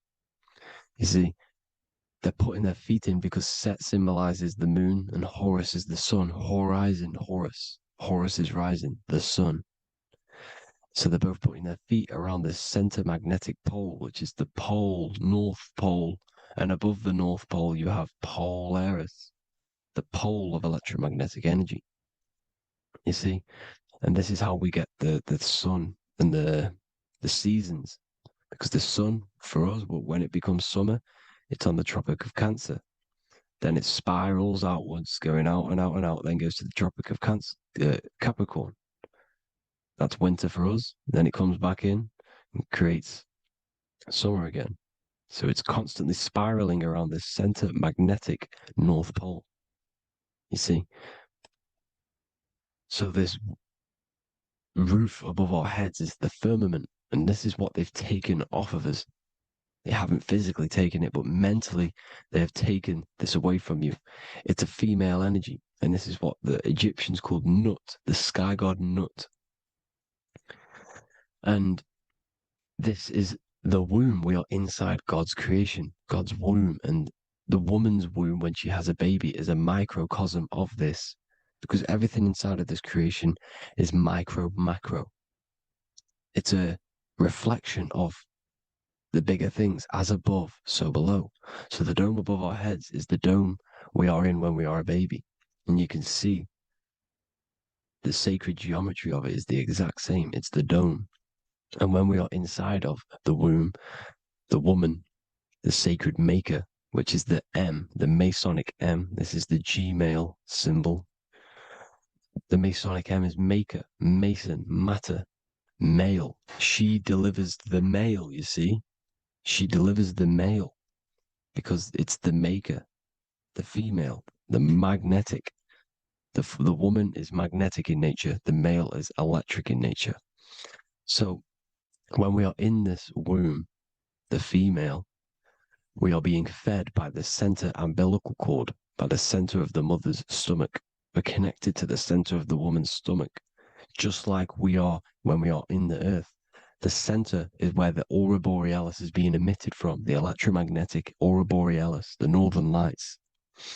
This is our spiritual umbilical cord, connecting us to counter space, connecting us to the realms beyond this world. Because at the center of every torus field is counter space. And at the center of the earth is our spiritual umbilical cord. And this is the earth's belly button, as you see. As above, so below. We had a physical We had a physical umbilical cord. We have a spiritual umbilical cord. And this gets cut when we die, when we're cut away from the physical reality. You see, here's the ancient Egyptian tablet showing this female. You can see the hair. It's a female above us, because the female energy is nurturing, helping, looking after. And that's exactly what the dome is. It's protecting us. It's the Ark of the Covenant, the Ark covering us, you see? And this is what they've taken away from us. By you believing in space, it completely destroys the idea of this being a sacred creation. They've taken the roof off your head, whether if you believe in space, you believe that there's chaos, there's planets, there's asteroids that could kill us at any moment. But this isn't true. They've made you fear your own creation that you're inside of. They've made you fear what's above you. You see, and it's to hide the power of astrology, the power of the lights in the firmament, which are constantly flowing through the ether. These powers which are above us are sending rays down to the earth, which are influencing our psychology and how we behave. And this is what astrology is. It affects human consciousness. It interacts with our consciousness. And there's a different energy every day because the planets are in different houses, different alignments. And this is, we'll go into this a bit deeper later on. So the world tree, this magnetic north pole, the pole of electromagnetic energy, was symbolized as a tree, the great tree at the center of the earth. You see? And this tree is symbolized everywhere. You can see here how the center person, this Egyptian person, is holding up the sky. This is the North Pole, the hyperboloid, at the center of every torus field. And this tree was in the Mayan cosmology. This is an ancient depiction. This is the torus field. There's the plane of inertia. Here's the center tree. Here's the tree in the center, the magnetic North Pole, the woman holding the stars. Here's the Hindu with the two birds symbolizing the sun and the moon revolving around this center tree. The Mayan tree, his Horus and Set around the North Pole. They all knew this flat earth cosmology. They knew these secrets. It's so sacred you understand the creation that you're inside of. Because if you don't, you'll be led astray. You don't know where you are. You're lost. You see? And here's the Masonic art with the rays of the stars coming down with the tree in the center. So it was personified as a tree. And we are in Asgard, Midgard, the middle garden, where there's good and evil. So the 7 layers of heaven, which is talked about in the Quran. Each planet has a different layer of the firmament, and this is the 7 layers of heaven, and these are our 7 layers of the energy centers in our body. So we start in the stars, so we are stars in a physical body. And this is why we say Mr., Sister, Fraudster, Sinister. Stir is star, and we are in the stars, and our star descends into the soul system, not solar system. And as we descend into the soul system, we enter Satan's kingdom, Satan's world. As it says in the Bible, Satan is the god of this world. Well, if you've been into my research for a while, you know Satan is Saturn. Saturn's world, because Saturn's the outermost ring. He's the Lord of the Rings. And you enter his kingdom, the kingdom of time. And this is why Saturn's the time god. As soon as you go past the rings of Saturn, you're now in the soul system. You're now in time. You're now bound by space and time. And you're bound to the earth plane, the heart. Earth is heart. It's a rearrangement, it's an anagram for heart. And the heart of the electromagnetic color spectrum is green, and that's why the earth is green. And above green is blue, and this is why the sky is blue. In order to go to heaven on the macro scale, you have to go through the blue sky, through the 7 layers of heaven. In order to reach heaven in your body, whilst you're here, you have to go through the blue chakra to your head, which is heaven. It's micro, macro. Everything is micro, macro inside of this creation. It's an ancient, I think this is a French image, piece of art from the ancient French, with obviously the 7 layers of heaven. which they all depict. And notice how it's like a dome. We'll go into this dome symbolization, the Royal Arch of Masonry, which is next. But these 7 layers of heaven give us the 7 metals, the 7 days of the week, the 7 diatonic tones, the 7 chakras, the 7 everything. It's God's favorite number. And this is why the Masons use the G inside of the compass, because the G is the 7th letter and God starts with G. You see? So it's 7. God is 7. Here's another depiction of the heart, the soul system, the 7 layers of heaven. La fermente, la fermette. You see, la firmament, with the stars on the outermost layer. Here are the 7 planets: Jupiter, Mars, la Sophie, the sun, la luna, the moon. So Saturn. So we are in the heart of this soul system. In order to ascend, we need to ascend up our chakra system, reach 144,000 hertz, God consciousness, the God man. You have to unfold God man, master of the mind, mastery of the mind. So what are the stars? The stars make everything unique. The stars are constantly rotating around the center, magnetic North Pole, the tornado at the center, which is stirring everything. It's stirring the ether. The center is the ether, and the 4 elements are born out of this ether. There's 5 elements: ether, spirit, water, air, and earth. The ether gives birth to the 4 other physical elements, which the whole of creation are made out of. About them 4 elements. 4 is the number of stability. You know, a chair, a table has 4 legs. It stables things. It's a foundation, and these 4 elements are the foundation of this creation. You see, and this magnetic North Pole is stirring this, and the 4 vibrational states of the ether are the 4 elements.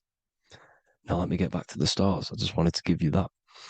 The stars are being stirred around this center point, center. It's stirring everything, and they're always in different alignments. Every millisecond, they're moving in different placements of the stars. And the planets are called the 7 wanderers because they're not fixed. The stars are fixed, but the planets are called the 7 wanderers, the 7 layers of heaven, because they move faster and slower than each other. Each planet is slower and faster, has a different rate of speed it's moving. So these alignments are mixing in with the energies of the different 12 constellations. And this is why you have a unique characteristic. You have a unique look, a unique energy, a unique personality. This is because when you were born and you took your first breath, that energy which was in the ether, because the ether is all around you, and energy travels through the ether. The energy that the stars were casting down and the energy that the planets was mixing in with the 12 constellations was in the ether. So when you came out of the womb and your first breath, because breath is spirit, okay? So that first breath you took, that is the energy that is imprinted within your DNA, your soul. And you reflect that energy, you emit that energy. That's the energy that is with you forever until you die. Till this physical body dies off. And that's what the stars are. The stars are giving a unique energy, characteristic, personality to every living thing. Every dog, every cat, every animal has a unique personality because it was born at a different time and place in the sky. Okay? The stars are your destiny. Now, the stars are constantly changing as well. If you look at stars through a telescope, they're constantly changing and forming different forms. You can see here, it looks like water. It looks like light through water because it's the ether above us, a sea of ether. And this light is being emitted through it, and it's just constantly changing, giving different energies, each star. So this is why this is what the zodiac is. It's the expression of energy. It's the expression of the stars. And each constellation has many different personality, different energies, different traits. Each planet has different traits, depending where your planets are, depending what energies you hold. No two person have the same energy. There's no one. It could be similar, but no one's the exact same. It's because of the stars. The stars are never in the exact same split place. The planet's always in different houses. So here's some Royal Arch symbolism. Here's the Royal Arch of Masonry, as it says here. The sun and the moon, the constellations. Here's Cancer, the 7 planets, the 7 stars. Here's the Royal Arch. This is the firmament. Here's the duality. Black and white, duality, good and evil, rest and motion, dielectricity, magnetism. See? So this is what the Royal Arch is. It's symbolizing the cosmic dome above us. The womb we're in. We're inside God's womb. And here's George Washington, the Freemason, inside of the Royal Arch. You see? With the G, the Masonic G, God, 7. Here you see another depiction of George Washington with the stars in the dome above his head, his Polaris, the sky vault, Polaris. We'll get into that later. Go inside of all of your ancient churches, you will see the dome. Go to the Vatican, you'll see the dome. All of your ancient churches have this dome because it's the dome above your head. The ancients knew this. This was known. We did not live in space. It was known back then. They all knew. This is Crown Court, which is one of the most important courts in the UK. You can see it's clearly so much Masonic symbolism. You've got the 4 pillars of Masonry. The Royal Arch is like an arrow pointing upwards to Polaris. As the Disney World is under a dome. In his Polaris, the sky vault. You see? And also 666 in the symbol. Here's more 7 layers of heaven. Here's an ancient depiction. The firmament. Here's the astral plane outside of the firmament. The Royal Arch. You see? It's everywhere. Here's Polaris, the 8-pointed star. Polaris is in between the sun and the moon. It's at the center of the Taurus field. And Polaris corresponds with the pineal gland as well because it's the all-seeing eye. See? So, is Polaris, the 8-pointed star, which is at the very top. It's the very center. It's on top of the North Pole. And it's an 8-pointed star that's always symbolized as an 8-pointed star. Here you see the Vatican. The Vatican is a giant key with an 8-pointed star. See, it's a key. Here's the dome. Here's the Space Delta, the USA Space Delta logos. Here you see the Egyptian god looking from the center of the North Pole, looking upward to an 8-pointed star, Polaris. An arrow pointing up to Polaris. Here's another, the bear holding a key with an arrow up to Polaris, 7. Holds the key to Polaris. Here's an eagle holding a key above the North Pole to Polaris. Polaris, and here's another one. There's another bird, like a dragon, holding a key to Polaris. Because Polaris is definitely something to do with leaving this creation. Okay, maybe, I can't say for sure, but maybe it's to do with ascension, and this is why the Vatican hold the key to the 8-pointed star. And this is why the space, well, we all know space is a lie, but they're showing Polaris and its sacred symbology. Maybe it's to do with something leaving this creation, going to another. Here's some North Pole symbolism. As above, so below. See the four seasons of the Big Dipper constellation going around Polaris. This is Polaris, this is the Big Dipper constellation, and this is the swastika. This image gives us the swastika, because all the symbols we use are created in nature. They're created somehow in nature. This is how we get them. As above, so below. This is the map of the North Pole with the 4 rivers looking like the Big Dipper constellation. It's the Masonic, here's the ancient cosmology with the 4, you see the 4 islands, Mayan cosmology, 4 islands. This is the alchemical symbol for Earth, 4 sections. The windows, because the center of the North Pole is a window to another dimension. The 4 lucky 4-leaf clover, which is supposed to be lucky. It's just, it's truth in plain sight. And here's Hitler looking at 2 flat Earth maps. So this swastika has been used for thousands of years, thousands and thousands of years. And it's symbolic for the most sacred land on this plane, the North Pole. Shambhala. Do some research on Shambhala, people. It's a it's a Hindu mythology about the sacred lands at the center of the earth. And it's known to be full of enlightened beings. And it's all symbolized at the center. You can see their paintings of Shambhala. It's all at the center, the North Pole. And it's known to be the most godly place ever, because it takes you to a portal to the higher places. And maybe this is something to do with Polaris, connecting you to this sacred land at the very center. But anyways, people, thank you all for tapping in. Hope you all learned something. Have an amazing day. Please follow, subscribe, like, all the links in the description for the courses, the PDF. Please have an amazing day. God bless.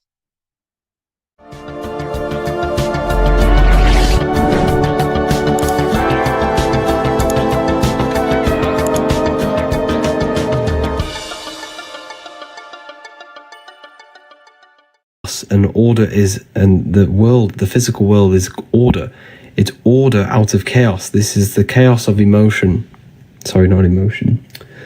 Chaos of imagination. Chaos just means there's no order.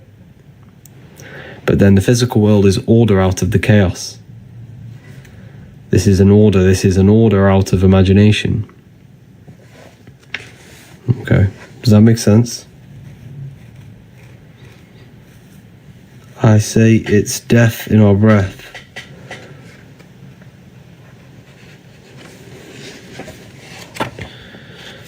This is the pineal gland. So this is why Buddha has a pine cone on his head. The pine cone represents it's an open pine cone, and this represents the open pineal gland. Now the pineal gland is pretty much a radio receiver for consciousness. Your body is like an antenna. So you have a radio. You have a radio, right? And the radios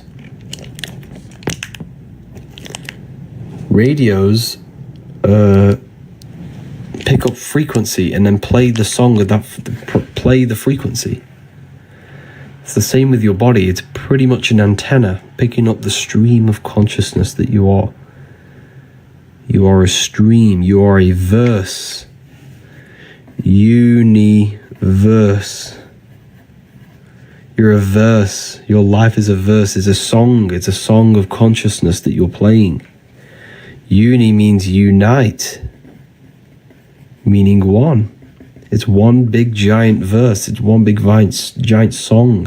The universe is a song that we're playing, and we tune the songs with our hearts. Our hearts are energy, emotion, and emotion, energy and motion. Like I said, here. The heart is the philosopher's stone. Energy, emotion is energy and motion. The expression of emotions resonates through the heart, exerting a significant influence on the individual's overall magnetic field. The emotional state of an individual emanates outwards from the heart, influencing and interconnecting with the surrounding magnetic fields. Thoughts manifest as energy in motion, constituting emotions, which each thought inherently linked to an emotional state. Every thought produces an emotion in the heart. That's why the Bible says, whatever happens in heaven happens on earth. Because whatever happens in your head happens in your heart. Whatever you think in your head produces emotions in your heart. The head and the heart are the pretty much the creators of reality. The mind and the soul, the mind and emotion, thought and emotion. Okay. It's very powerful when we learn about this stuff. You are literally a holographic being. You are a holographic being. Okay. Scalar energy, a subtle force, flows through and interacts with matter and divides and creates electromagnetic torus field. This field organizes astral light into the essential components like photons within the holographic reality. This world is holographic. The electromagnetic fields turns astral light into matter. Because, like I said, everything is a plane, is a product of the higher planes. God, generator. Let's move this so you can see it properly. Generator, operator, destroyer. God.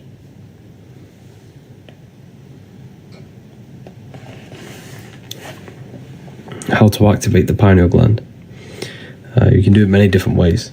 First, meditation is one of the greatest ways to literally just connect with your consciousness. By turning off and removing thoughts and emotions and the activity of the body, we connect with consciousness, which is stimulating the pineal gland. If you also want to activate it properly, you do this by Kundalini meditations. Kundalini meditations. So when you breathe in through the nose, you breathe in to the stomach and you think about raising the breath and imagine energy rising up your spine as you breathe in. And then when you breathe out through your nose, you release it, and then just keep repeating this over and over. And you will feel energy rise along your spine. You'll feel energy rising your spine, and your brain will feel like this, tingly. You'll get a tingling sensation. It's an amazing sensation when you get it, a Kundalini awakening. It's one of the best feelings you'll ever experience in your life. It's undescribable. It just feels like tingling light, a surge of energy entering in your brain. And you just feel so refreshed after. And you're more in tune with yourself. Yes, you can become dizzy. Or lightheaded. You're more in tune with yourself. You gain deeper thoughts. Your dreams are enhanced. Lucid dreaming definitely enhances. You pretty much become a superhuman. My brain tingles periodically on a regular. Yes, that is your Kundalini. That is your Kundalini awakening. Now, there's many different levels to Kundalini awakenings. You can have a small awakening or a large one.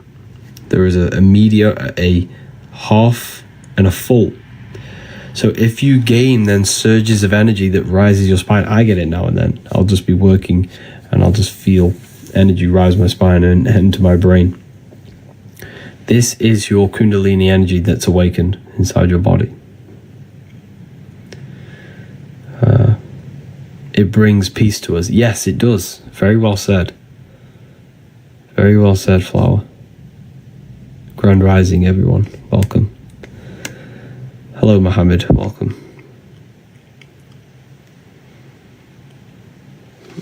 So, generator, operator, destroyer. This is the secrets of number 3. This is the secrets of number 3. We've hit 10k already. Keep tapping the screen, everyone. Let's get some more people in here. Share the live with a friend or family member. Let's keep tapping the screen, keep commenting. It's going to help the algorithm. So feel free to ask questions as well. God is generator, operator, destroyer.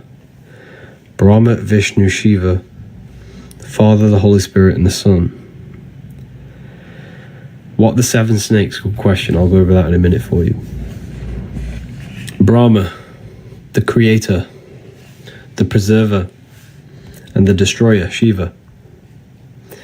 Brahma, Vishnu, Shiva. All creation goes through threefold process. Everything is a threefold process. Everything in this world, okay, is a threefold. And the reason why it's threefold is the number 3 is very, very sacred. So we have the eye in the triangle with the eye in it and the light. Well, that's 1, 2, 3. Okay, so that's the number 3 the Illuminati use. 3 represents creation. Why? Look at the number 3.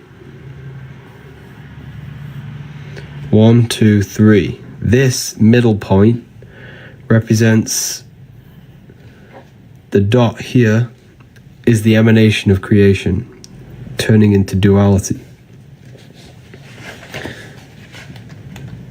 It's a torus field.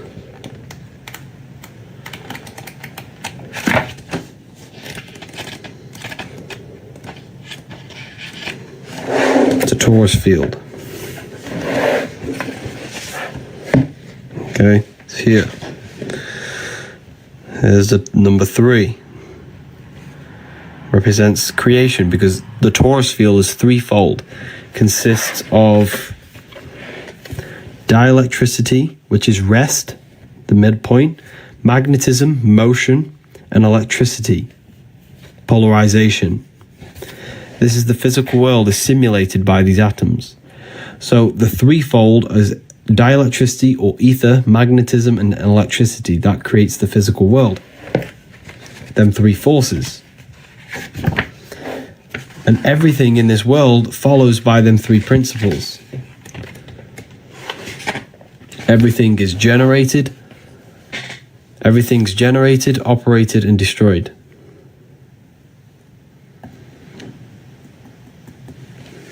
Generator, operator, destroyer. Generator, operator. So you will be born, you will live, and then you will die. Everything goes through this threefold process. That's why the Freemasons at the top of their artwork always have an eye in a triangle. I'll show you. I'll try and find an example. It's very powerful. So the Freemasons always have... where is this page?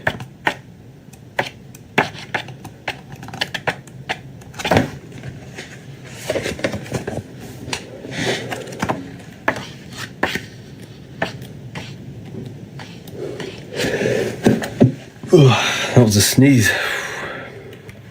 Right. I don't know where this page is. I should know it, but... Because the eye in the triangle is the force that governs all creation.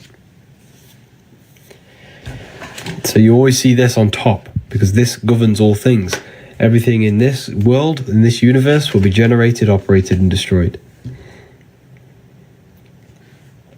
Everything goes through this threefold process. Okay, so the Freemasons always show you that in their artwork. And it takes a threefold to create something. So the number 3 is creation. It represents creation. So it takes a father and a mother to produce a child. That's threefold. It takes dielectricity, magnetism, and electricity to create the physical world. You have the Father, the Son, the Holy Spirit. Generator, operator, destroyer. Brahma, Vishnu, Shiva. Jesus was in a cave for 3 days. Why was he in a cave for 3 days? It's a symbolic of transformation and creation. Death and rebirth. Same process. It's all symbolism. All symbolism. Why isn't my laptop working? So yeah, the number 3 is all to do with creation, death, and rebirth process. The book, I wrote this book myself. You can find it in my bio. You can get this in a PDF form. The only place I sell it is on my website, the Book of Wisdom. Click the link.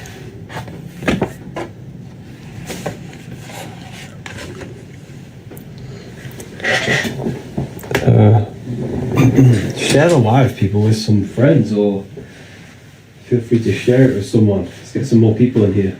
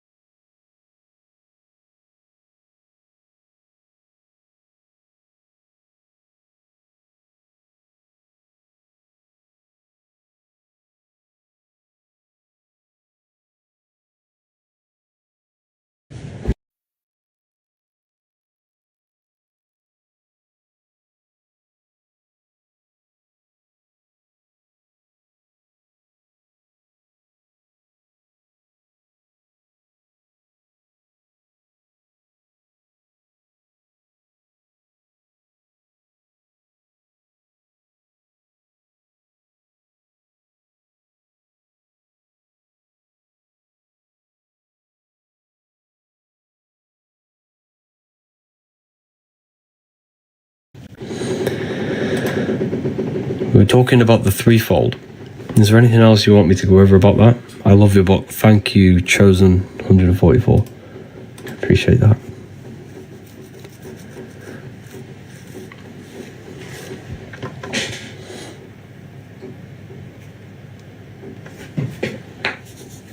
How to ensure negative energy.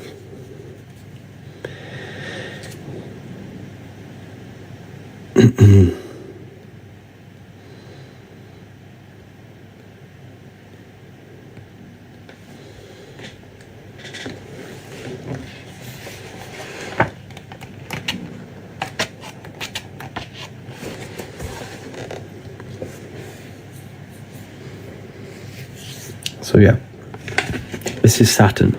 This is the biggest on Amazon. You can't get the book on Amazon. You can't get the book on Amazon.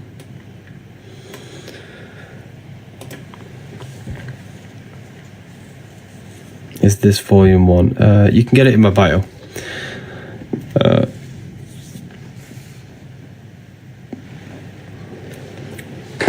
Just click the link, it'll take you straight there. So anyways, let's go over this. We're talking about Saturn. Saturn is a very interesting topic when it goes over this. Okay. A very, very interesting topic.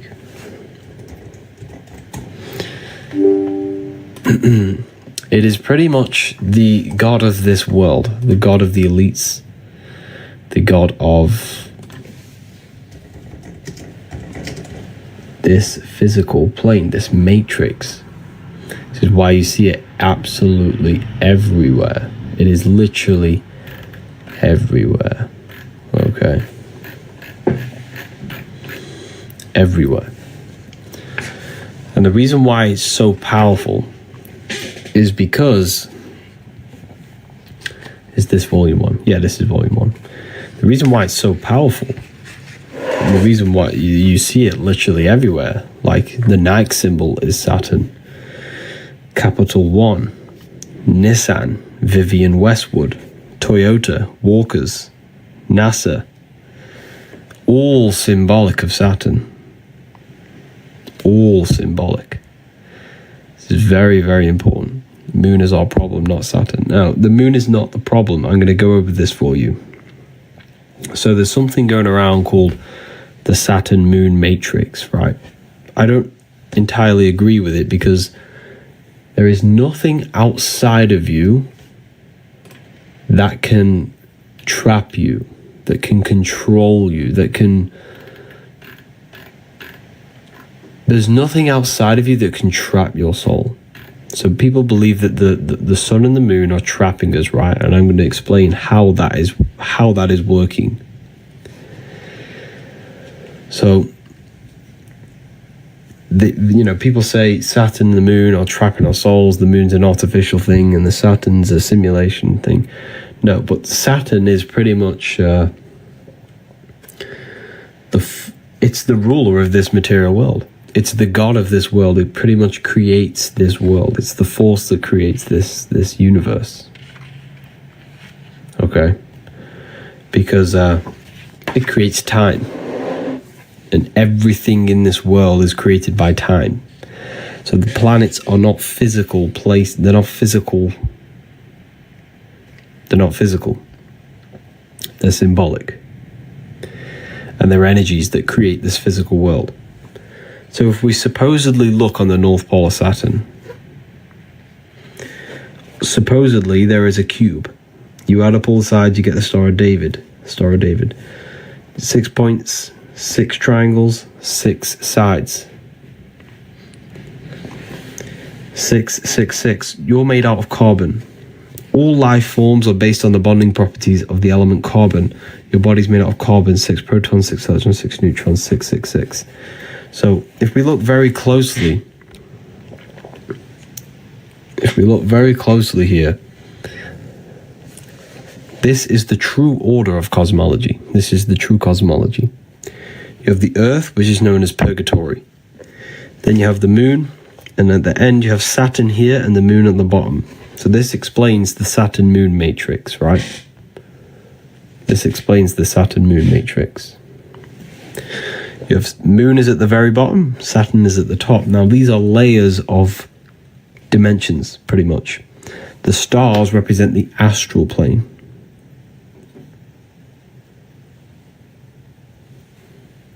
That's why the word star is, you rearrange the word astral, you get star. Because this is where we come from. We come from the astral plane. That is our original light body. That's our light body. And the astral plane is your imagination. The astral plane is your imagination. That is a whole dimension. This sounds a bit crazy to people, right? This will sound crazy to new people. But you must understand that your physical reality, your imagination is not physical. You can't touch that screen you have in your mind. You can't touch thoughts. You can't touch imagination.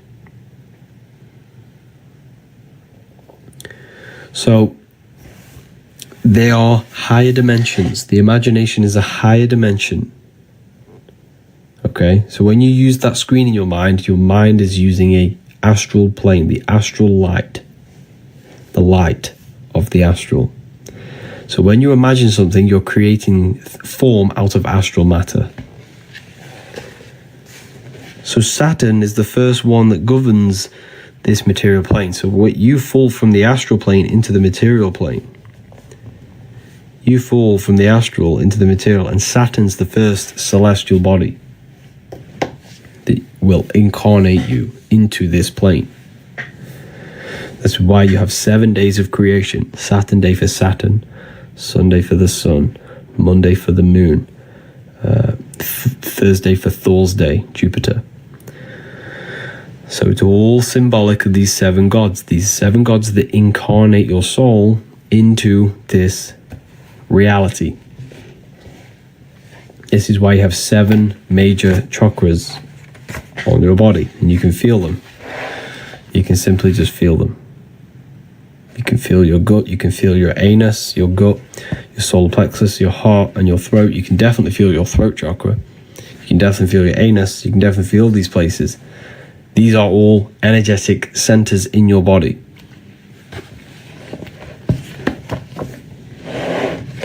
These are energetic centers in your body. So,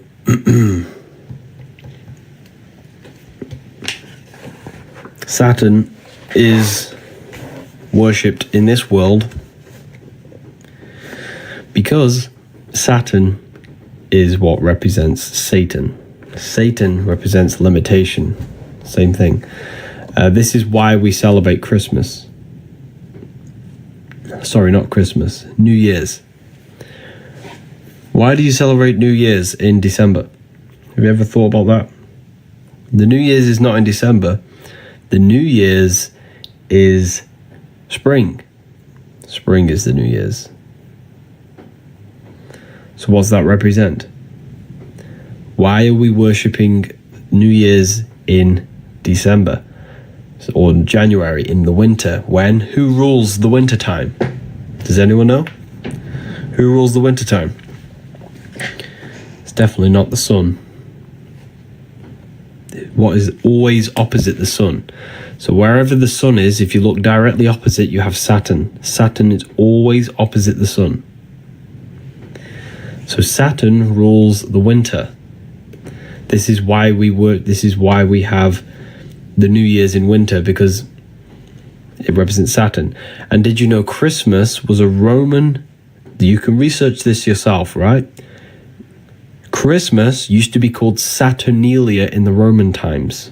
Yes, it was a festival worshipped to Saturn. And what they used to do was sacrifice people in the Roman times to the god Saturn. This is no lies, you can research this. It was called Saturnalia Christmas. It was worshipped on December. And December and January are the months with the most deaths. This is why Saturn is the known of death and reincarnation. Look. Because Saturn is what reincarnates you. He's the reaper. Saturn's the reaper. He holds the scythe. This is the Saturn god. This is symbolic. This is the Saturn god, right? He holds the scythe. He's the scythe. And look what he's doing. Can you show you? This is not a real person. It's symbolic of Saturn. This is an ancient Roman painting of Saturn. What is he doing? He has a scythe and he's cutting off the wings of a child. What does this represent? The wings represents your astral, your spirit self. What does he do? He cuts them off. He incarnates you, turns you into physical. You're now under the rules of Saturn. So he represents rules, structure, laws. This is why all judges wear black robes. This is why when you go to university, you wear a black cube on your head. This is why the Jews wear a black cube. This is why the London Underground symbol is Saturn. You'll never unsee that now you've seen it. Have you ever seen the London Underground symbol? It's Saturn. Why? Because Saturn rules everything that is underground and structure. So Saturn is Satan, and this will absolutely blow your mind. After this live, in fact, I'm going to try and get it up now for you. Type in Roman god Saturn. And guess what he rides? He rides a sleigh in the sky. And he looks exactly like Santa. I'll show you. Check this out. You think this is all a coincidence? Here it is. That's the Roman god Saturn on his sleigh. This is why you worship Christmas. Well, we all worship Christmas. Well, not worship, but we all celebrate Christmas on December. So that's Saturn. Same thing. All the worship of Saturn. This is why we say think outside the box. You're in the box. This is the box we're in. Because your mind has access to beyond physical reality. This is the box. The box of Saturn. The physical world you're in. You're trapped in. Our consciousness is limited to the physical plane. This is the box we're in. We can only go up, down, left, right, upwards. You know, we're in a six-sided cube.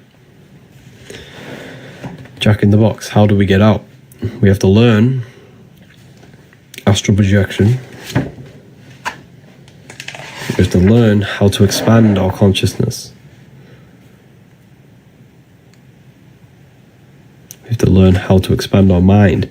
This is why we say think outside of the box. This is the box, the physical plane. And we have to enter our astral bodies. Keep tapping the live, everyone. Let's get this to 50k.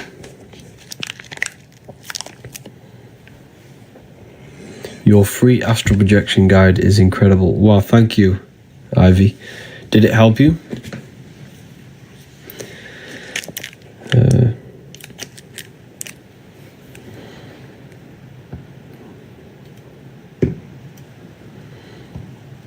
All of us, wow, amazing. Conspiracy theorists. This isn't conspiracy. This is simple knowledge that you can figure out yourself.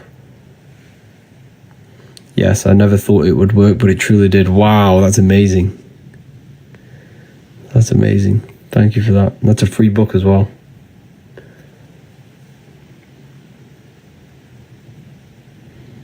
Space is fake. Yeah, you had a free astral guide. Yeah, it's still on my website.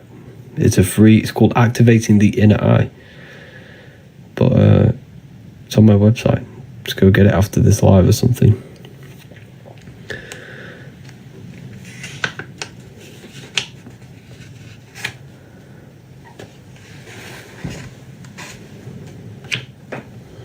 So we're basically trapped in a box with an almighty. Yes, so the mind is pretty much trapped in a box. The mind has no limitations, remember. The mind is a dimension filled with infinite possibilities. You can think anything, be anywhere. So the mind has infinite possibilities. So what limits the mind is the belief system and the belief structure that we have, which is governed by Saturn. Saturn is the structure. He rules our minds. Well, if you have limiting belief systems, that's a Saturnian energy. That's a Saturnian aspect of your mind. So, does that make sense? So we all descended from spirit to matter, from stars to earth. Now we have to climb our spines to turn matter back into spirit by raising our consciousness, by raising our vibration.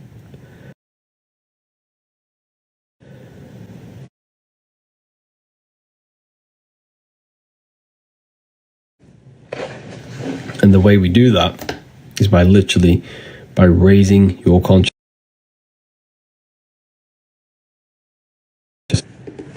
By purifying the self, purifying the belief systems,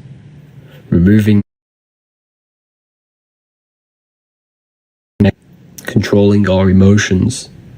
When we gain control over ourselves, we can raise our consciousness. Here's the Baphomet. The Baphomet has a goat head. The goat represents Capricorn, which is ruled by Saturn or Satan. Same deity, same thing. Saturn, Satan. Because this is the limiting aspects of our consciousness. This is the low.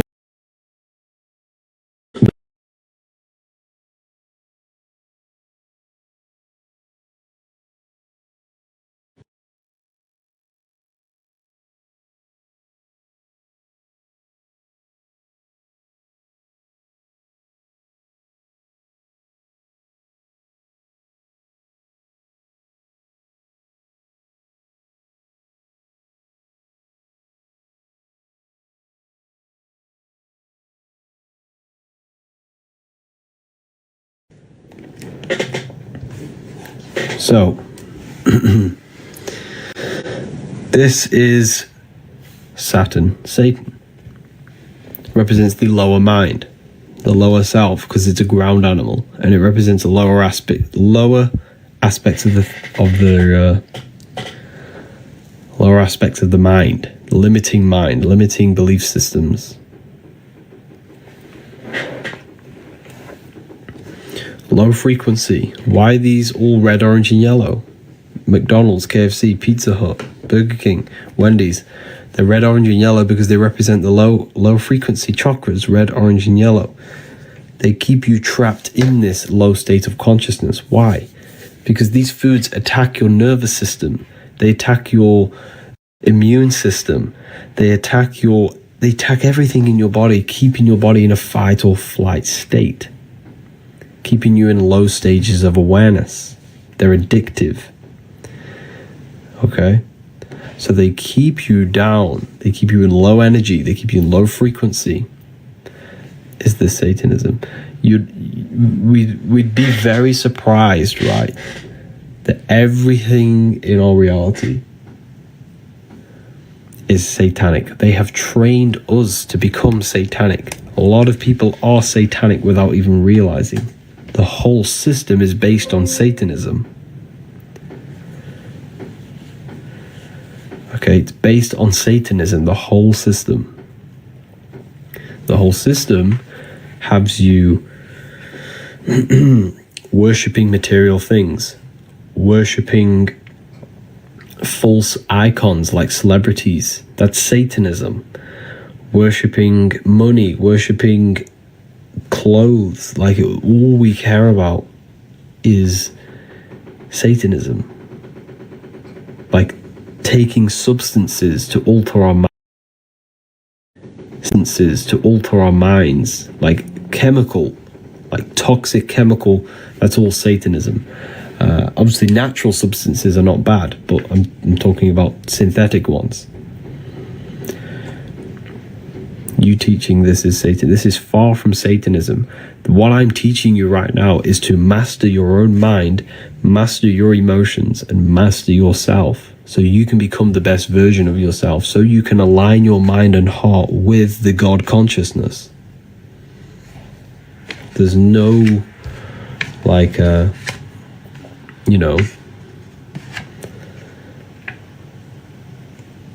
if you worship this man in the sky, then you are lost, completely lost. Can you explain why the occult perform sacrifice or rituals? I can't explain that on here, but I do know why they do it. I can't tell you that because there's probably people in here who will probably go and try and do it to change their life because it's very powerful. I can't reveal that. That's a piece of information that's like too crazy. Yeah.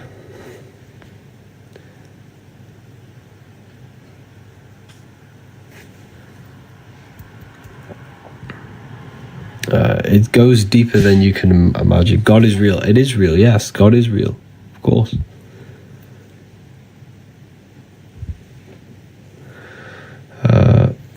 God is real. God is you. God is inside of everything. That's why he's omnipresent. Why do you think they say God is omnipresent? Not because God is watching everyone, but God is inside your own mind. God is your consciousness.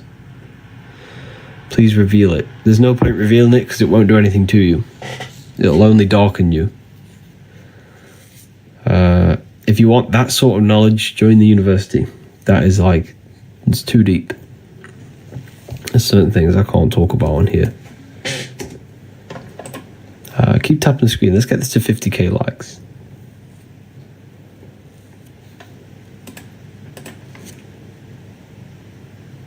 Let's get this to 50k likes. How to open your third eye. Your third eye is opened by imagination. University's lit. Wow, thank you. The university is an amazing place. But your imagination is your connection to the fourth dimension, to the astral plane. You just have to learn how to use your imagination. Your imagination will open your third eye. Your third eye is your vision in the spirit realm, which is imagination.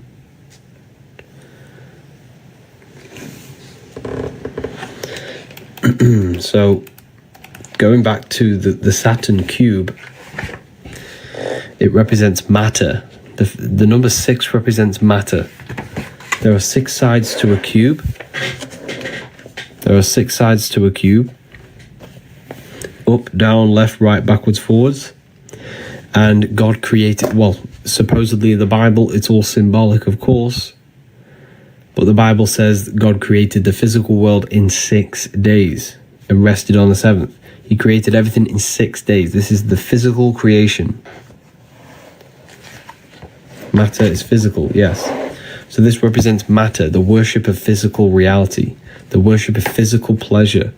Have you ever wondered when you were younger, you got a toy, you really wanted this toy, but then when you got the toy, you didn't even play with it?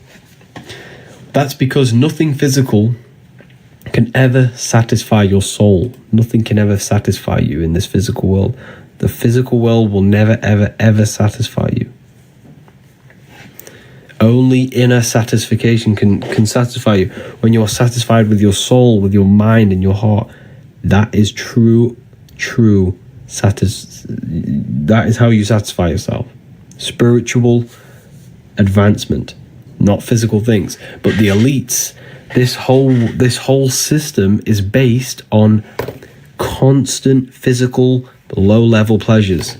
They give you Netflix, they give you porn, they give you food on every corner, they give you entertainment, music, they give you all of these distractions to keep you constantly distracted, and it literally just corrupts your soul in the long term. It darkens your soul, it corrupts you, makes you feel lost. The system is a satanic, saturnic system. Okay? It's a satanic, saturnic system.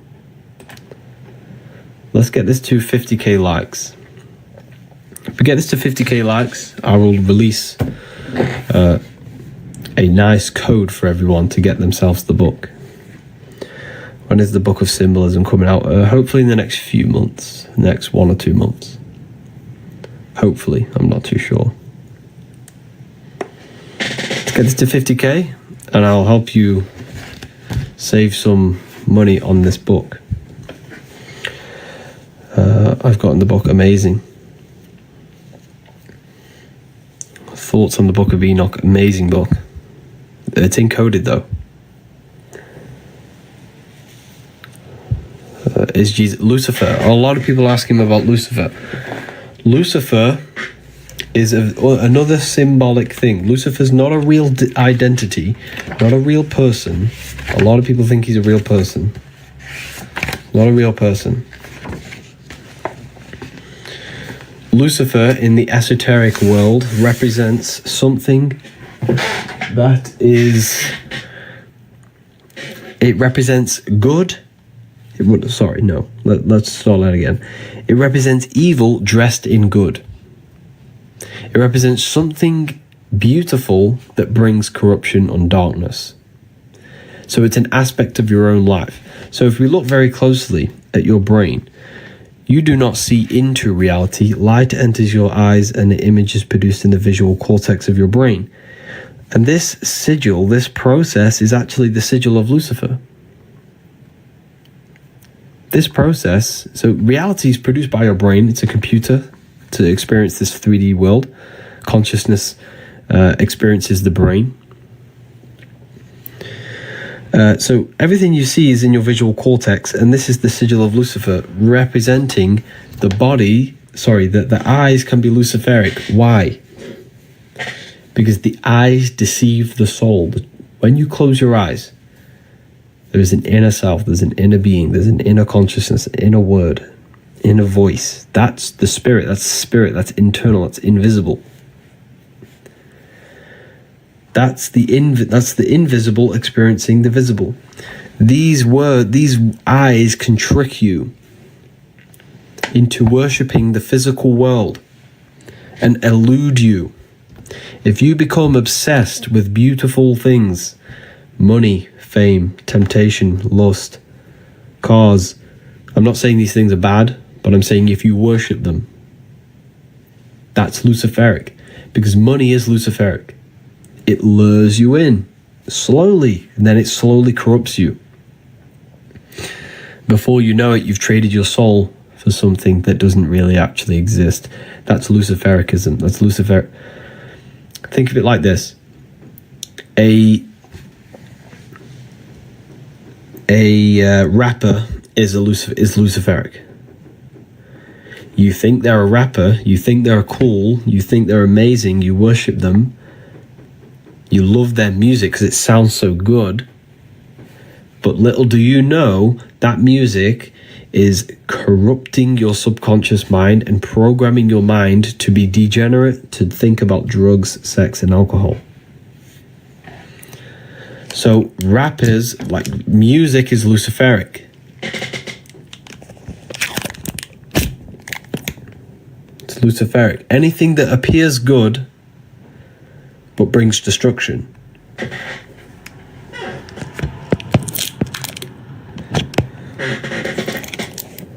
Okay. Music is hypnosis. Yeah, music is hypnosis. It puts your brain in a hypnotic trance. That's why you can't not move your body to music. It's a hypnotic trance. It's a form of black magic. Yes, black magic. Very well said. Very well said. So everything in this matrix is to lure you in slowly. Katy Perry in space. There is no space.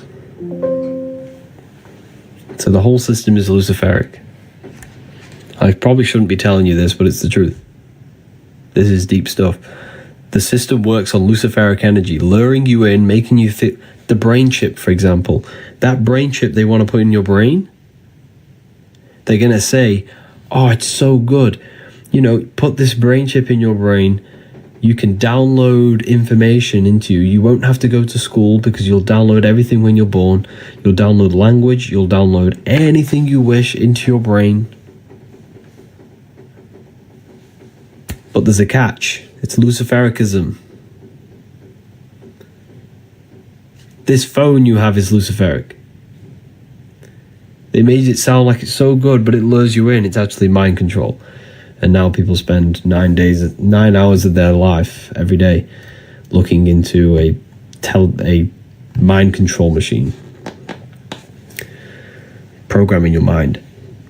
Same, everything's Luciferic. The whole system's based on this.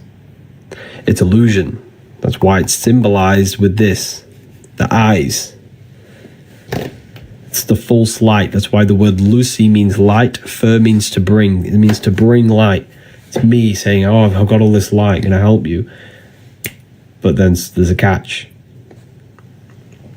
That's Luciferic energy. Okay, so we have hit 50k. I did hit 50k a while ago, but does anyone want me to produce a code?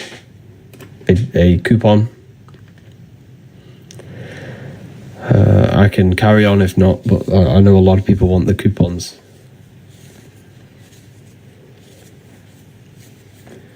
So Lucifer's not a real person, so a lot of people. Okay. I'm going to create 5 codes for 5 people. And they're going to be 40% codes. You're going to save yourself 40%. This is I never really give 40% out, but this is, this is a good live. I've been going very good. And I give 5 people the chance to use them. And guess what? If you wanted to, someone mentioned the free ebook. There is a free ebook on my website. There's a free ebook. It's going to teach you exactly how to imagine. It's a free book. It's called Activating the Inner Eye. So the code is, the 40% code is this.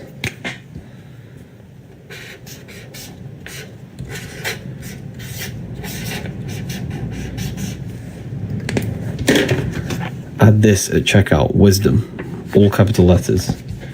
This is the Book of Wisdom Volume 1 we've been going over. There's also Volume 2. Use the code wisdom, all capital letters. There's 5 of these available. You can get Volume 1 in PDF. There's English, French, Italian, Spanish, German. There's so many different languages. We even have this one in Russian. We have many different languages. Use the code wisdom, all capital letters. This is Volume 1 we've been going over.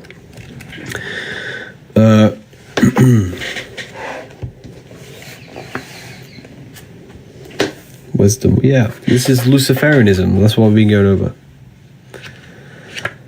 Already, thanks for helping me. It's a pleasure, Banana.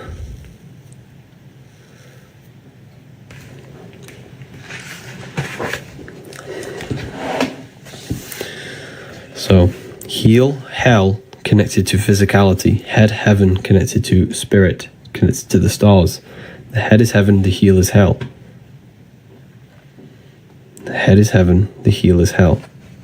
The bottom of the foot is called what? The soul. The soul. They say the bottom of the foot's called the soul. Well, it's spelled differently. It's spelled like that. Same thing though. Why? Because they're telling you your soul is in hell.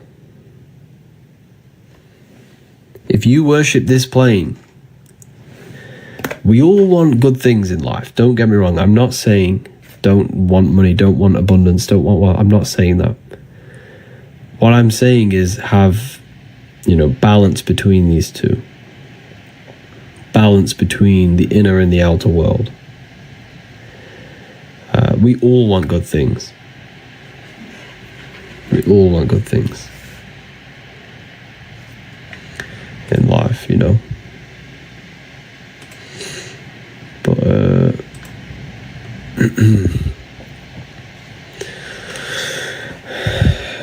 yin yang, yeah, it's having balance between them.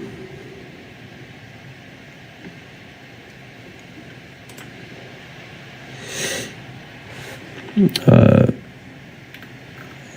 was that?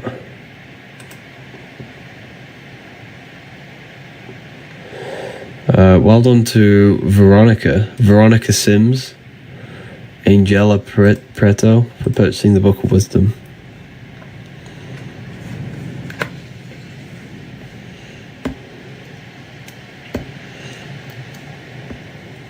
Conscious. What you do a regular day. I wake up, I visualize what I want, then I get straight to work. Well, have a shower, straight to work,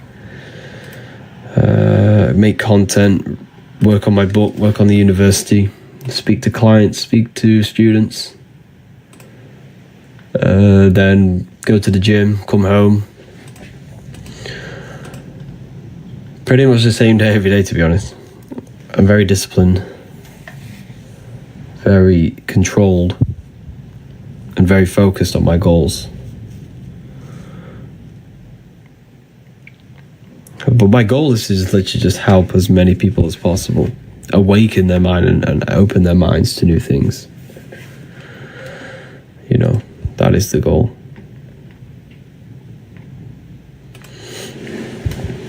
But yeah.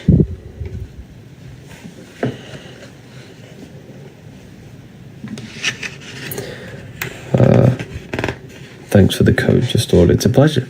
You'll love them when it comes. So here we have, look at the power symbol. The power symbol on your phone is upside down your brain because the power is within. The power is inside. The power is inside the mind. This is the power of the mind inside of you. Okay?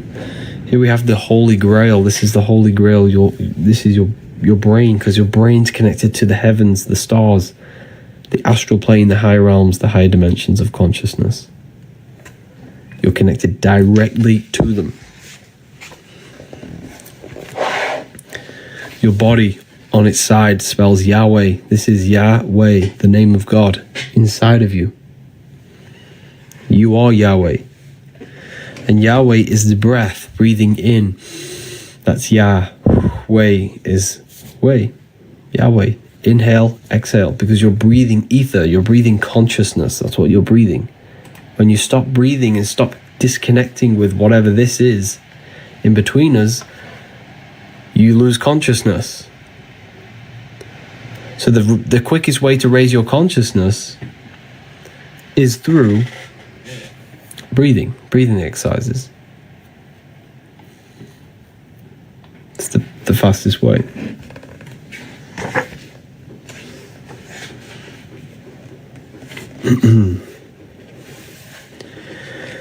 The symbol for spirit is a circle. That's why your head is a circle, because your head's where spirit is. Circle. What about breathing? Breathing is connection to consciousness. It's the fastest way to raise your consciousness. 5 points on the body for the 5 elements. 5 fingers for the 5 elements. They demonized your middle finger because it represents ether.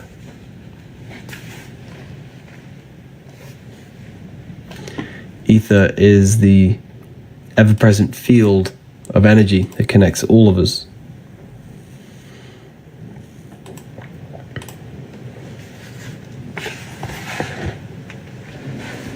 The ever-present field that connects all things. There are 2 codes left. The code was wisdom. 2 codes left.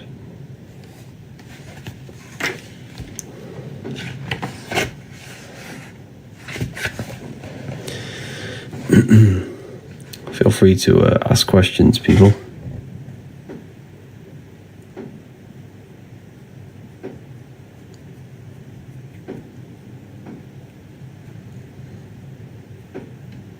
How do I use the code? You use the code at the end. It's at the checkout.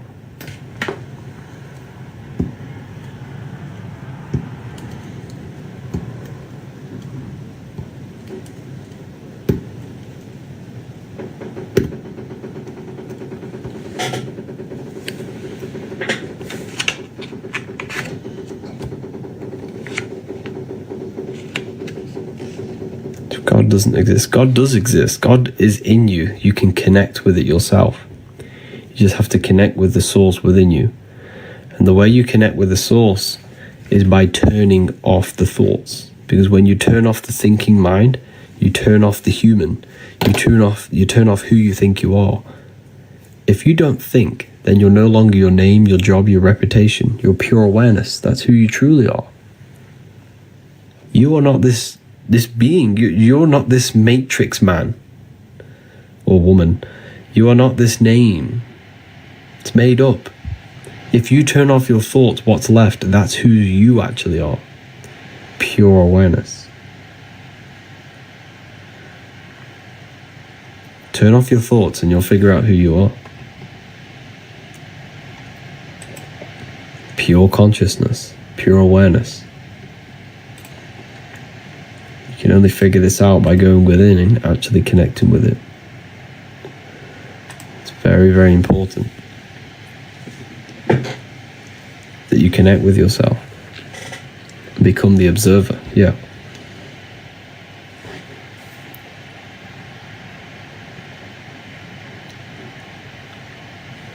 When you are nothing, you are everything. Yes, very well said. Very, very well said.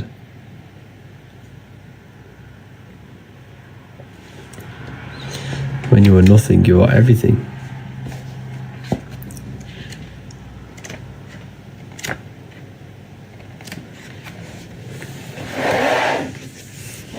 The life and death cycle. We're in a constant cycle of life and death. Daytime is life, nighttime is death. Everything goes through this cycle. Life and death, winter and summer. All the same cycle.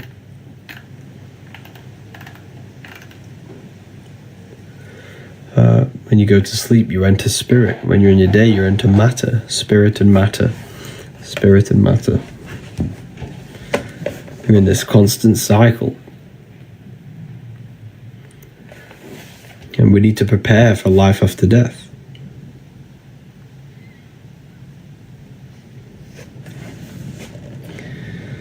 That's why the word death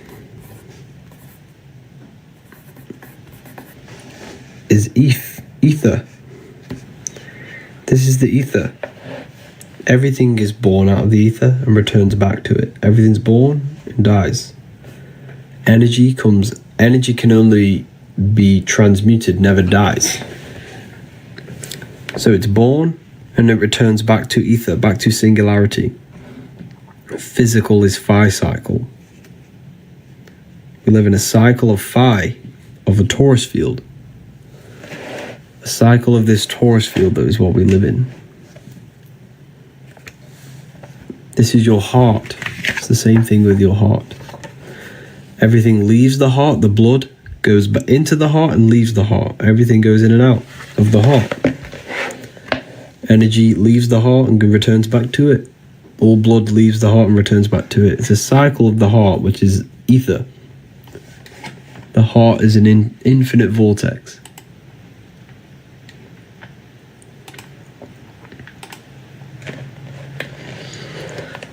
You know, very, very powerful.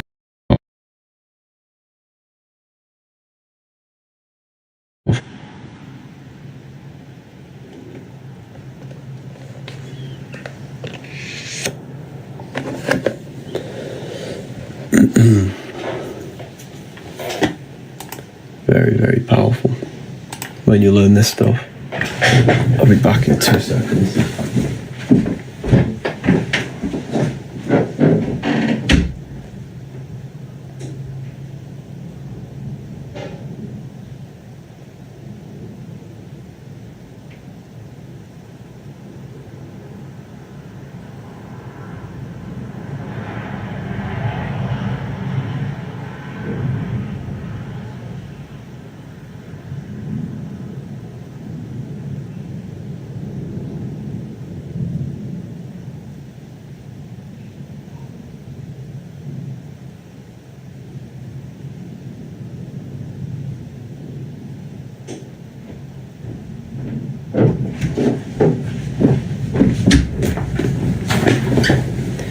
you will pay for your blasphemy.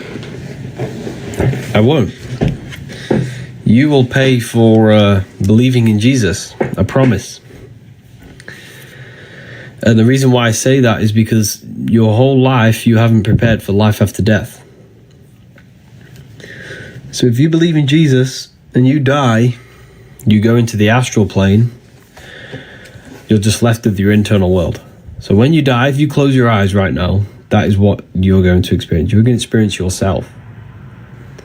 You're going to experience your state of consciousness, your internal self. And that internal self will be manifested on the astral plane, the realm of imagination, infinite possibility, and you will suffer there if you do not master yourself. Because if the mind is not controlled in that plane, then you will be manifesting and destroying yourself. You know, I'm not scaring you, but like this is what happens when you die. You're left with your internal self. You're left with your internal state of consciousness. So your imagination is a dimension where you come from, and you descend into matter, to physical reality. You will return back to the astral plane, and then you will experience your state of consciousness there. So whatever you think, you manifest instantly.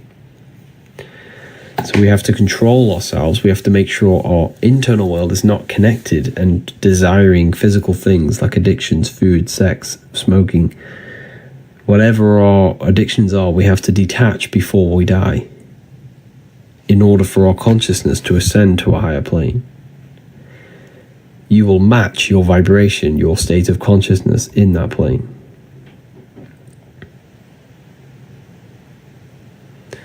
So you will match. If you're thinking sex, food, money, drinking, smoking, you will match the beings, consciousnesses, and souls that think the same things. That are on them level of thoughts are very low vibration. They exist because, okay, the higher you go, the less formless. This is thoughts, this is imagination, this is energy, this is matter. Everything in the material plane began as thought. It was thought, imagined, give energy, and matter. That's the order of manifestation. So you're in the material realm now. When you go to sleep, you always go to the astral. But when you die, it's just a bigger version. When you die, you're going to return back to the astral in your state of consciousness. So yes, the battle between spirit and the flesh, very well said, Remit. It's the battle between spirit and flesh. That is the battle between Jesus and Satan, Horus and Set. All of these gods that you see in religion is symbolic of the battle between your inner world and the outer world. There is a battle inside your own mind. There's a battlefield in your mind going on right now. That's the battle. It's a psychological battle. Yeah.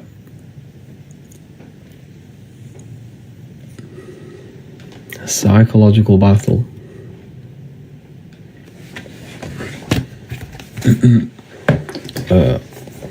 I go a bit deeper on this in volume. So here, right, I'm going to show you.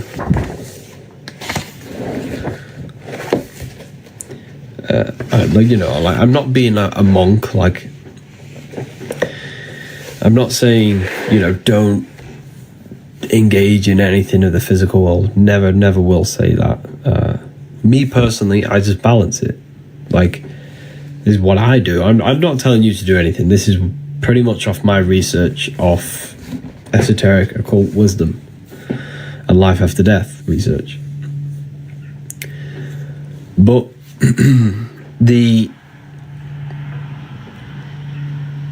what I'm saying is just have balance between them. Like, you can want riches. You should want to be wealthy. You should want to have the best possible life with abundance in your life. However, the Bible says don't put your heart on it. When you gain wealth, don't put your soul on it. It means don't be attached to it, because you're going to die and you're going to leave everything behind. So there must be, the Bible tells you, be in the world but not out, be in the world but not of the world. Be in the world but not of it. Okay. So anyways, these were gods. These were the Sumerian gods. Can you see this very clearly? These were the Sumerian gods, right? And they had two faces, all symbolism. This is two faces. Because what are we? We are physical and spiritual. These had access to their spiritual bodies, the astral plane. These were the gods, because back in the ancient times, if you had the knowledge of leaving the body and entering your spirit and entering your spiritual body, then you were considered a god. Now, astral projection is even in the Bible. This is what people don't understand. Christians say, well, astral projection is demonic. It's in the Bible. I know a man in Christ who in 14 years ago was caught up in the third heaven. Whether in the body or out of the body, I do not know.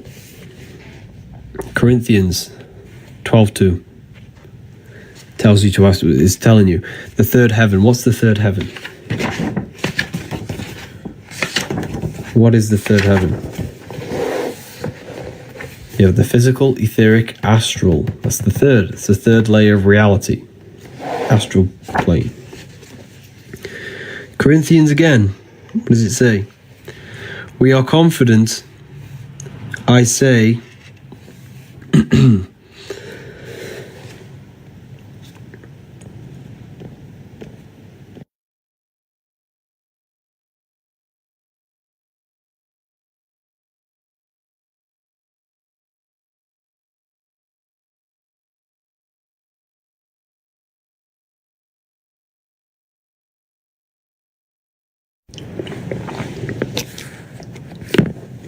sorry about that.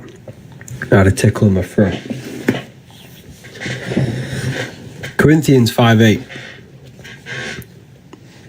We are confident, I say, and willing, rather absent from the body, and present with the Lord. Present with the Lord. Absent from the body. Corinthians 5:8. Corinthians, whether in the body or out of body, I do not know. He was in the third heaven. Same thing. This is all astral projection. This is accessing spirit. And I still have angry Christians in the comments calling me a deceiver. This is in your Bible.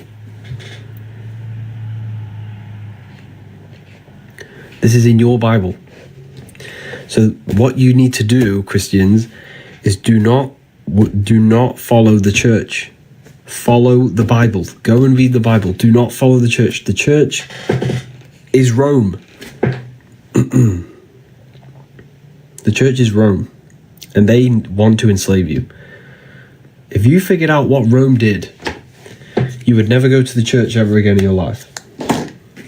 If you figured out what they actually did to the world, to every race possible.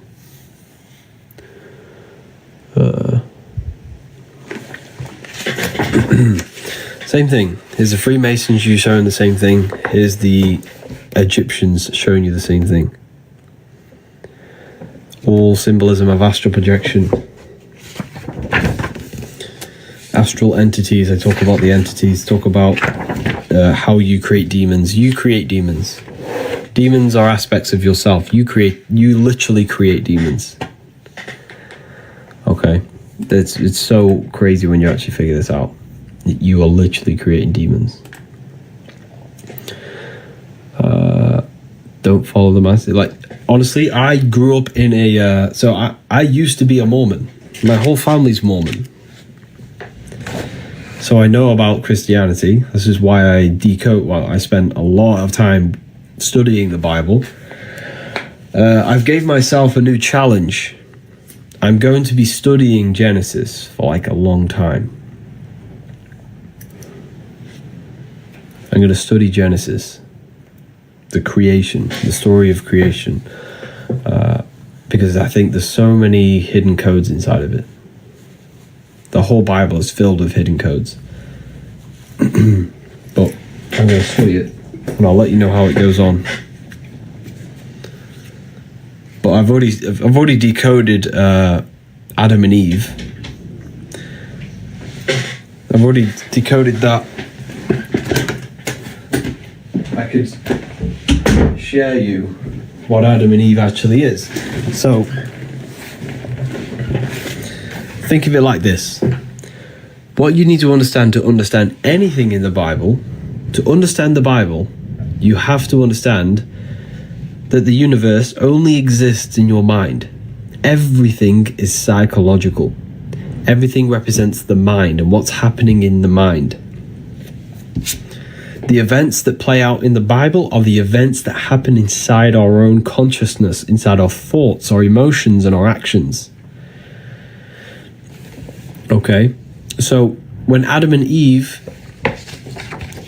are in the Garden of Eden, they eat the apple, and the serpent is there that tempts them. Well, if you study symbolism, you'll quickly figure out that the serpent represents transformation, because the serpent sheds its skin. The serpent sheds skin, which represents renewal and transformation, right? For the people asking, there was one code left, wisdom. Someone asked for the code. Wisdom, all capital letters. So the serpent represents transformation because the serpent sheds its skin, right? So it transforms itself. So the serpent in the tree tempts Eve. Eve represents the inner world, spirit. Adam represents matter. Okay? So Genesis is the beginning of your life, the Garden of Eden, which is even when you are in an even state. Now that sounds like a stretch, I understand, but let me explain. When you are a baby, your mind, remember, everything is psychological, the universe is mental. Your mind is whole. You don't have any contradicting thoughts. You don't contradict yourself, so you don't say, I'm going to do this, but then I don't have anything inside of me that says you can't do that, but we do now as a child. So we're even. Our mind is whole. We don't suppress aspects of ourselves to fit in with society, what we do now. We all do this. We don't have anything fractaled in our consciousness. Our mind is not fractured. But when we gain the knowledge of good and evil, which is growing up, when we are we're a baby, we're whole, but then we grow older. This happens to every single soul that enters this world. This happens to everyone. So it's a story that happens to everyone. And then as you grow older, your consciousness now splits. You gain the knowledge of good and evil. Your mind starts to contradict you. Your emotions tell you different things. You start to suppress aspects of yourself to fit in with people. You fracture yourself. It's a psychological story about fracturing yourself and leaving that whole state. It's a psychological story. That's leaving the Garden of Eden. And then all the chaos after is all about the chaos in the mind. Because remember, when we are a child, we're whole. We have no mental chaos. We don't suffer from our thoughts and emotions. We don't suffer from depression as a child. But when we gain older, we suffer from this mind, these thoughts, our body, our temptations. It's all about you. The whole Bible's about you. The chaos with Cain and Abel, and the chaos and all this, the flooding, it's all symbolic of what's going on inside your mind. It's a symbolic story about you. But yeah, I hope that makes sense, everyone. And that's what we have to reach. We have to reach back to our whole state. That is the light. And we return back. We have to this is what I teach, purification inside the university to my students. I teach purification. Purifying your beliefs, purifying your mind, purifying your thoughts, purifying your body, purifying every aspect of yourself so you can return to that whole state where you are in control. Because most people, the body's the body's telling you to smoke, eat sugar. The mind's telling you to watch Netflix and entertain itself because you want to escape the thoughts. Emotions are sad, worthless because they don't know who we are. I get it. I've been there. That's how I'm describing myself, literally describing myself. But that is the chaos that the Bible's talking about. But that is the chaos. It's talking about the chaos within. And we transform ourselves. And that is the serpent. Now, I'm writing a whole book on this, so you can do your research on it if you want. But I'm making a whole book on the symbolism of the serpent, symbolisms of all different things, all different symbols you could possibly imagine. But I'm pretty much going to provide information that the whole world was under one religion at one point. And it wasn't a religion, it was a worldwide knowledge of self, and it was the serpent religion or wisdom. Yeah, the serpent wisdom. It was the knowledge of self-transformation of the mind, of the emotions, of the body. It was the knowledge of Kundalini, of self-transformation and spiritual enlightenment. This was the true religion, and I'm going to prove it in that book. It's going to prove it, but yeah. Are you going to write volume 3? I'm not writing volume 3, I'm writing the book of symbolism. That is the next book.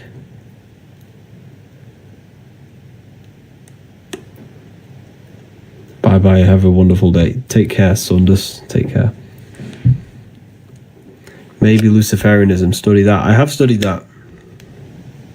And yeah, I went over that at the beginning of the live on Luciferianism. There's a God inside of you, and you can connect with that. How do we join the university? Yeah, all the links in the bio.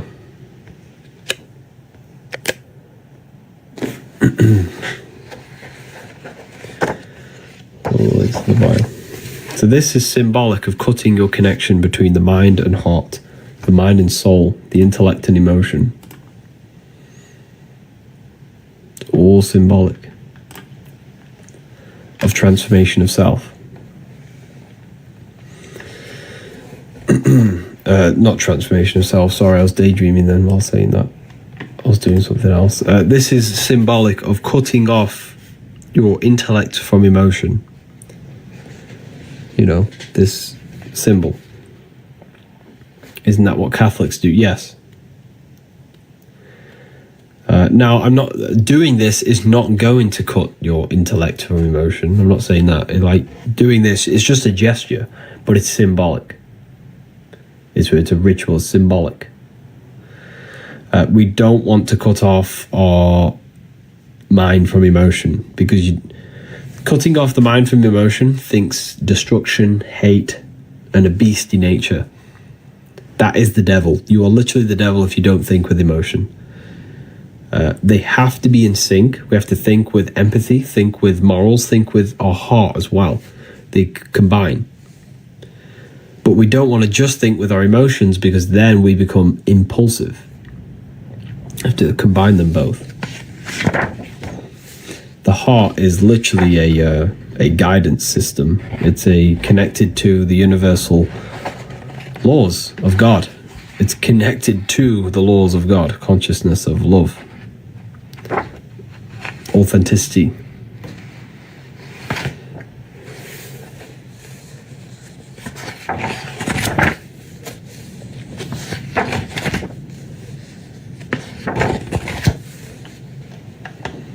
But yeah,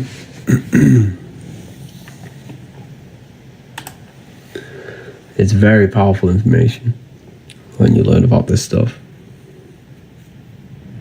Inner GPS. Yeah, it is. It's pretty much an inner GPS. It tells you everything that's right and wrong. When your heart tells you something, it's the truth. Like, if you think something, your heart's going to say, no, that's either right or that's wrong. That's the intelligence in you. We all know what's right and wrong. Is this the second book? Yeah, this is the volume 2. So the heart talks about volume 2 talks about the heart. Your truth, you can feel it. Yeah, exactly. The truth resonates with you. It resonates with your heart. You can feel it.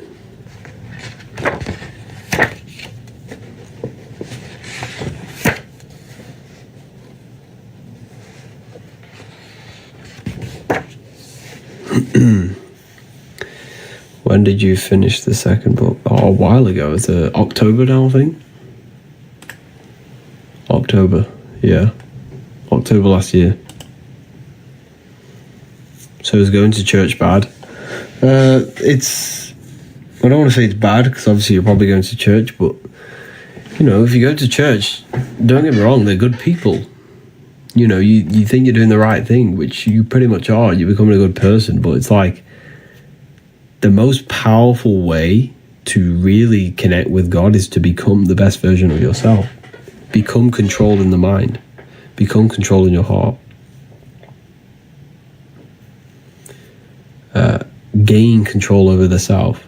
Meditate. Connect with your consciousness. Connect with higher. You know, learn visualization so you can connect with your true power.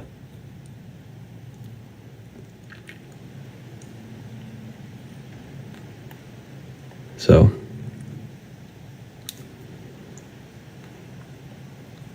Jesus is telling you to meditate. Jesus tells you to meditate many times in the Bible.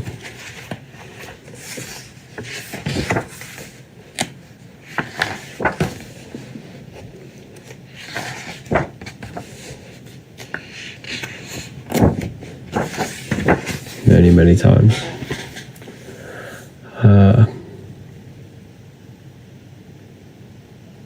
He says to pray, not meditate. He doesn't. I'll prove it to you. Listen to this. Jesus tells you to meditate many times in the Bible.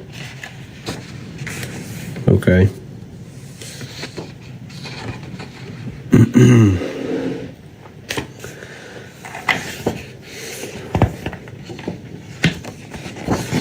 Here it is.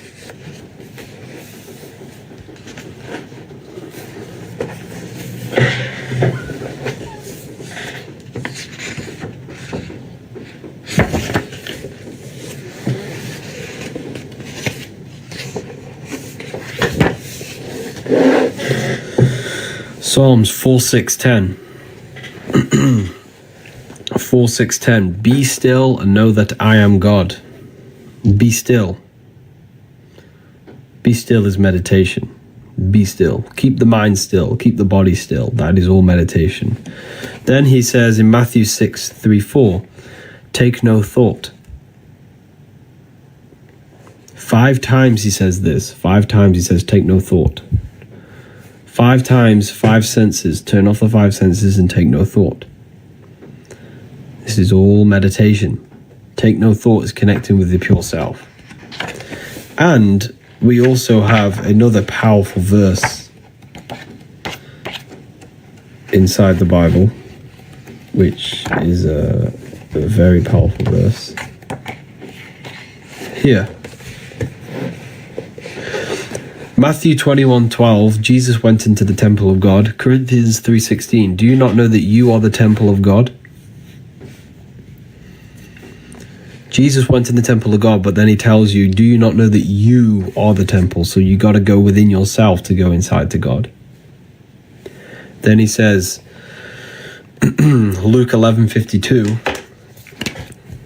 for you have taken away the key of knowledge. You did not enter in yourself. You didn't enter in yourself. Luke 11:52. You taken away the key. You didn't enter yourself. You have to go within. Then,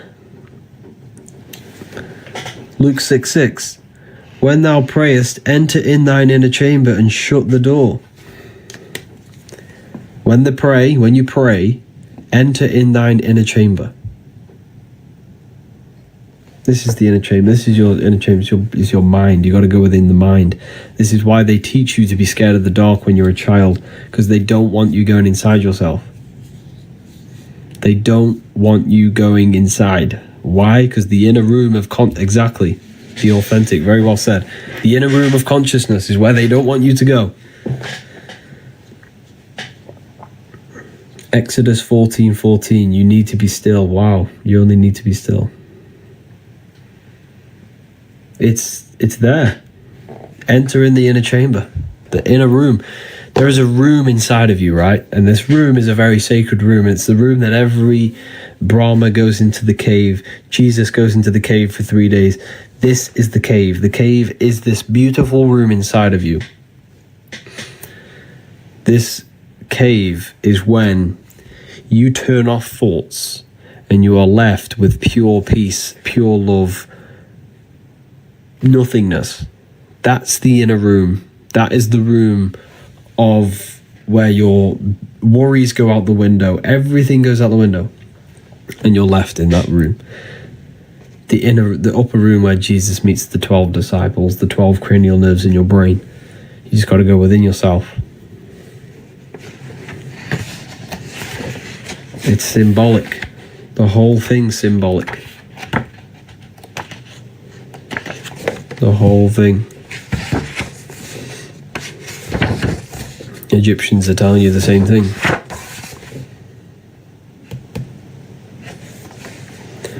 What do you think about the Emerald Tablets? It's one of my most favourite books. That book really woke me up. It's very powerful. Okay, right. A lot of people asking about the book. It's called The Book of Wisdom Volume 2. I wrote this myself. You can get it straight in my bio. It literally tells you everything you could possibly imagine.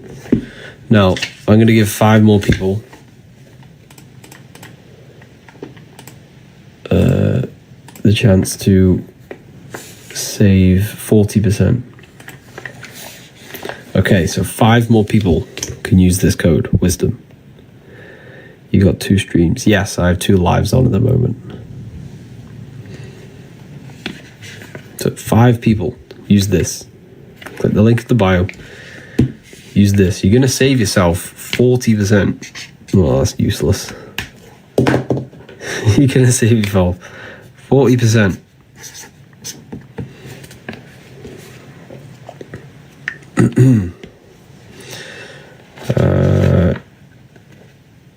Out of context is wrong. It's not out of context. I've read the Bible. Here it is. The energy field around your body. Sacred energy field that produces all physical life. Did you know you become sick? This field becomes sick before your body does. This is the field that becomes sick before your body does. This is what we call, I forgot the name for it. There's a name for these machines, right? And what these machines, if I join the university, what do I gain? What don't you gain? You gain, there's a live lecture tonight talking about the secrets of number 3, where we do a live discussion. You get all it teaches you everything you could possibly imagine and to transform your life, to go from darkness to light. But yes, tonight there's a live lecture. There's a live lecture. We are all discussing certain things. The secrets of number 3. There'll be many people there. There'll be a great discussion at the end. So if you, like, when you're an intelligent person, you're pushed away from society. And that's the kind of people that I'm aiming for inside. The people that are intelligent. They want to take their research to the next level. They're serious about the esoteric. They're serious about their research. That's what it's pretty much for.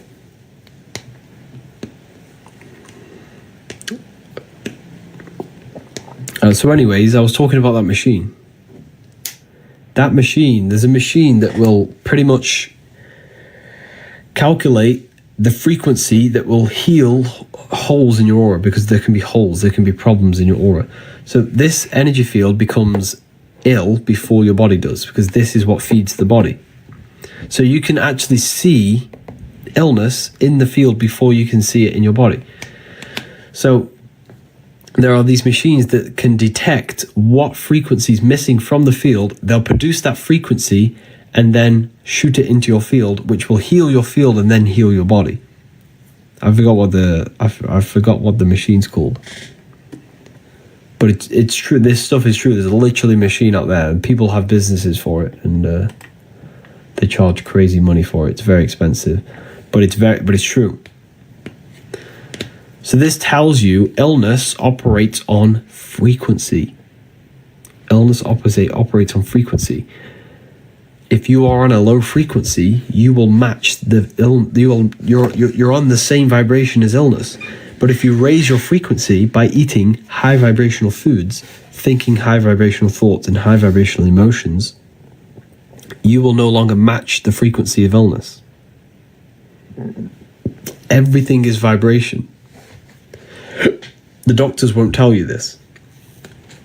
The doctors will never tell you that your aura, your electromagnetic field, becomes sick before your body does.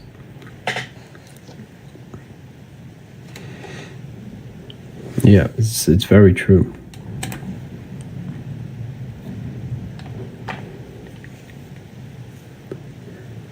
Do doctors know this? Probably not. They're not taught this.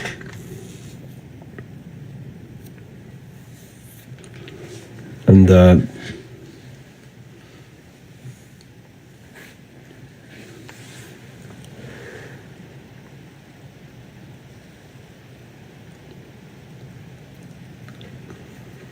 is vibration connected to electricity in the body? Yes, in a way. Yeah.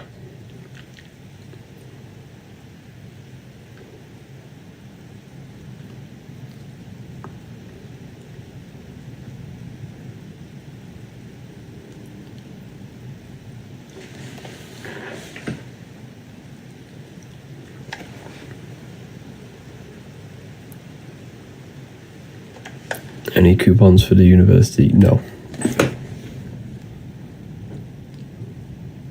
It's already underpriced for what's inside, to be honest. What's the best foods for high frequency? Fruits. Fruits, vegetables, because it's literally crystallized sunlight. It crystallizes the sun.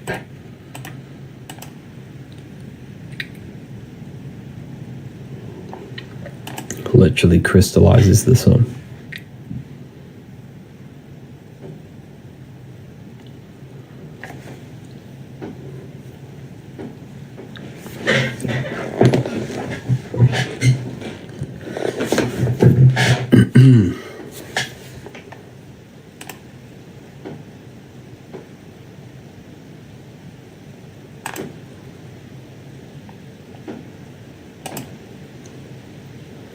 The sun is artificial. The sun's not artificial. That's why they try and block it. The sun upgrades you. The sun produces melatonin in your pineal gland. It makes you feel good.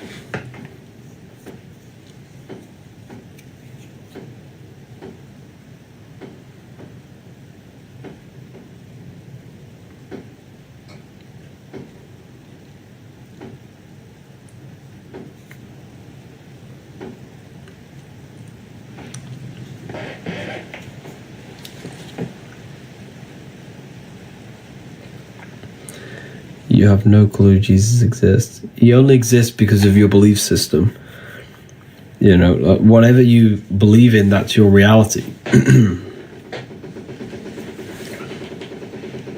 This is why believing is failing. It's a failing system. Belief is a lie. You have to know, and the only way you can know is by going inside yourself. And when you go inside yourself and meditate for long periods of time, you will have an experience that will completely blow your mind off. And that will prove to you that you are literally God in human form. You are connected to the infinite. We're all this one consciousness. We're all drops of the ocean. And belief doesn't get you anywhere. That's why this is why Islams think they're right and Christians think they're right. But what we need to do is know. And the only way you can know is by going in yourself and actually having direct access, direct experience. But Jesus is kind, brother. Who is Jesus? A character in a book. If that book didn't exist, you wouldn't think Jesus ever existed. So it's a belief. You just have to go inside yourself. You can connect with God.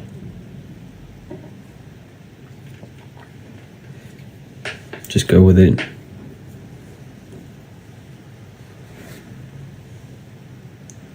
Just go within, you'll see Jesus there. You'll realize you are Jesus, just a human with a powerful consciousness inside of you.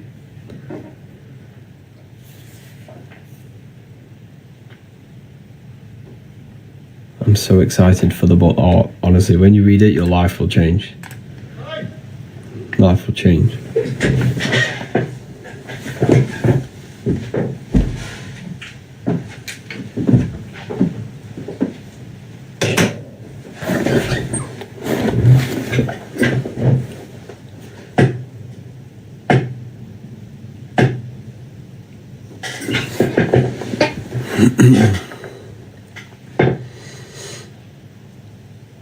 But yeah, I'm gonna love and leave you all here today. Harry, the books are amazing. Still reading. Thank you for that, Anya. If anyone's read the books, let me know in the comments. If I join the university, will I have symbolism class as well? Yes, you'll have the symbolism class. You have everything you can imagine. We also have a library in there as well. We have a library filled with books. But yeah, if you join, I'll see you tonight in the live lecture. We can have a discussion after the lecture. But yeah, I'll see you there. Ordered, can't wait. Wow. I'm working through them every day. Amazing.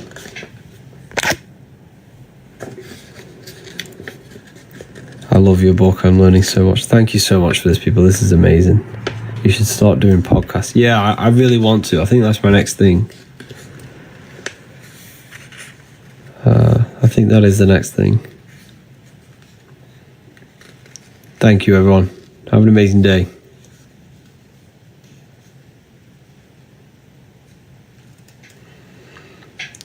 Oh, wow. Thank you, Violet. Both books are amazing. Thank you so much. Wow, this is amazing to see like the change, to see how it's actually helped people. But yeah, thank you, everyone. Have an amazing day. Take care. I think there were a few codes left, I'm pretty sure. Wisdom, all caps. There's a free ebook on the website as well.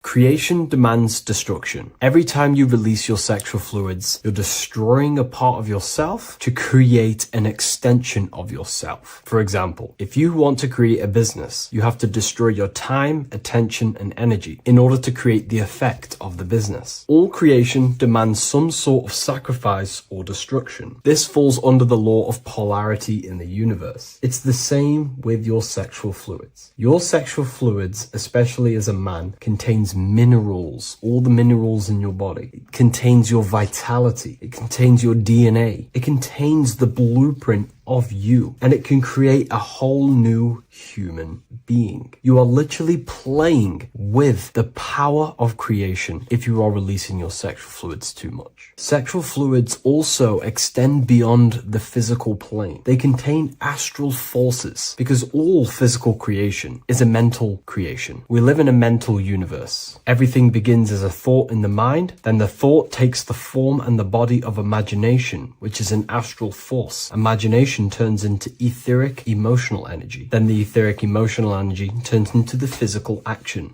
and the physical manifestation. We live in a mental universe. Therefore, these dimensions do not exist separately. They are permeating and mixing in with all. Your physical body has an astral body. Everything physical has astral forces behind it. Semen is known as the astral fluid of the soul. It feeds nerves, the channels of life force and consciousness within the body. And every time you release it, you're destroying a part of your vitality, your brain, your nerves, your energy levels, your creativity, and your DNA to create an extension of you. Therefore, it is a sacred fluid within your body and not something to be played with and to be released too much. Think about it. This is a very creative energy, your sexual fluids. It can create a whole new human being. This is how powerful it actually is. It is the power of creation, and the misuse of this power can destroy your own vitality and your life of your body, because that life you are giving in order to create an extension or a child is the same life you could keep inside of you and not waste to recycle and regenerate the body. Sexual energy has been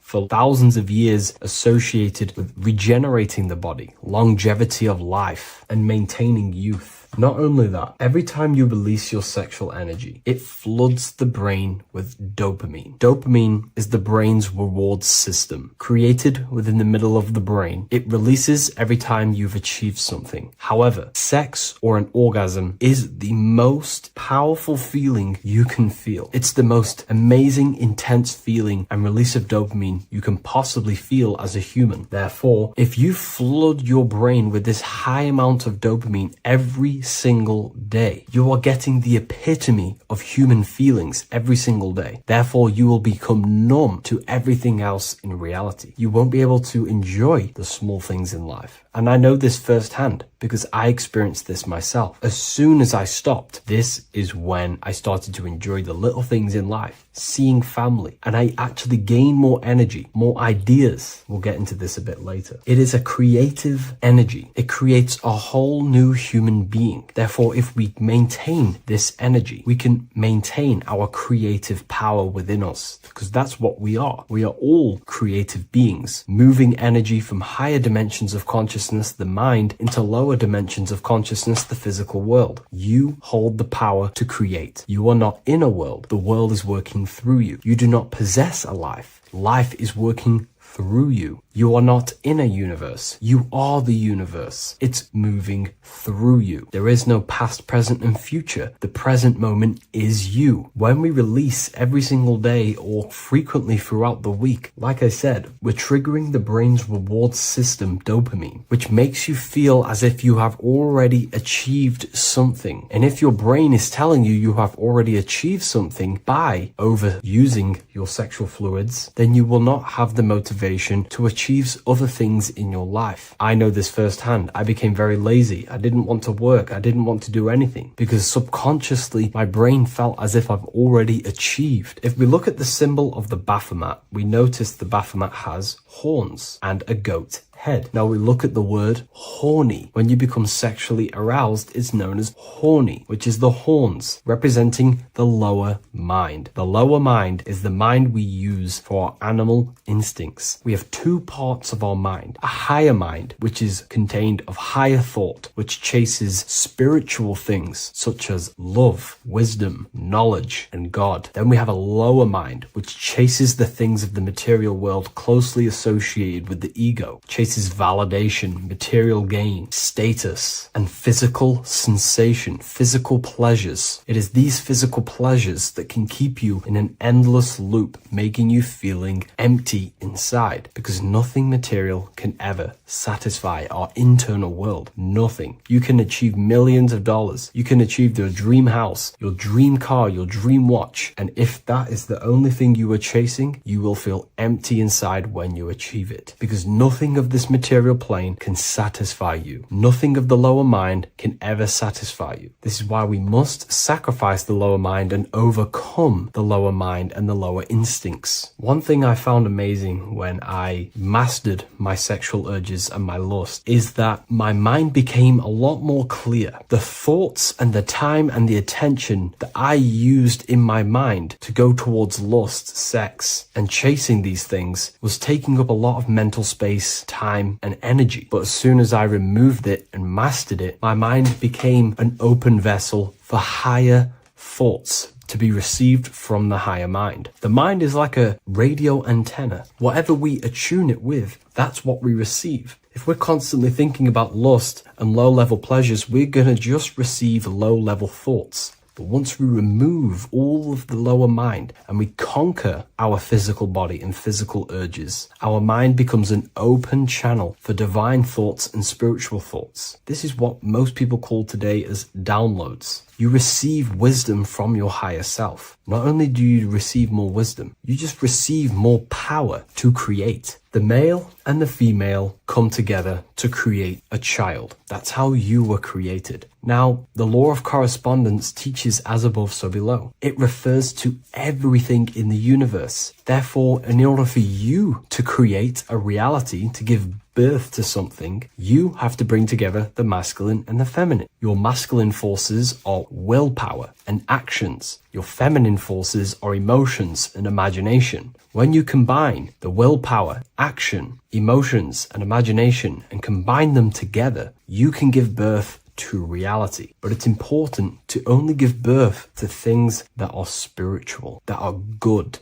that are for the benefit of yourself and humanity, and not for the ego and the lower mind. Killing our lower mind is essential for spiritual ascension when we die. The thoughts that we give the most attention and energy to when we die are pretty much the same thoughts that we're going to think when we die. When you die, your physical body and external world is stripped and you're left with your internal world of consciousness, more than likely be resonating within the lower astral plane before you move on to any higher dimensions of the astral. It's important that we kill any addictions such as sex, food attachments, emotional attachments to people, any desire for material things before we physically die. The Hindus taught this, Buddhism taught this, the ancient Egyptians taught this. We have to remove the desires in our heart for material and things before we physically die, because when we die, we cannot fulfill physical pleasure. Therefore, we will create our own suffering within the astral dimension. So sex is the biggest part of this. We have to remove the desire for sex or releasing any of our sexual fluids before we physically die to master ourselves. And not only that, it's going to benefit the way you feel, the way you think, the way you act towards people once you have mastered this. Porn psychologically damages you. You are quite literally the person in the corner of a room watching two other people give pleasure to each other. Psychologically, that is not good. And what happens in darkness is always revealed in light. What you do in your alone times will show in your confidence, in your eye contact, in your presence, in your aura, your energy. You cannot hide things that you do in the dark, because they always reveal themselves in a subconscious way, whether physically or through an energetic spiritual way. Sex can be known as sacred energy exchange. You are exchanging energy, bioelectrical energy. It's a scientific fact that when you hold hands with another person, your brain waves of each individual become synced. Your emotions sync. And you exchange electromagnetic energy because you are an electromagnetic being. When you have sex with someone, you are literally exchanging emotional energy. Your aura is not just an electromagnetic field. It is literally a manifestation of your internal consciousness. Your consciousness contains your thoughts, your beliefs, your traumas, your emotional state. And this manifests externally through the vortex of your heart into an energy presence around your body. This is why you can feel sad when someone else is sad next to you, because their energy is merging with yours. When you have sex with someone, you are quite literally exchanging consciousness, beliefs, traumas, emotions, feelings, vibrations, and your consciousness merges with their consciousness. So be careful with just having casual sex. Now, I'm not here trying to say never release, never have sex with your partner. I'm not saying that. I'm saying take caution with these things. Take my teachings with a pinch of salt. If it benefits you, that's great. I'm not here to tell you how to live. I'm simply giving you my research and the things that have helped me in my life on my esoteric research, awakening, or spiritual path. I don't like calling it a spiritual path because it's not spiritual. It's simply just life, the knowledge of consciousness and the self. So I hope this video helps. If you'd love to read this book, I'll leave a link in the description. This book I wrote myself called The Book of Wisdom, Volume 2. What if dreams aren't random at all, but messages from a deeper part of yourself, trying to show you things? In this video, you're going to learn exactly what dreams are from an esoteric view, how to control dreams, and how to dream more frequently. Dreams are not nonsense. They are expressions of the subconscious mind. In the daytime, we're using our conscious mind, what we are aware of. This represents the daytime, the sun, the external world. We're operating in the external, outside the body in the day. But when we go to sleep, we return inward. Everything does this breath. We breathe in through the nose and out through the nose. Everything does this in and out process in the universe. We live, we die every single day. We wake up, we express things in the external. Then at nighttime, we return back to darkness, back to the internal. This is the breath of the universe. We have summer, we have winter. This is the breath of the sun and the seasons with the earth. You have an internal world and an external world. External is physical, the internal is spiritual. Like I said, when we go to sleep, we are returning back to the internal world of your own consciousness and subconscious mind. Your subconscious mind holds everything about you, your memories, your traumas, everything you've ever learnt, your language, your name, your job. Everything you identify with is stored within this vast network of the subconscious mind. It is your own personal consciousness. Therefore, when we dream, we return back to the subconscious mind, and we are in fact thinking, but in a subconscious way. The subconscious does not speak the same language as the conscious mind. The conscious mind uses language, thoughts, and all things that are very logical and very easy to understand. The subconscious is the complete opposite. It is very indirect, metaphorical, and symbolic. The subconscious communicates and works in symbols. Ultimately, symbolism is the language of consciousness. This is why in occultism and esotericism, it is filled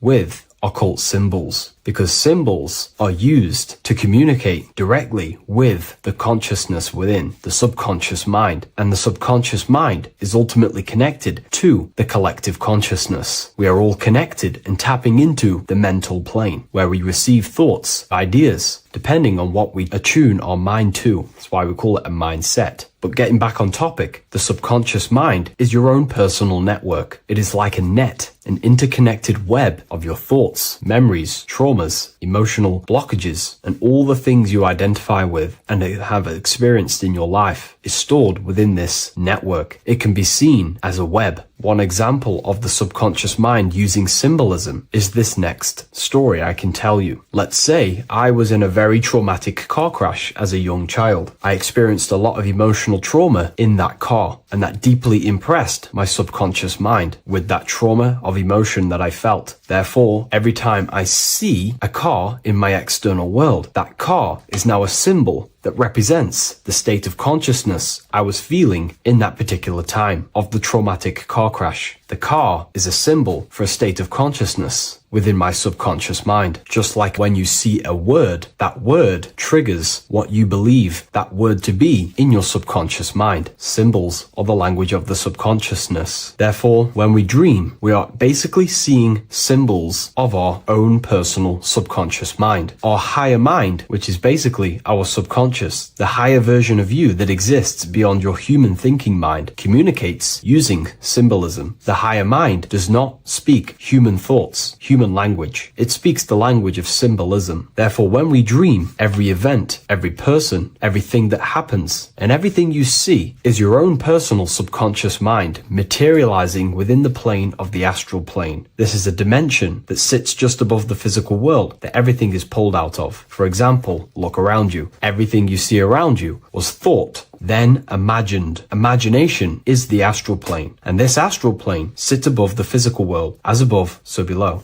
These objects were thought, imagined within someone's mind, and then pulled into a physical reality. Therefore, the imagination is what you're experiencing within a dream. It is your subconscious mind thinking and materializing within the imaginative plane. For example, let's say you are a Christian, you believe in Jesus your whole life, you have lots of emotion towards Jesus. This deeply impresses your subconscious mind. You believe in him so much, you go to sleep, you have a dream that you meet Jesus. You did not meet directly with Jesus. You met with your own belief. It was your own belief materializing within the imaginative plane and revealing itself to you. Dreams are materializations of your memories, your subconscious beliefs, traumas, and anything that could be inside the subconscious mind. It is your subconsciousness revealing itself to you in a material form. Let's say you have a nightmare. There is a big dark figure chasing you and you are running away in fear, away from this dark figure chasing you. That dark figure is not an external entity. It is not a spirit or a jinn or a demon. It is in fact an aspect of your own mind. It is a symbol that represents maybe a fear, a trauma, or something you are running away from internally, inside your subconscious mind. Something that you are not addressing, but something that is fearful, something that can be controlling you on a subconscious level. Let's say you have a fear to address something in your personal life. You want to address someone who is getting on your nerves at work. You continuously put this off and you fear doing that situation. Over a long period of time, this can slowly control you subconsciously. You start to avoid the person, avoid any contact. It is subconsciously controlling you. This is not the best example, but you can see what I mean. Hidden fears and traumas in the subconscious mind can subconsciously control your actions and ultimately lead you to low states of consciousness, keep you from reaching your higher potential, and ultimately create blockages within your own consciousness. That figure in the dream is a materialization of something that you are fearing and running away from and not addressing. This is why people always have dreams of traumas that they have experienced as a child or when they were younger, or maybe from a year ago or two. It's because that emotion is deeply impressed in the subconscious, and the subconscious is always trying to reveal things to you, communicate to you that you need to change, purify, and maybe heal within your own consciousness. This is how the higher self communicates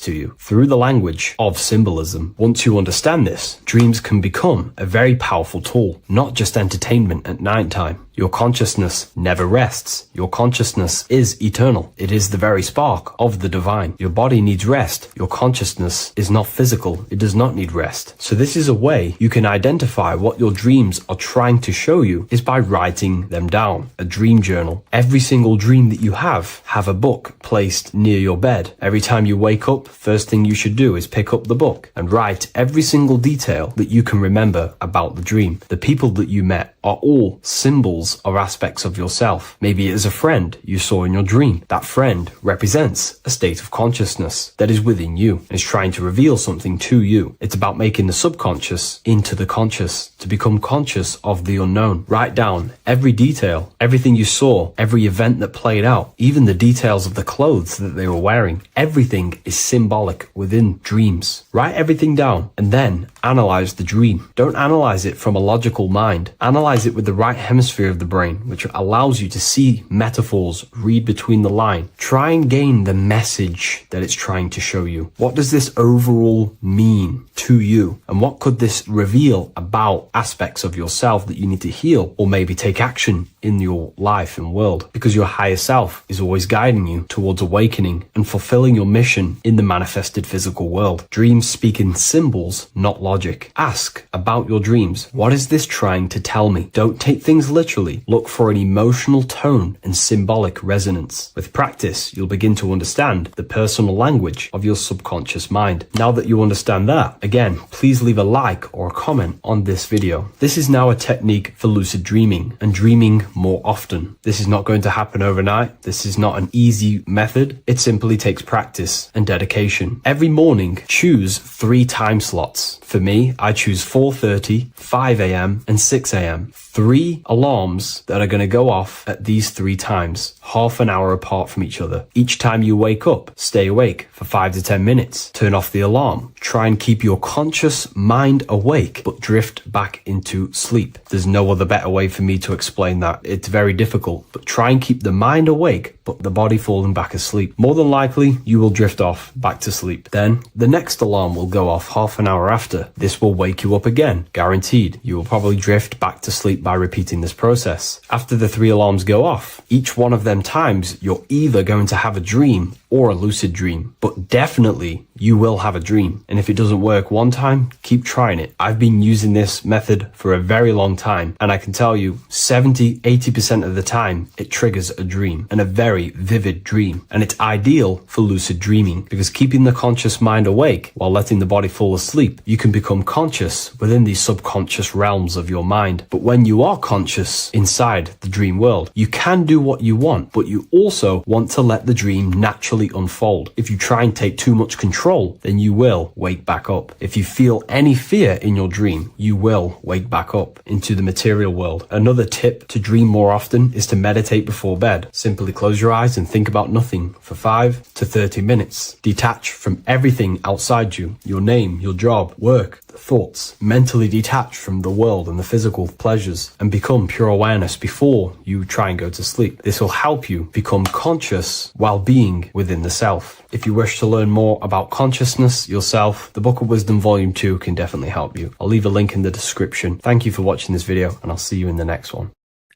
What if I told you that reincarnation is real and that there is a metaphysical, spiritual science behind this? Most people leave this world just as lost when they entered it. That they carry their fears, attachments, and addictions with them, only to be born again, trapped in the same cycle, repeating the patterns of lifetime after lifetime. This lecture is not just about preparing for death. It's about mastering yourself before death, so you don't take them burdens with you. Because the truth is, whatever addictions, fears, and unresolved emotions you cling to in this life, you carry with you into the next. Unless you break free now. You must master yourself before death. Death is not the end. It is the great passage.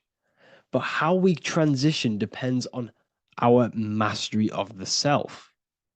This was symbolized by the Ouroboros, the snake biting its tail. Every ending is a new beginning. It's an infinite cycle of consciousness. Now, your human body is basically an antenna tapped in to a stream of consciousness. Just like a radio is tapped into a specific frequency to play that radio. Your body is basically an antenna, a crystal picking up the consciousness of God. You are on an ever-ending journey, a journey of learning and expansion of the mind into new fields of thought. This was symbolized as the Ouroboros. When you die, it is a new beginning. It's a transitioning, not an ending. Everything is eternal in this universe as consciousness is formless and constantly transforms into new forms of life. Let's break down the word death. Death contains the word ether. Now, the ether can be found in the word heart or earth. Ether. Everything in this plane comes from the etheric plane. The etheric plane is the barrier between the physical plane and the spiritual plane, the astral plane. The astral plane is the screen that you have in your mind that allows you to imagine a red apple, for example. This is the imaginative plane where thought forms start to take form. Everything begins as a thought, then the thought form becomes an imagination, then energy, then physical. Everything in the physical plane is a shadow of thought. All objects manifested as thought. You came from the astral. You came from the stars. This is why we say reach for the stars. Or this is why you say you are a star. Cis star, miss star, fraud star, stir is star. And when you become famous, you become a superstar and you gain a star on the Hollywood floor. You are a star. The ether. The ether is the infinite energy source which all things come out of and return back to. This is the cycle of life and death, summer and winter, day and night, sleep and awake. The ether is the infinite energy source which all things come from and will return back to. Okay, sorry about that little error. The ether is the boundless source of energy from which all things emerge, to which all things return to. We can see this in the cycle of the sun. The sun does this wave of creation. It rises and it falls. We have the day and the night. The daytime represents our conscious mind when we are alert. The nighttime represents our subconscious mind when we are inside the spiritual realms. The nighttime is spirit, the daytime is matter, spirit and matter, awake and asleep, conscious and subconscious. We see this in the yearly cycle. Summer is life, winter is death. Spring is the morning, summer is midday, autumn is evening, winter is the night. Everything is a macro and a micro cycle of being born out of the ether and returning back from life and death. Life and death is manifested within the cycles of the sun and everything outside of you, as within, so without. This is why we say sleep is the cousin of death. The macrocosm is death, the microcosm is sleep. Every time you go to sleep, you are essentially it's a miniature death. You're entering into spirit and then returning back into matter in the morning when the sun rises. Everything is a reflection of the macrocosm cycles. Preparation for death. The first thing we must do in order to prepare for death, for life after death, in order to stop being reincarnated in this cycle of materialism, in order to progress as a soul, because remember, you are a soul in a body. Just like the sun gives power and life to the earth, your soul gives power and life to your body. When you say I, you're referring to the soul. And your soul can be stuck underneath layers of false identifications. Who you believe yourself to be is merely a collection of subconscious programs running within your mind. Now that's very deep. That is very, very deep. Who you think you are is a part of your thinking mind. Your name, your job, your reputation, your family, your friends. These things are not you. They're all aspects of the thinking mind. What happens if you meditate and you turn off the mind? Then all these things do not exist. You're left with the pure soul, the pure awareness, the pure observation. If you turn off the thinking mind, you're no longer your body, you're no longer your reputation, you're no longer your friends, you're no longer your job and your labels. You are the soul. That's the true you, the observation of the mind, not the thinking mind. The ego is the echo. It's an echo of your true self. The ego is your mind's perception of itself shaped by experiences, trauma, emotions, and beliefs. It is merely an echo of your true soul self. The ego is not you. Your mind is not you. You are the soul. And this is the true self that we must express within our life and we must connect with before we die. Because when we die under the echo, under these false layers of the emotions, the traumas, the experiences, the addictions, the emotional attachments, when we die underneath all of this, when we don't know our true self, the soul is still hidden. The true you is hidden underneath these layers of false identification. We must remove these layers of false identifications. We must remove them. We must destroy the echo. Remember, the ego, you never had an ego when you were a child. When you were a child, you were pure. You didn't, you didn't show off things. When you were a child, you were pure. You expressed yourself freely with you didn't hide anything. You didn't hide any aspect of yourself. You didn't suppress any aspect of yourself to fit in as a child, as a baby. Because the ego was not here when you came here. The ego grows with experience. The ego is a false perception of yourself while being incarnated in this material world. It's your mind's perception of itself and it's created through your experience. Remember, you are unconditioned consciousness, and your experiences, thoughts, traumas, emotions, and beliefs have conditioned your consciousness into believing you're only a physical body, but you are the soul. We have to remove these layers. How do we remove these layers? Like I said, the best thing, meditation. Meditation. There is a great meditation that you can do every single morning and every single nighttime. You can sit there and repeat over and over before you meditate. You can repeat that you are not this, you are not that, you are not this. You can label them one by one. Start with, I am not my body, I am not my job, I am not my name. And then detach from absolutely everything until you are left with nothingness.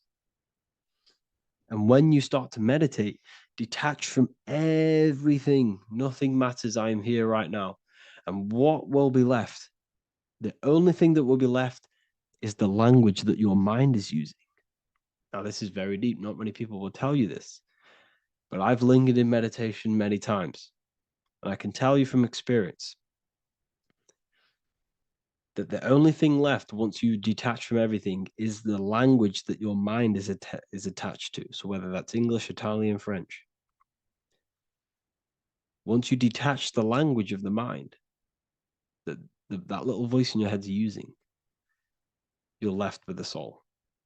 Once the mind is switched off, you're left with the soul, and you have detached from all of these external things. You're left with the soul. That's you. That's the power. That's the source of all creation, where everything you've ever done has come from. Every thought, every idea has come from your soul. Number two, that's meant to say number two. Sorry about that. Mental addictions and emotional addictions. Okay. These two are very important. Mental addictions, this could be thought patterns. This could be the labels that we've just been talking about. Then you have emotional attachments, which is maybe you're too attached to an external thing. Maybe you're too attached to your phone.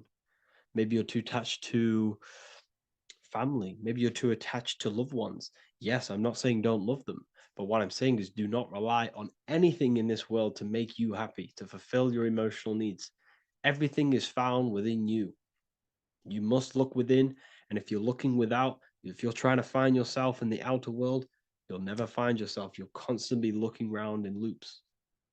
Because you cannot find yourself in the outer world. Nothing will give you long-term validation. Seeking validation in the outer world will leave you soulless, leave you feeling empty inside and sad and depressed. You have to find yourself within. You have to detach from everything you are relying on to give you emotional stableness. You have to detach from all. Yes, love your children. Yes, love these people, but do not rely on them. Because everything in this world is temporary. Do not conform to this world. The Bible tells you this. Everything in modern society nurtures the body, but neglects the soul. They keep you addicted to as many things as possible. Smoking, you have to detach. Drugs, you have to detach. Alcohol, detach.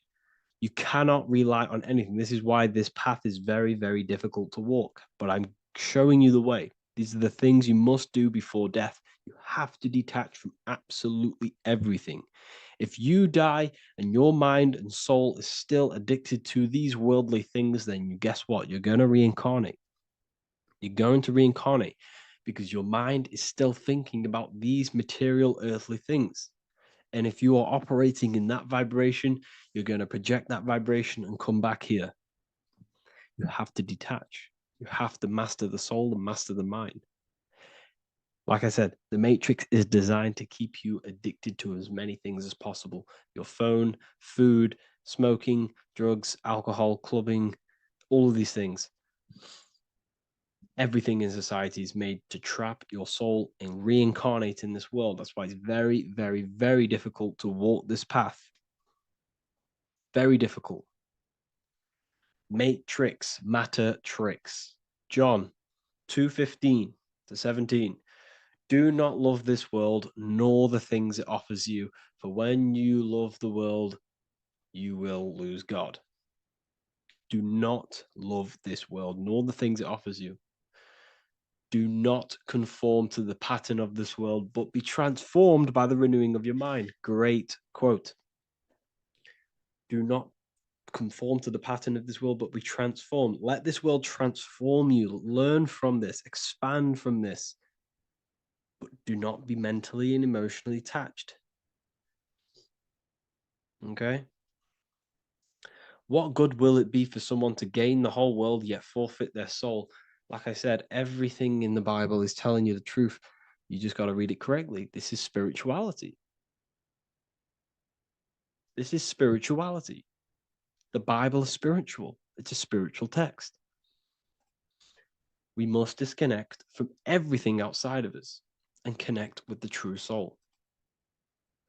Here we have the Egyptians showing you the soul leaving the body. Here we have the soul here. Here we have the Masons showing you the soul coming out. The soul is real. You are the soul. And when you leave this physical plane, you will go into the astral plane. That's where you came from. You came from the astral. You came from the stars. You incarnated into this physical body. Your consciousness fell into this material form to experience limitation, to experience a 3D world. So in order to ascend properly before we die, we have to let go of all the attachments. Every addiction you have, write them down. And one by one, tackle them. Before you die, you have to, or else you will reincarnate. This is the teachings of Egyptians. This is the teachings of Masonry. All of these addictions contribute towards life after death.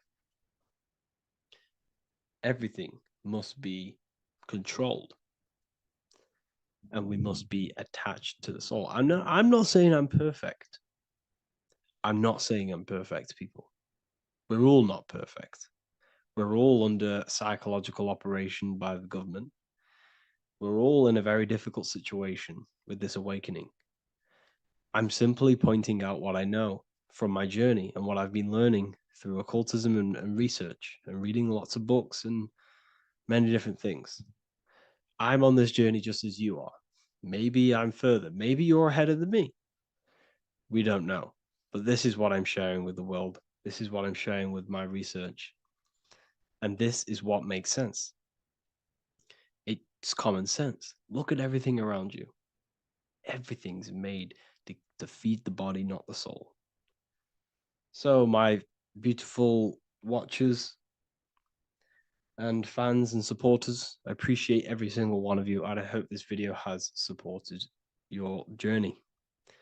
If you're feeling lost in life, if you're searching for deeper answers, whether you're seeking clarity, looking to expand your studies, or ready for personalized mentoring, this is your chance to connect with me live and receive insights tailored just for you.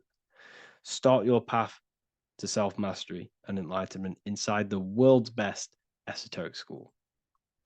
Your journey starts now. Tap the link in the description if you want to join Ethereal University, or feel free to check out my books. I thank you all, and I really appreciate for 100,000 subscribers on YouTube. I love every single one of you. Make sure to drop a like, a comment, and subscribe to the channel if you're new. Let me know some ideas for, lectures, anything that you want to know. I can make lectures on them. Just drop it in the comments. I appreciate every single one of you. Take care.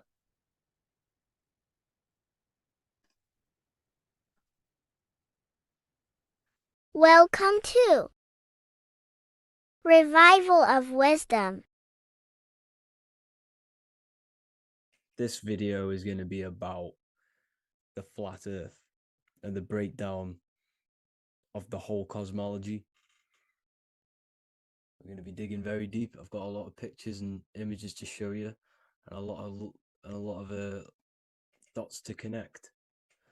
So let's start with the Freemasonry art. So this artwork we have here is the Freemasonic cosmology as they know and believe. So what is it symbolizing? We obviously have to start off with the 4 pillars representing the 4 corners of the earth. The 4 corners with duality. You see, there's everything on earth. There's good and evil.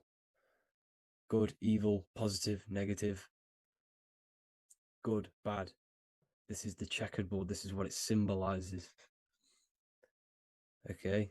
Obviously, we have the sun, the moon. The sun gives you energy. It's the anode. The moon is the cathode. It's the opposite. It takes your energy. So therefore, you become sleepy when the moon comes out. You see, everything on Earth, everything in the universe is balanced. There's complete balance symbolized by duality. There's always 2 opposites. We have the all-seeing eye, and obviously 7 stars representing the 7 planets, but not planets as in we know planets. They're not physical spinning balls of gas. They are energies. They are lights emitting from the realm above this realm. They are lights through the firmament, through the electromagnetic field. So let's go through that again. The 4 corners, duality, positive and negative, cold, dry. Everyone on Earth has an opposite. Everyone, there's 2. Okay, and then we have the sun, the moon, the 7 planets with a 5-pointed star. What's the 5-pointed star? Of course, it's the 5 elements: spirit, water, earth, fire, and air. Okay, that's what the 5-pointed star is symbolizing, the 5 elements of Earth. And then, most importantly, we have the compass. The compass is very, very important, hence why it's in the center. The compass is symbolizing many, many things. And one of the most important things, but we'll get into that after. We have a boat with water outside of the earth. So we have a boat on water, symbolizing the waters separated by the firmament, the waters above, separated by the firmament from the waters within the firmament, the earth. So this is what it's symbolizing. So the compass, what's the compass? This is where the compass comes from. The Polaris, the most important star there is, because it's in the center of Earth, the sun, the moon, and the black hole, black sun. Because all creation comes from center, the seed center. Okay, but we'll get into this after. But also, this is a very important Masonic symbol because they use this symbol a lot. This is one of their main symbols, hence why Neil Armstrong has the Masonic ring with the compass on it. The people who supposedly went to the moon, which obviously they faked to push this globe model, because the globe model is based upon fear. Because the globe model, if they can sell you the globe model, they can sell you anything then. You don't know where you actually are. The globe model is to push fear upon the masses, because the globe model means there's not enough resources.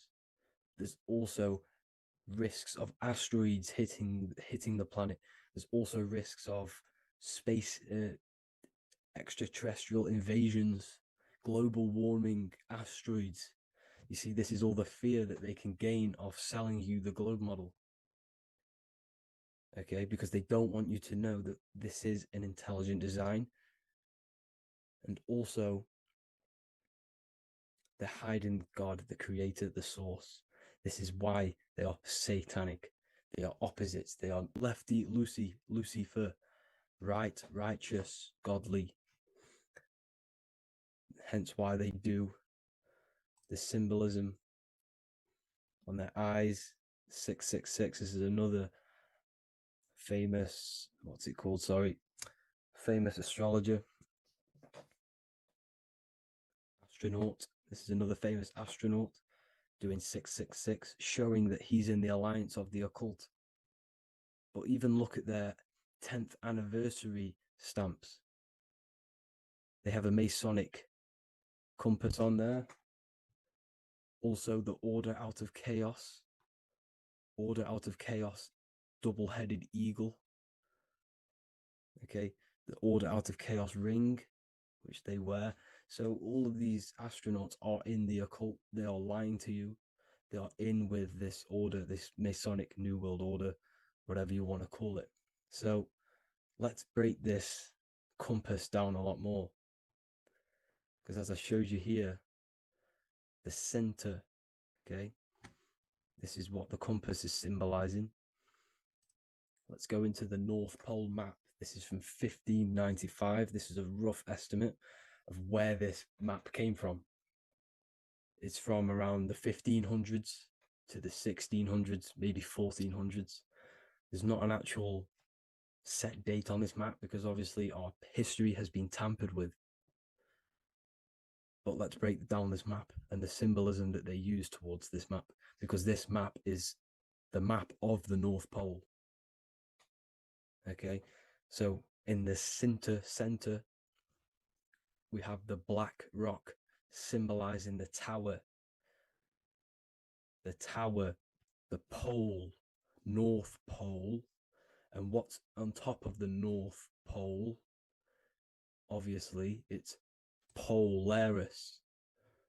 North Pole and Polaris.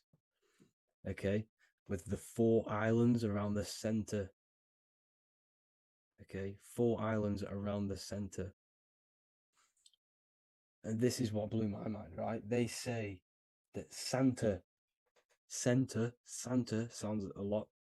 similar. And if you look at this pole that's pointing to the North Pole, you see this line here. So this is obviously from the 1600s. What color is Santa? He's red and white. Just like this map pointing to the center is red and white, and Santa comes from the North Pole. So it's not a coincidence that they use red and white. They're mocking this map because obviously they took over after the 1500s, 1600s. They took over around the 1800s. So they're mocking this map with Santa coming from the North Pole with this red and white line to the North Pole. Notice the 4 islands. Okay. Like windows, their symbol, they obviously in the occult, they're part of the New World Order, is symbolizing these 4 islands with the blue behind it for the water. Okay, so this is another occult logo. They're symbolizing this center because the center is so important. Okay, we'll get into that. Also, we have the Mayan cosmology. This is the Mayan cosmology. This is what they created. This is their artwork, with also 4 major lands around the center. You see this 4 with green in between them all. 4 major lands with the underworld. You see this underworld is also symbolized by the Masons with the coffin of the skull and bones, the deceased, the dead. Okay, so this is also mentioned in the book of Enoch. Okay, and it's called Sheol. Sheol, the underworld. Okay, and in the book of Enoch, it says all spirits of the dead go to these hollow places, that they are wait until their appointed time of judgment. And it also says in the book of Enoch, there are 4 hollow places underneath, 4 as above, so below, representing the 4 islands. As above, so below. That's where that could link in. Okay.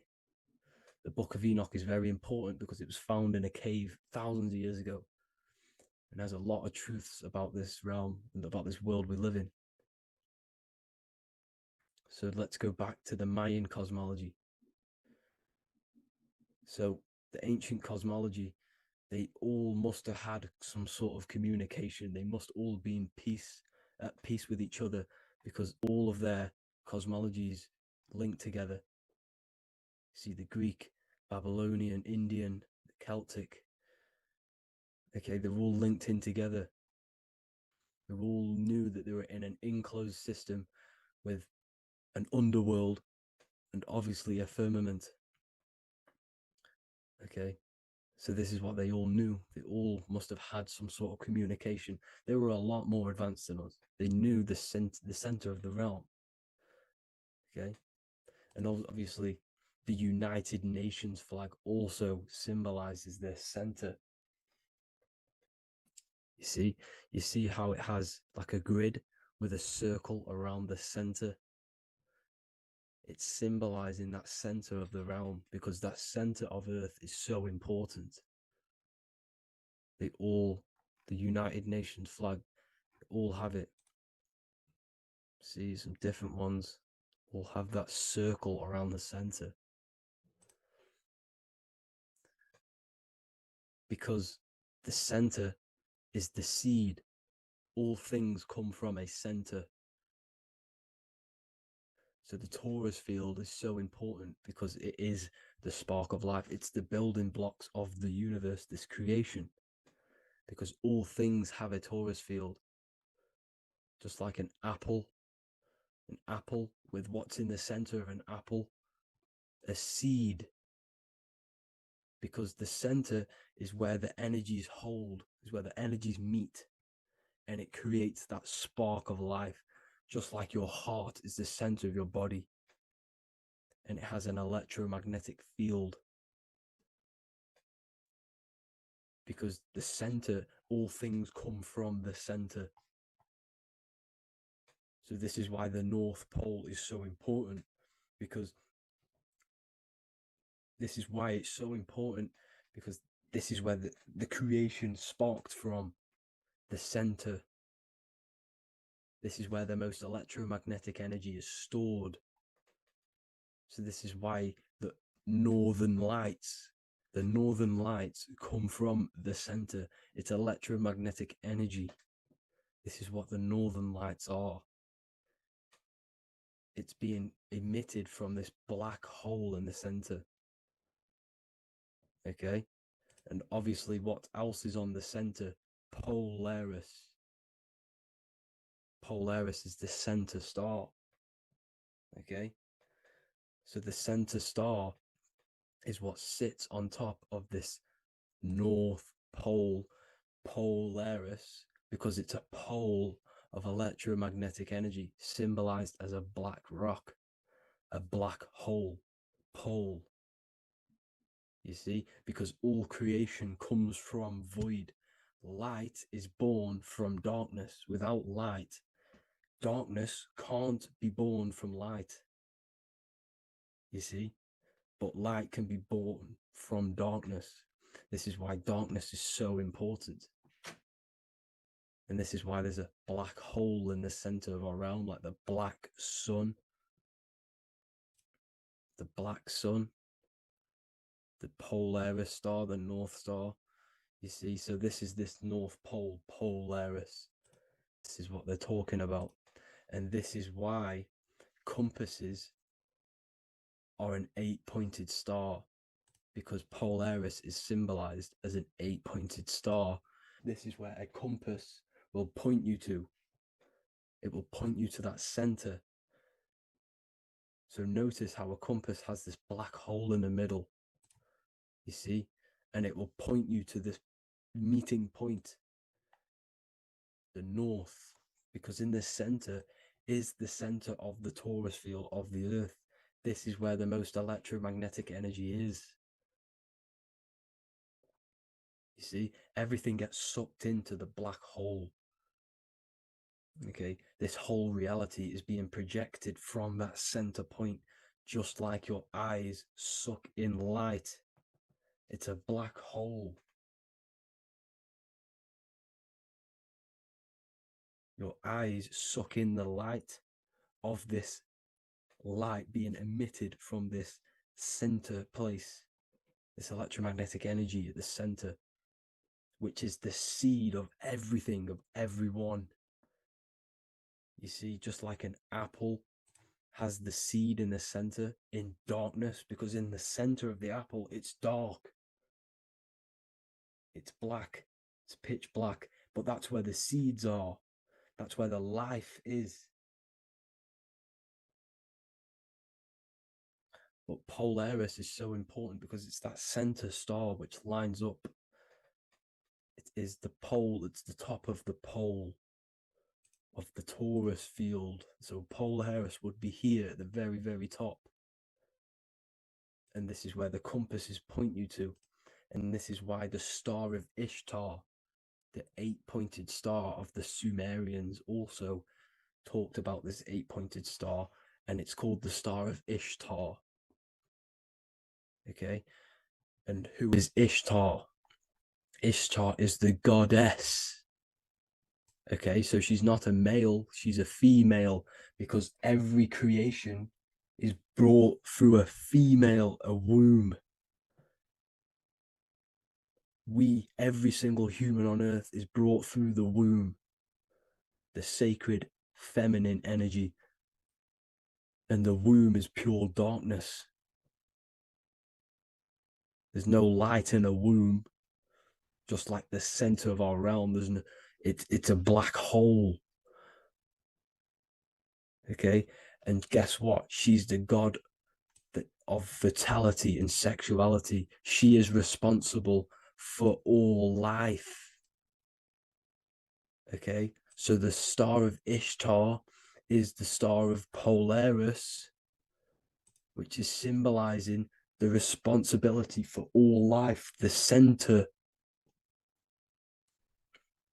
of our realm, the black sun, the black hole.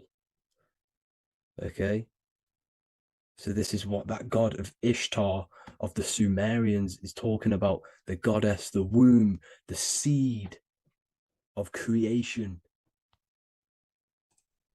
So this would be the portal, more than likely the portal in and out of our realm, because it's the top of the torus field. And what's above this realm is the heavens. So this is where you get sucked in from the heavens. Your soul gets sucked in and brought onto this plane of existence called Earth. These are some space NASA symbols. Look how much Polaris symbolism there is. And notice how it's at the center. You see this circle? This is like a half circle. And at the center is an 8-pointed star of Ishtar. It's the same thing. It's Polaris. It's at the center. And notice on some of these, look, this one is a bear holding the key and an arrow pointing to the Polaris star, so that they hold the key to Polaris. Another one with like a demon holding a key to the what? Polaris on top of him. Also an eagle, which is a Masonic symbol, the eagle holding a key on top of the center.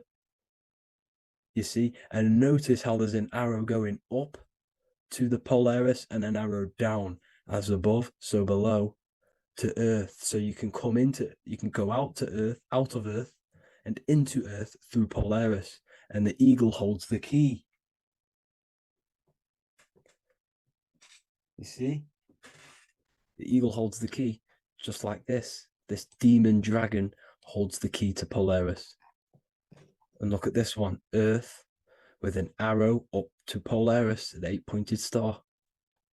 So Polaris is more than likely that portal which the Anunnaki used, the Sumerian gods used, because the Anunnaki symbol is also an 8-pointed star.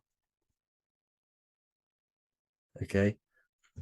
And like I said, that center is the seed of creation. The center is the black hole. Okay. Just like your pineal gland is at the center of your brain. The pineal gland is at the center of your brain. And that's what connects you to that spirit realm, to the source. That's it for this video, guys. Thank you all for tuning in. I hope you all learned something today. Please leave a like, a comment, and please subscribe to the channel for more content. God bless you all.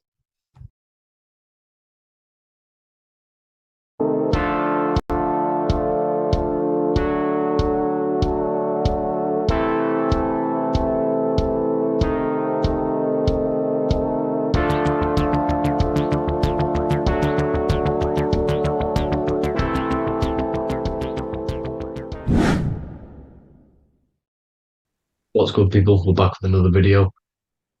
This is going to just be a quick video. Manifestation, magic, bending reality. So let's jump straight into this. So you have a conscious and a subconscious part of your mind. The conscious is what you're conscious of, what you're actually doing, where you can choose or not. However, the subconscious is the part of your brain which is automatic. So all of the systems in your body, like the digestive system, your heartbeat, these are automatically being ran. And you do not have to tell these systems to do anything. You do not have to consciously tell your heart to beat. It's automatically doing it.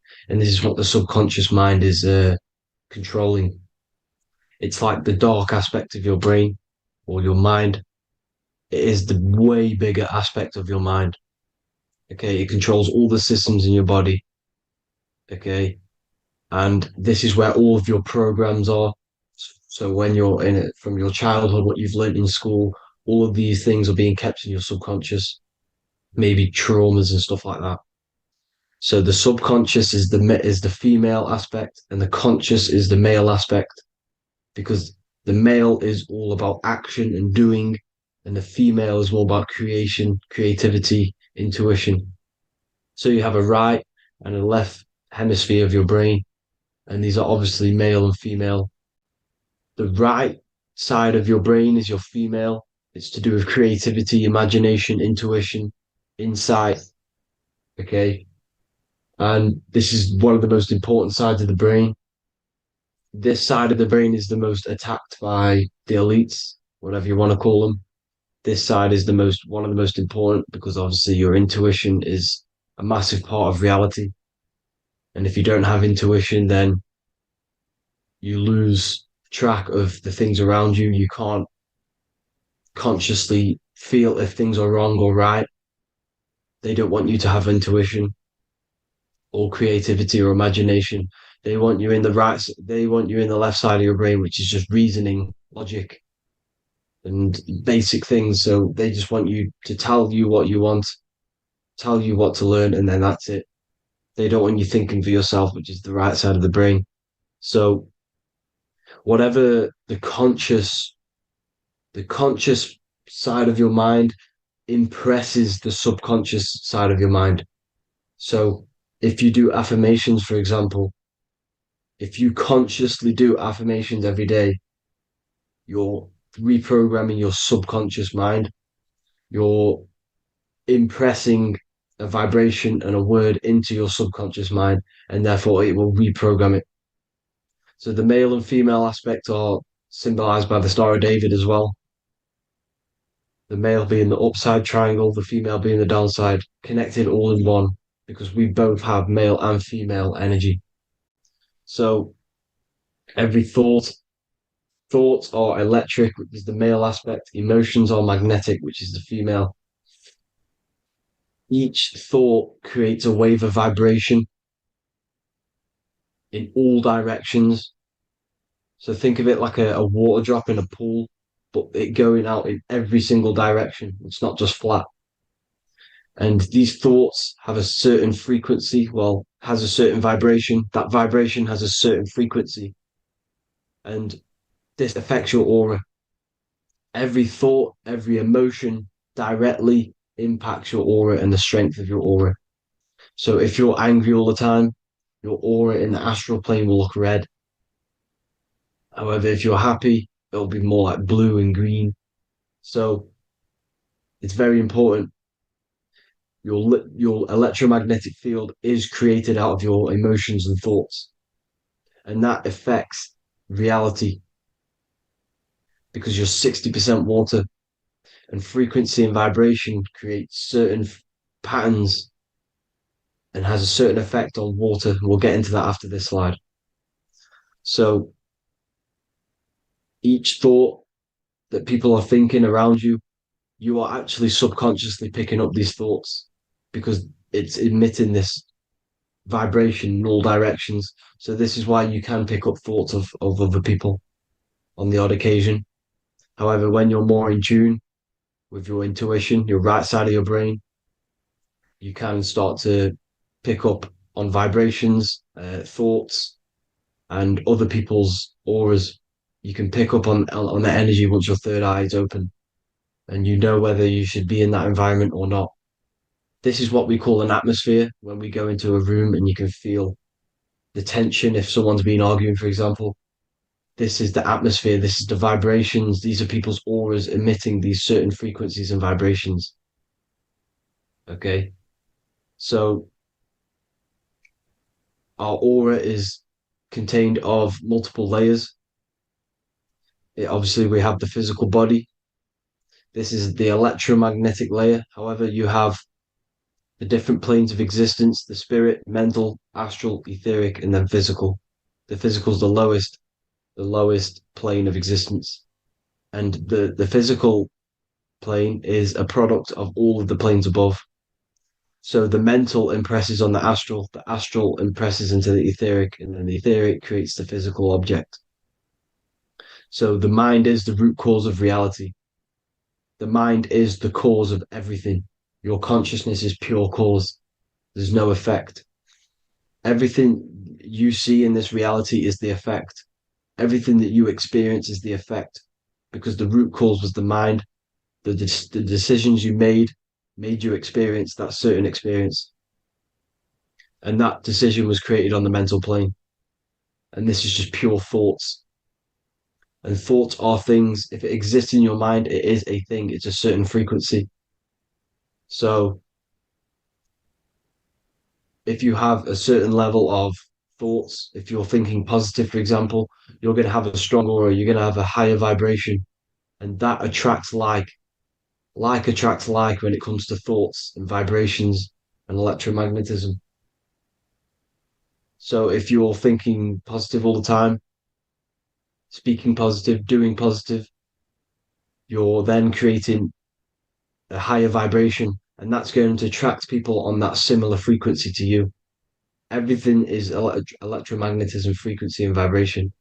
Everything. You see, so this is why, for example, if I put my hand to a TV screen, if my finger was the same vibration as the TV screen, it would go straight through it.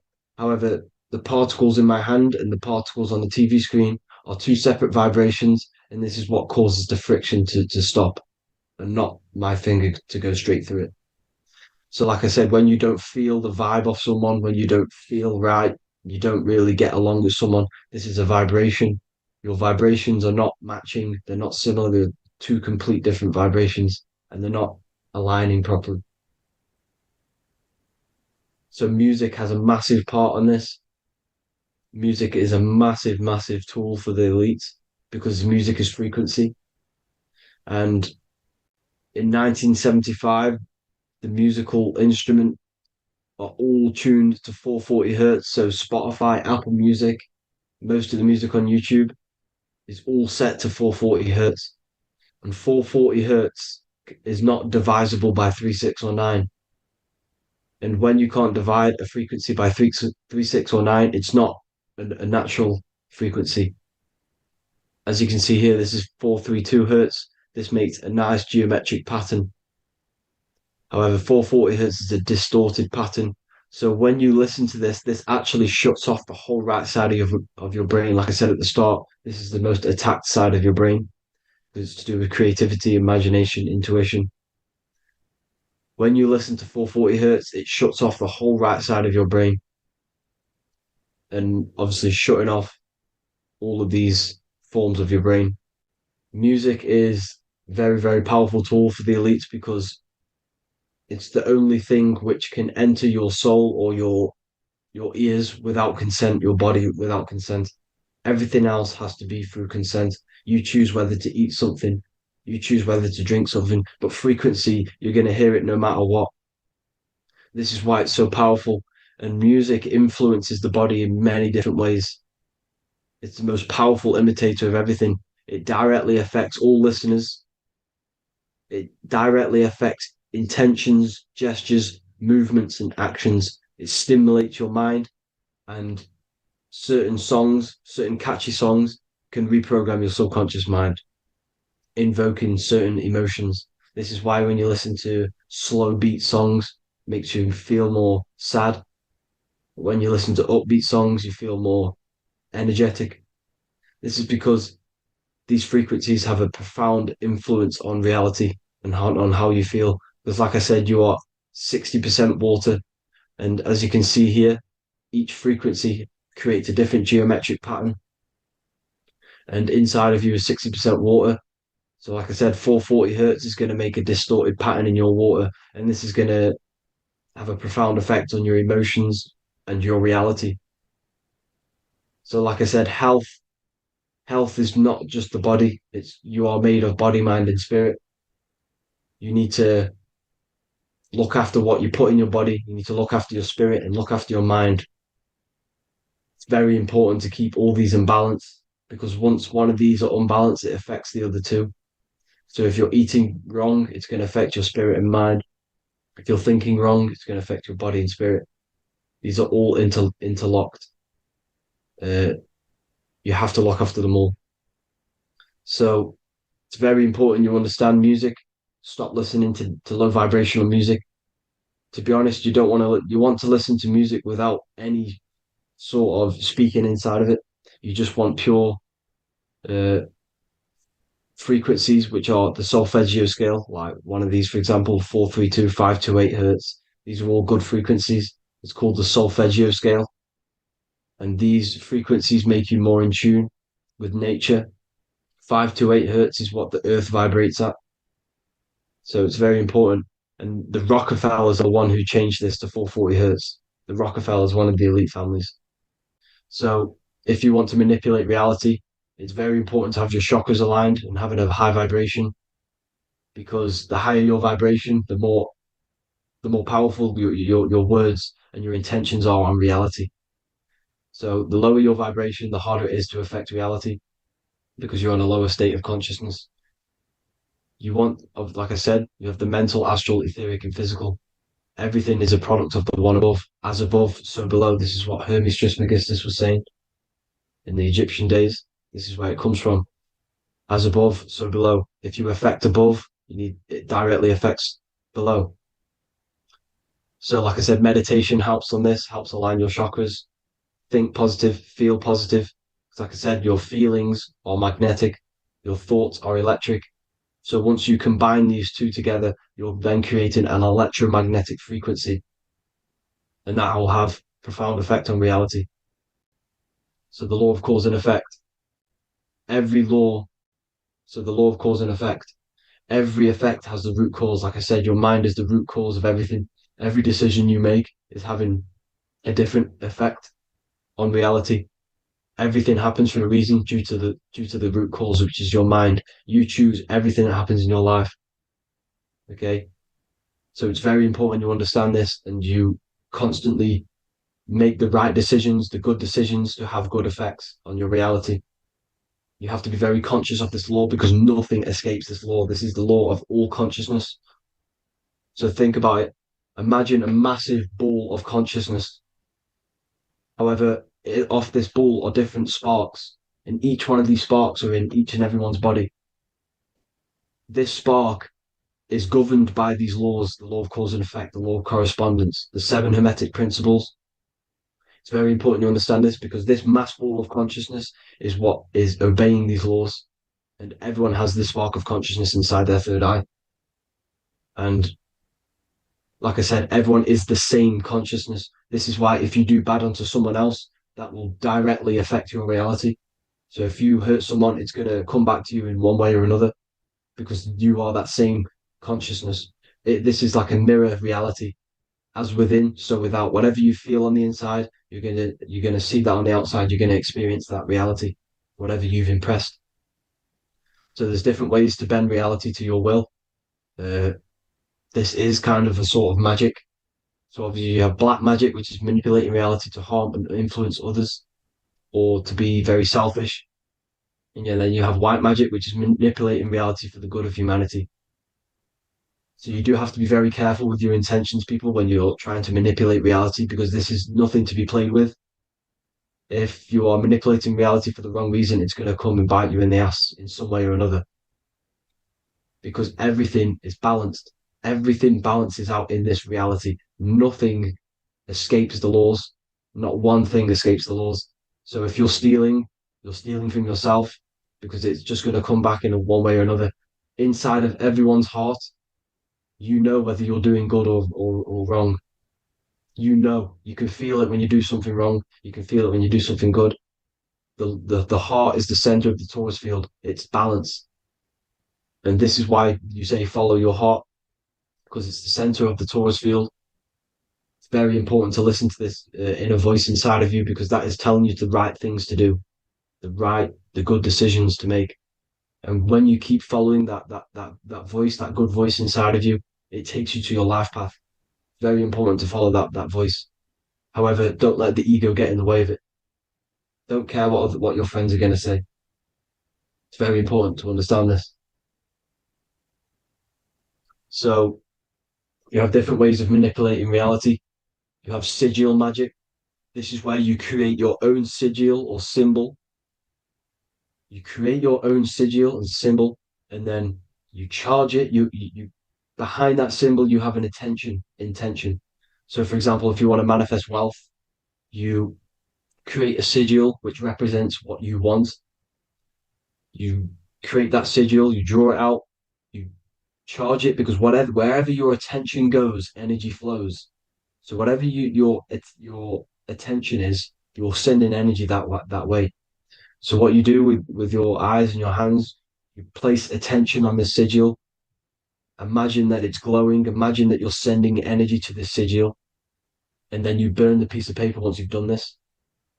And then after this, you meditate on that symbol. You constantly think about that symbol, because that symbol is the frequency, is the thing that you want to manifest. So that's one way. Or you can just meditate on your reality. So imagine yourself having already what you have. This is what they call a mindset. You must set your mind to the frequency what you want to manifest. Okay? So if you want to manifest wealth, for example, imagine yourself being wealthy. What would it feel like? What would you be doing? Imagine a scene in your mind. Constantly do this, and you're putting out that frequency. Like I said, you must think, because the thoughts are electric, and then you must feel, which is magnetic. Together, this creates an electromagnetic frequency, and this is how you attract things to you. You will attract the certain people to come in your life to bend reality to your will. Okay? Or you've got mirror magic. Stare yourself in the mirror, because a mirror reflects light. It also reflects energy. So you've got to be very careful with what you say to a mirror. You've got to be very, very, very careful, because whatever you send into that mirror is directly sent straight back to you. So if you're thinking negative, you're sending negative energy back straight to you, and that's going to have an effect on your reality.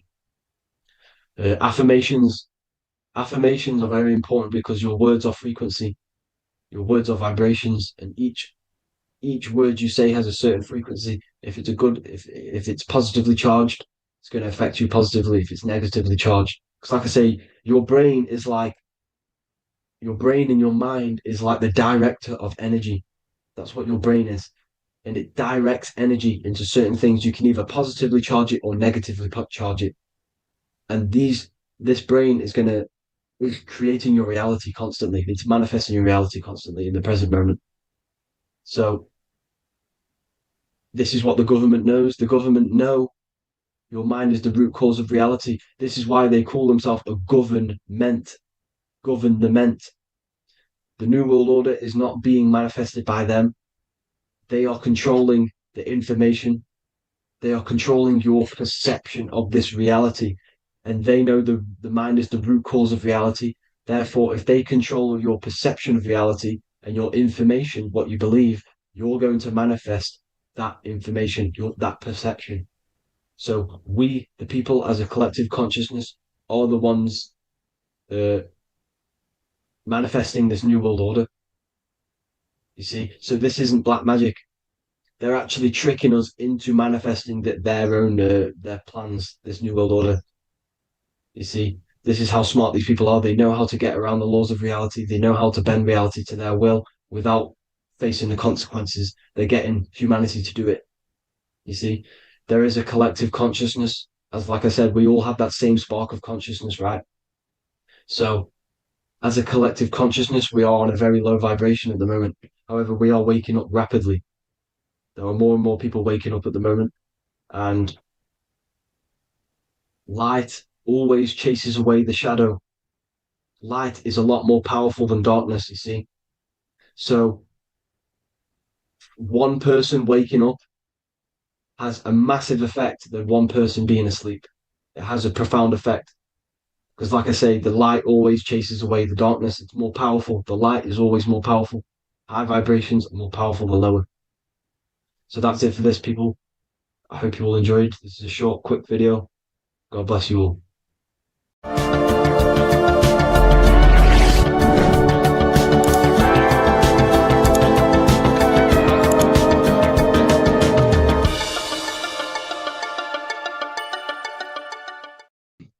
This one secret that is hidden and guarded within secret societies grants you profound power, which can fully transform your life and perspective on reality.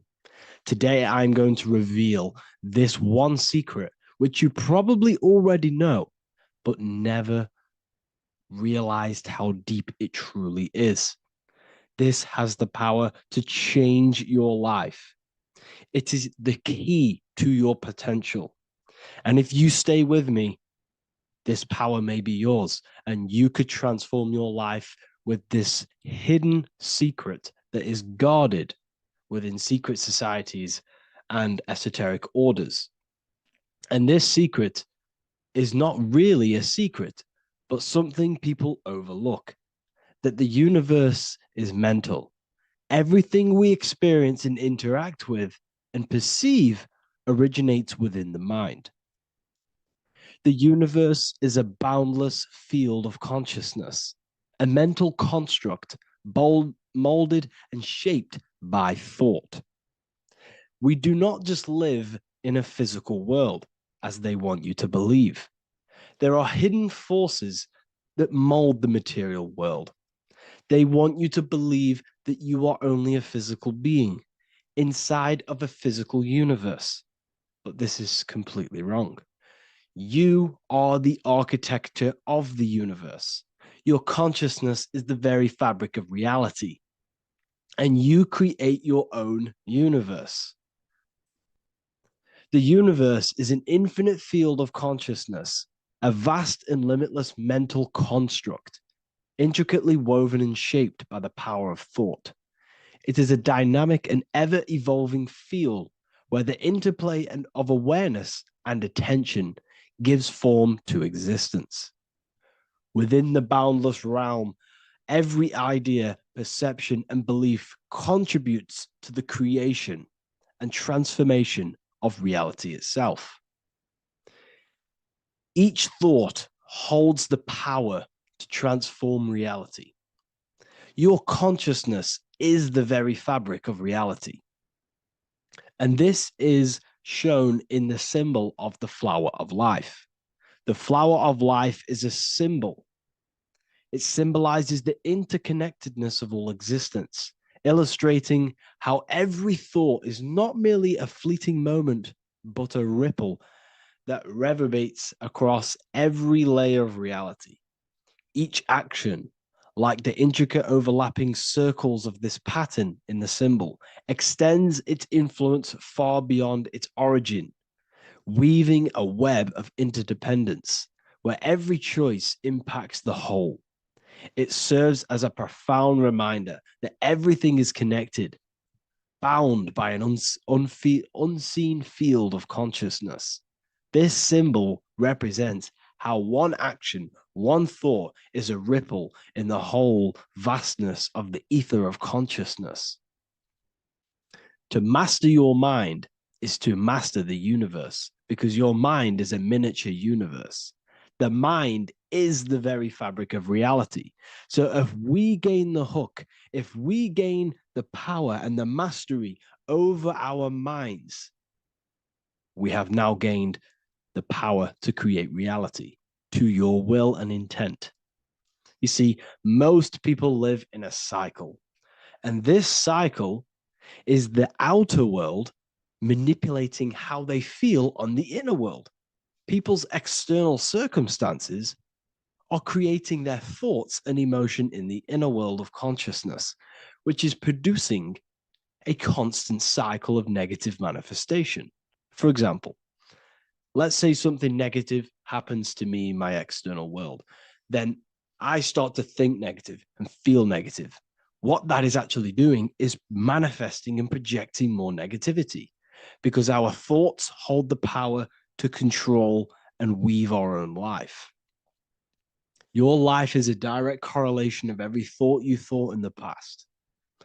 What we need to do is stop and not let the mind control you in your reality. You need to control the mind so you can control reality. So what does this actually mean? Reality is an externalization of consciousness. Consciousness and matter are one. They're not separate. They are inseparable and interconnected. Everything we see, experience, and observe is a manifestation of thought, beliefs, and consciousness, shaping the world around us. Now, this ties in with the secret fifth element that they have hid from you. They've hid from you this sacred and very important symbol and pillar to reality. And this pillar, this sacred thing they've missed, is called the ether. And they've held this from you for a reason, a specific reason. This is the true fifth element. Why do they hide the ether?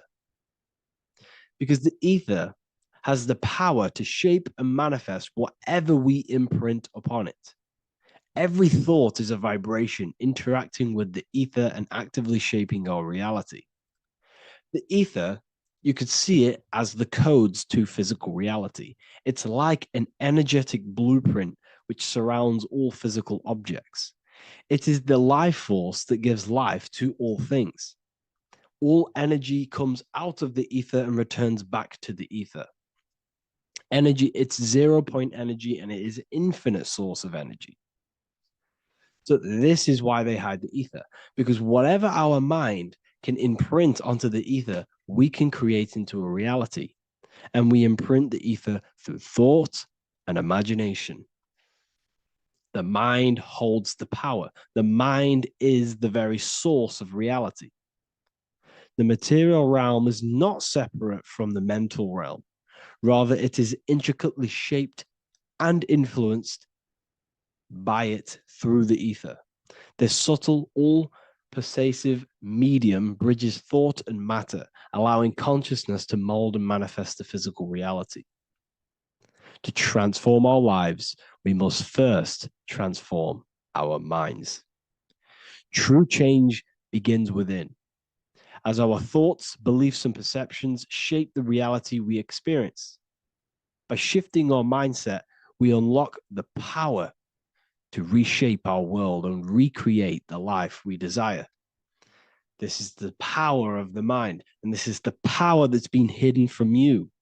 We're not taught these things in schools for a reason, because they don't want us all to be conscious creators. Instead, they feed you your beliefs. They feed you your thoughts through the music, through the entertainment, through the movies, through the news. They're controlling your thoughts with this information. They're installing beliefs and information into your mind. So you are producing their reality. But this is what we need to stop. We need to take control. We need to stop consuming their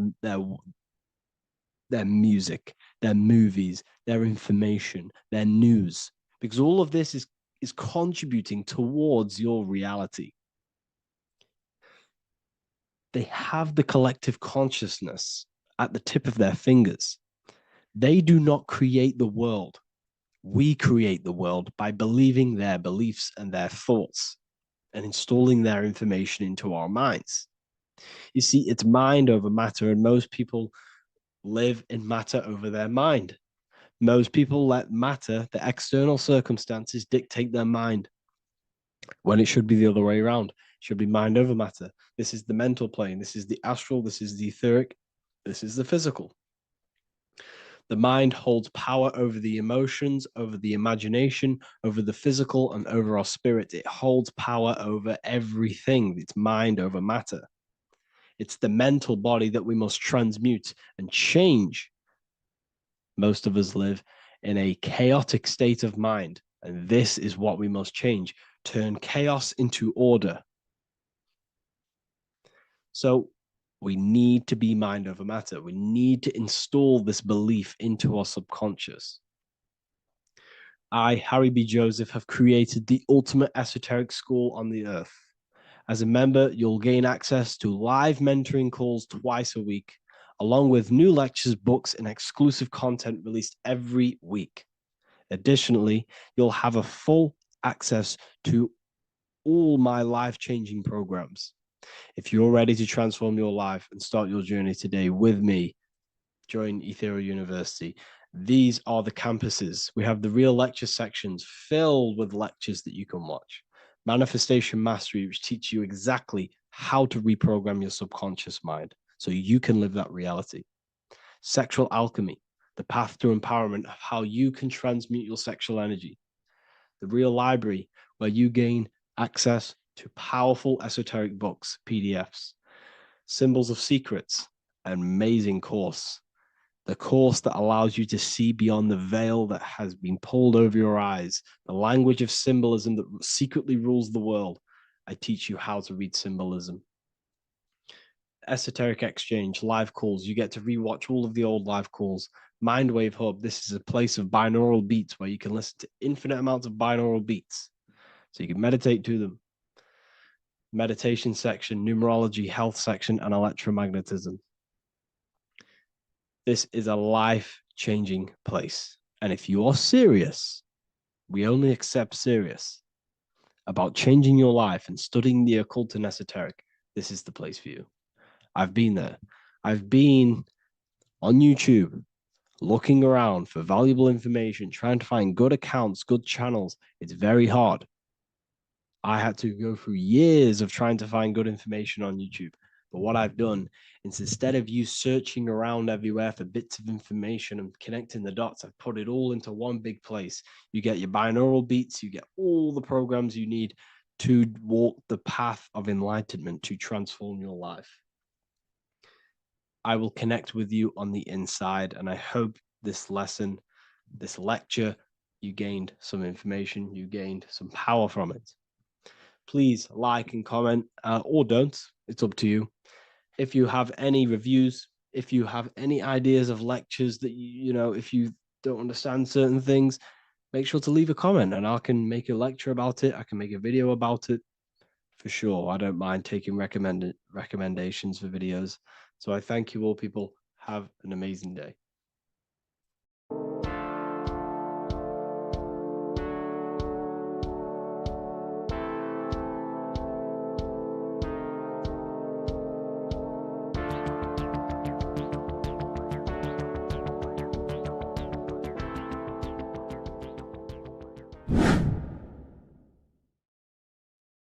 How are we all doing today, people? It's Revival of Wisdom, and today we're going to get real deep. This video is going to get real deep. A lot of people are not going to be ready for this sort of knowledge. Okay, you really have to do is to really deprogram the mind, because everything we've been taught is a complete lie, is to keep us trapped. Okay, this is really advanced knowledge. Now, let's get straight into this. All of the ancients depicted other worlds, and they called this place Midgard. Midgard is the mid garden, the middle garden. This is why the Masonic symbolism on the floor is always a black and white checkered board, symbolizing the polarity here, the good and bad, because we're in the middle garden, the heart. Earth rearranged spells heart, because we're in the heart of the system, or whatever it is, a super quantum computer, whatever you want to call it, simulation. Now, in the Quran, it talks about the 7 layers of heaven. All of these ancient artworks are depicting these different layers of reality. Okay, and look at the Egyptians here with the boat outside of the firmament. Boats travel on water, and this is exactly what the Masons are doing. So they're still using the same symbols. Why? Because it's the same knowledge, just hidden. The Egyptians have the same knowledge as the Freemasons. It's just hidden.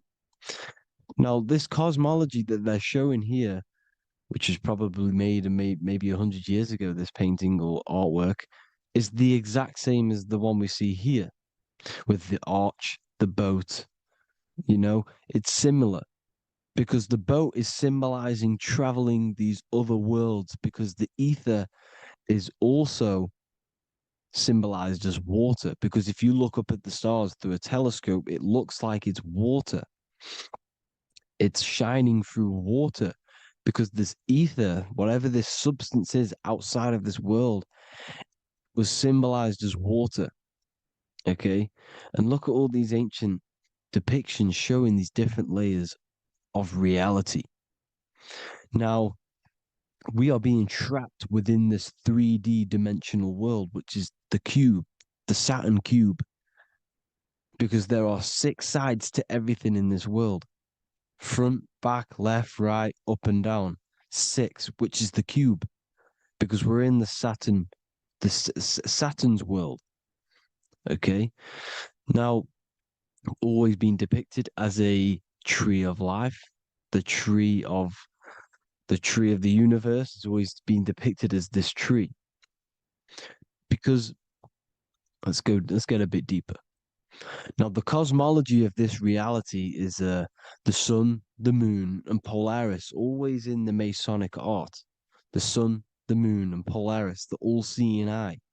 If you go inside of the temples, of the Masonic temples, they always have this star in the middle, shining light beams. Okay?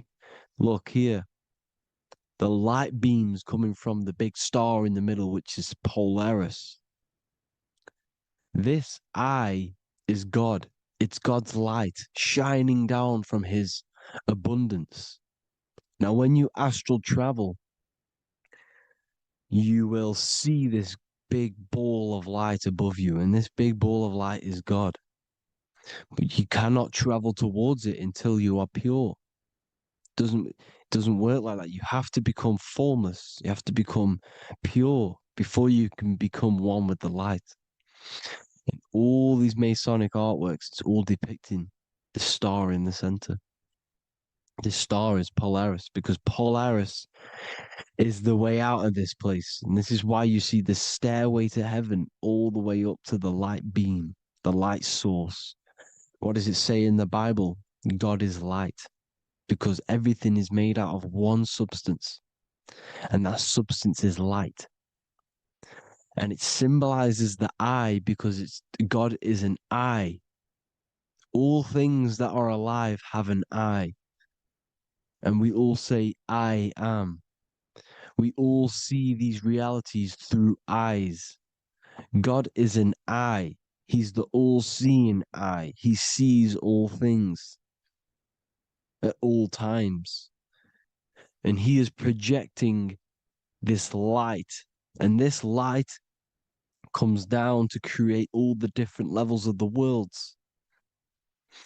And this is what the two pillars symbolize the number 11. 11, the number 1, is just a vertical line. It's the 1. It's a 1 point. 11 symbolizes the mirror nature of reality. Everything's mirrored. As above, so below. Now, the 11 also symbolizes openings, doorways.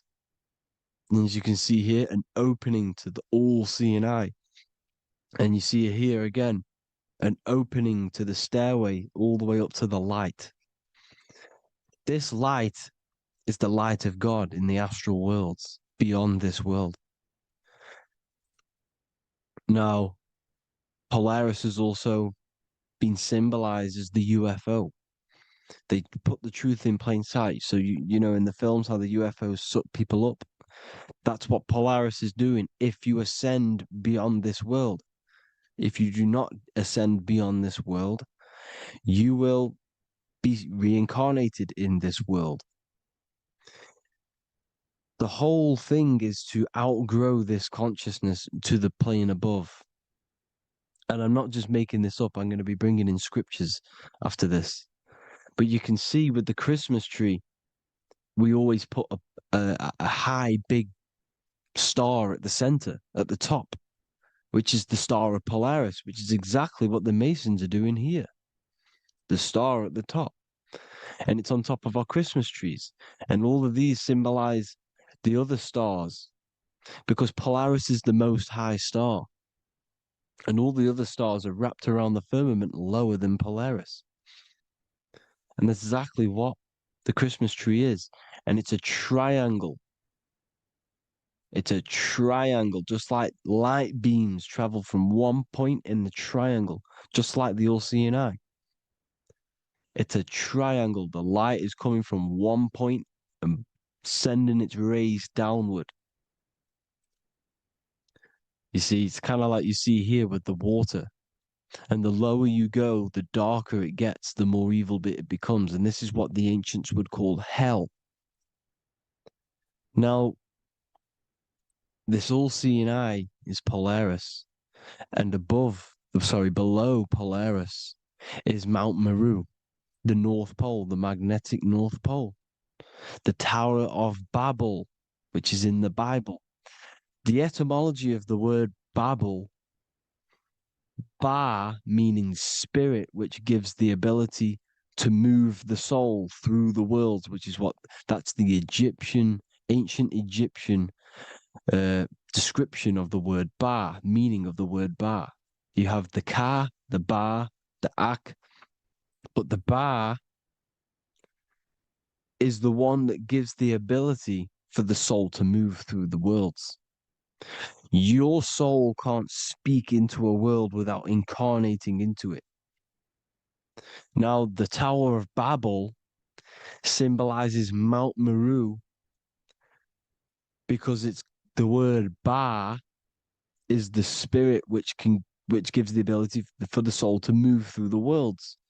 The Tower of Babel is the magnetic North Pole, Mount Meru, which gives the ability to move through these different worlds.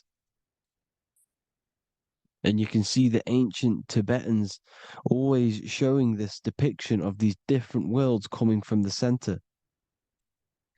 Because we have to ascend our consciousness. It's not about how good you are to reach heaven. It's about how you expand your consciousness, you expand your mind. So they teach now that you have to be good in order to reach to heaven. It's about expanding the mind, expanding your consciousness to these different planes, these different realms. So that's what it's about. And Jesus was known as the fisher of man. Now, Jesus is a massive part of this. He was known as the fisher of man because he was fishing. He could have been fishing. He could have been one of these deities that had come down from these different higher realities and pull people up. So they would so they called Jesus the fisher of man. And he says unto them, follow me and I will make you fishers of men. So these deities that we see in the past, like Buddha, Krishna, Hermes, Thoth, Jesus, could all be these entities who were coming down to pick up the minds that were worthy enough to see the higher planes of reality. And this is why they called him the fisher of man.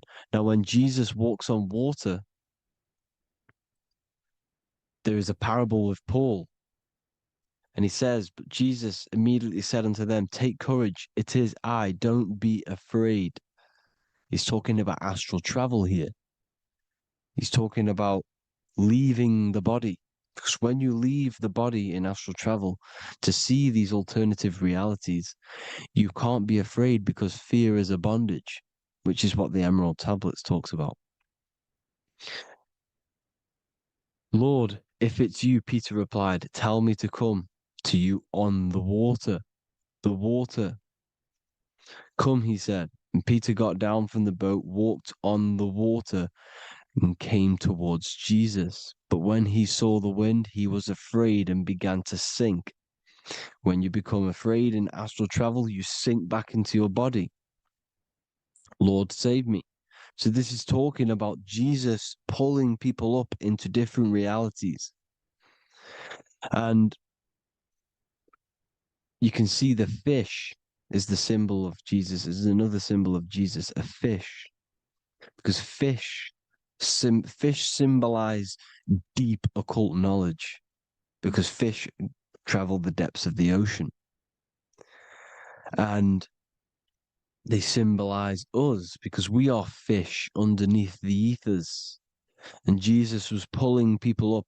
You see, so the Bible is a people today believe the Bible is a book telling you how to reach to heaven, how to become godly and reach heaven. But you've got to become the Jesus Christ to see these alternative realities. Now look at the Emerald Tablets is a massive part, and it speaks so much about these different realities. Look what it says here. This is in Emerald Tablet 3. Then in my heart grew a great longing to conquer the pathway that led to the stars, which is exactly what the Masons depict in all of their art. Look, the ladder to the stars. And then he goes on to say, years after years, I sought after wisdom, seeking new knowledge, following the way, until at last my soul, in great travail, broke from its bondage and bounded away, broke from the bondage of the body. Free was I from the bondage of earth men. Free from the body, I flashed through the night. The stars. The stars are a massive part in the astral world. Each star is a different reality. And the true astrology is the star that you came from. You came through a star to reach this, to reach here. There is a reason why you are here. There's a reason why you have the personality traits, because your soul came from a specific star. This is why we call them stargates, because they are gates in and out of this reality. And Polaris is the way out to the higher worlds. Now look, far into space, my soul traveled freely into the infinite circles of light. Beyond knowledge were some planets and great gigantic beyond dreams of men. Then he goes to say, lift up your flame from out of the darkness, fly from the night and ye shall be free. Lift up your flame. Your flame is your soul, because it has to be lifted up out of the darkness. This is the darkness, this world, this body is the darkness. because it's a bondage. You need to break free. You need to learn how to astral travel, people. You have to learn this. If you want to get out of this world, you have to learn how to astral travel and see the other realities. Traveled I through space-time, knowing my soul at last was set free, knowing that now I must pursue wisdom until at last I pass to a plane hidden from knowledge, known not to wisdom, extension beyond all that we know. So he's talking about he went to a place where we cannot even comprehend here, a place that is not even known to earth men. He's telling you he's ascended out of this world to the planes that are beyond. And it says here in the Emerald Tablets, man is in process of changing to forms that are not of this world. Grows he in time to the formless, a plane on the cycle above. Know ye, ye must be one, ye must become formless before ye are one with the light. The light, the same light that I was talking about, the Masonic light, with the triangle, God, the one source. Ye must become formless before ye are with the light. Formless, you have to leave the body. You have to leave the body. You have to gain the ability to leave this body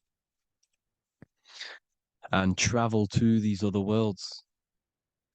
Now, it says here, not as man am I, for free have I become of dimensions and planes. In each I take on a new body. In each I change my form. Know I now that the formless is all there is of form. You see, all things created come from the things that, all things that you see come from the things that you cannot see. All of us have the same spark of consciousness, the same I am. Every dog, every animal, every human has this same I, this same thing which sees through the eye. It's formless. It takes this formless entity is the same entity of us. We are all the same entity in different bodies. And this entity it was represented as the flame, the cosmic flame, which is inside of all of us. And this is why the Masons depicted your spine as a candle or the Holy Grail. You would either see this or a candle with a flame on the top, because the Holy Grail is your consciousness, which is on top of your spine, which is the candle. Now, Jesus, Thoth, Buddha were all these deities which were coming down to lift people up because they were fishermen of men. And he would lift you up to the higher worlds, out of this world, to the ones above. Now, Thoth, you can see him here, he's leading the way. He's holding someone and he's leading the way with knowledge and power. He was leading the way to other worlds, out of this world. There's no point trying to change this world. This world will stay the same. It will stay the same. You have to get out of this world. And that's what they're telling you. That's what they're keeping you from. They're keeping you stuck within this thin layer of reality. So what the Masons are doing, they have the ability to astral travel.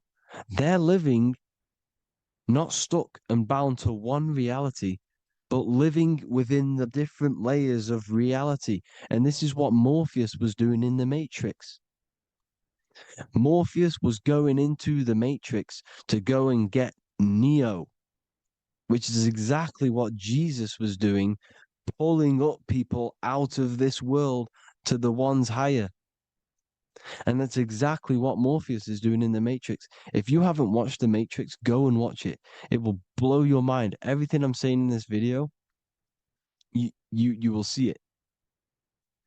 Except that you don't need to use a machine to enter the Matrix. You just use your body. Well, you use your consciousness to leave this body. You see, Neo was also uploading himself into the simulation to pull people out of the simulation. And this is exactly what all of these gods were doing. The fisher of man. Look, he was pulling people up out of this reality with the knowledge. Now, Jesus was always depicted with the mushrooms. Look at all this mushroom art. Mushrooms were literally the origin of Christianity. You can see it everywhere. There's mushrooms in all of the ancient art. Every single one of these paintings you see here, there's mushrooms on them. Mushrooms have the ability to see alternative states of consciousness. Now, if you go and do them and you go to sleep, if you pop mushrooms, you go to sleep and you will wake up in another reality. You will wake up in another reality. Don't try it if you don't want to do it. But if you've got the heart to do it, do it. Eat them and go to sleep. You'll wake up in another reality. And Jesus was handing out mushrooms to the bright minds, to the minds that he wanted to fish out and pull up to the higher realities. He was giving them mushrooms to see themselves in an alternative state, in an alternative reality. This is why there was so much mushroom art, and it's not just ancient Christians. It's Sumerians, it's the Mayans, the Celtics, the Egyptians. All used mushrooms. All of them. Look at all this art. It's on stones. It's everywhere because mushrooms. See, everything in nature is a macro. Look at the form of a mushroom. It's literally your spine and brain. Because they alter your consciousness. Your body is just a radio receiver. Everything that you're experiencing is a program being ran by the central nervous system, and your consciousness is experiencing this program. These electrical impulses of the nervous system, because it's all feeding back to one point, which is the pineal gland. And this is the candle with the light on it. Type in Masonic candle and you'll see it. It's your spine with your spark of consciousness on top of the spine. And it's a mushroom because this sends you to alternative states of consciousness, alternative realities. Now, they were all doing this, the Egyptians, the Mayans. Now, there's more symbolism which goes into this. Look at the Christmas trees we use. The Christmas tree with the presents underneath them. Magic mushrooms grow under trees. And these are the presents under the trees that we symbolize today with Christmas. Santa's red and yellow for the red and yellow mushrooms. The same mushrooms Mario has to collect. And when he gets enough mushrooms, he levels up. And then what does he do when he go past the world? When you win that world in Mario, you go to another reality. You go inside of another world. It's truth in plain sight. And it's using mushrooms. It's using mushrooms. Everything, all of the characters in Mario, well, a lot of them are mushrooms. Look at this one. The presents, black, yellow, and red and white. Red and white mushrooms. And the bow on the top is the mushroom head. That's a bit of a reach, but you know, the symbolism never lies, is what you need to understand. And it's as above, so below. Now look at the Sumerians. The Sumerians were also multi-dimensional beings. Okay, look at how they have the double faces. They had 1 foot in this reality and 1 foot in another reality. And look at this one, a double-headed god inside of like a portal. You see? Because and look at these with the wings, the astral travel. Birds, ancient birds symbolize the soul, because the soul is a bird. It flies to different worlds. It flies around the cosmos. And mushrooms gave you the ability to see these alternative states of consciousness, these alternate realities, because you exist in infinite realities. You exist in infinite realities. Now look at the 33rd degree Ordo Ab Chao badge. You get this badge when you become a 33rd degree Freemason, and it's a double-headed eagle. A double-headed eagle. And you can see this in Sumeria first. Sumeria have the same symbol, a double-headed, bird. You can see it here as well. And the Masons are still using this symbol today. And when you become a 33rd degree, 33 vertebrae on the back of your spine, above the vertebrae is your consciousness, and it's a double-headed eagle. One reality in one. You become a multi-dimensional being in the 33rd degree. And I've heard many interviews of Masons say it becomes Luciferian. You see, they speak in code. These Masons can't tell you about what they learn about, but they will speak in code. They said it becomes Luciferian. The word Luciferian is lucid. The root word of Luciferian is lucid, and lucid is lucid dreaming, alternative realities, dream worlds. You become a god. Luciferian means you're becoming your own god, pretty much, because you are becoming a multi-dimensional being living in between the different layers of reality at the 33rd degree of Freemasonry. And look at the double-headed eagle, because the birds symbolize the soul. And they reach high, they fly high, just like the soul wants to fly high to the light, to become one with the light, like the Emerald Tablet says. Now look at Janus. Janus was another god, and he's known as the god of doorways. Janus always depicted with a double head. Janus is why we say janitor or January. And January is entering a new year. Janus is known as the god of doorways with keys, always got a key, because keys open doors. That's why the janitor holds all the keys. And Janus always has double heads, because he had one foot in this reality, one foot in another. He was a multi-dimensional being, a Luciferian, living between the different layers of reality, instead of being stuck in one like we are. Well, a lot of people. And that's the whole point. You see, all of this stuff is about like changing the world and stuff like that.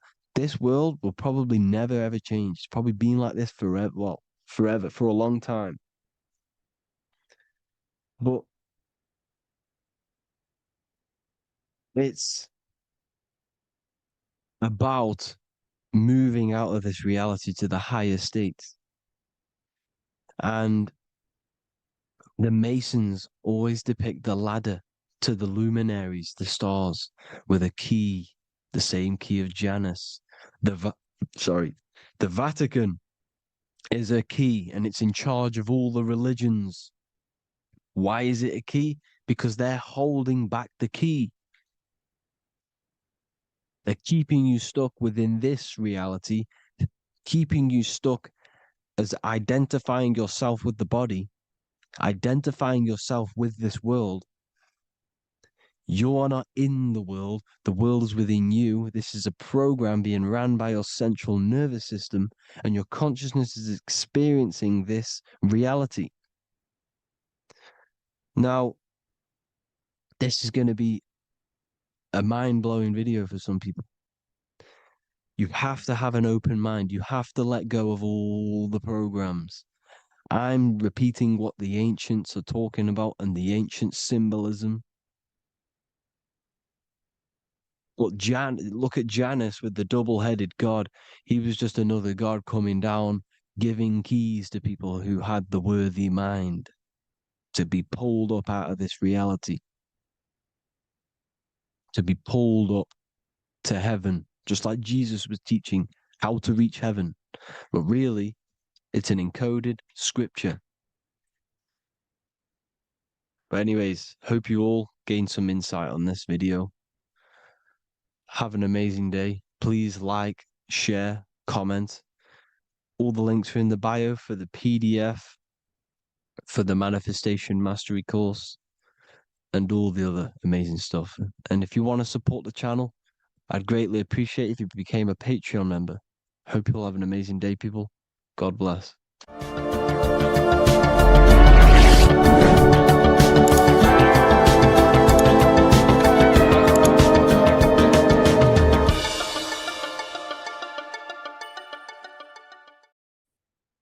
What if I told you that you are under a spell and this spell is controlling you in every aspect of your life and you don't even realize it? Spells are not what you've been taught. They're not fantasy magic wands that are casted over you. No, no, no. Spells are much, much deeper. A spell is a belief system that is installed into your subconscious mind, which holds power over you. Okay? If I install a belief into your mind and that belief holds power over you and controls you, that is you under my spell. A spell is a belief that someone has installed into you. Okay? You have a subconscious mind. The subconscious holds power over 90% of your daily basis behavior, thought patterns, and overall emotional state. Because the subconscious is the back end of our mind, the mind that we don't really have access to. It's the shadow self, where all of our programs, all of our memories, all of our traumas, all of our everything that we've ever experienced is recorded and kept in this vast database called the subconscious. Now, the subconscious is the 90% of our mind. We are only aware of 10% of our mind, which is the conscious mind, which is what you're using now, what you're consciously aware of. But there is a subconscious mind that holds power over your conscious decisions, and you don't even realize it. For example, as a child, you had a very, very traumatic event happen. Let's say as a child, you were not loved enough by your parents. And this feeling of you not being enough for your parents and feeling alone as a child implanted this seed. And this seed was planted by your emotions, a strong emotion. And over time, as you grew older into an adult, this seed grew and grew and grew. And what this seed grew into is you being very needy, you always seeking validation from others. Okay. But you taking this conscious decision 10 years down the line actually stems from this hidden cause within your subconscious mind, within this little feeling, this seed inside your subconscious where you don't feel like you are worthy. So this results in a conscious decision of you seeking validation from others, being very needy from others. Okay. This is what the subconscious is. The subconscious holds power over us. For example, posting on social media. Why are you actually posting on social media? If you take a selfie with your new watch, new car, and you go and post that onto your social media, why are you actually doing that? On the deepest root cause, it's not because you just want to post a picture. No, it's much deeper. It comes from a subconscious belief or a subconscious emotion of you seeking external validation, whether you believe that or not. But that's what it is. If you're posting on social media, you're seeking attention, you're seeking validation from others on a deep level, on a subconscious level. You may not even realize this because it's subconscious. Now, this is what a spell is. Money is a type of spell. Remember, money doesn't actually exist. Money does not exist. Money is a physical object inside of the material plane. But the physical object has a belief in the mental plane. See, the mind is the highest plane. This is the root cause of reality, the mental plane. Okay? So our belief in our mind has given this piece of paper value and a meaning. But in reality, it's just a piece of paper with a belief behind it.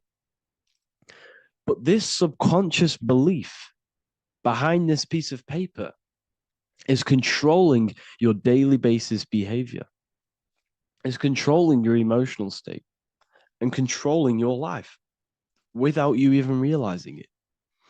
Without you even realizing that it's all an illusion. Money does not exist. It's the belief that gives the piece of paper a power. And the way we break the spell is by realizing that the money doesn't actually exist. The whole world is under the spell of money, and it's controlling all of us. But the spell is the belief. Once we all wake up and realize money has no value, it doesn't actually exist, it's only a belief. There is no actual money. That's how we break the spell.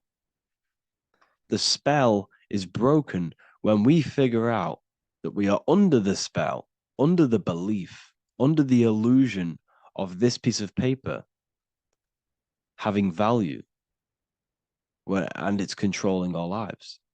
That's why the word money has mon within it.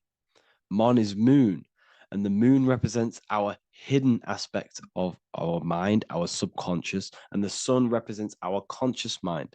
So you have two versions of yourself. You have the self that you show to everyone, the conscious mind, and you have a shadow self called the subconscious, which is the hidden aspect of you. For example, do you really love your partner who you're with, or are you just with them for, is there a subconscious fear of being alone? Do you really want to be with this person, or is it stemming from, are you staying with them because it's stemming from this fear of being alone, of being lonely? Or are you just with them because you have a subconscious sexual addiction? And all of your conscious decisions are actually coming from this little seed of wanting sex or not being alone. You have two versions of yourself, the conscious mind and the subconscious, the shadow self and the self that you show to everyone else. Okay? And the subconscious is what's holding power over you. When you drive your car, you don't consciously have to think about changing gear. You've done it that many times. It's on autopilot. That's the subconscious doing it. You can be walking down the street. Your conscious mind can be thinking about what you're going to cook for tea later, but your subconscious mind is controlling your body and walking your body. You don't have to think about moving the body. You just do it because you've done it that many times. It's a program. It's a belief in the subconscious that's giving this movement power. You see, the subconscious holds a lot of power over you. Our beliefs hold power over our daily basis behaviors and actions. Okay, like I said, posting on social media, this is seeking external validation.